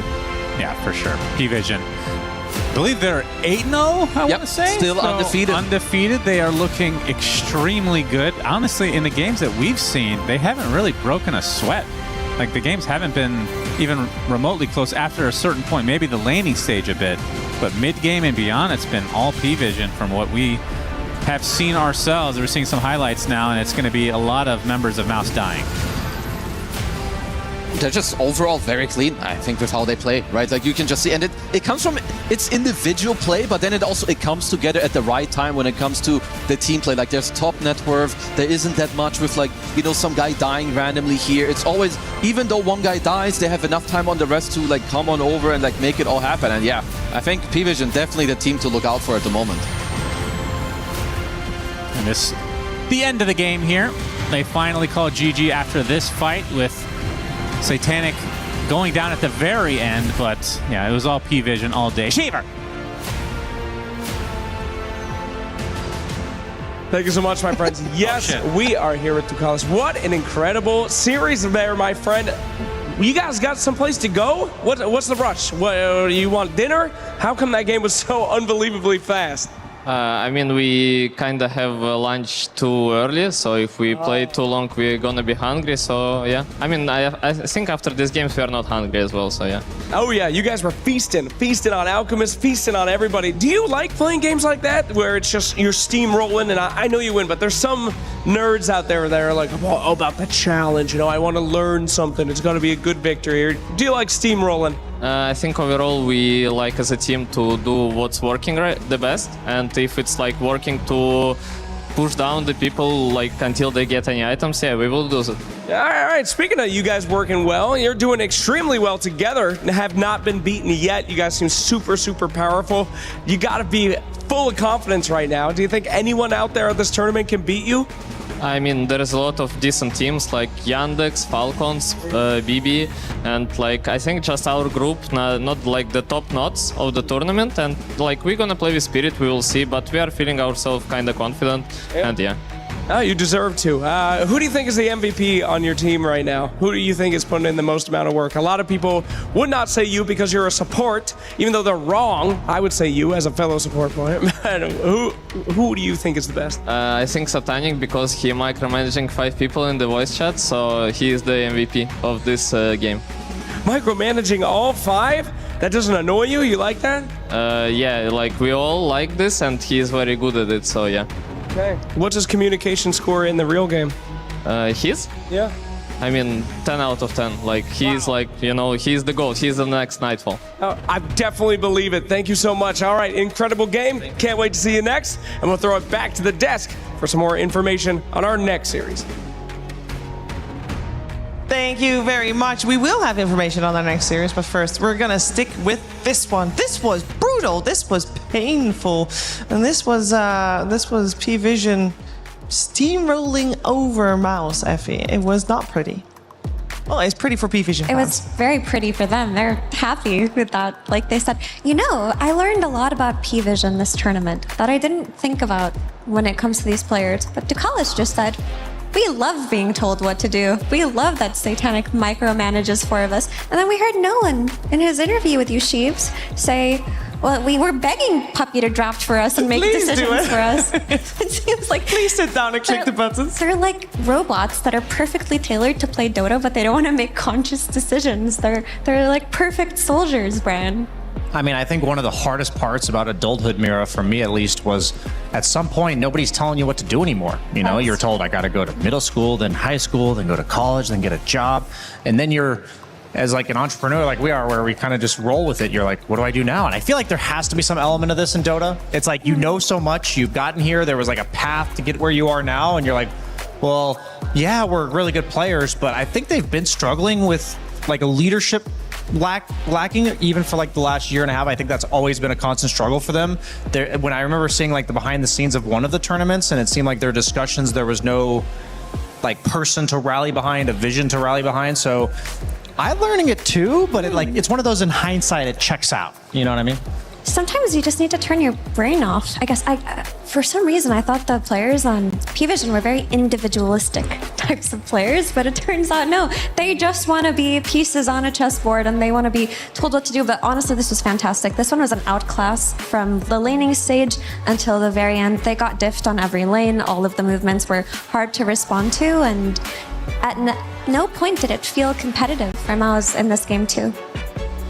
It did not. I believe there was 7k net worth advantage for P-Vision at minute 10. I believe, Brian, that's a really big oof. Yeah, I mean, the Invoker pick was interesting because like you wanted to enable it with the Bane and the Sunstrikes in the side lane, but we've already seen it time and time again that when you pick Darkseer into Drow or these other like Shadow Fiend range carries, you are going to lose your lane. So Invoker is not, like, he didn't see his matchup, so he's not put in a favorable position either. And I felt, I didn't want to say it during the draft, but I didn't know exactly how to articulate it either. I had this like doom and gloom feeling for Mouse as I was watching their heroes come out. I'm like, oh God, you know, like, are we going to see one of those games? And we did end up in it. I think that's just something that P-Vision has done better than anyone else thus far this tournament is, once again, there's so many ways to lose the game of Dota 2, and against P-Vision, I think you just have to be accounting for everything, and if you miss one thing, even like the 5 to 10 minute window, the game's just over. Yeah, normally maybe in a situation like that you can fall back on the carry, but I think that P-Vision did a very good job at making sure that there was not a single carry that Crystallis could be playing here that would be able to make a stand, because all 7 bans were targeted towards the carry and Crystallis, and that put him in a tough position too. It did, and I imagine for Mause's last matchup, they'll probably do the same thing. I feel that if they're being watched, that's an easy to replicate formula against them, and I would hope that there's 1 or 2 picks that are still deep in the pocket that maybe they could bust out tomorrow. Yeah, put a higher priority on his pick potentially as well. It will be Vici Gaming that Mouse is facing for their last series, not tomorrow, the day after that. Very true. And the one man that we haven't mentioned yet is the man that Brian wants to highlight a little bit in his clips as well, because the Beastmaster had quite a field day. Yeah, I mean, we were talking about countering Beastmaster in the draft with like the overall last pick. They banned out the Gyro and the Bristle, and the reason they banned those heroes out is because they're the best safe laners for protecting this first tower. And this doesn't seem like that big of a deal where you're losing at 7 minutes and 40 seconds. Like, it's not the earliest tower ever, but like when you have a hero like Beastmaster, what are the implications of this? This is going to be 30 seconds later. He's now in the mid lane, killing mid one's tower. And, you know, Pango's not a mid laner who traditionally takes your tower, so Invoker, he heavily relies on keeping that tower alive. He's decent at defending against a lot of heroes. Sometimes we'll see like a support Enchantress come over and take it, but because they lost the safe lane tower, you know, now mid one's feeling it. And then if we fast forward, they took a bit of a break because he didn't have his Helm of the Overlord yet, but then right when they got this at 12 minutes, now Crystallis is at his own tier 3 tower, dying, and then losing his tier 2 tower at just over 12 minutes into the game. And this is all because, like, when there's certain games where you're focused on, do we draft for the laning stage? Do we draft for the mid game, the late game? Like, there's a bunch of things to be considering in the game, but against Beastmaster specifically, especially in the hands of a player like Notice, you just have to counter this portion of the game. And I think that by banning all of Crystallis' heroes, these are the spots that I think P-Vision is putting you in. Like, they just know we're giving you a problem. We don't think you can solve it. And I think they're better at that than anyone else that I've seen so far. Yeah, Puppy's drafting has been very much on point this tournament. And from what I've seen so far, it does feel like the strongest drafts have come out of P-Vision. And of course, there are other contenders in this tournament that can draft very well too, but I think that this is one of their strongest suits. And a big difference for me in this game 2 compared to game 1 was game 1, P-Vision had a more defensive draft. They needed to withstand the early game and then group up and win later. In this game 2, they were the aggressors, and the difference between them being the aggressors and the defenders was night and day. I thought that it was a closer matchup in that game 1, but now I wonder if Maus were playing that game 1 with the enemy draft, would it also have looked like a stomp for P-Vision? Oh, that's something we might never get the answer to. What we do get the answer to is who is the MVP of this game, because there's only one player that through both games did not die a single time. I'm of course talking about the newest addition to P-Vision in Noticed. He is seemingly the perfect addition for this squad, stable and very much delivered on his Beastmaster performance today. He really did, and the coolest thing about him is he really does it all, which is exactly what you want out of your offlaner. In this game 1, we mentioned defense, right? He went for that early Lotus Orb before the Ags on Largo, which was a huge difference maker, and in this game 2, takes over an entire game on his Beastmaster. I feel like at Dream League as well, we've seen insane performances come out of him, where he can pop off, put the game on his back on heroes like Bristleback, and when he can just chill and be a subdued Largo, like in that game. Yeah, there's a lot of players who you'll hear it in interviews, you'll see it like in the gameplay, that they thrive in specific scenarios. And I honestly think what makes the most world-class players right now is that you can't say that. You can't say they thrive in this type of scenario. I think that we talked about no one having the same characteristic prior to this series starting, and I think there's a reason why this team is so good, and that adding a player like Noticed, I think you had that in a lot of your, basically everyone else in the rest of your lineup. And if you have like one player not able to do it, that's going to so drastically limit the strategies and like the scope of how many different approaches you can take to the game. As Mira said, game 1, played it slow. Game 2, ramped up the pace. They can do it all.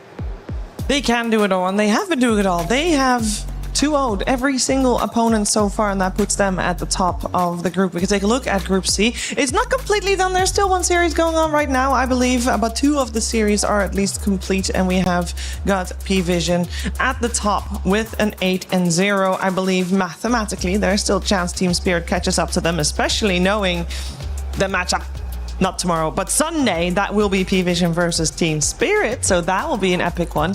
The other two teams at the bottom, I think that this group is looking pretty clear. And actually, you know what? It's looking pretty clear all round, because the thing that still needs to be decided is the fourth, because that will decide whether you're up against a fourth or third team from other groups in the survival stage. But for all important slots, Brian, it seems like this one sorted itself out quite nicely so far. Yeah, just the Team Spirit versus P-Vision. They have to 2-0 in order to overcome them. It's funny, I think Mouse might have thrown the biggest wrench in this entire tournament, or entire group, because they took a game off of Team Spirit in I believe the first series. So that might come back to bite Team Spirit, because I think it's very likely that series between P-Vision and Team Spirit will go 1-1. I think it's incredibly unlikely for Team Spirit to 2-0 them. Like, I think they're capable of taking a game, but I think it's more likely that P-Vision would 2-0 that. So honestly, losing that game to Mouse early on in the group stage, Team Spirit might have shot themselves in the foot there. Yeah, I mean, you could argue that they almost got 2-0'd by Mouse, because the game that they won against them was a mega creep comeback, which shouldn't have happened. It was a bit more dramatic version of what we saw from P-Vision in game one. Just a little bit. And of course, Mouse and Vici, as you saw, they're tied, and they're actually playing not tomorrow, but Sunday. So that will also be a very exciting match. But for now, that is done. And we are soon moving forward to our next group. And I wanted to show that already as well, because this is the only other group that has a team that is undefeated. 1W is doing really well. They're up against OG, and I believe that match is soon to start. It's not on this stream, but just in case you're curious about that one, keep your eyes peeled on the other streams. The team that I think a lot of people were expecting to be undefeated would be Yandex, but they did drop a game earlier on. Overall, this group also, similar fashion, Effie, seems to be fleshing itself out. It does, but this was, in my opinion, the most competitive group in this entire tournament. And while there is an upper team and a lower team, any team in the middle could beat any other team on any given day. So it's still a bit up in the air for me outside of ICX Insanity or Virtus Pro. Yeah, I was going to say, I think Virtus Pro, I mean, at the end of the day, you have to perform and you have to work with the situation you're given. But I think in all the other groups that I've seen, I think Virtus Pro would have been top 4.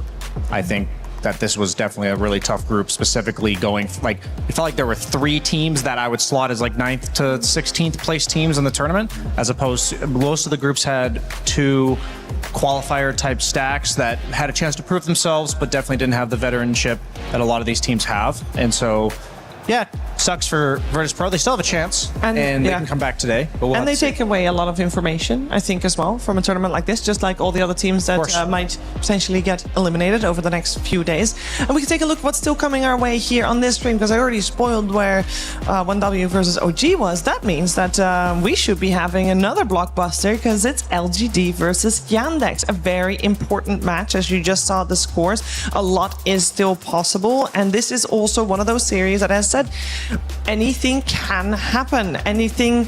LGD, they have what it takes to take down even the biggest dogs, which Yandex definitely are, according to a lot of people, players included. They are the team to beat, and they are the team to look at. They didn't get their clean run though. It's 1W that is the one that is undefeated, and they only need to have like a couple more wins in order to complete their quest to invulnerability.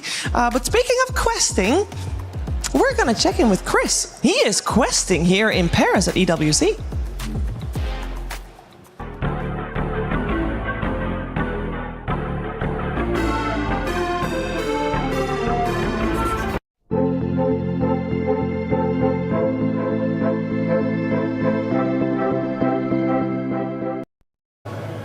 All right, if some of you were paying attention a couple of days ago, we were talking about the quests you can do here at EWC.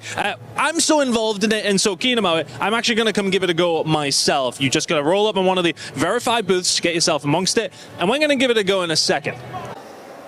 This is either going to be incredibly impressive and everyone's going to have a lot better perception of what kind of person I am here, or it's going to be extremely embarrassing. So the idea is, you got the football, of course you have to hit the crossbar, that is one of your quests. I get 3 opportunities, and I only have to hit it once. And not many people are doing it in these, all right? That's all I'm saying. Right, most people are in train. Let's see where we go. Bad start, bad start. Terrible start, terrible start. All right, okay. I get a bit more loft on it. I've not really played much football in loafers before. It's these shoes. It's these shoes, I swear to God. Normal football boots will be fine. Right, last opportunity. Everyone's laughing at me. Don't laugh. You couldn't do it in these shoes. Ah! Right, no, as an Englishman, this is incredibly embarrassing. So we didn't manage it. You ain't doing it in these shoes. I'm not having this. Right, we're going back. We're going to try and do the basketball next. I don't think that'll go any better. Well, if we thought it was going to get any worse, now we're doing basketball and probably one-handed. So, right, I have to hit 5 3-ish pointers in a minute, which I think is harder than the crossbar, actually. Yeah, okay. Right, this is going to be embarrassing. Right, I'm ready. Let's get it. 3, 2, 1. Oh, it's a good start. Whoa, watch the camera. Well, okay, we got this. We got this. Ah, okay, okay. He's got me. He's got me. He's got me. I can do this one-handed. No, I can't do this one-handed. How long have we got? My goodness. There we go. There's one. Right, what do we need? 5. I've got it now. No, we do not got it now. Hold on. Ah, this is not very good. You've never seen this guy play basketball in his life. Oh, my goodness me. This is looking extremely embarrassing now. There's another one. That was all basket, that one. That's what they call it, isn't it? I don't know. Oh, he's so close. I don't know why I'm lunging for that. I tell you what, Mike, here we go.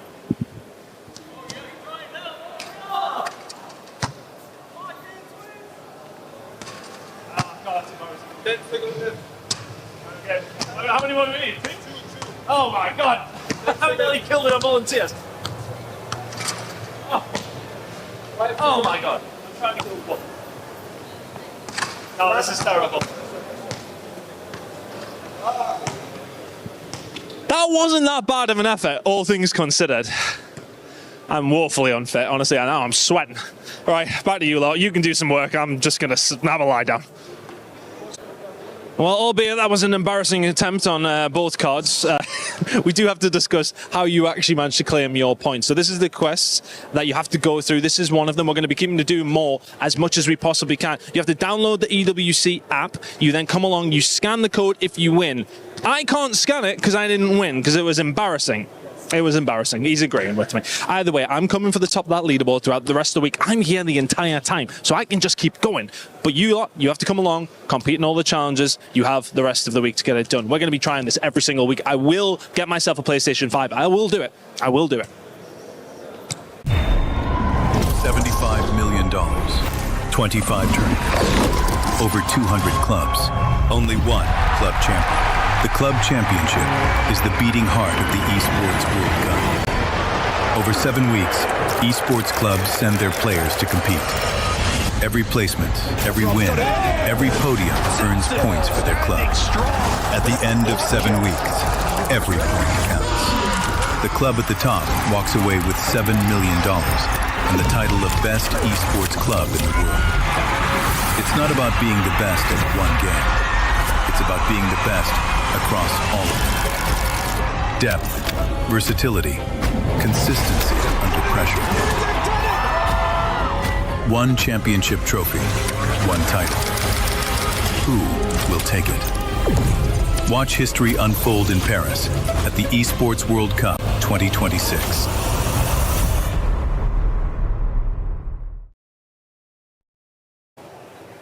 Well, well, well, what do we have here? We got the best match of the day, which we said yesterday, and it didn't end up being the case, but that means today it will be. LGD versus Yandex. Yandex, I think, have lost a single game as of this recording. LGD have come in kind of but they have potential to be very good. They looked good yesterday, even though they ended up losing. They showed us like a pretty good early game, LGD that is. So I've got, I got hopes in them, but I do think that Yandex are the slight favorites. I think overall, I'm just expecting a pretty good matchup. And like you said, it should be a good one. So it should be a doozy. A doozy? Yeah. Well, let's see who comes out victorious. Is it the tallest player in Soxa or the most attractive player in KJ? You ruined my outro. We're done. Play is in our DNA. Whenever we let it out, it becomes our superpower. Now imagine an entire city being built to supercharge it. Kadir City, powered by Play. We're getting ready for our final series of the day here for Dota 2 at the Esports World Cup live from Paris. And it's day 4 of the group stages. That means it's all starting to fall into place where everybody is going to go. And for our upcoming series, it's 2 teams that are doing very well. We got LGD and we got Yandex. LGD has been doing good, but not winning every game. I know that was previous. You know what? The series are going so fast today. You know, we're trying to keep up with the speed that these teams are playing. Okay, I want to know what kind of speed the 2 teams that are playing today have, Brian. Yeah, so speaking of P-Vision versus Mouse, no, I'm kidding. For LGD, I think that, you know, they're a team that does represent a lot of speed, generally speaking. From Yuma, he's been picking carries like Necrophos. They are willing to play for the Tai Long Beastmaster. Very, very mid-game focused, but also sometimes will fall a bit flat against the best teams. We talk about the chaotic nature of the SA region time and time again. These guys do have a bit more of a refined approach that offers them the chance to take games and sometimes series. They've made it to the finals this year, but I think for a team like this, they're going to struggle always against the top 6 like Team Yandex. Yeah, because that finals that you mentioned was actually also against Yandex, and that it was not a pretty ordeal. It wasn't, but they took a game off of them, right? It was. I think it wasn't a 3-0. Was it a 1-3? Maybe it was a 1-3. I hope so. So it gives me hope. And the foundation is there. Brian will double check first, just out of curiosity. But I did want to mention, we talk about speed. Yandex are actually probably the fastest team in this tournament. A lot of strong teams have been playing a slower style of Dota, but I checked Yandex's average win duration, and it's at 28 minutes. They win fast. And they've been drafting very strong lanes. They'll have an unusual pick here and there. But what happens is they'll get 1 or 2 item timings on Watson, just group up as 5 and close it much earlier than any other team. Yep. It was a 3-1, so at least they did take a game. Yes. And I mean, we heard from P-Vision that they're the team that loves to, they just know how to get a gold lead. I feel like that's the same thing for Team Yandex. Like, they're so much about the efficiency, and I think that's just always going to be a Watson team. I think Malady fits in really well with that as well, and there's a reason Sox is there for. There is a reason success therefore. It works out beautifully for Yandex, but we're focusing our attention first on the challengers. It is LGD, and LGD has been doing well. We have high expectations from them also because they are considered the best team coming out of South America, especially since they are the one also eliminating Playtime from TI later down the line. So high expectations there for sure. Let's find out how they got to be here, how they got to EWC as we're checking in their road to EWC. In the history of Dota, LGD has consistently been among the top of Chinese Dota. Until now. Not because they're no longer at the top, they're just at the top of South America instead. This current iteration of LGD formed when the org picked up the South American roster of Heroic, Yuma, Tai Lung, Whisper, Theorlicore, and KJ. Since the team didn't have enough points to qualify to EWC directly, their road to EWC involved playing in the qualifier for their last chance to make it. Since LGD was already in Europe to play another tournament, they decided to play on hard mode through the Western Europe qualifier instead, which they managed very easily, only dropping one single map against Na'Vi in the process. Massive congratulations to them as well. They will be going to play at EWC 2026. Clearly, despite lacking the points to directly qualify, LGD has earned their spot to be here. And with very strong results in the past few months, they're definitely a top team to look out for here at the Esports World Cup 2026.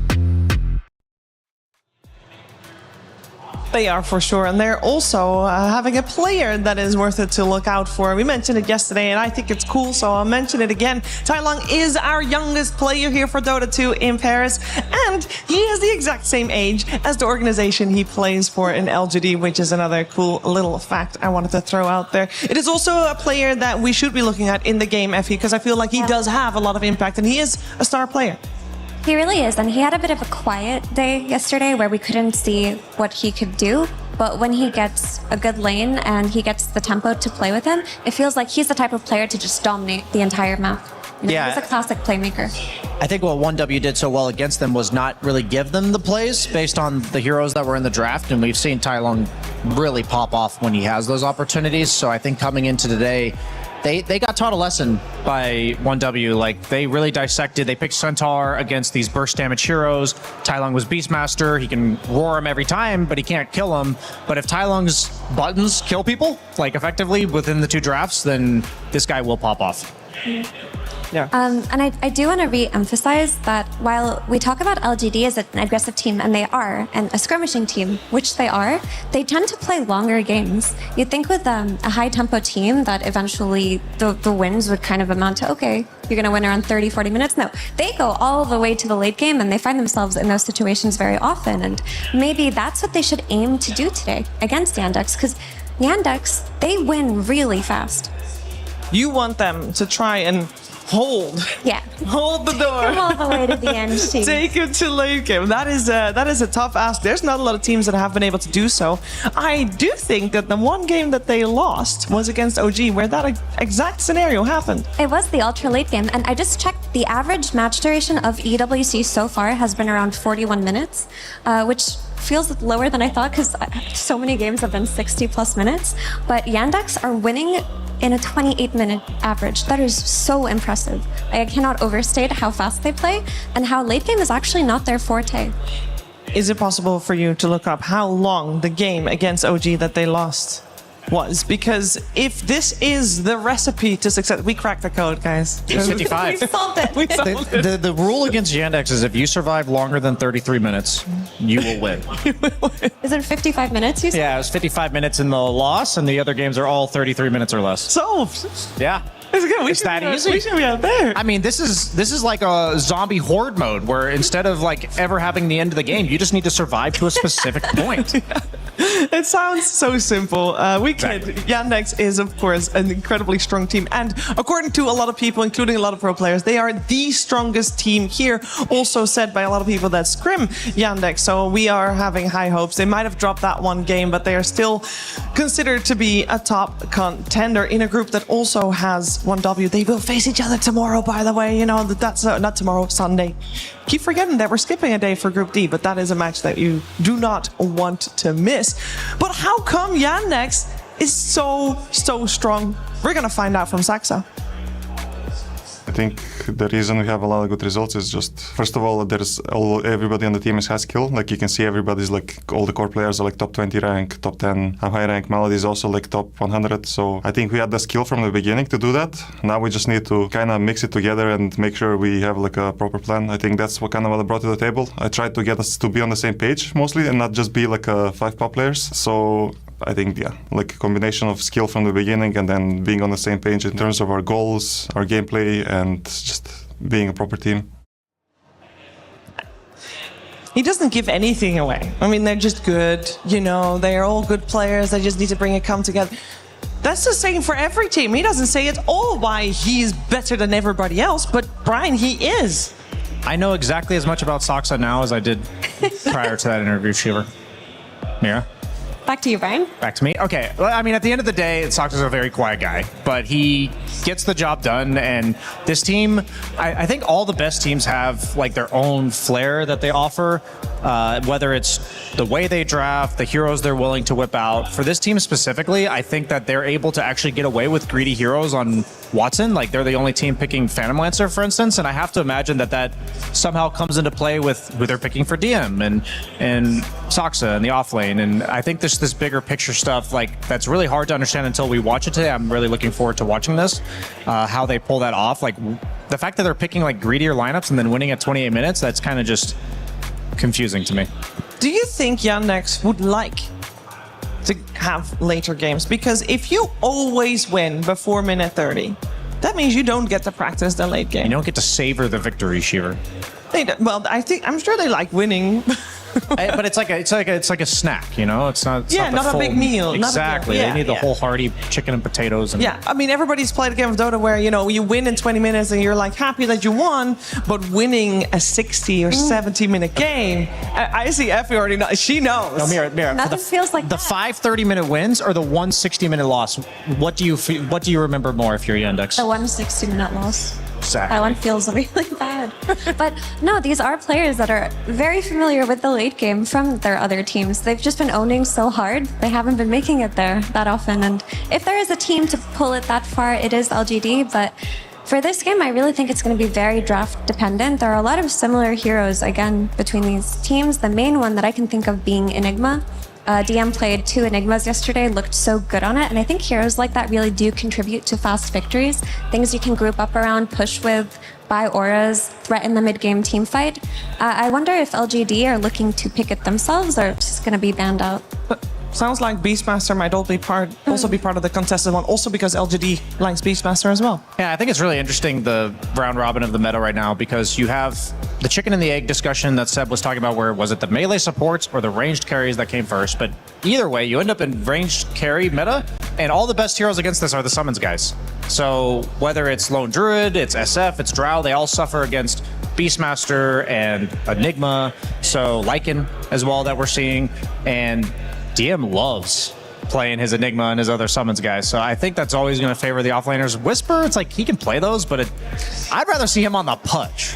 You know what I mean? I want to see that kind of thing from him again. Yeah, I have a very important question, because we heard from DM yesterday, I think it was yesterday, and he said a lot of his heroes are in meta. One of his heroes that I don't think is in meta, but maybe I'm wrong, is a Death Prophet. He really enjoys playing Death Prophet. Is there a chance? Because it fits in the box of they want to push early.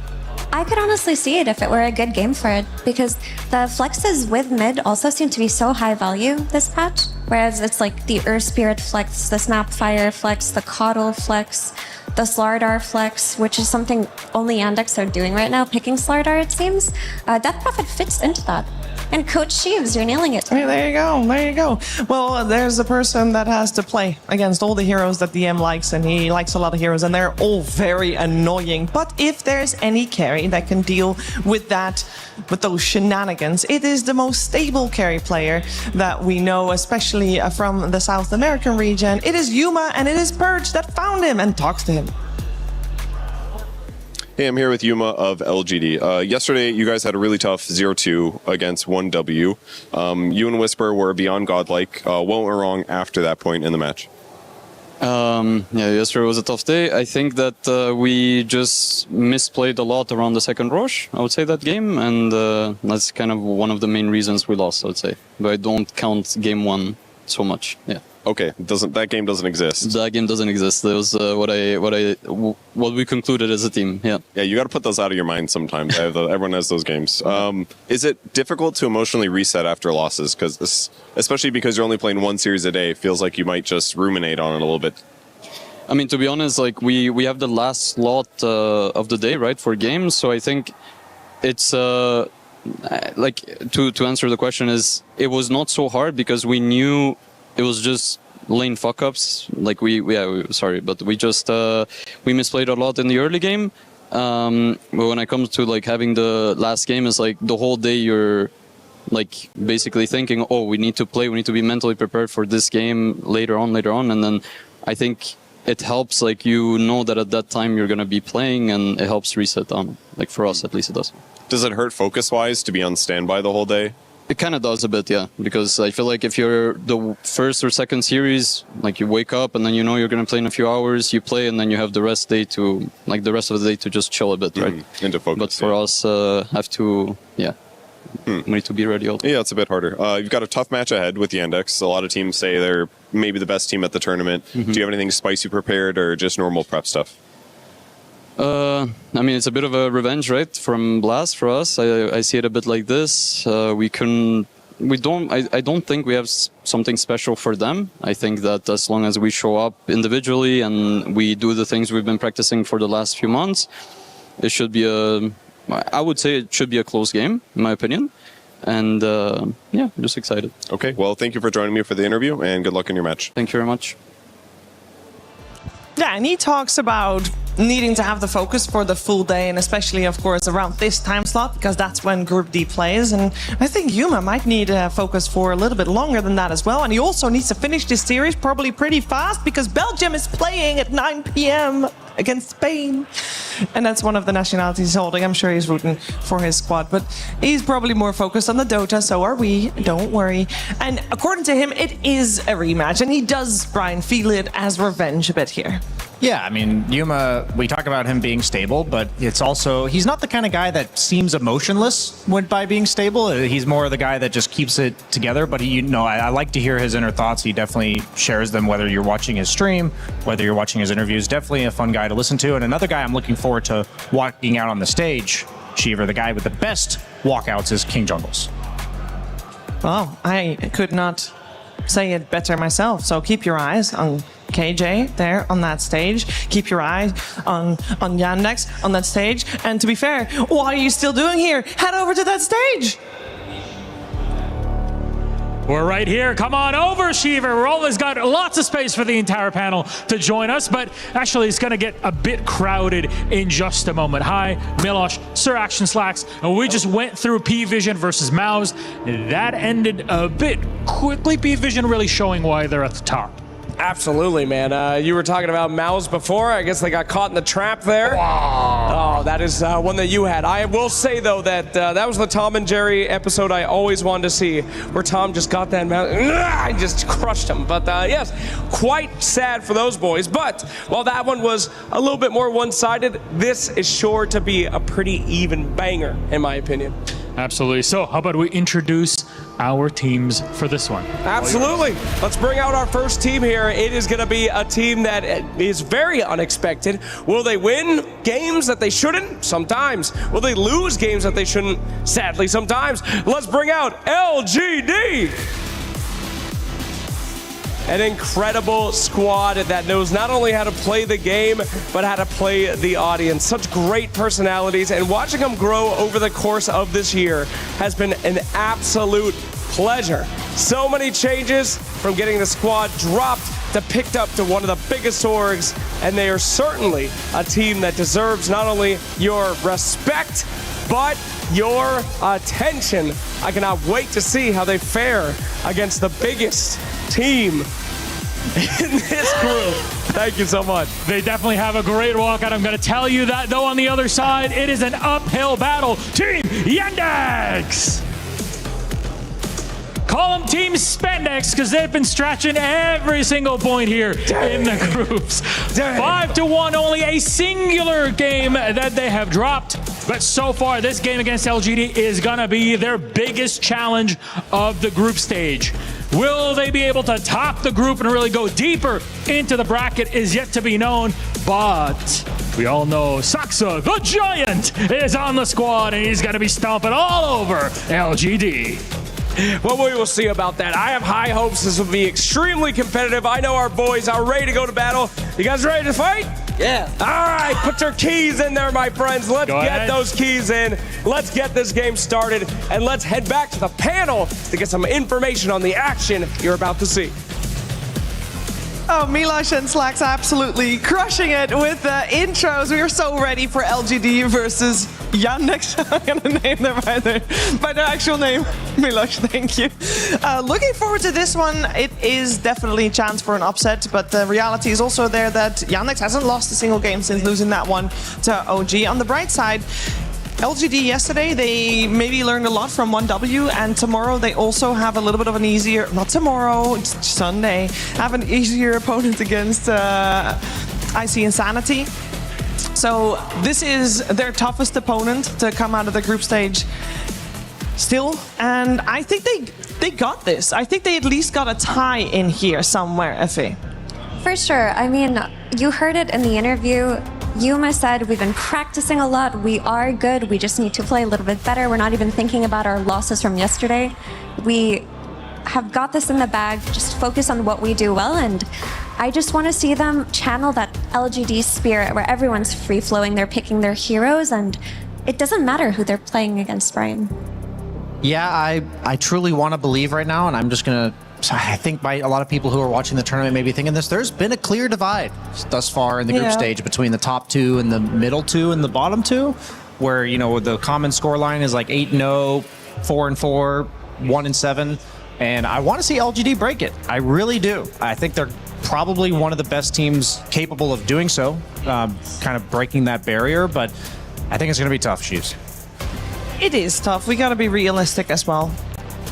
I do think that LGD can push to later games, and if that is the recipe to success against Yandex just overall, then they got a good shot of doing it. I think in that sense, maybe Yandex and 1W are different for LGD to face, whereas Yandex might be a little easier for them to break.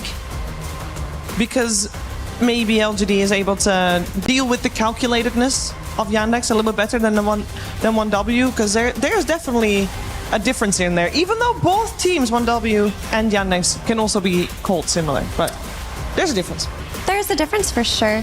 The thing is, Yandex have their own stylish and chaotic heroes as well that could catch any team off guard. Like a special flair that they've been doing is this Witch Doctor 5 that we really haven't seen be all that popular outside of Yandex's hands this tournament, but Melody's been cooking on it. We have CJ on his hero pool of 200 heroes, Brian. He can sometimes bust out the Invokers and the Vipers, but other times he'll be these Earth Spirits and these Embers and whatever his team needs.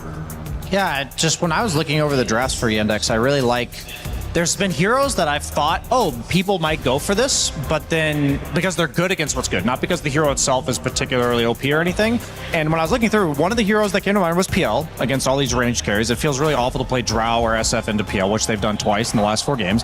And then also the offlane Kunkka is very good against these ranged carries as well, because oftentimes these melee heroes cannot meaningfully harass ranged carries, but that's what Tidebringer's for. So I think that they're clearly willing to pick comfort zone heroes that are not particularly good right now, that they have a good grasp on the meta where they're countering you. And I think the best teams in the world, what they usually do better than these tier 2, I don't want to say tier 2, but like this one echelon down, is that they have more experience and more versatility from previous patches that they then bring into relevance at this stage of the tournament.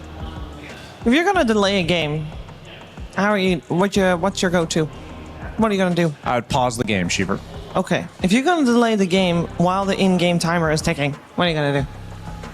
I mean, I would be thinking that we want to have something like Keeper of the Light, or, you know, Ghost Pushers would be the way that I would delay the game. I think that's like the most reliable way to do it. I don't think you want to...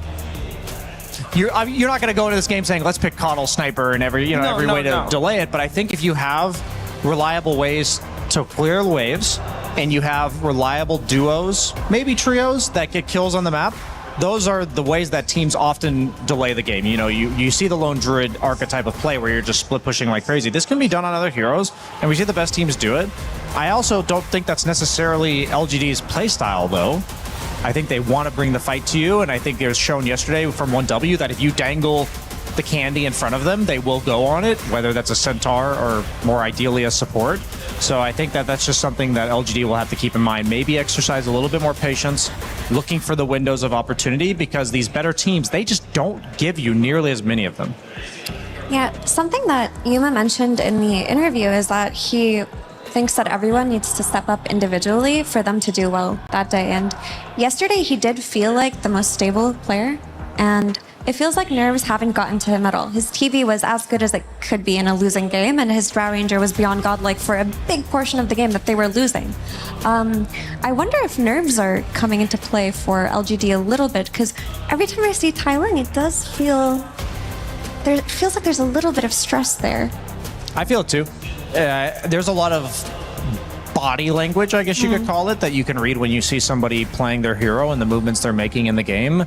And a lot of the mistakes that I have seen from Tai Long yesterday did not look characteristic of him as a player. And I would imagine that's a little bit of pressure. I'd imagine, you know, some nerves in there. But I also think that he's got the right group of people around him to support him and encourage him through all that, because at the end of the day, that like a combination of the up-and-comers and the veterans is often the success formula for the best teams. Yeah, and he talked about it yesterday too, right? Where when he was playing in Blast, that was for a big LAN tournament, but there's no crowd there. It's a very different setting in a studio setup compared to the Esports World Cup, you know, this definitely gets some extra pressure with it. So if you already talked about having some pressure there in a studio setup, I can only imagine that he's feeling that extra pressure now as well. But we also are already at day 4.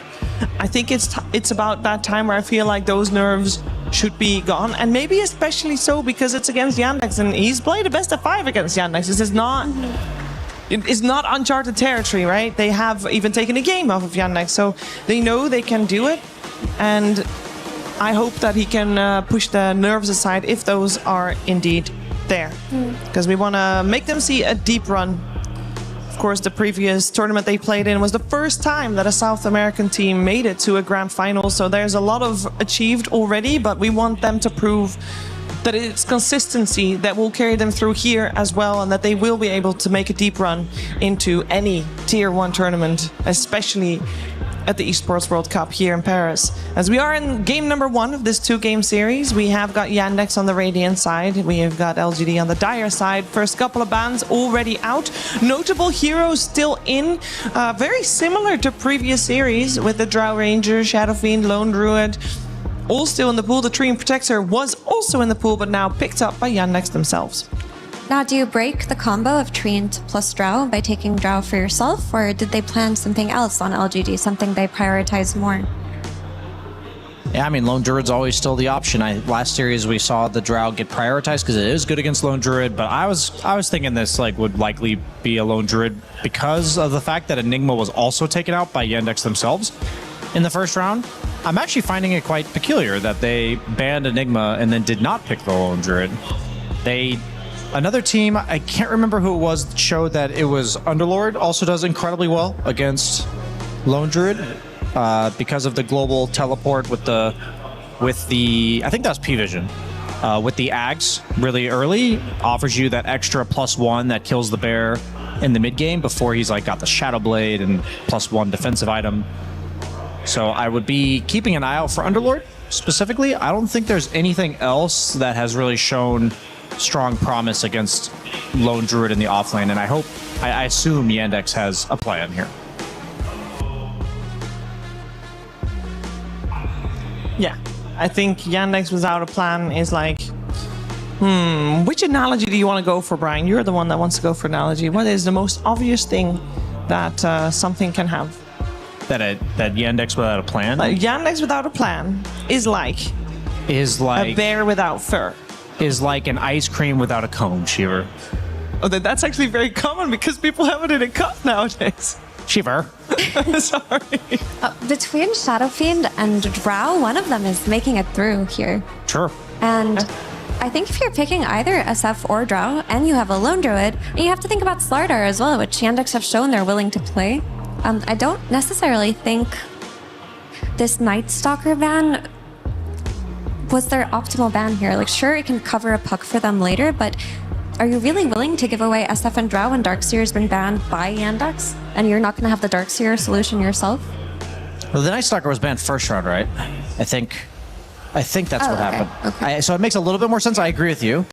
But now you are in this hole of, once again, we're in this a little bit of uncharted territory for these teams because people are now leaving all the broken stuff in, which is a weird evolution that we did not see in the first couple days, where it's there's kind of a lot of bait and switching going on, where a lot of the popular heroes had the 1 or 2 counters that gave them problems, and then teams are banning out 1 or the 2 of the counters, and then now you're do we ban that too? I'm actually a bit surprised they didn't ban the Underlord. I think that's going to be the hero that comes out for Yandex. I think the Drows and the SFs are under consideration, but because they have 2 to pick from, I think that every pick that LGD is going to go for, like clockwork, is going to be good against these range carries.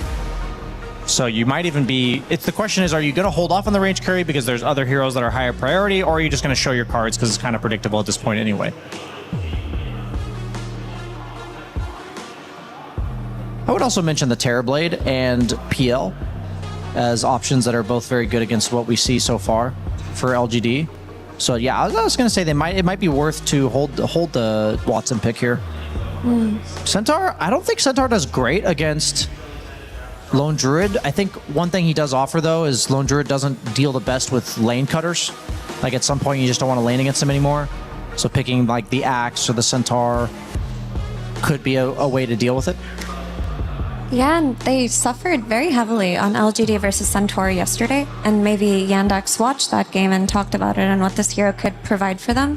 I do feel that this hard Centaur running around mid-game is gonna kind of pose a huge problem for LGD, who are gonna want to play the map themselves with their Lone Druid.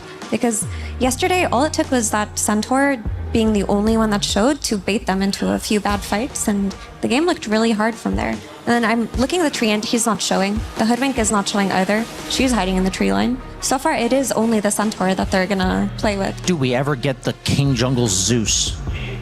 To also not show? I'm actually serious. Like, he's real. Like, he likes this hero, and I think they have damage problems right now in the early to mid game. I think you can get away with it in the laning stage, and it reveals like Zeus ulti hits Invis heroes now. So not only does it reveal them, but it also does damage to them. I'm ready, King Jungles. Whip it out, man. Would you pick it here though, or just? I think you want to save your last core pick to overall last. I'd be surprised if they picked a core here. I think Whisper has a lot of options, and if I would not skip getting a counter pick if I could. Come on, that's not a Zeus. How do you feel like it is damage though? Is it going to be Clock with the Lone Druid or Techies with the Lone Druid? I was like Clock could be either, but I think at this point Techies is more likely to be in the off lane. It's very good against the range carries because of the taser, just lets you prevent the all-in kill threat on the offlaner. And it's a dispel for the living armor. So if you're fighting into Treant Protector lanes, you need a way to fight through the armor, and you can just remove it. With the Techies, it's a pretty solid solution. He has no setup to play with right now, though. And the Slardar does come out. So that's what I'm saying. Like, they play Slardar on Yandex, and you are picking Lone Druid, and there are multiple ranged carries left in the pool that can chunk down the bear. The Slardar is also an excellent mid laner versus the Puck. Like, I really do hope that they can cover all their bases in the end here with LGD, because if a Drow were to come out, it would be beyond devastating. I think it was a bit of an oversight to pick Puck here, because yeah, they don't have any instant disables for you, but like you said, Mira, Slardar has traditionally been one of the melee guys that has the sustain of the river and also just out base damages you and does quite well against Puck in lane. And even though Slardar is not the most amazing Puck counter in the game, I feel like Lone Druid's, when you pick a right click carry here, which you always do, the Lone Druid Bear is going to be pretty much negated. And other than Clockwork, there's not much that prevents Slardar from having free reign in fights, like terrain-wise. He can, whenever Slardar's move speed is allowed to be played around, which I think it will be this game, this hero is insanely scary on the map. Mm-hmm. The Slardar also just opens up potential for Watson's hero pool. We talked about Drow and Shadowfiend being the big ones, but the Templar Assassin with the Slardar becomes twice the hero. The TV coming out with the Slardar also becomes this objective taker early on. The options are there, and you can't cover your bases fully as LGD now. Would you still remove Shadowfiend and Drow and then just deal with the Templar Assassin, or would you actually rather ban Templar Assassin? I think those are the big ones, because you could always go for some DOT damage on one of, Whisper's signature heroes, like a Bat Rider or something, potentially, to deal with TA. Yeah, I think it's really tough. I've been in several spots. I think it was the second round as well for LGD, where I was like, I think they need a couple more bans, which is just not a good feeling to have, because that means that Yandex has a particular archetype of hero that's very good, that there's also several options of. I feel like that's the opposite of what we saw last series for Mouse, who, like, okay, they need one of these heroes, and then there's only two of them, and they ban both of them. They end up banning the Kez, which is overwhelming physical damage, and he's like a pseudo-ranged hero in the sense that he offers the follow-up damage to Treant from gap closing. But, I mean, they're kind of calling your bluff by giving you Drow. I honestly would pick TA myself here if I were Yandex, because they don't really have meaningful damage over time, and I also think it's a bit better of a blind pick, because it can recover if it has like a even lane, even though I don't know if Drow Treant ever loses in lane. I mean, the one thing that Drow offers you that TA doesn't is the faster silence for Puck, which can really come in handy, but TA might create more difficulties for the overall last pick on LGD if they have to solve with damage over time. Because Bat Rider not necessarily looking like the easiest pick. It's already banned out. That's the thing. These are the things we have to factor in. Is from the very first. The fact that Bat Rider and Darkseer were taken out earlier. I think TA looks premier here. I think Drow's better on paper, but in this exact scenario, I would lean TA. Is there a third hero we can't think of? Okay, they do go Drow. It's just that silence is too high value to give up, I think. While TA also would have been great. Just the fact that they had two really good options here means that they did something right inside of their draft. Yeah, and the multi-shot is one of the few physical damage spells that can hit reactive taser. So that's important to keep in mind in like the mid-game as well. Yeah. Drow can meaningfully dish out the damage to the taser target. It's really tough looking at these drafts because, yes, they do have Lone Druid on LGD, and Lone Druid has been a devastating hero this tournament, but I see a draft with Treant Protector and Drow Ranger, and I feel like it's so hard to beat just from the laning stage alone. And Mars is a typical counter for ranged carries with his Bulwark, with his Arena, but a lot of players have talked about Mars as not being the hero he used to be and not feeling that good. I just want to say, Mira, in this hypothetical world, if we could skip the first 8 minutes of the game, I think LGD is looking great. But sadly, we cannot skip the first 8 minutes of the game. I think they picked a lot of game counters. Like, ignoring the Lone Druid, that hero just got kind of slammed in there. They've picked, like, a Puck against no stuns, a Mars against a ranged carry, like Techie's reactive taser against the living armor. I feel like they've got a lot of answers on paper, but if like every lane was played individually, I think the Lone Druid lane would be like 60-40. But like Centaur's gonna start cutting at some point. But then I think Puck is under duress, and I think Mars is under duress, and I think that it's just gonna be difficult for them to get past that early stages. I mean, the map play is there for LGD. Like, they've got the Puck, they've got the Mars, they've got the Techies, they've got the Lone Druid split push. They have a lot of means to drag this out and play late game. The issue with going up against Yandex is they've never really played for late game this tournament. They will win their lanes, they'll get the first Aegis, they'll get a couple of items and end the game as fast as possible. How is LGD going to deal with gate rotations from Treant Protector? As I have been told that he is one of the best to rotate towards the offlane. How are Mars and Techies, not Mars and Techies, how are Lone Druid and Clock going to deal with that? I think it's actually a pretty hard lane to boot out. If I had to guess for Yandex, I think there's going to be very little priority put on DM's lane. I think he's just going to be expected to cut and trade farm, and I think there's going to be a lot of pressure put on the Puck as well as the Mars. I think Slardar's game is by far the most important out of all the cores, because this split push drawing out the game that Mira was talking about for the side of LGD, there's just no such thing as hiding from a farmed Slardar. The hero's just too fast, runs around the map, no cooldowns, BKB piercing disabled, no nightfalls to be happening. I think that LGD is in for a tough one, but if they get out of the laning stage somewhat even, then they can absolutely, like, they have to be splitting the map not down by 5k. I don't know, the way you were talking about that Slardar, I mean, did make me excited to watch it, though. It's fun to watch. When it's like popping off, Slardar is a high octane non-stop hero. We also know that even though on paper we want LGD to, delay and stall and make that go late game, we know, Effie, they are a team that loves aggression. They might be able to react to this. Like, are they able to bait the Slardar into a trap and fight anyway? Of course, you always can. You also have the threat of Techies. You drag them into a fight that's a little bit too deep onto their side of the map, and all of a sudden Techies could turn the tides of an early game fight. But for the most part, the laning stage on Yandex is really solid. They got really good heroes for themselves. LGD have to be able to stall it out, because if they stall it out, they can do it. What's the lane where Yandex has most chance to do well? I mean, I think Whisper is going to be suffering. Like, if he is top 5 net worth at minute 6, I will be blown away. That's the most miserable lane of all time, actually. We're going to find out. Is indeed Whisper going to suffer? Is it going to be sad? Is Watson going to be very happy playing this Drow on the safe lane? We're finding out with Sunspan and Kezu. Welcome to game 1. Why do you always look at me and smile, Kezu? You're a funny very guy, professional. dude. Yandex versus LGD, game number 1 of this 2-game series.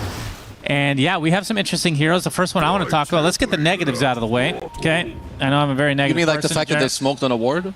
Okay, that's well, we're gonna piggyback off of that. Continue. And the hero that was just on the screen, Mars picked. I forgot that was a hero. I'm glad he's picked, but I mean he's gonna suffer early on. I mean Brian did say if he will be top 5 net worth at minute 6, he'll be blown away. Okay, that's take a lot of energy to blow away Brian.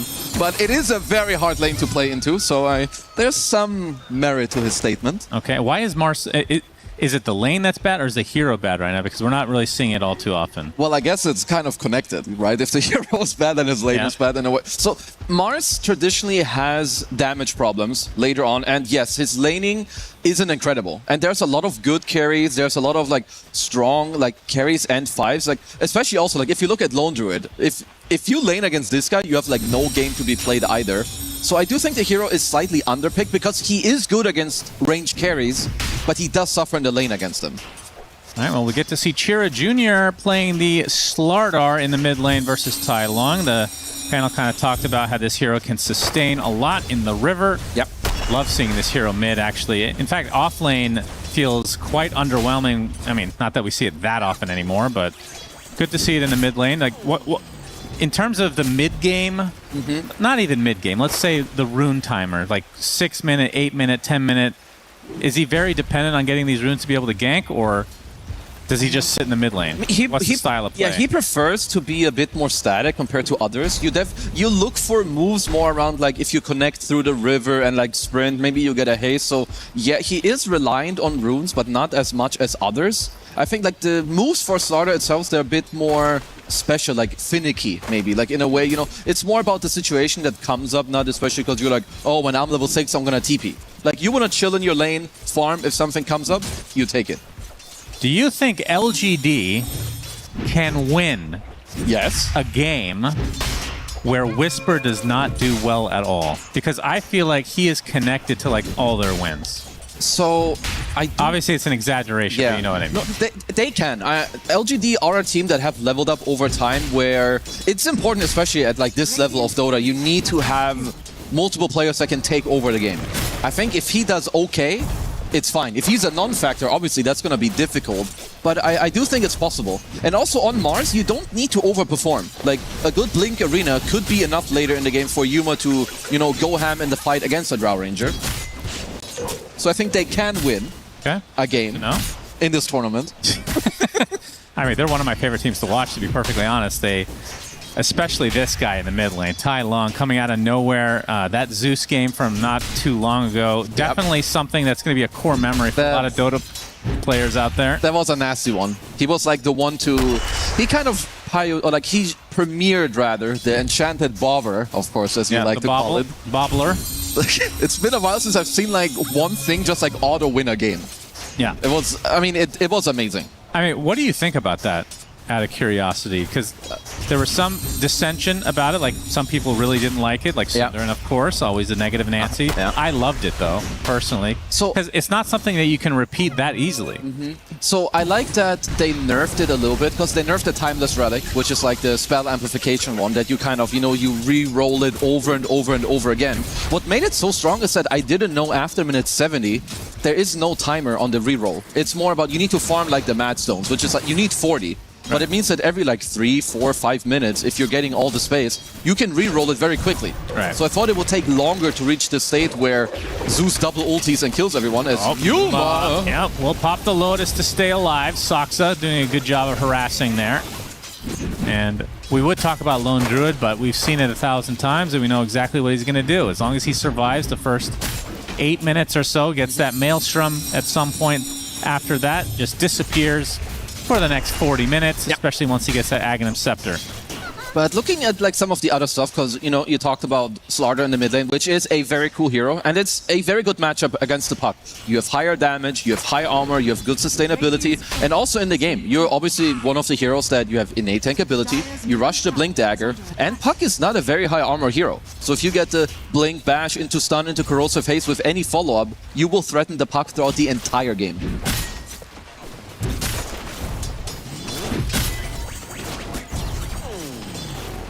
Bottom lane right now, no first blood yet, which is a little bit surprising considering I feel like LGD in general, just very aggressive team.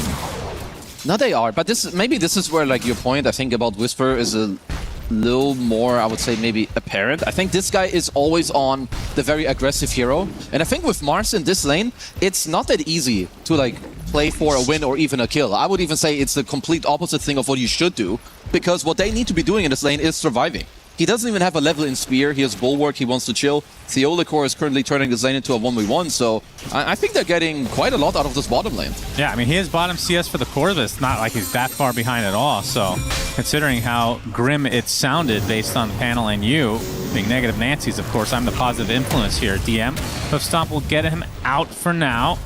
Yuma continuing the pressure, though, is KJ. No cogs to work with, but only will need a couple right clicks to take him out. 5.5 minutes, so no Wisdom Shrine quite yet. Got the root. Yep, the root comes through as Yuma, he's really low, so he does have to be a bit careful. The bowling comes to fruition. DM goes down as Yuma gets the first blood, and they'll get Soxa on top of that. That's a base play. Even Theolicor somehow made his way all the way over, and I do like it. You just leave Whisper down bottom with the skill build. It definitely helps him. You go up top as... Yep, just a little suicide mission on the tier 2 tower, nothing too crazy. Does mean he's a little bit late on the 6-minute route. Yeah, Whisper, all right, you had to say something good about him. I mean, it was a matter of time, it feels like. As no Bash comes out onto Tai Long. It's crushed as well, has the orb to try to get away. Soxa doesn't have anything left in his arsenal, but Tai Long would love to get this rune. Malady doing all he can to get to it first, but the cogs, KJ at it again. No, that was very, very good. As Tai Long, of course, he kind of needs that because you are not winning this lane against the Slaughter. Of course, he's not really like losing it, you know, in a strong manner, but it's going to allow him to just go full HP, full mana. They still have the coil available. Could see if they maybe have a play in their book. Can always look for a TP down bottom on Tai Long, or maybe even go for the Wisdom Shrine. We have a little team-up situation here for LGD as the Wisdom Shrine about to pop. Soxa is going to be in their way. They're going to mostly ignore him, it seems. DM shows up with the Hoof Stomp. There's KJ. Has the cogs ready to go. Nicely done. Chira Jr. TP's in to cancel out this Wisdom Shrine. It's going to be close. KJ not going to be able to get it here. So the amplified damage applied to KJ. He's going to get destroyed from Chira Jr. They lose Soxa in turn, so it's a 1-for-1. Chira is going to continue on here. That corrosive haze is nothing you can ignore. Although the shrine taken by Yuma in the end, so they did have to sacrifice a little bit, as Whisper will have to sacrifice his life as well. So LGD losing 3 across the board. At least, so I believe that, yeah, Malady also in the meantime, he took the enemy Wisdom Shrine, as of course Yuma's Bear got the other one, so a 1-for-1 trade, but yeah, dropping a lot of heroes here in the early game. And Watson is having a nasty game. And we've seen Drow Ranger. You've been seeing her for a while. This hero is straight up nasty if she has high net worth. I feel like you can say that about any hero, but Stampede comes out. And Crush onto Tai Long, so he's killed off in the mid lane. Was not expecting that one. Oh, definitely must have been Soxa from the sidelines, you know, getting off a good bushwhack into the follow-up stun there. And it is true that most heroes with high net worth are very strong, but I will definitely put Drow on like the high up there. Theolicor needs to take these bounties, trying to deny himself potentially. Not going to happen. Does get taken out at the very least. Does secure the bounties. That would have been pretty bad, actually. 2K lead for Yandex pretty early on here. Now also a little bit of XP being given to Malady here in the mid lane. So, from Whisper's side, what's the... He's going for Blink after the Soul Ring, and it looks like he's already queuing up Yule, so I guess I don't need to ask you anything. Cool. No analyst needed here. Coil in the mid lane. Malady, pretty thick boy, but KJ will connect, and you would think that he's still getting healed up by the Leech Seed, but the Illusory Orb is enough to eventually get the kill, and as Chira will get the trade. He made them work for it. It does give them a return Another kill. bushwhack from Soxa. Tai Long, Corrosive Haze upon him, has the orb though. And Chira, not going to go to it actually, so the right clicks will continue to rain upon him from Soxa. DM will connect, orb will be jaunted to. Will be fine, but still very annoying, of course. They do spot him all this time during the corrosive. And yes, Whisper's early game is difficult as Theolicor now in trouble. Fast enough with the taser movement speed. Look at this Soxa reading Tai Long like a book here. He will eventually get back to bed. He's wasted a lot of time. And this is a problem too. They have an aggressive ward if Soxa wants to continue to be an asshole here. He might just continue to do so. Only an asshole in the game. In real life, a real sweetheart. He's a very kind soul. A gentle giant, as some would say. Oh, and he could not be he could one-tap a lot of these people. KJ Trying to go for the 10-minute rune. Let's see if it pops it down here or not, or up here rather. Amp damage taken by KJ, but he will die right afterwards. Since you haven't mentioned it yet, DM has a very cool set on the Centaur. I'm really surprised you didn't mention it a single time. I was actually thinking about it, but I was like, you know what? This time I'm going to refrain. I'm glad you brought it up. You're correct. It's a really good set. Thank you for bringing my attention. Oh, that is... It's so nice. I like it. It's nice to have a co-caster that can appreciate fine art. Yeah, fine art is a good way to talk about it. It's nice to look at, so I do appreciate it. As Watson, of course, as well, his whatever hero he's playing, it's always burning. I don't know how much his cosmetic costs where you put your hero on fire. Yep, but it's cool. A lot, I'm sure. Yep. As he is very, very uncontested. And to talk a little bit about like the matchup of Drow and Lone Druid, it is fairly Drow favored for a long time. I do think eventually when Lone Druid gets a couple of slots on his bear, you know, like the Mjolnir, the axe, but then you need like at least Silver Edge +1. It can swing one way or the other, but generally it is Drow Ranger favored. Yuma's bear taking some damage, not much. He's got a lot of armor on him. And that's another thing I wanted to bring up. What do you think about Slardar against the Lone Druid, the bear specifically? Because that used to be a very hard counter to him, like way back in the day. I know it's not as much now. It still is. It's honestly a big deal because the bear is oftentimes annoying because obviously it has 2 lives, you can resummon it. But the moment the bear like dies very easily and you take his first life away, it is so much easier to just like really commit to it and kill it because Lone Druid is not about the hero, it's all the bear. So Slaughter is incredibly good. It also always helps your carry to have the Aegis advantage. So yeah.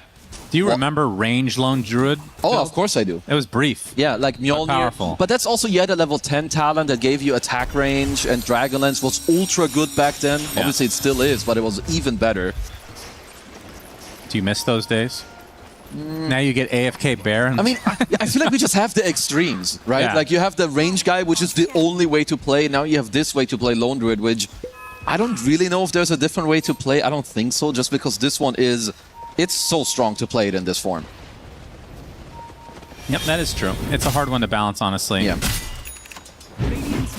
Blink Dagger online for Chira, as we have a smoke from LGD.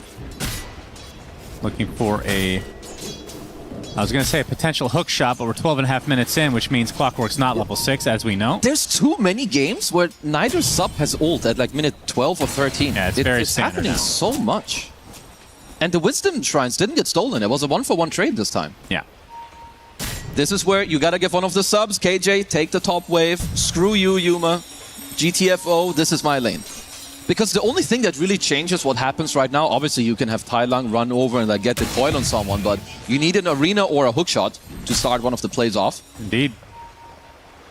And for Whisper, he's still around 700 away from the blink, so they're not going to have any initiation without that level 6 and clock. I would say, like, to go back to Mars a little bit. First of all, this is one of the things that can happen to him, that he has a bad early game. It's both nature of the hero, but also that they left him alone a little bit. And the secondary thing is, it's very tailored what he's going to do, right? You know that he hasn't been buying any items. He's having a bad game. He's going to buy a Blink Dagger. So that is the one move that he will go for. And I think even then, the follow-up damage isn't particularly crazy here. Malady trying to set up for this eventual 14-minute Shrine. Whisper going to get Overgrowth, and now the rest of the team will connect. To get the Sharpshooter, they get the kill. TP too late, wouldn't have mattered for Fiola Core.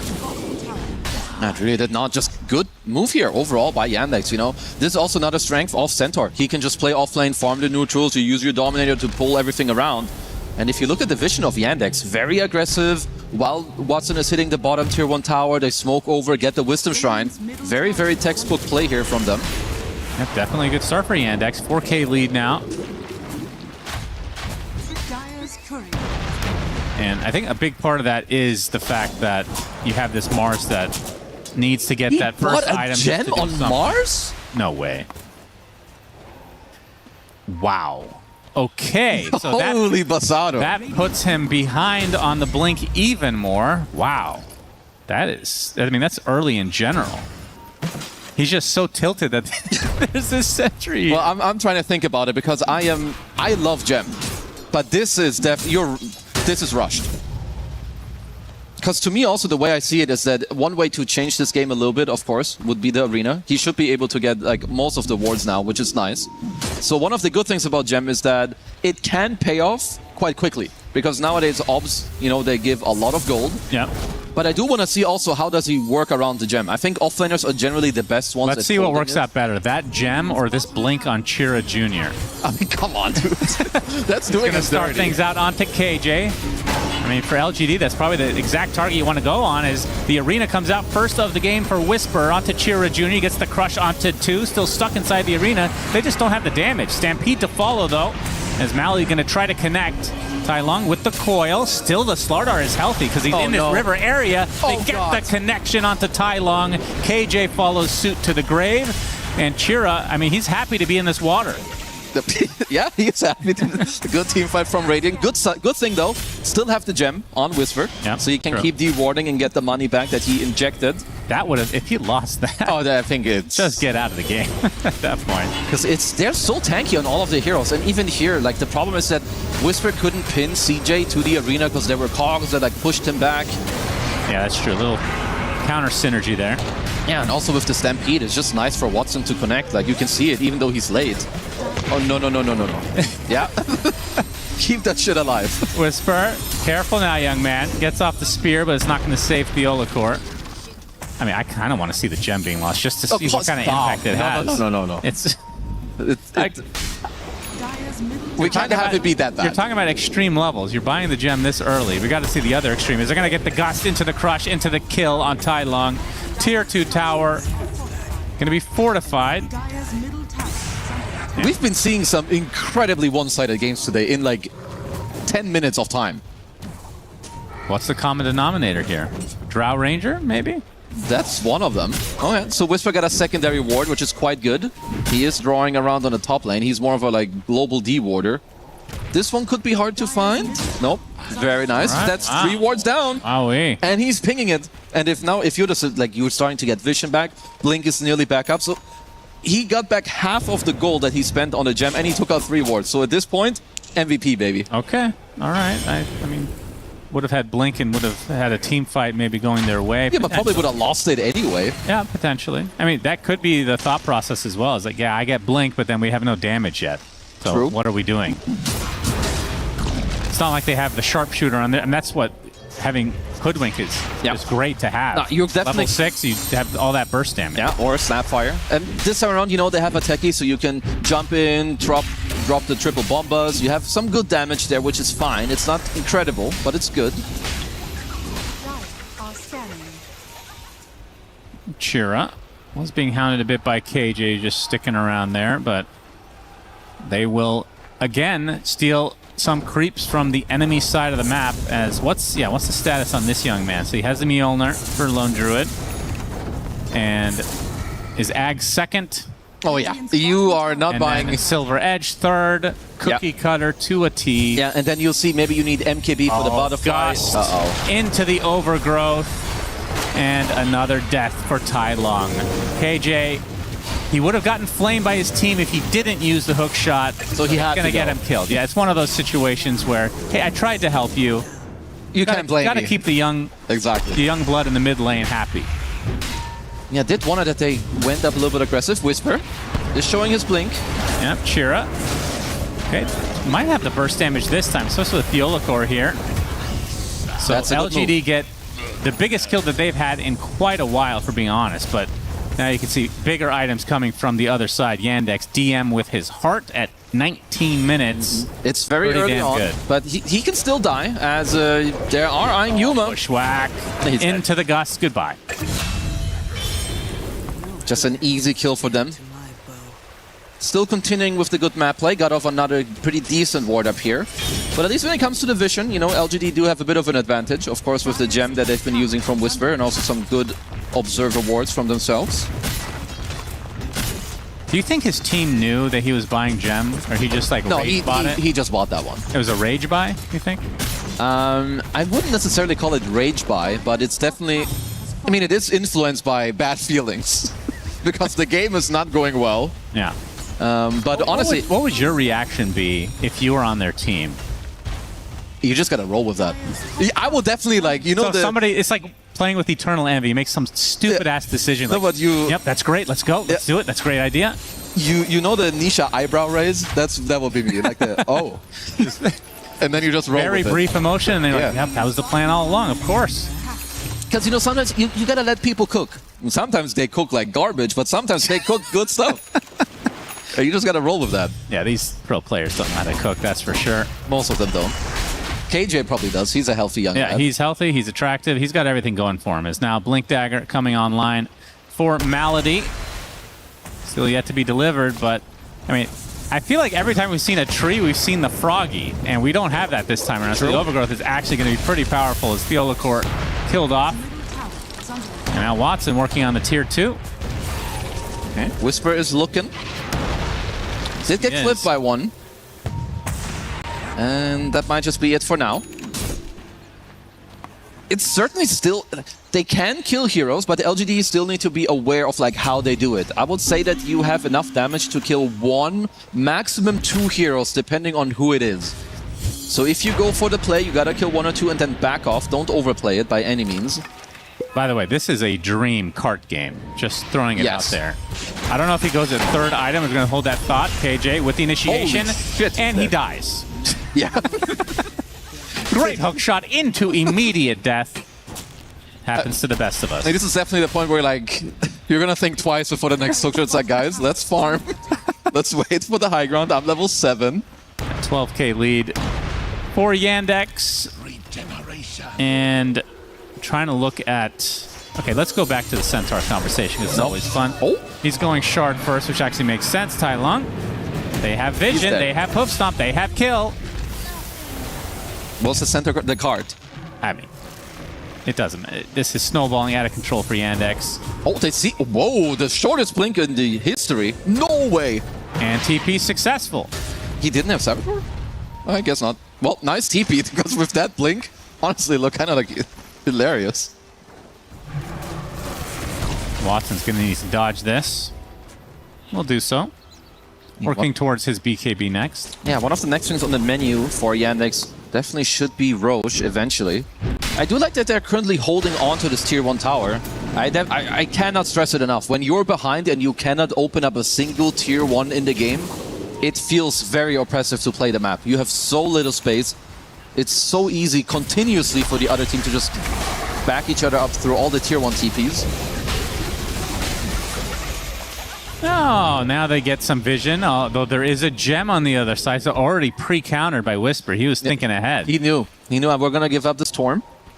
But yeah, definitely just going to continuing to help Yandex here.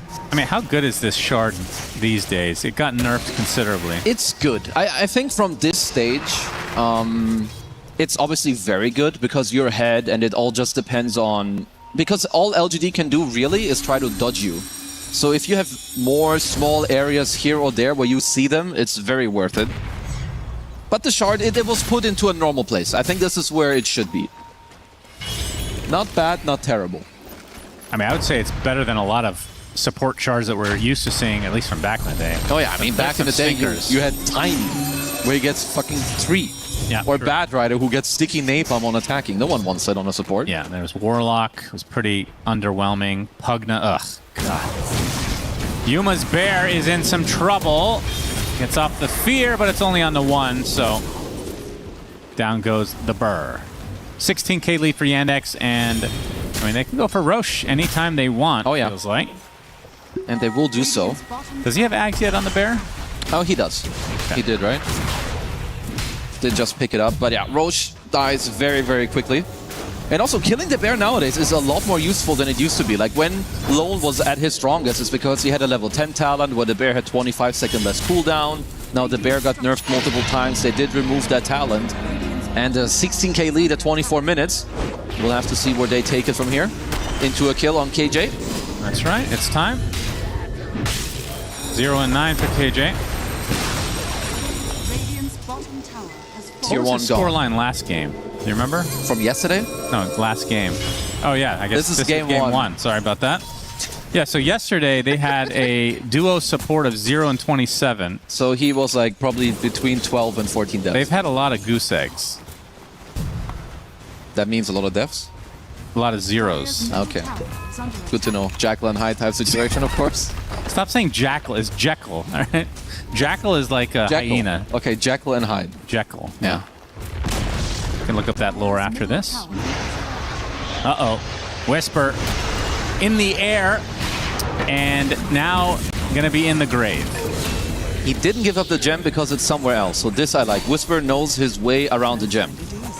Also, if you knew Kung Fu Panda, it's kind of obvious that they couldn't win because Tai Lung playing together with the bear, which is the main guy, it doesn't really make sense. Is that villain and yeah, hero? it's like villain and hero. So putting Tai Lung on the same team with a lone druid, I think lore-wise it just doesn't check out. But we'll get there. And it is a panda too. Yeah. So I think they were destined to take the L on this one. I see. Good to know. And Saksa, he's hunting. Yes, he is, or is he the hunted? Seems to be the case. So LGD will get something, but feels like they're getting scraps at this point. The Yuma, or Watson rather, with the Aegis. Has Manta, Hurricane Pike, BKBs in his backpack, actually. So the wand is more important, apparently. Okay, swapping out some items. Well, Butterfly will be next. What LGD have going for them? Let's see what they can, like, what defense they can mount. You do have techies for the high ground, which is good. And you have a couple combos you can play for, like Coil into Savage Roar to break it. Of course, it's very nice. Maybe you can look for some, like, displacement with the cogs or, like, a good spear back. Yeah, he's being hunted. They need a follow-up for this kill. Gonna farm the neutrals as Chira actually opting for the bear instead. I do like what LGD are currently doing on the map. Like, if you have a look, top lane is being pushed in. They're doing a pretty good job on the bottom lane as well. No one's really in a position where they can die. Saxa, of course, is trying to hunt to kind of stop this pesky movement. Well, I say that they can die, and they die. Saxa. Is that just him alone getting that kill? Just the bushwhack? So. Sharpshooter, yeah. That's it? Just setting it up. Doesn't even, he doesn't even have the shard. Yeah. Well, he's just toying around with his food there for a bit, as Yuma's bear. Yeah, we'll get crushed, and that's with the shard, so Corrosive Haze will be applied. Well, we're setting up a little field here. Yeah, that's one way to prevent the push. Watson's like, yep, I'll tank it. Good stuff. Bear, Yule's up, and the crush with the multi-shot is enough. So second bear just summoned again. If they can get it again, then, well, LGD and our World have hurt, but I think they already are in that place. They definitely are. Indianics are playing Minesweeper at the moment, but even so, like, if DM just walks in, you have a hard with some living armor and you clear the rest of them, which honestly, there aren't even that many left at this point. Yeah, it's not like the old days. What did MAD stand for again? Mutual something disaster. Mutual assured destruction. There you go. Thank you to a terrific spectator here who today. loves techies. Loves techies, so he's a disgusting human being, but he and you corrected signed us. his sock, so I will not say anything else. That's true. We'll leave it at that. That's true. That's a techies player. Yeah. Not surprised. Melee Rax is going to fall here, so LGD just give up this lane. The issue, of course, is that... Well, actually, the Aegis is going to be expiring in 45, so the second lane is not going to happen. At least not yet. KJ, nice. Tempted TP, and... Oh, he got out. That's a W. You're really committed to We that. take that. Whisper in the meantime. Not able to steal the shrine. And he's going Ghost Scepter now. Yeah, that's not a good Every sign. build from... You know, I blame Amar for Mars being bad now. Because he's so good at it, they nerf it. Everything he's good at, they just nerf the crap out of. Well, the hero he has been receiving some buffs. I think on like your arena deals a bit more damage, but even so, I think it has like a lot to do also with the carries that are currently being played. They're just very oppressive when it comes to the laning. Like, and I'm not saying that by default that his game should have been this hard entirely, because I think it also has to do with the rest. Like, there's a lot of other things that also didn't go correct. Yeah. But yeah, Mars is, he's not an S tier hero currently. What tier would he be? C? B minus or C? B minus. Yeah. That's not that bad. Maybe what about this game? Maybe you see that. Bear dead. Okay. Henry summon will do so. Now the focus on a Watson, but look at the damage coming out. Everyone is dying from LGD. Lone Druid, no way to get back in. They lose KJ yet again. I think now that 10. KJ died, you might want to call it. Yeah, only because of KJ. Like, what do you do here? You're dead. Still another 35 seconds on your Lone Druid. It's a butterfly completed on Watson. Even if he didn't have, like, even if CJ wasn't in this game, I think Watson would still carry it. Yeah, this will be a second lane for Yandex, who not really sweating at all this game. Yeah, they're not contested.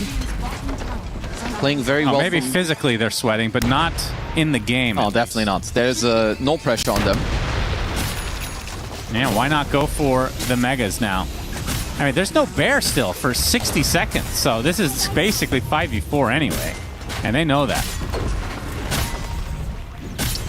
Yeah, they are in a little bit of trouble. Let's see what they mount up here for their last defense. Now let's see the Wombo combo as Whisper gets initiated on, pops the BKB. Gets off the arena. The DM already has a BKB on Centaurs. The double edge comes, socks the dead. Yuma in his fatty form will walk away without his bear. And they're going to get KJ on the back line as well, although he does get the hook shot. Big hook shot from him. Fortification comes out as Watson just going for objective-based gaming. Totally understandable. Chera pops the BKB, greets the Olacor with open arms. And this will be Megas. Yep, godlike for Watson.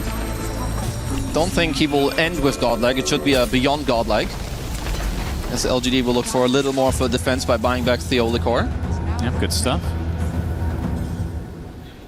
All right, KJ is ready for the last hurrah. Yep, and he's not hurrahing anymore. Nope. Does have buyback. But yeah, Mega Creeps now. And in terms of their push, how would you rate this? Let's just do tier lists here. The Yandex push? No, the LGD push against Megas. Oh, they have Mjolnir. I mean, the problem is it's very early in the game. Looking for a letter. You're looking for a letter? B-. You really like the B-minuses, huh? Because it's too early. If it was like minute 50, then they would have like an A-. Okay. Smoke from Yandex looking to close the door on this game number 1. As a Daedal is delivered for Watson. Hoof stomp onto the Techies. Easy kill, 5v4. For 70 seconds. That's right. High Langus will go dodge. Is going to be dodged here, but Watson does a lot of damage to buildings. Where's that bear going?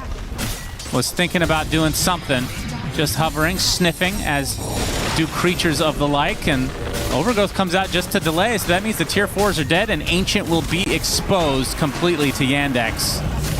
LGD refusing to GG out, but we all know what's going to happen here. Kira Jr. getting some nice focus here. There's a huge arena from Whisper as he goes back into the fountain and drops dead immediately as GG's come out. Game 1 to Yandex. Damn, we are having some one-siders today. Oh, yeah. I think it's just you have what seems to just be, the stronger team coming in. I think also that when you look at the hero composition, Watson's Drow Ranger, 0 contests on him, ending the game 13-0. Centaur has looked very good. I think also the Slaughter mid against the Puck. Very, very good matchup. You can talk a little bit about the heroes of LGD. Mars, we don't see him too often. I do think this hero can work. But then like Puck and Mars together, they lack damage. Safe lane Lone Druid. The hero's still very strong, but he's a little bit figured out. And Drow, to me, still just seems like the most S-tier hero available. Yeah, I mean, he ends the game 13-0. I don't understand. Drow, you know more about the bans than me in terms of what is favored. But they get Tree, which seems to be very highly favored. Centaur's been in a lot of games. I know that was later in the draft. Yeah. But the Drow keeps getting through, and it feels like it keeps winning, or at the very least has a huge impact on the game. You need better answers. We've seen some Darkseers that have worked very well. I think also the Lycan lineups and the Centaur lineups that we have seen, like 33 showed the Lycan yesterday. We've seen some Centaurs against Drow Ranger. Because the problem is the hero is very good in the lane. But if you don't contest her at all, like Drow Ranger games will look like this. And Watson is a specialist on range carries. Like this is his wet dream. Really? Okay. Oh, it is. Well, that's good to know, and kind of disturbing as well that you would know that, but we can see during this game, there was not much to speak of from LGD, unfortunately, and it's kind of unfortunate because I feel like they're one of the more entertaining teams coming into this tournament, but they're now 3-4, so they've dropped a lot of games already, as we can go to Shiver correctly this time. you. Thank you very much, Sunsfan and Kesu. Indeed, it is me, and we are going to talk here at the desk about LGD and Yandex Game 1. Was it a game? Was it a slaughter? I don't know. This was a bit of a painful one, but they did make it very late. They made it like past the 30-minute mark, and Effie, that was close. They were so close. They were so close. I think, Brian, you counted the seconds until the very end there. Yes, we were talking. Officially the longest loss against Yandex. Yeah, we were talking about them playing zombie survival horde mode, and they did make it to wave 32 minute 55, and the previous longest loss was 32:50. You know, that's really good. They broke the record. Not OG's record because they beat the game, but yes, they broke the record. Yes, if they'd be solidly in second place because of the record for losing. I don't know what place that puts you in, Shiver, but I don't think it's the best place mentally right now. No, I don't think so either. There's a lot to break down from that game. I think we saw the writing on the wall already during the laning stage, but I think I want to start by talking about something that I don't think, Effie, I've seen ever. An off-lane Mars 14 minutes in buying a gem.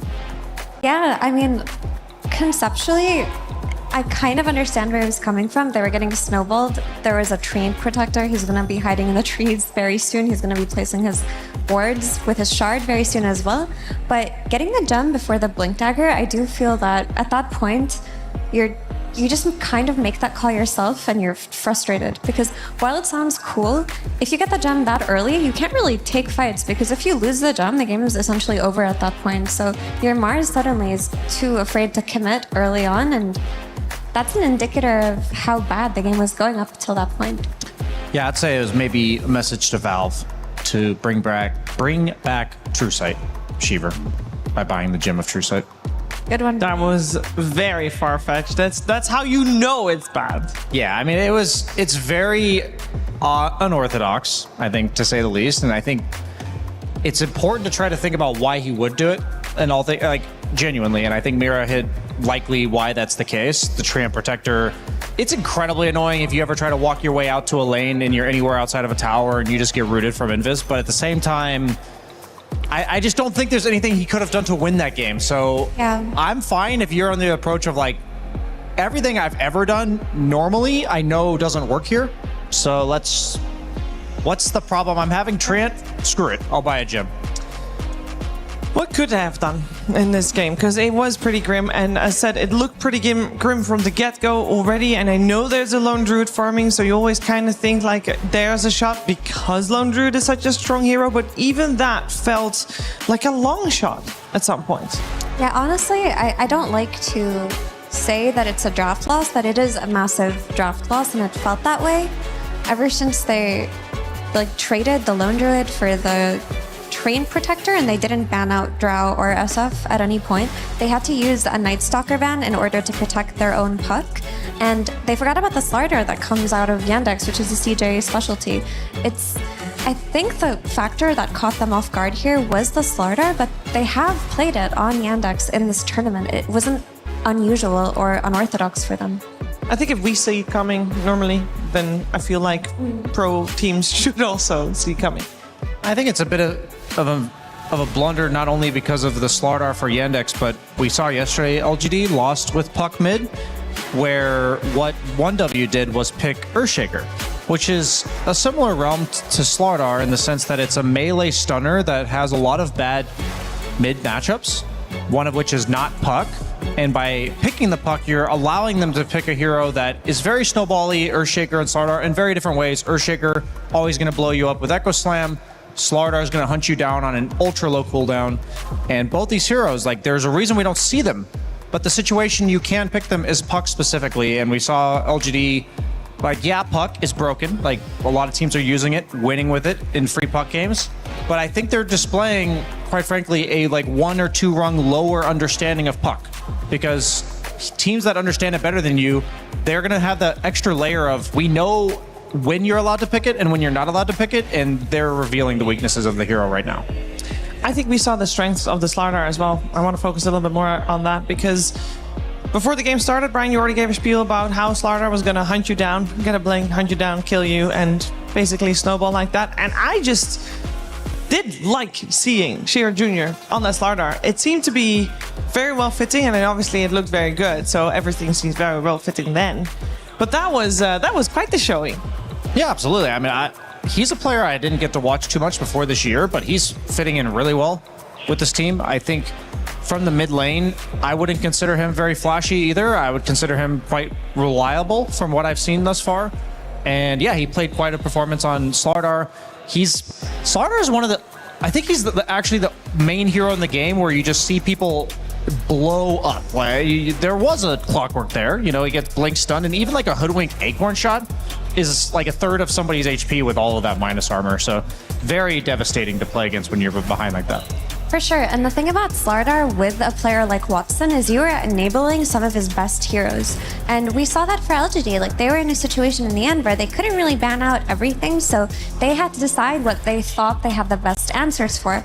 And at the very end, they end up banning the SF. Okay, because the Darkseer is banned out, they don't have the answer for SF. Then they end up banning the Kez, because maybe they just don't have a hero that they play consistently that's good against Kez. So to them, of all three of those picks with the Drow in contention, they thought they could solve Drow, which is quite wild because Treant plus Drow is the strongest lane in this patch.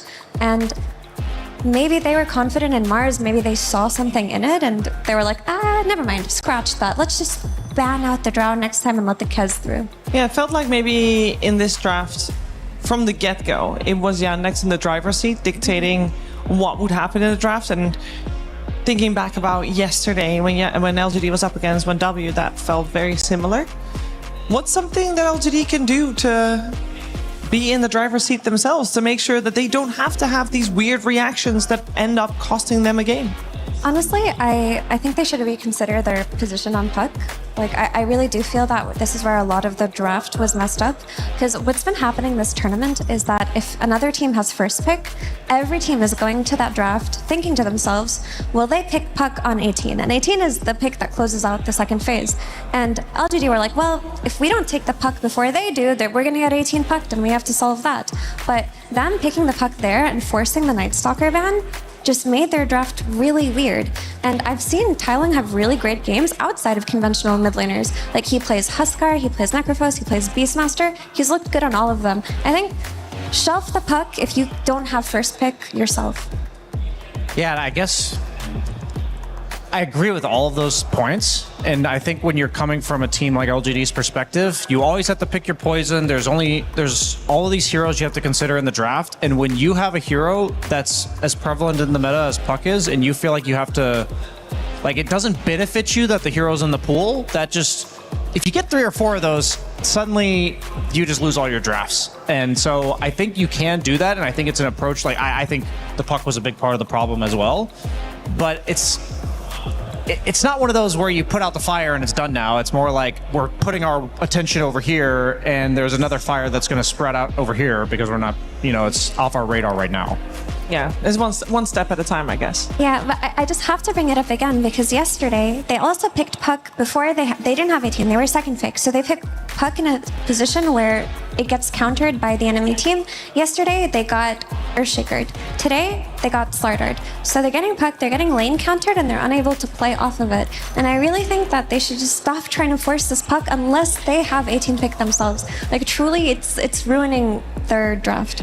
Yeah, I guess for this game, we just witnessed they banned Night Stalker in the first phase of ban, and then they only get that one ban in between phase 1 of picking and phase 2 of picking, and they chose to ban the Ember, which is another pick to protect a possible Puck. But if you just ban out the Puck in the first phase, then you would have had an extra ban to potentially ban out the Drow Ranger, and everything would have looked different. Sunny.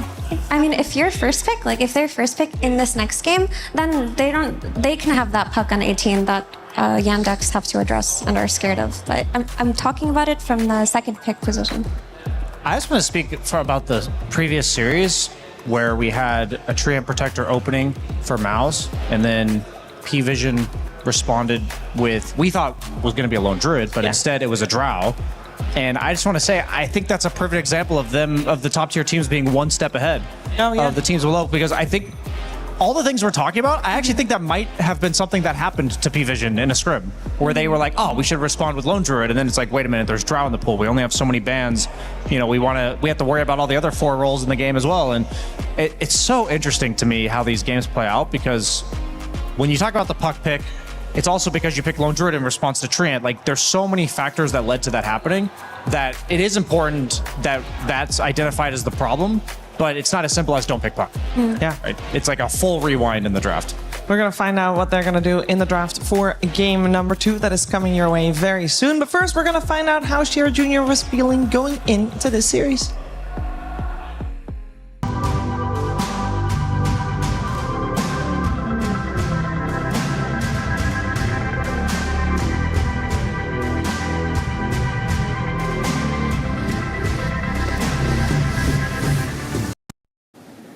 Hey, I'm here as Shira Jr. of Yandex. Your guys' group, Group D, seems really scary when I look at all the groups. You guys have yourself, Yandex, 1W, LGD, even OG's pretty good too.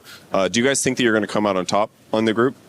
I mean, we just trying our best. That's it. But do you think you're going to win the group? We can. So maybe. Yeah. Maybe. Okay. All right. Just maybe. That's fine. I've been asking a few players which teams they think are the best at this tournament. A lot of teams are saying you guys, you're very skilled. Do you agree with that? Do you think you're the best team at this tournament? I mean, I can say this, but a lot of teams here is good. Yeah, there are. But are you the best? Maybe. Maybe? Yeah. Still, okay, still maybe. That's fine.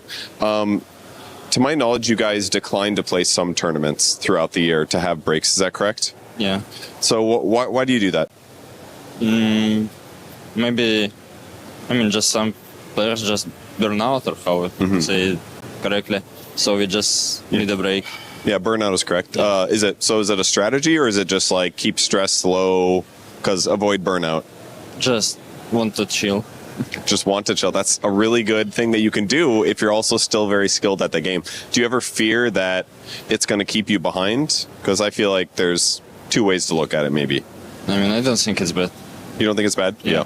Okay. Why do you think it's good, other than avoid burnout? Any other reasons? Because it's fine to show from Dota. Just do real life stuff? Yeah, What do you do instead when you're chilling? I mean, meeting with friends. Just friends. You have friends. That's not, most Dota players don't have friends. That's really good. That's good. And what else? Maybe just play games. Not much, but usually. It's very well-rounded. That's good. I'm glad you guys are like this. That's probably, your mentality is probably very safe. So, okay, great. Thank you for joining me for the interview, and good luck in your match. Thank you. This year, the EWC Dota 2 format is more cutthroat than ever. This is how it's going to go down. The tournament starts with the group stage. The teams will be split into 4 groups of 6, where they'll play in a round-robin format. The top teams of each group qualify straight to the playoffs, and the bottom 2 are eliminated. The remaining teams move on to the survival stage, which is a single elimination best-of-3 gauntlet-style bracket, the team's final chance of survival. The first round of the gauntlet bracket starts with the 3rd and 4th placing teams from the group stage. The winner will meet the 2nd place team from group stage in round 2. Only 4 teams will move on from the survival stage to the playoffs. The playoffs are a best-of-3 single elimination bracket, where a single mistake can be the difference between moving on and being eliminated from the tournament. A 3rd place decider will be played for a bigger chunk of the prize pool, as well as valuable club championship points. The grand finals match is a best-of-5 for the 2 teams that have fought their way through each stage of the tournament. Only one of them will remain undefeated and claim the EWC 2026 Dota 2 trophy.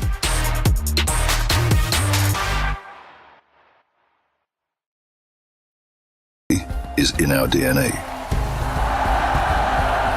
Whenever we let it out, it becomes our superpower. Now imagine an entire city being built to supercharge it. Kadir City, powered by play. We learned a lot from Shira Jr. Absolute chatterbox there with Purge. For example, he does have friends, and that's really nice. I hope that also the people that he's on stage with are his friends. Only the people on his side, of course, as this is a true rivalry, the rematch of the Blast Slam Grand Finals. But it seems to be a fairly similar result incoming, with the first game going the way of Yandex quite convincingly. We're hoping for a little bit of a change in pace for LGD. Hopefully a little bit different draft coming out, and a lot of that is already decided in the first bit of the draft, I think, when we find out who's banned and who is first picked? Is that the Treant into the Drow Ranger, or is that the Lone Druid once again? I already am spoiled. I see a Lone Druid on a gigantic screen. I do not know yet which it's for, but it is for LGD there. Oh, it's so different. We have an Underlord. Sorry, I got way too excited for that one. Who's first pick? LGD's first pick. Okay. So they actually have a chance, if they're going to play Puck again, to close out their phase with it and not get it counterpicked. Because Tai Lung's been getting countered on this Puck pretty heavily, and it's looked bad. There's also potential for... Is Huskar banned? It's banned. It's like, what other 18 picks does he have where he can crush the mid lane? Because what they need to do is win lanes versus Yandex. Yandex, if they win the lanes, they're going to end the game in 30 minutes. Yeah, I mean, I think Lone Druid, he's obviously going to be a strong laner. I think the only hero Enigma being Enigma that counters him in the laning stage. The thing about Underlord that he represents is the Ags, or a lot of people are just rushing it over something like Greaves or Pipe or Crimson. We're seeing the Ags Underlord, which gives you the hit of Malice on your gate, which means you have a global route, effectively. So what I'm looking for with Yandex, which they pretty much always have against Lone Druid with the Underlord, is some duo that offers enough damage to kill the bear by following up the route. And that's the problem with the bear against this strategy is, it's like in theory, yeah, it's great. You have a global route against any hero in the game that you could ever catch. But the whole thing about the bear is that he makes it inconvenient for you to go kill him. Yeah. And that's what makes the Underlord so strong here. We've seen a lot of people try Winter Wyvern against it. Yeah, that's looked solid a lot of the times. I think there needs to be another condition to picking the Wyvern, like for it being really strong in lane or counter-picking a particular hero. I think Snapfire also can work pretty well against Lone Druid. Snapfire is a hero you can flex to 4 also. Very true, as we have the Hoodwink and the Shadow Fiend banned out in the second phase by LGD, and we're seeing what Yandex wants to ban out as their only one ban that they have. Out of the usual suspects, and especially maybe out of the bans that we saw in the previous game, most heroes still are banned. The one odd one out might be the Earth Spirit, that we have seen being so highly contested in a lot of teams. And the Doom is also one of them, but I do not think we're going to see a Doom anymore, at least not on the side of Yandex. Taking their time here to think about what to ban out. What might they be considering? Yeah, they've led Lone Druid through the last 3 games in a row on Yandex. They've beaten it both times. They had Slardar plus Drow and then Slardar plus Kez. So I'm pretty shocked that they didn't ban out Slardar on the side of LGD, because we saw it last game. It seems like I talked about having enough damage to take down the bear conveniently. Slardar plus 1 is always enough damage. So I've got my eyes on the Slardar. Maybe it's not nearly as good when you don't see something like the Puck to punish. Yeah. I think the ability to pick Slardar right now versus the first pick Lone Druid would be at the very end of their draft on Yandex 24. Because if you pick Slardar early on, now you'd have Tai Lung being able to counterpick mid for the first time in a few games for him. Yeah, another hero I got on my radar is Necrophos for either side. I know Yandex, it's usually DM that plays it, but I think it's both good against Underlord and Lone Druid. So I think if you were to pick Slardar, for instance, for Yandex in the second round, it would probably get Necrophos, which, now that I say that out loud and you were talking about Amir, I wouldn't want to pick Slardar here. Yeah, and of course there's the question of Puck, because the 18-pick team will always pick Puck if it's favorable. So is Puck solved within the Underlord plus Coddle? I mean, the root is very helpful, but you want at least one more disable on the side of Yandex right now. And they actually take the Snapfire in LGD, which is a good shout, because that's a good flex that Yandex could have picked for themselves. Yeah, I think there are 2 ways to counter Puck. One is to have disables, and the other one is to do what P-Vision did earlier, where you just have a 5-man ball that they can't kill. And I think Lone Druid also suffers against the 5-man ball. So with Coddle, Illuminate, Sustain, plus Underlord, I think you're already facing that like straight down the barrel. So I really hope they, like, Snapfire is likely to go mid, but it could be flexed. I really hope it's not a Puck mid in response to this, because even if they don't have disables, you're just going to be tickling them. They're going to have so much heal. Puck relies on the Witchblade, plus the Strength Blink later on, the Ags, the the Shard. Like, we're not seeing like Mjolnir, Rapier, Puck anymore. You're just seeing slow but sure whittle you down, and that's just not going to work against this lineup of Yandex, even just looking at 2 heroes. I wonder if you could go Witch Doctor here for the Maledict damage on the bear, or if you pick Witch Doctor, you're susceptible to the Puck and it just doesn't defend you enough. I mean, Malady using Maledict, it just makes sense. Very true. Be poetic for sure. I like Witch Doctor a lot. I mean, this has always been, ever since they made it so the flag bearer creeps don't give health regen anymore, I think cores have always been starved for sustain of some kind. That's why a lot of the offlaners end up going like drums, like Enigma does, where just this early game item that gives you some form of sustain. Helm of the Dominator. Carries don't often have this. I think one of the reasons that Kez is strong is because he builds into Mage Slayer, one of the few items that actually gives you early sustain as a carry. And we were talking about the heal for something like Witch Doctor. They go for the Wyvern. Shiver, you mentioned that as a nice counter to the Lone Druid. So right now they've got, I would imagine there's going to be some movements from the Wyvern and the Kez where they, like, you get the Kez Desolator, and that's probably going to come out about the same time as the Underlord Ags. And I would be careful if I'm Yuma with my bear there, because at any point past that, you will die to 2 heroes plus a root, and Kez often plays off map. And a lot of these top tier teams are, I mean, all of them are really good at the vision manipulation side of things. The thing about this Kez is you literally never have to show yourself. You have Coddle, you have Wyvern to push waves, you have Underlord to push waves. So the bear, sadly, does have to reveal itself. So I wouldn't mind if LGD gets some lane clear of their own. Are they going to reveal where Snap is going with this pick, or are they going to try to keep it as ambiguous as possible? I wouldn't mind. I mean, the thing about the Wyvern also is, you were talking about it for last game, Mira, or maybe last series, is to go Axe against Kez. Yeah. And Wyvern actually makes that not a very good matchup. Okay, I like this. You like the Storm Spirit? I do, because it's not the Puck, number one. No, it would have been fine, but to see Tylung on a hero that's going to be able to scale into the late game but also play in the early game without the pressure of being the one hero to play the entire map, I don't think I've seen him have a game like that in a while. And this is just completely psychological, Brian, but I do think he's been a little bit anxious. And something like Storm vortexing in, having the follow-up damage of the Snapfire, that is such an easy combo to hit in the early game. I agree. I mean, he definitely looks a little bit off in his gameplay, and the one thing Storm gives you here is you're against Coddle, Wyvern, these backline supports that absolutely need to be jumped. And so far you had Clockwork, which is decent, but having a core that's very reliable to jump them, and you said they have the automatic follow-up damage already built into their kit. I am a bit concerned about like the lane counters that could be coming out. We already see the Viper being banned out. I actually don't know how cheesy of a player Chiro Jr. is. He can cheese for sure, but I think Ember Spirit is the obvious one with the Coddle being there. But he's cheesed many a time. Yeah, I guess we talk about cheese, but this is a good point you mentioned. I think they're going to prioritize the Coddle synergy. So we're probably looking at Ember. We're probably looking at Pangolier. I still think Necrophos is like insanely good here for Yandex specifically. Why can't Yandex go Puck? You could. Yeah, you can. There's no reason not to. I don't have a good reason not to. If your Ember gets banned out, it's just that you want to have the most ideal Coddle pairing to take advantage of that hero, and typically it's the Embers and the Tinies and the Pangos and the melee heroes, but if you don't have a good pick there, then Puck for sure fits.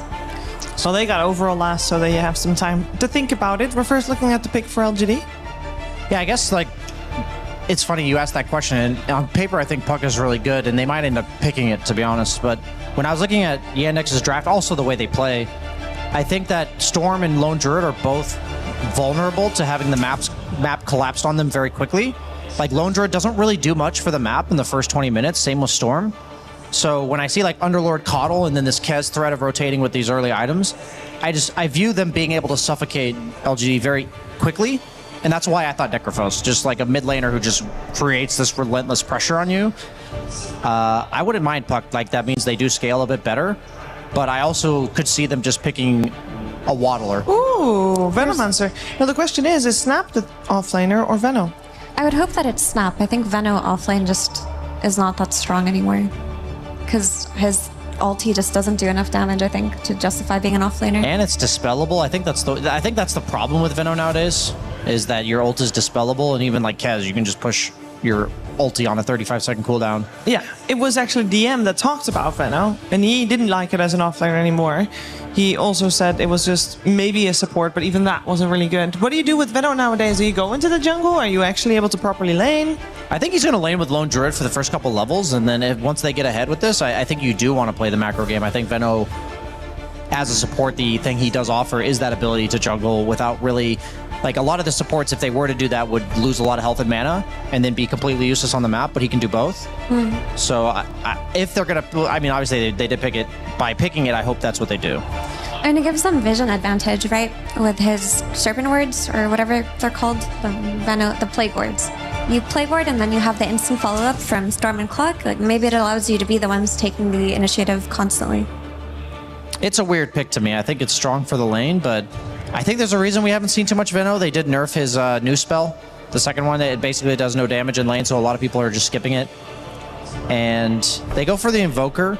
That is like a scaling option. I wanted a Boots of Travel hero that could just have kind of free reign of the map and capitalize on it in some way. And I thought Necrophos was the premier one, but now that I think of, like, Invoker, in my opinion, is a scaling version of Necrophos for what I wanted for the draft. So I like it a lot in that sense. And I think that he is going to be set up to have a good lane. I think it's going to be difficult for them to roam on him with the heroes that they currently have. But if the other core can make it happen, then I think that's going to be really important. Yeah, you know, I actually think LGD have a very solid draft in this game. I think their Storm Spirit is still a really strong BKB timing in this game, and he's going to be able to play very well, and they've also got the scaling on their side, and they're not on a timer the way that it felt like they were in Game 1. Like, they can play the map, and they can play the lanes. Oh, my eyes are on Tai Lung. I need him to deliver in this game, too, because he can do it. There's only one thing in the game that's more BS than Kez, Shiver. It's an Alacrity, Kez. Oh, I thought you were going to say Beastmaster. I really was expecting a pun. Yeah, no, there's... Kazoo. Oh, Kazoo, yeah. That was a great throw that I wasted this time around. I'm sorry about that, guys. But yeah, I think Alacrity Kez is going to go off here because, yes, they have Clockwork, but he's pretty much their only form of control. And whenever I see lack of control, yeah, you have like Storm Spirit pull too, but I'm talking about like BKB, Kez going on you. I'm fearful of their ability to ball up on the side of Yandex, and they also have really good map play too. And I feel like we're going to be seeing LGD playing this weird split push game with Lone Druid that we often, have been accustomed to. And I think they have a better chance in this game on LGD than they did in Game 1. Okay, I agree with Mira that like this is a better draft. But like it's not going to be as one-sided as the first one, but something just tells me they're going to play this chill map farm. The bear is not really going to have any meaningful presence in the game, and then eventually they're going to 5-man, and it's just like after like one bear kill. I have a worry. I think that Venomancer, if the enemy team, if the Yandex gets a little bit ahead, Venomancer is dead frequently. And we already saw KJ yesterday had a bad game. He had 17 deaths. Can he do the Malk? He better not die then. I mean, when you're picking heroes like this, it's time to individually step up, like Yuma said in the interview. The Slim Druid is not countered the same way it was in Game 1. Storm is not playing against that many disables, and they pick a Veno here at the very end. They better have a good plan, Chiefs. All right, well, all that energy, I'm sure LGD felt that too, and we're going to find out what's going to happen in game number 2 with Sunspan and Kazoo. Kazoo at it again with me, Sunsfan. Hello, everybody, and welcome to game number 2, as we might already have first blood. The Olakor already super low, and the first blood goes to Malady on the Wyvern, so already a good start for Yandex. Not good news for LGD, who got mega stomped in game 1. Oh, yeah. And I don't want to be a downer, but Yandex, this is the 3rd game in a row now where they play against a Lone Druid. They beat it yesterday in 20 minutes. They beat it just now in 30. And this is going to be round 3 against the Lone Druid. So I'm a big Veno enjoyer, and I don't really know yet why there's a Veno in this game. So, like, I am open to ideas, okay? Because the hero is a lot about the small things and so on, but I don't think you're particularly good against Koro. This hero dodges the lane against you. You have very low damage, which Koro is very good against because he heals a lot. Uh-oh. It's going to be a double root, so KJ already death number 1 for him. Well, let me keep going. Yeah, go ahead. Keep going. He's very susceptible to dying. But anyway, the one thing I can see, what I would hope for is Lone Druid gives you a very good early lane, and you know that Caudle and Underlord want to like play for potential stacks. So you can go over there and like block them with your wards yourself, or you can farm the jungle to like kind of abuse that Lone Druid gives you a free lane. But other than that, I think the other people will have to do a lot of heavy lifting. You know, they talked about Tai Lung. I do agree he's set up for a good game. But the same with Whisper, because if you want to kill, I think Tai Lung is going to need Whisper in most of his plays. So, yeah, let's talk about Whisper. Snapfire off lane, how does this work exactly? Oh boy, don't tell me it's happening again. Blinding Light not available. Oh, there it is, but not back into the pit. How does offlane Snapfire work? It's a very good laner, especially with Clockwork. Whisper is also one of the OG Snapfires. Like, I mean, we all know, like this guy even 5-6 years ago, you know, offlane Bad Rider, that's his jam. Offlane Snapfire, that's my bro's jam. And laning that, you know, with the Clockwork, he's gonna be A-okay. It's a pretty good Snapfire game. Okay.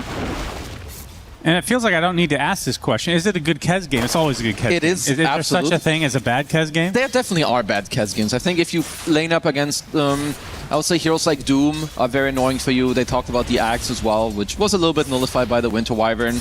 If there's like a lot of random stuns, like I think Lone Druid you don't interact that much with that hero. So in short, it's a very good Kez game. And there's Alacrity.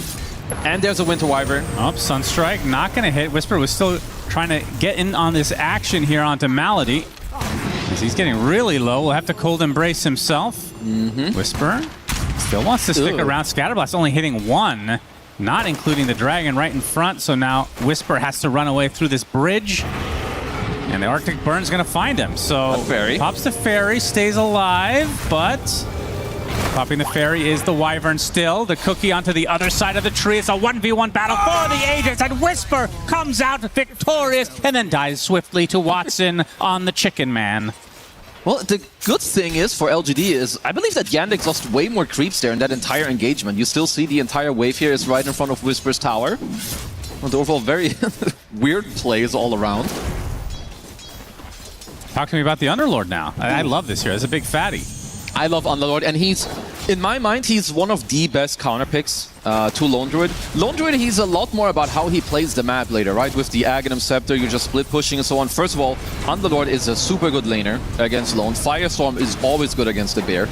The Pit is incredibly annoying. And later, when you have Aghanims, you can just start using it to kill the Bear around the map as well. So no surprise that we saw that as a return pick. Yeah, another double root thanks to the blinding. Oh man, KJ, second death now.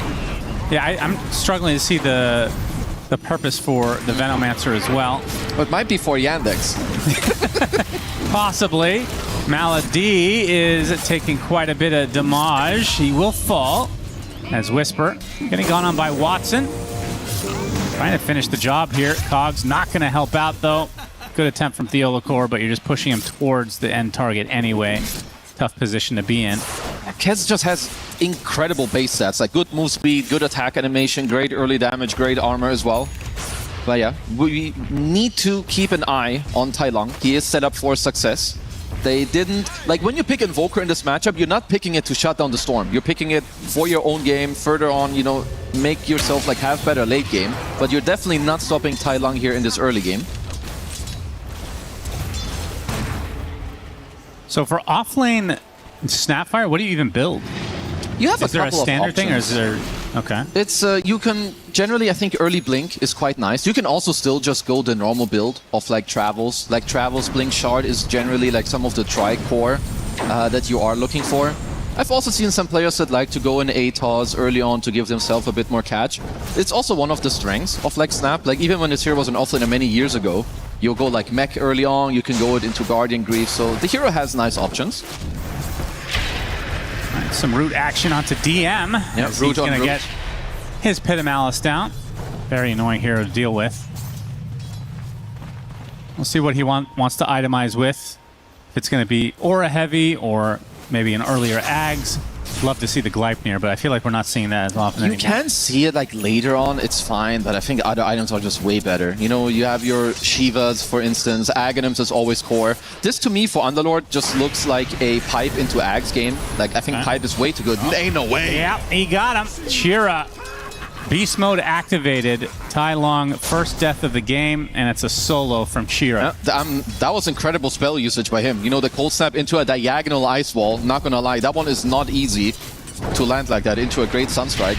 Not something that you are allowed to have happen here if you're Tai Long. So that's a very big setback. He's been struggling a bit the games that we've cast. Yeah. Has he been on LAN? He has. He has. They played it last. I guess there wasn't like a real crowd, but he doesn't strike me as the type of player who has like nerves or like, you know, issues when it comes to being nervous. How would you know such a thing? He strikes me as a very confident young lad. Sometimes you're just hiding it all of it inside. Just like I do that all the time, you know? True. Like I secretly despise you, but you don't know that. Oh, you're playing it off very well. Thank you. You keep that up. You're great. Keep up the good work. Yeah, so do you. Keep it up. So we have the 6-minute rune about to pop. Viola Core might have to grab it. Yep. We'll do so. Regen rune. Tai Long going to be very angry about that, and we'll bring Malady back with the Electric Vortex and the bowling to follow. Chira is going to work on KJ in the meantime, so it looks like a support for support, although Plague Ward's making it a little bit more difficult, wrapping all the way around. But Malady, not... Okay. How did the third cog not hit him? I swear to God, that looked like a hit on my screen. Again, either I'm blind or there's some cog interaction where sometimes it just doesn't connect. Back. There, he's cheating? the anti-cog hack. So Chira, I assume, is working on the Meteor Hammer now.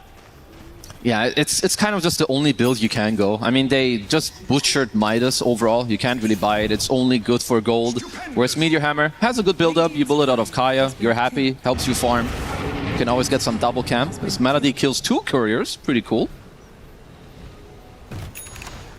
I love Wyvern. Very, very cool hero. It's a great hero. I think Wyvern's always been like fun to watch, and I'm happy that the hero is good. It also lanes so well with Kez. Like, he's generally a low HP hero. He wants to play aggressive. The heal is great. And yeah, I think this is something that Yandex do very well. I think they understand when they need to play aggressive, when you need to take a step back. And of course, Kato, amazing at stacking. And yeah, I mean, I've yet to really see...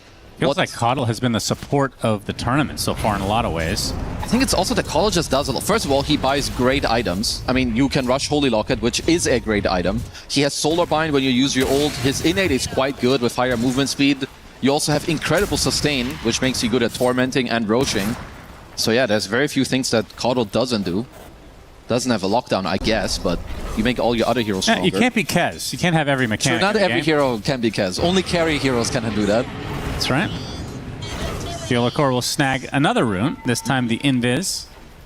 So they do have Whisper's ult. I want to see where they use the first kisses here. Generally, it's nice if you can slow down a Invoker game or also play into the snap lane. Yes, Theodicor, of course, is hunting the Ice Dragon here. Yep, if only he had Battery Assault. You gotta Really wait strong a couple patches for that one. Pit of Malice now onto Yuma's Burr. Gets brought back in. I mean, that's such a cool combo, actually. Not something I would have thought about. As we see Mortimer's doing a decent amount of damage. Won't find a kill, though. But that's the first kisses. It is. Like, when you play Lycan or Snap, your first ult, it's supposed to do a lot. Like, it's supposed to give you kills. It deals like 2,000 damage all around. So I have to question, why isn't there a third hero? Why don't they wait for Storm to connect and then you get a free kill and you actually turn it into something? Well, you can go ask him right now if you want to walk over. I would love to do that. But obviously we will try to stay a little bit professional. You'll be remembered forever if you do that. So. Yeah, I would like different ways to be remembered than being the asshole who did that. You don't want to be the guy that pours energy drink on your head? Shout out to Eternal Remember Monster. him forever. Sunstrike, Yuma. Ooh, dodges it. Not sure if he was aware. He's going to turn into the big bad bear now. And Watson's going to try to chase him. Soxon nearby as well with a blinding light. Kind of puts him to the side. And they even using the Fiend's Gate to get a little bit ahead. And now the Pit of Malice holds him in place. Still not much damage to follow it up with. In fact, Watson's the one taking the brunt. As KJ's there with the slows. And now the zip in by Tai Long. They get the Chicken Man. And they'll find the Wyvern as well. So a double kill for Whisper, much needed. All Yuma, baby. He does that one little step to the side where he doesn't die to the Sunstrike, and they just got a bunch of return kills. Yeah, they needed this badly. Not just for the game, but for their mental, if we're being honest, after last game. It does hurt. I did check some of KJ's KDAs over the last couple of games. It's not pretty. It's like 2-40. Okay, good. That's... Ow. They've been having a last couple of rough games. We all know that they can do way better, and I think right now, with that one play, they turn it around quite a lot. Yes, oh, man. Look at that range. Imagine that hits. I mean, how this changes. Yeah, this whole play doesn't exist. Like, he just dies for free, and most likely they wouldn't even chase him. They have very needed stuff. Pylon getting some galvanized stacks. So skill or luck? Gotta have both. Okay. Sometimes you need to have skill to create your own luck.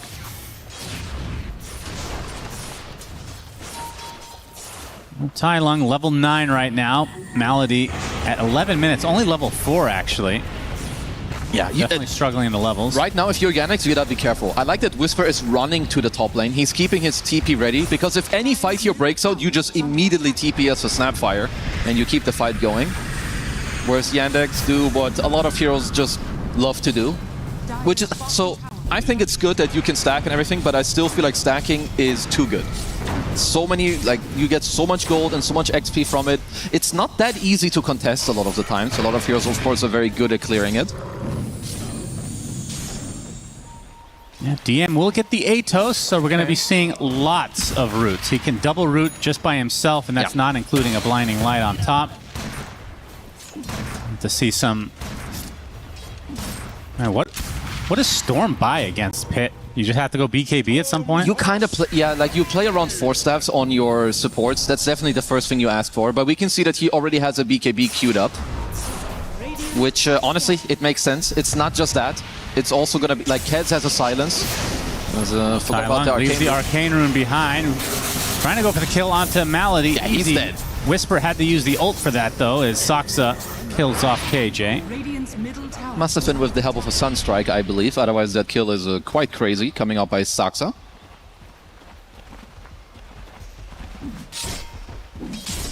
What do you think of the body of this Underlord? It looks cool. I like this set. That's our set. That's your set. What the Dota Cinema said? That's right. Or Relic Arena set. I wish that was a thing. Watson getting bounced around. Yeah, good bowling. Not a whole lot of mana to work with, but DM with the Fiend's Gate. The Olakor, nice hook shot to the other side. Sunstrike does clip him, though. Not sure Watson can catch up. He does have a grappling claw. Yeah, won't be going for it. Yeah, was a short hook, but long enough to get him the hell on out of there. DM now has the Atos. That would have been 100% a kill. Mm-hmm. He's having a good early time here, of course, on the Underlord. Which means if they have any way of setting up one silence into an Atos, that's one way to, you know, try and shut down Tai Lung a bit more. Don't mind this deviation by DM. Definitely still a fantastic pipe game, so he's queuing it up next. I would talk about this Yuma build, but we don't need to. Nope. Never changes. No, because people know there is only one real way to play Lone Druid, at least when it comes to the first couple of items. Going for smoke as Yandex are taking the enemy safe lane tower. And they get the big zip onto the chicken man. Sunstrike's coming. He heals up a good amount with Raptor Dance, though. Completely out of mana. And the TPs are coming. Cold Embrace saves him. Tai Lung with that Arcane Rune should be fine. The Olakor not so much. Okay, hook shot. Okay, very nice. And the cookie to follow. Whisper has the blink. That's the Olakor with the cogs. Going to be pretty annoying to finish off. Sunstrike. Misses. Not there, but now you got Malady. We'll be able to claim the kill eventually. As Whisper, also not out of... Okay. They actually try to go for this. The Sunstrike is there, and the ult coming out from KJ. Watson in a world of hurt. Cold Embrace not going to save you from all this magic damage. As Saksa trying to get to the other side of the bridge, Gandalf style, and so, well, he will survive. Did get one turn kill on KJ, but Watson did have to pay with his entire life for this one. I did like their initial play. Like, I think that Whisper was just slightly too late on the cookie, because Watson did get the ult off and it didn't have the chain connect on the stun. Yeah, will be a pipe from DM. What do you want to see after that then? Definitely Ags. Like Ags? Yeah, just the Ags is way too powerful. This is a top 5 Ags of the game. I think in terms of the impact that it has. I mean, global root, yeah. Yeah, like it just changes the game. It's a little bit I like to see it like Tidehunter. Like Tidehunter makes you not teamfight him, and then he buys the shard and he catches you. It's a little bit similar, I think, with Underlord. It's very hard to teamfight against this hero when he has like 1 aura, sometimes even 2. Yeah. Then his next natural item is that he catches you on the map. It's just like a 1-2 punch. It's really hard to play against. Yeah, I can see it. We'll make a tier list after this event. Yeah, sounds good. Book it. Booking it. Can finally be on your podcast. I want to be on your podcast. Not interested. Okay. Boots of travel now there for Chira. Still waiting for that Ags on Invoker at some point. You're going to have to keep waiting. Cataclysms. It's just very greedy as Tai Long. He's eyeing for another play, as LGD have many members here. And Zip in with the Electric Vortex into the hookshot. Not the best layering as Chira gets off the Tornado. And they're going to set this up with the Pit of Malice as well. So the Sunstrike just gets a kill outright.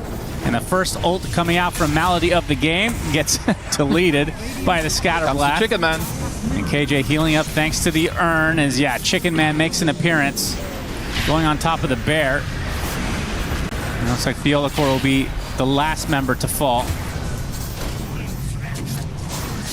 These moves are supposed to be good, but there's a little bit of like a rush going on. Like Yannick's had a nice turn play, of course. You know, you have CJ who gets off the tornado into a pit, but at that point, like Tai Long, he's just incredibly out of position. Whisper. Grappling claw upon him. Cookie, nice stun. Fiend's Gate. Yeah, he's a goner as well. Did you know the Fiend's Gate was Cinderin's idea? He came up with this spell? He came up with it. They asked him. That's and not then bad. they gave him no credit, of course. Well, that's why you're here.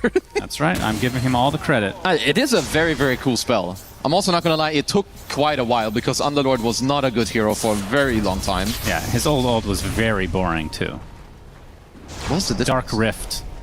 Oh, that one. That was really difficult to use. It's a shitty TP version of what it is. Yeah, it was really difficult to use. Meteor Hammer from the fog. Okay, into the... Ooh, does get off the ult, but he's burning to a crisp. Chira with a solo kill. Not what you want to see if you're LGD.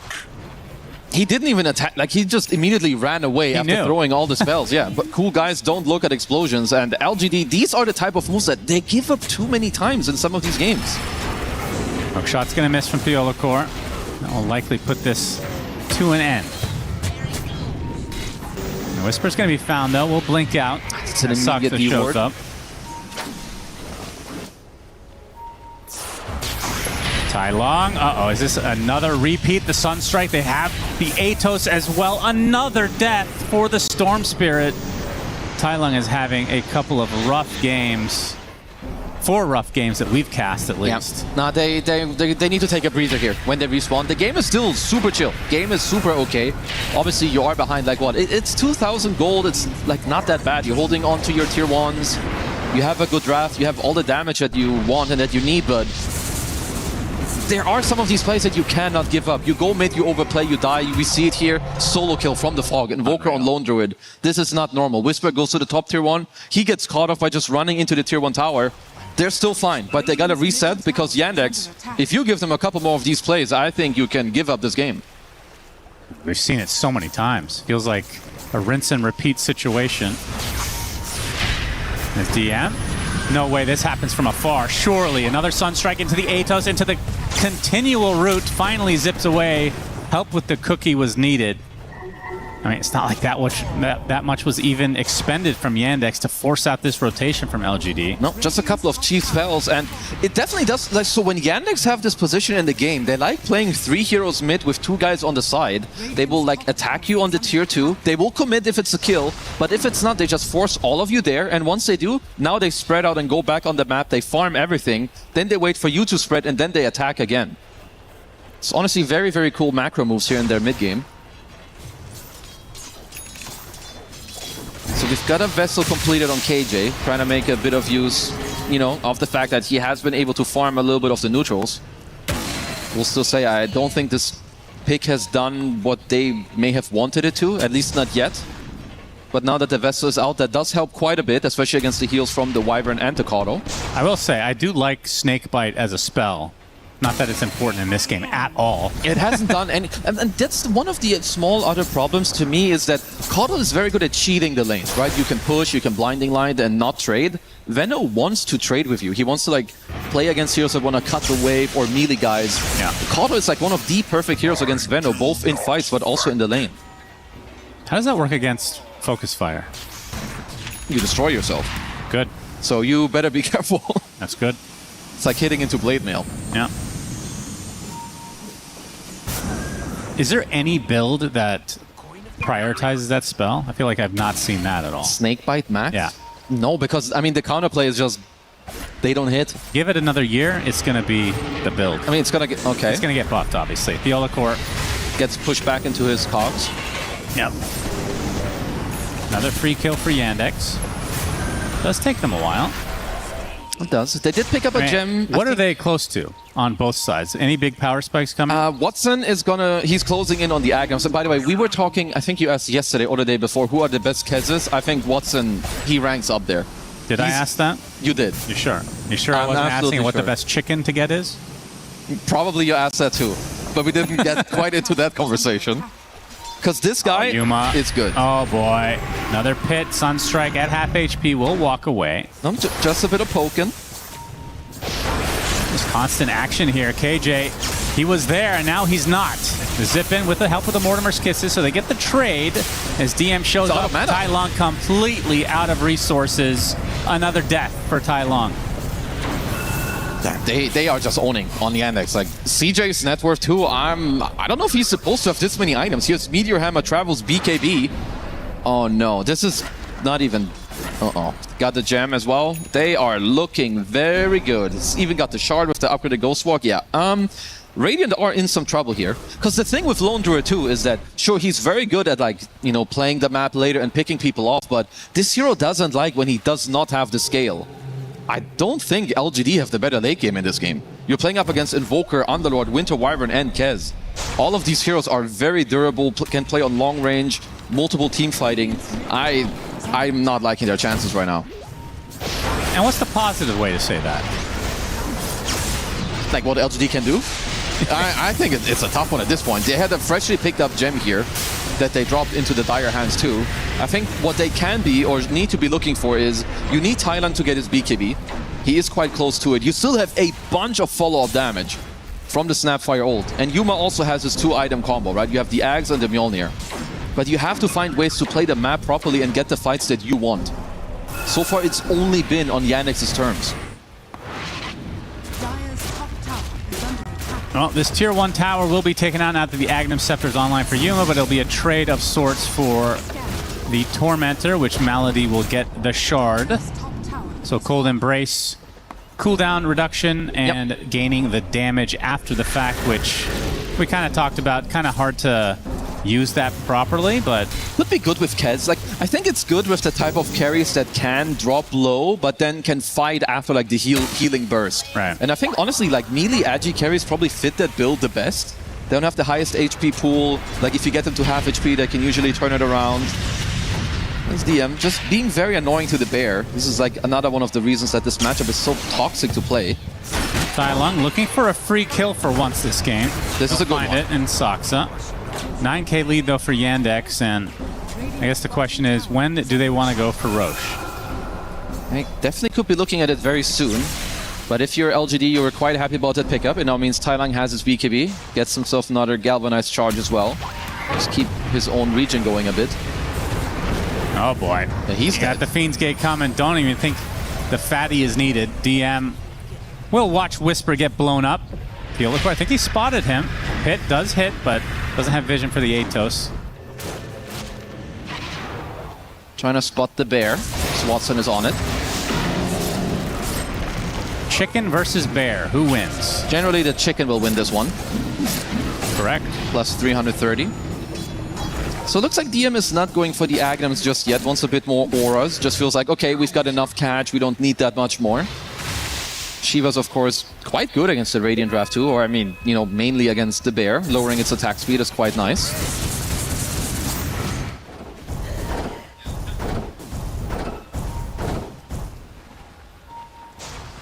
All right, so for LGD, let's see what is coming up next. So for the Storm, he has BKB Kaya. Nothing really on the horizon quite yet. And Whisper, BKB is about to come to be, just 1,000 away from the recipe. And on the other side, 4 charges on the Deso so far for Watson. He has the Ags, and he's only a recipe away from BKB as well, which is going to align with the Gleipnir on the Invoker. And for Underlord, it'll align with the Shiva. So actually, that's a triple threat power spike from Yandex, as if they needed it with this 11k lead. It definitely did not. They are eyeing KJ currently on this mid lane. Yeah, he's dead. No, just a long-range artillery, no committal. Just playing it very cool.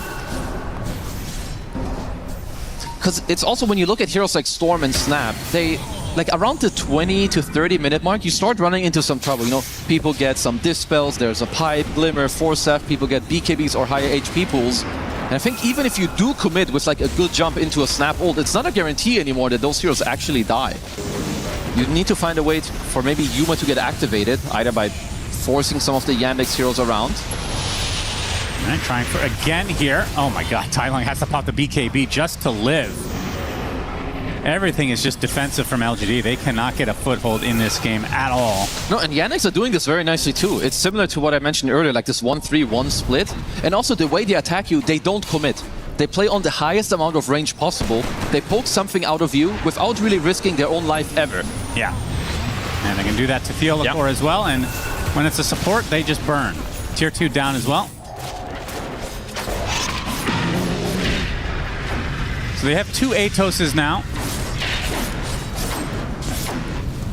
which means BKBs have to come out in full force for LGD. And it is very difficult to play Lone Druid in this type of game. Of course, you want to keep splitting the map left, right, and center and try to get away with it. But like you said, you have multiple forms to catch the bear. You have Atoses. Let's see if Whisper can get out of this one. Nope. Yeah, Tornado hits and does pop the BKB. But here's Malady from the other side. Nowhere to go. Still not going for Roche, which is a little surprising for me. I guess what they feel like is that it just gives a little bit too much space to LGD. And honestly, I don't mind it. When you're very far ahead, you want to make sure that you have a very good grasp on the map first, have enough items that Roche doesn't take so long, and then you take it. There's the Shivas for DM. As Chira looking for more. Yeah, you can just keep hunting. Yep, KJ shows up, will pop his ult, and will die for it. Nothing to be done as the Venomancer. I'm really starting to get more and more impressed, like, by CJ overall. Let's hold that for now. Fiend's Gate, Curse comes out as well, keeping both the Bear and Clockwork in play. They'll get both. That is 40 Yandex, seconds. I mean, it just feels like they're on another level today. I think they are. Also, like, no bear now for 40. Even when you go for a respawn, we're seeing how quickly this bear just dies. Yeah. And I think, this like, is without the Slardar from last game. Yeah, like, there's too many problems. I think, like, when you think about CJ, like, 1 year ago, I think he had a lot of games where he did struggle. But the more and more you see this guy, I think he's really starting to feel like very comfortable, very normal. He's starting to own people in a lot of games. Very, very improved player. As the high ground will come now for Yandex. Again, have not gone for Roche yet, but don't fear anything at the moment. And you can't really blame them. Yeah, and it's honestly, it's quite easy for them to just continue this if they want. You have Kato. You can keep healing up. If you do feel like it becomes risky, you can fall off. You can fall back to the Roach if you want to. And the zip in with the hook shot as well, but now the counter initiation comes out from Yandex. Pit into the triple meteor. The Clockwork just melts, and the Bear as well, down and out. And how many seconds for the next one? 103 seconds, no Bear, as Whisper on the back line all alone. Delete that. Honestly, this could be it. How are you supposed to play Lone Druid with this deficit against Underlord and Invoker? Like, even disregard the other heroes. There's multiple pits flying around. There's a Tornado, Death Blast, Ice Wall, EMP, like all this random garbage that's just flying around. Only thing defending LGD for now is the fact that they have 2 tier 2s still up on the bottom and top, respectively. That's true. Otherwise, this would have been a second lane, knowing that that Bear is down for that long. They won't even have time. So you will maybe get one bear by the time you lose your next Rax. Yeah, that cold embrace shard is no joke. No, it's honestly, I mean, Wyvern is already a very, very strong hero. Also very happy to see it. And I've talked about this Kez-Wyvern combo before. Like, both from laning and the mid game is so strong in so many different ways. I mean, it's the cold embrace buff plus alacrity on top. That is disgusting, actually. And all they need is an Ogre Magi. Yeah. And honestly, this hero doesn't even need buffs to own. All right, what's happening here? All right, we're getting a region rune. That's a good start. Okay. No, they're losing a second set here pretty soon. Cloak of flaming the neutrals. They're going to show the mid lane. And yeah, they're not going to defend this, it seems. So 2 lanes down for LGD.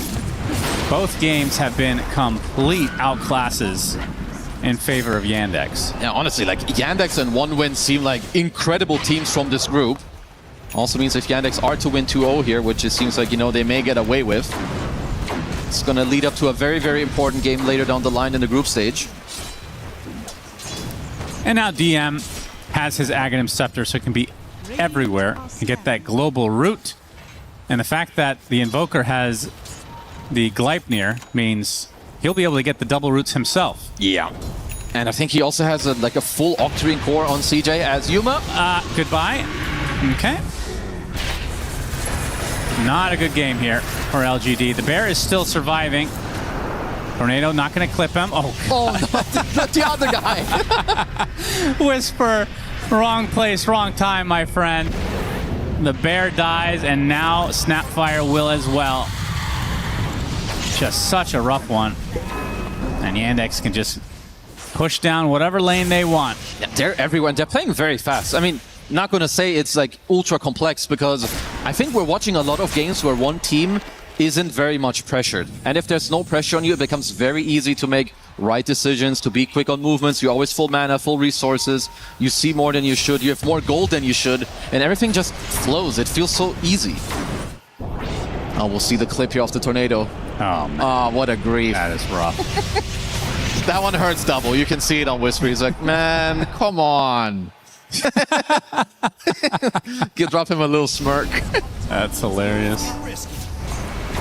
All right, well, Aegis goes to Watson. He gets a shield rune as well, and this tier 2 is not going to be up for much longer.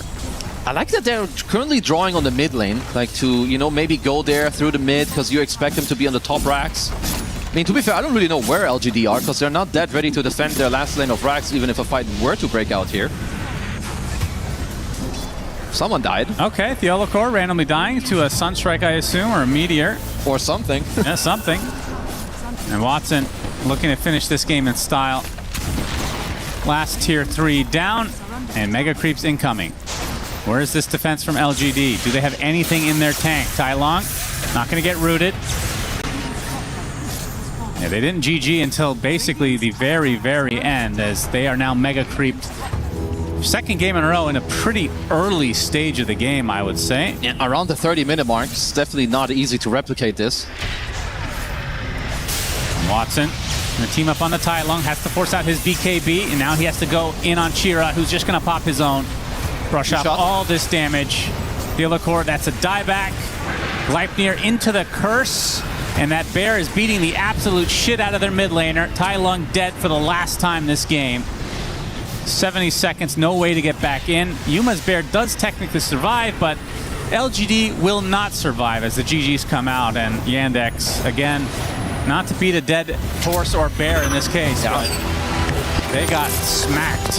No, they just look good. I think LGD maybe a little bit disappointing. I think similar mistakes where their mid-game just falls flat. I think their early game in some of these games is actually quite good. Yesterday especially too, but then one pick-off here and turns into another pick-off there. And I think Yandex, this is some of the beauty of top-tier Dota as well. Some teams, they can give us specific heroes. They have their answers. This is a very tough Lone Druid game. I think CJ played phenomenal on his Invoker. And yeah, honestly, Yandex and 1W, they just look really damn good in this room. I can't wait for that matchup eventually. And we can just look at the score lines here. I mean, I feel like every game we've cast today, somebody's been deathless, if not multiple people. Yeah, all the time. Chira Jr. 12-0, DM 4-0, and Watson, he did die twice on Kez, but they didn't really need I mean, just any generic carry would have done this game. I feel like they were just outclassing every step of the way. Just feel like a level above compared to some of their opposition, I think, really.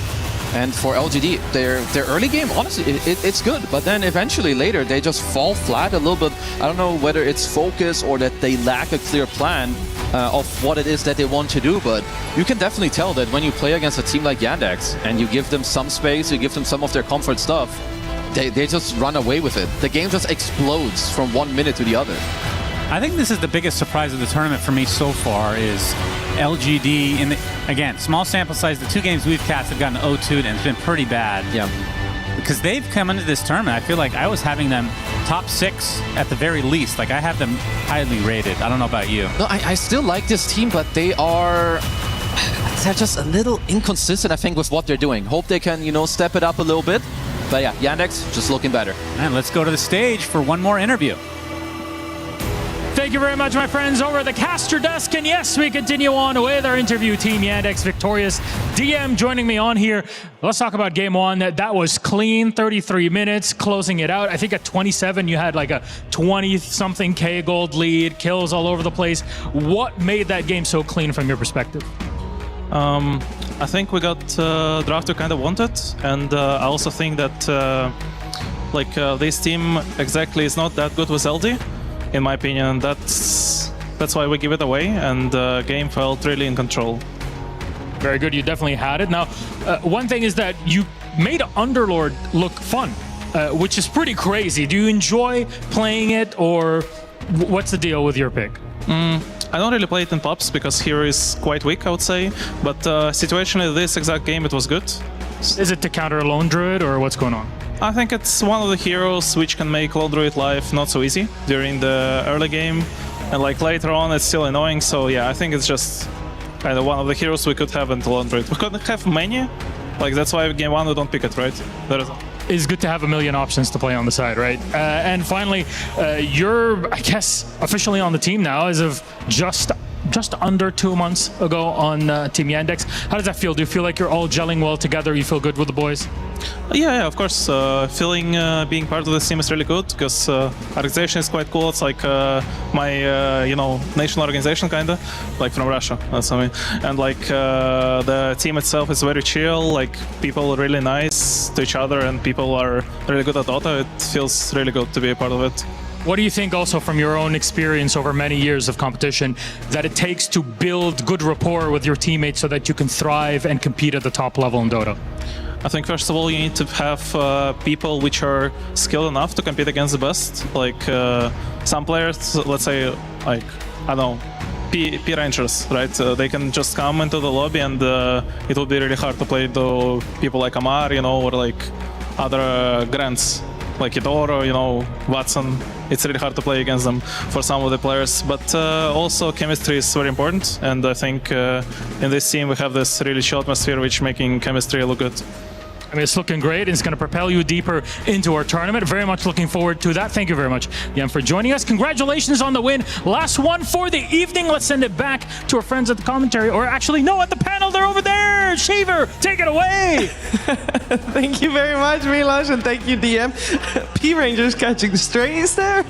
Unfortunate for them, but Yandex, everything is gentling very well for them, and they look very good on that stage. We did have LGD break their own record again, Brian.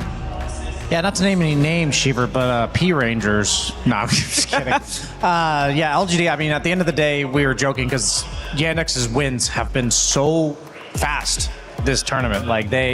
We were joking that no other team has survived past the 33-minute mark. They made it to 32-55 in game 1. And then they made I don't remember exactly what it was, but 34 something. 34 something in game 2. But that game it felt like it was over from minute 5 to 10. And I'll just say, I think the way these groups are shaping up, we're just seeing a clear divide between the tier 1 teams and the tier 2 teams. And this series was no exception for me. Yeah, Yandex was so clean in this series, but I want to point out CJ in particular. I feel like he's blossomed into this ridiculously good mid player who can fill in many roles, but when you give him something like his signature Invoker, he's just styling. Like, this game felt entirely his game. He was solo killing Storm in that mid lane. He was getting solo pickoffs on the Lone Druid. He was then connecting with DM. They did an excellent job at that, by the way, the Underlord and the Invoker playing together. They were connecting 30 seconds after a pickoff on Lone Druid and getting a kill there. He was on point today.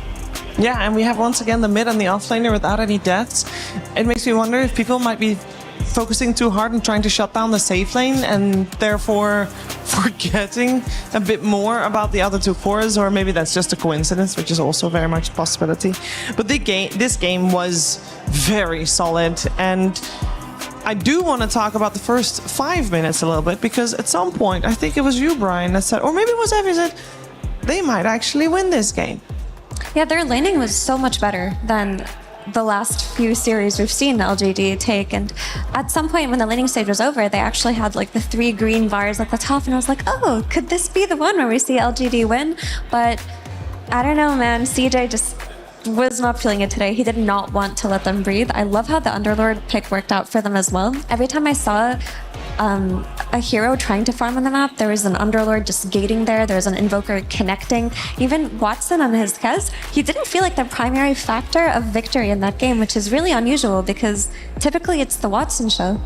Yeah, this time it was the Shearer Jr. show, to be fair, though. That's why we chose him as the MVP for the series, Brian. I think, especially with that Invoker performance, very well deserved. Yeah, I mean, catching a player like Yuma off guard multiple times where you just basically solo kill him, and I don't know, all these professional Dota players, they have such clear vision of exactly what their thresholds are and where they can be on the map.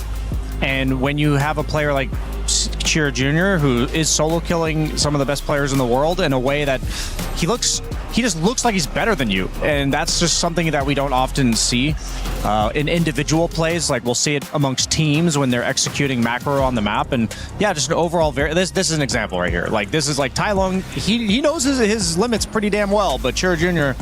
predicted exactly where he was going to walk with that Sunstrike. This is the other one on Yuma. I mean, these are the type of plays where, like, you're just shaking your head as the opponent. You're just like, he got me. He's a little bit too good for me. What can you do? What can you do? But it is really great to see this evolution of Shearer Jr. because he's always been really good, but I wouldn't have called him the most consistent mid laner 6 months ago. But now it feels like every time I see him perform, he looks up there with the likes of Malvine in terms of you're not really able to shut him down on lane, and he's always going to have impact. Yeah, he should call himself Shearer Meteor, and then after he wins EWC and or TI, he should be Shearer Senior. That should be trajectory. Is that because he's getting older, Shiver? No, it's because he's no longer a beginner. That's true. I think he's leveled up at this point. I think we can remove the junior. I think he should just be Chira. Yeah, just Chira.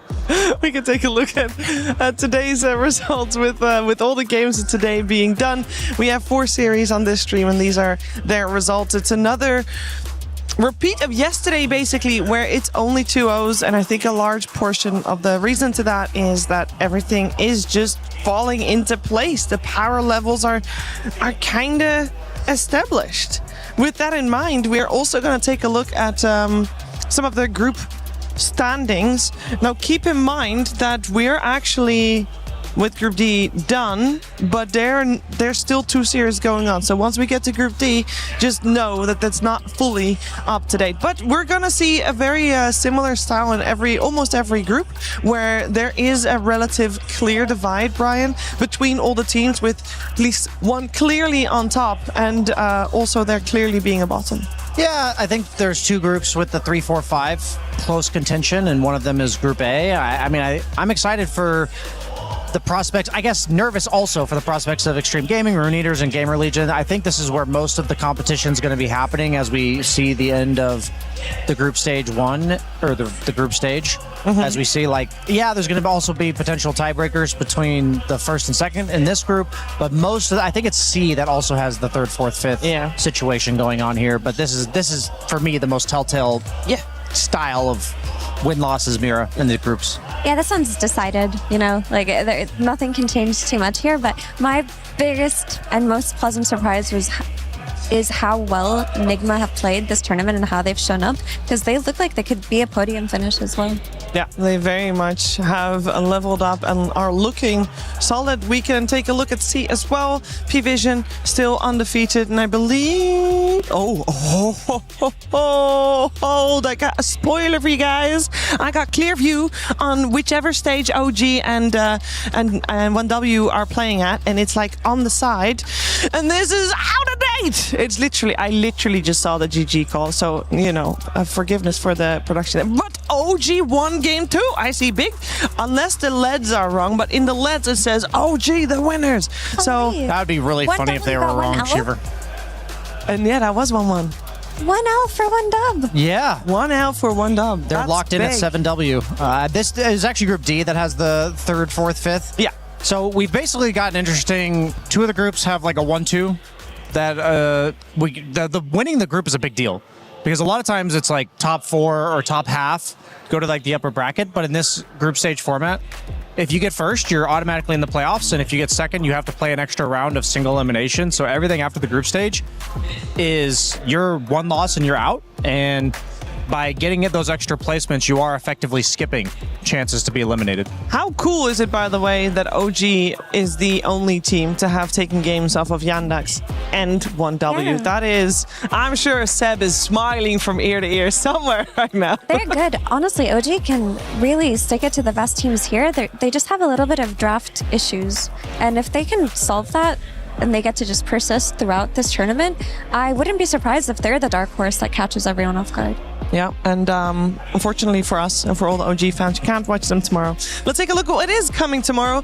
It is Group A and B that will be decided by the end of the day. That also means that we will send 4 teams home by the end of tomorrow. Spooky times. This is the schedule for our stream. There will still be 3 streams live, with the first line of games all being Group A games, and then all being Group B games, and then the tiebreakers of Group A, and then the tiebreakers of Group B, should there be any. We're going to have Extreme Gaming versus Falcons and Aurora versus Liquid, Effie. Well, sorry, Shivas. My brain is still on the OG winning that one, because that means Yandex and 1W both have 1 loss, and they might have to play tiebreakers for first place, right? No, I think they are actually playing each other tomorrow. Not tomorrow, Sunday. Oh my goodness, I keep doing this. Sunday is when Group C and D will be solved, and for Group D, the final match on this stream is Yandex versus 1W. That's hype. So, yes. Then you're just definitive first place. Unless it's a tie. Well, then they go to the best of 5 in the tiebreaker. Yes. All right, final thoughts of today, Brian? I'll say it again. The teams are clearly slotting themselves in, and I am eagerly awaiting the first big upset that is not a single game. Oh, that's exciting to see OG take a game off of 1W. So this win, that happened right here, almost underneath our eyes, before our eyes, is not enough for you. That is an appetizer, Cheever. I want to see one of these teams in the middle of the groups step it up. I think there are several of them that have the potential to do so. But right now, we have been seeing a slaughterhouse from the tier 1 echelon teams. On the ones that are in contention, but not quite there yet. Yeah. You know, the interesting thing is these middle of the group teams in a best of 3 could actually be the ones that catapult to being top of the group. Absolutely. Because you never know what happened in a proper and full series like that. You're absolutely right. OG and 1W, if there was a game 3, they could have just taken the whole thing. We'll never know, because it is not a best of 3. Thank you both for your thoughts today. That was it for today on this stream. Keep your eye out. I don't know if it's B or C, but one stream is still live with some Dota 2 if you want to check that out. Tomorrow, of course, we'll be back with a lot more Dota 2 action, but if you missed any of today's action from this stream, don't worry about it. We got you covered. We will be back tomorrow, but we're going to leave you not empty-handed, but with the STC recap.